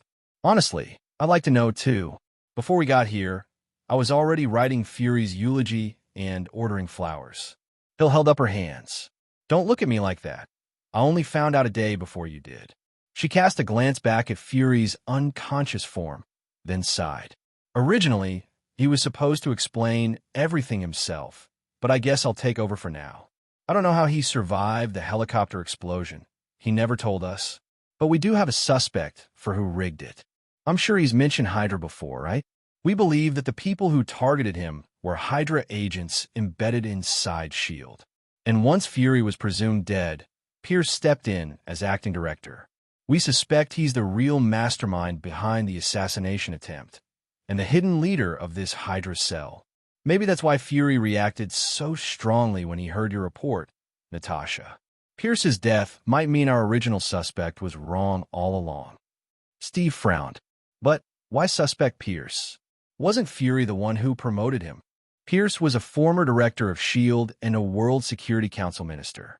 If he really was Hydra, why would he promote Fury? And I heard he personally pushed for the investigation into Fury's death.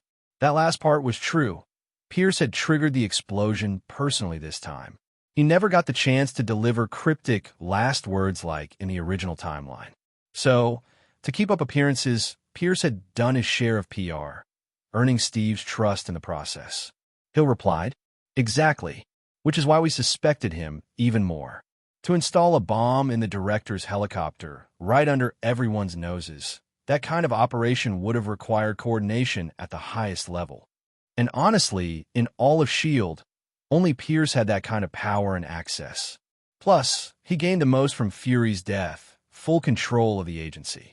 But as she reached the end of her reasoning, Hill gave a wry smile. Now it started to look like Pierce was actually just a convenient scapegoat.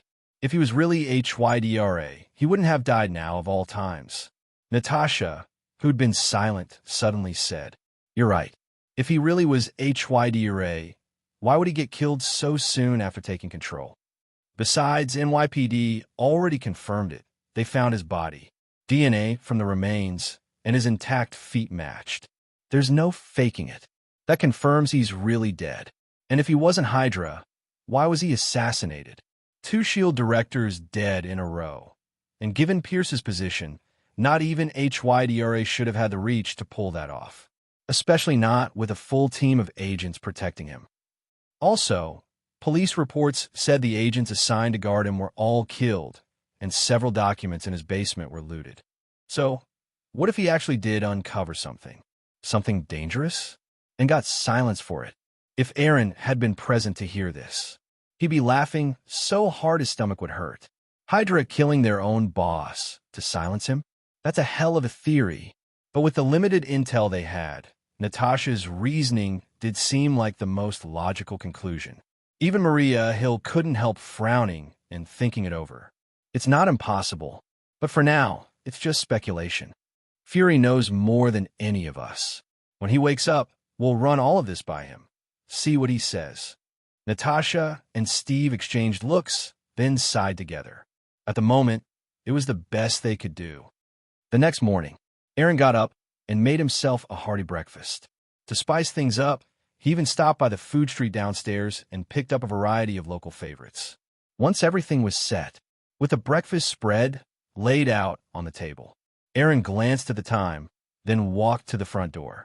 He opened it right as a familiar figure reached for the doorbell. With a smile, he greeted them. Surprise! Surprise! Just as Gwyn was about to ring the doorbell, Eren opened the door with a smile to greet her. Gwyn's lips curved up in amusement. Let me guess, you foresaw what time I'd arrive. Of course. And I've also prepared a hearty breakfast, Eren said, stepping aside with a gentlemanly gesture. Perfect timing then. I brought some strawberry pudding. It can be dessert. You made the pudding yourself? I'll be sure to give your cooking a proper taste test. As the two stepped inside, the front door softly clicked shut behind them on its own. Noticing the change in lighting, Gwyn turned in surprise to glance at the now-closed door. An automatic door? She didn't remember having that feature before. Eren chuckled at her puzzled expression. You're wondering when I upgraded the door, right? Gwyn shook her head with a smile. At first but then I remembered. You probably did it after that incident with the cultist who worshipped the spider god, right? Makes perfect sense. After that episode where Helen was abducted, her father George had been terrified. He even moved them into a new house afterward. So compared to that, Eren simply upgrading his door was entirely reasonable. In Gwyn's eyes, Eren was simply being responsible for his own safety. Eren smiled. Actually, I didn't just upgrade the door.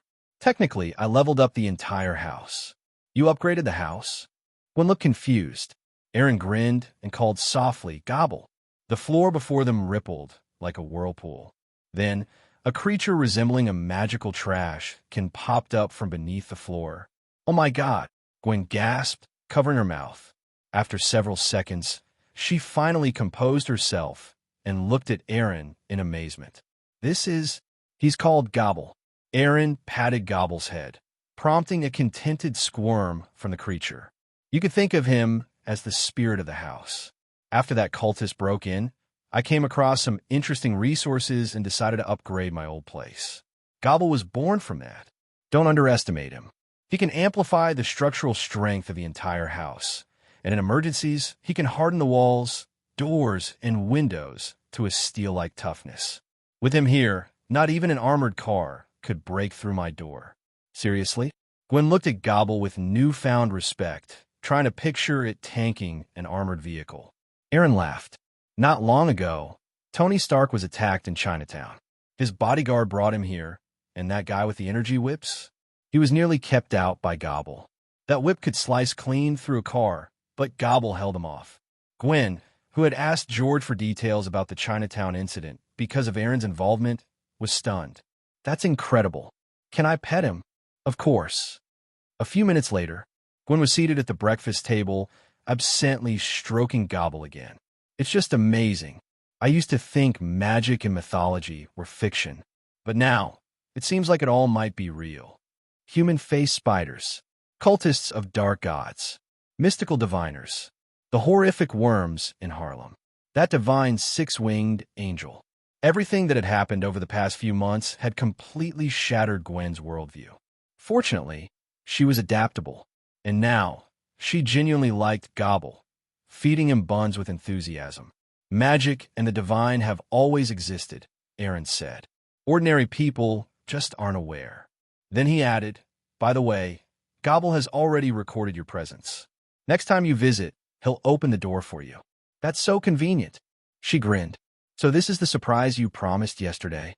Not quite, but before Eren could explain, ding dong, ding dong. The doorbell rang. Looks like you've got visitors, Gwyn remarked. Gobble quickly appeared, carrying a screen that displayed the front door's camera feed. Standing outside was a tired-looking Natasha, with Steve Rogers at her side. "It's her."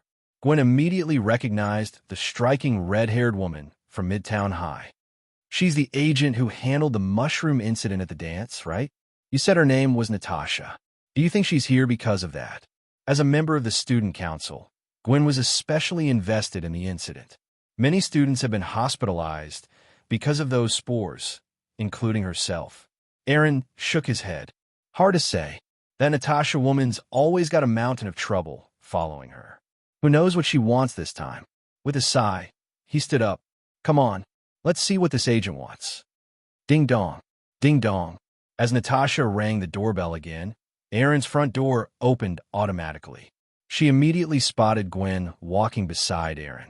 Glancing at the two of them, then checking her watch, Natasha raised an eyebrow. "Looks like I'm interrupting something?" Before she could tease further, Eren coolly replied, "You are. Ms. Natasha, you've interrupted breakfast with my girlfriend." Gurgle. As soon as Eren said breakfast, a loud rumble came from behind Natasha. Steve Rogers looked sheepish. "Sorry. I guess hearing the word breakfast reminded my stomach that it's empty." Gwen, who hadn't really noticed him until now, looked over, and her eyes widened. "Captain." Thanks to years of patriotic PR, Captain America's image was still widely recognized, even decades later. While Gwen wasn't an obsessed fan, she'd been to the Memorial Museum countless times with her dad George as a kid. She quickly corrected herself. "Sorry, it's just you really look like the Captain America in all those exhibits." For a second, I thought, "If the museum version is named Steve Rogers," Steve said, smiling slightly, "then yes, that's me." He had no reason to hide the truth. After all, Eren already knew who he was. But Gwen's eyes filled with questions, and her expression turned a bit odd. That look made Steve feel a little awkward. Eren chuckled. "You're not mistaken, Gwen. This is the real deal, America's star-spangled legend. Due to special circumstances, our captain here spent the last several decades frozen in ice. He's only recently been thawed out. Very few people know." Gwen's eyes widened further. It was like a character from a history textbook had walked into her living room. Remembering the sound of Steve's stomach earlier and her dad's unwavering admiration for the captain, Gwen whispered to Eren, "Should we invite him in for breakfast? If my dad ever found out we left the captain outside hungry, he'd probably lose his appetite." "Of course." With a warm smile, Eren said to their visitors, "Well then, what are you waiting for? Come in already." Soon enough, Natasha and Steve were seated at Eren's table. Steve couldn't help but glance around in surprise. He hadn't expected such a massive breakfast spread for just two people. Meanwhile, Natasha studied Eren silently. Did he foresee our arrival and prepare accordingly? If Eren could hear her thoughts, he'd reply, "You're overthinking it." "Thanks," Steve said as he and Natasha accepted their breakfast. They both dug in eagerly. After all, since their arrival at the hidden dam facility, neither had eaten anything. They were starving. Once Natasha had finished most of her meal, Gwen asked softly, "Ms. Natasha, did you come today because you found the person behind the mushroom incident?" Natasha replied, "We've already identified the suspect behind the spore outbreak. He fled New York before we could catch him, but we've tracked his movements.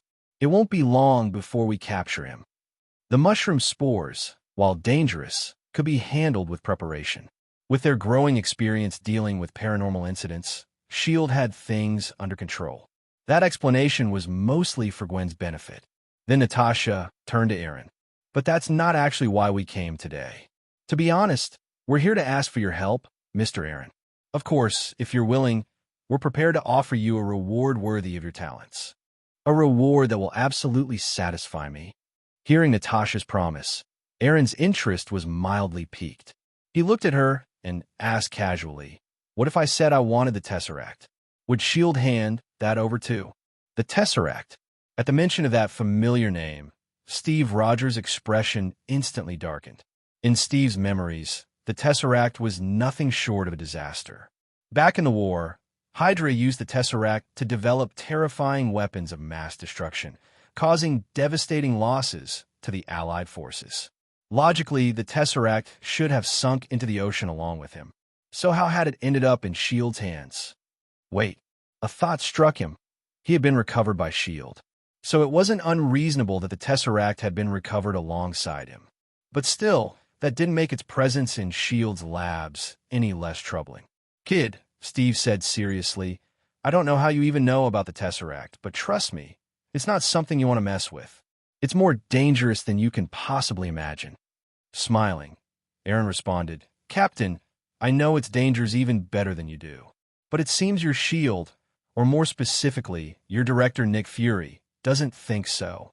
Right now, as we speak, he's gathered a whole team of scientists at some base to study that very dangerous item you're talking about. I can even tell you this. It's precisely because of that experiment that a disaster will befall humanity in the future. I want the Tesseract because I want to prevent that disaster." Eren turned his eyes to Natasha as he spoke. He wasn't lying. When Nick Fury conducted his research on the Tesseract, it unintentionally sent out signals. Signals which, to certain cosmic empires, were basically an invitation to war. It was like Earth had fired a flare gun straight into the stars, begging to be invaded. Had Thor not shown up and eventually taken the Tesseract back after the Battle of New York, Earth would have been caught in endless interstellar warfare. Not to mention, the wormhole created by the Tesseract was what allowed Loki to arrive, and that led to the Battle of New York. Had the Avengers not destroyed the wormhole in time, and if the Chitauri army lying in wait had made it through, well, no one knew what kind of catastrophe humanity would have faced. Steve Rogers slowly turned to Natasha, eyes locked on her.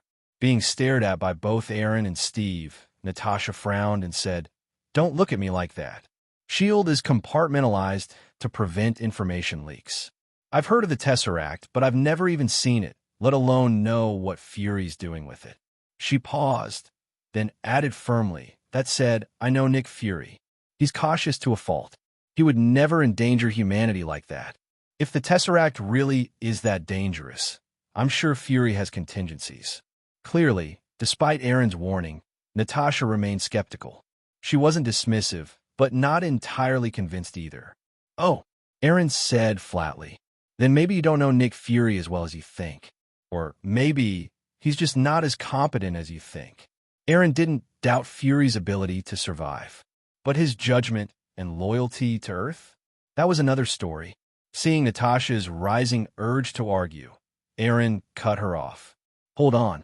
If he really was competent, would Hydra have been able to infiltrate S.H.I.E.L.D. right under his nose? He's the director, isn't he?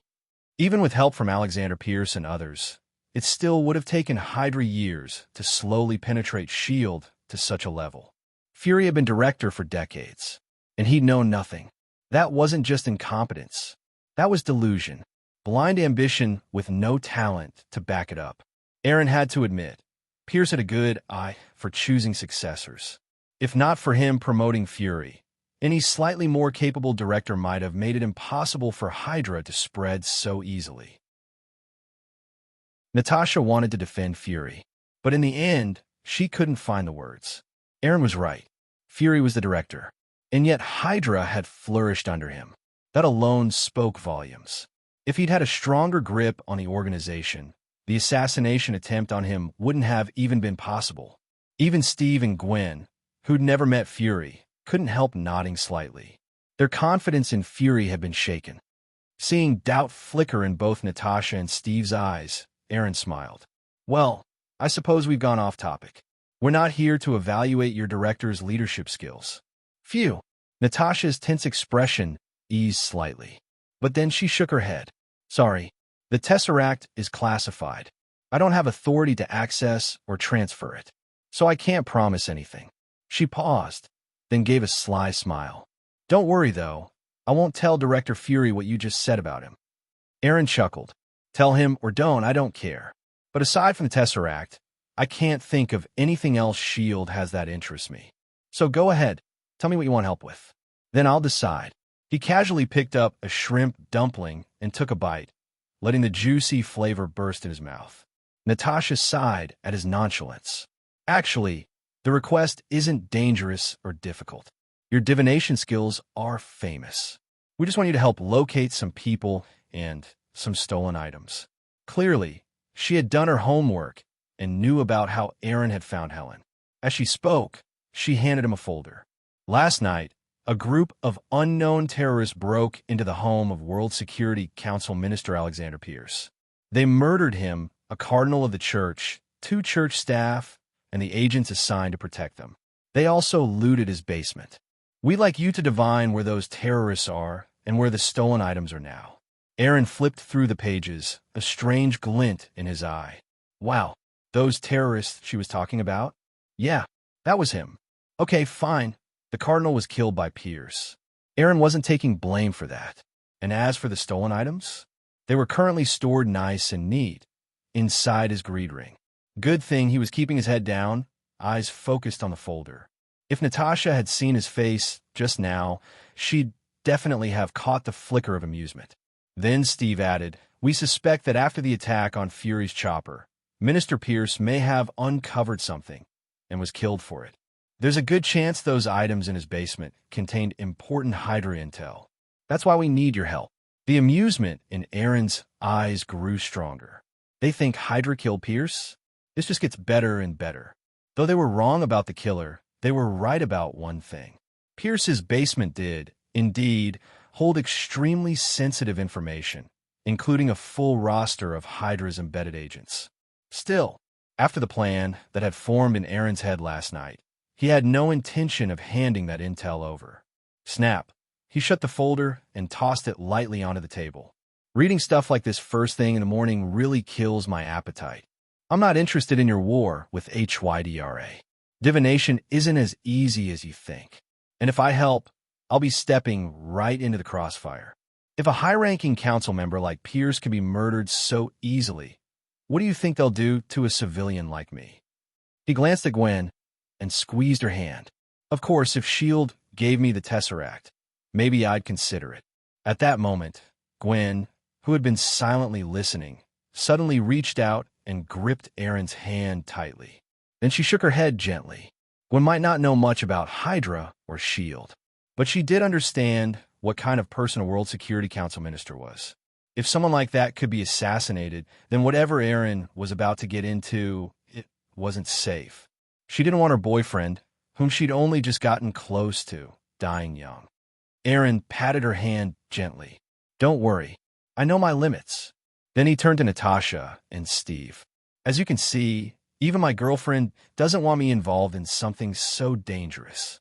So if there's nothing else, please see yourselves out." Natasha looked like she was about to protest, but Steve held her back. He's right. This isn't as simple as we thought. If Eren really did locate the attackers, or those stolen items, Hydra would come after him immediately. We can't let a kid risk his life for our mission. With that, Steve led Natasha toward the door. But just as they reached it, he turned back and said, "Oh, and thanks for the food. Those dumplings were delicious." Hello, everyone. As we wrap up this video, I want to share a quick note. I have a Patreon account. If you'd like to support me and enjoy on-demand audiobooks, you can become a Patreon member. Alternatively, you can check out my Google Drive link, which has 500+ novel audiobooks available through my Ko-fi or Patreon shop. I appreciate your support.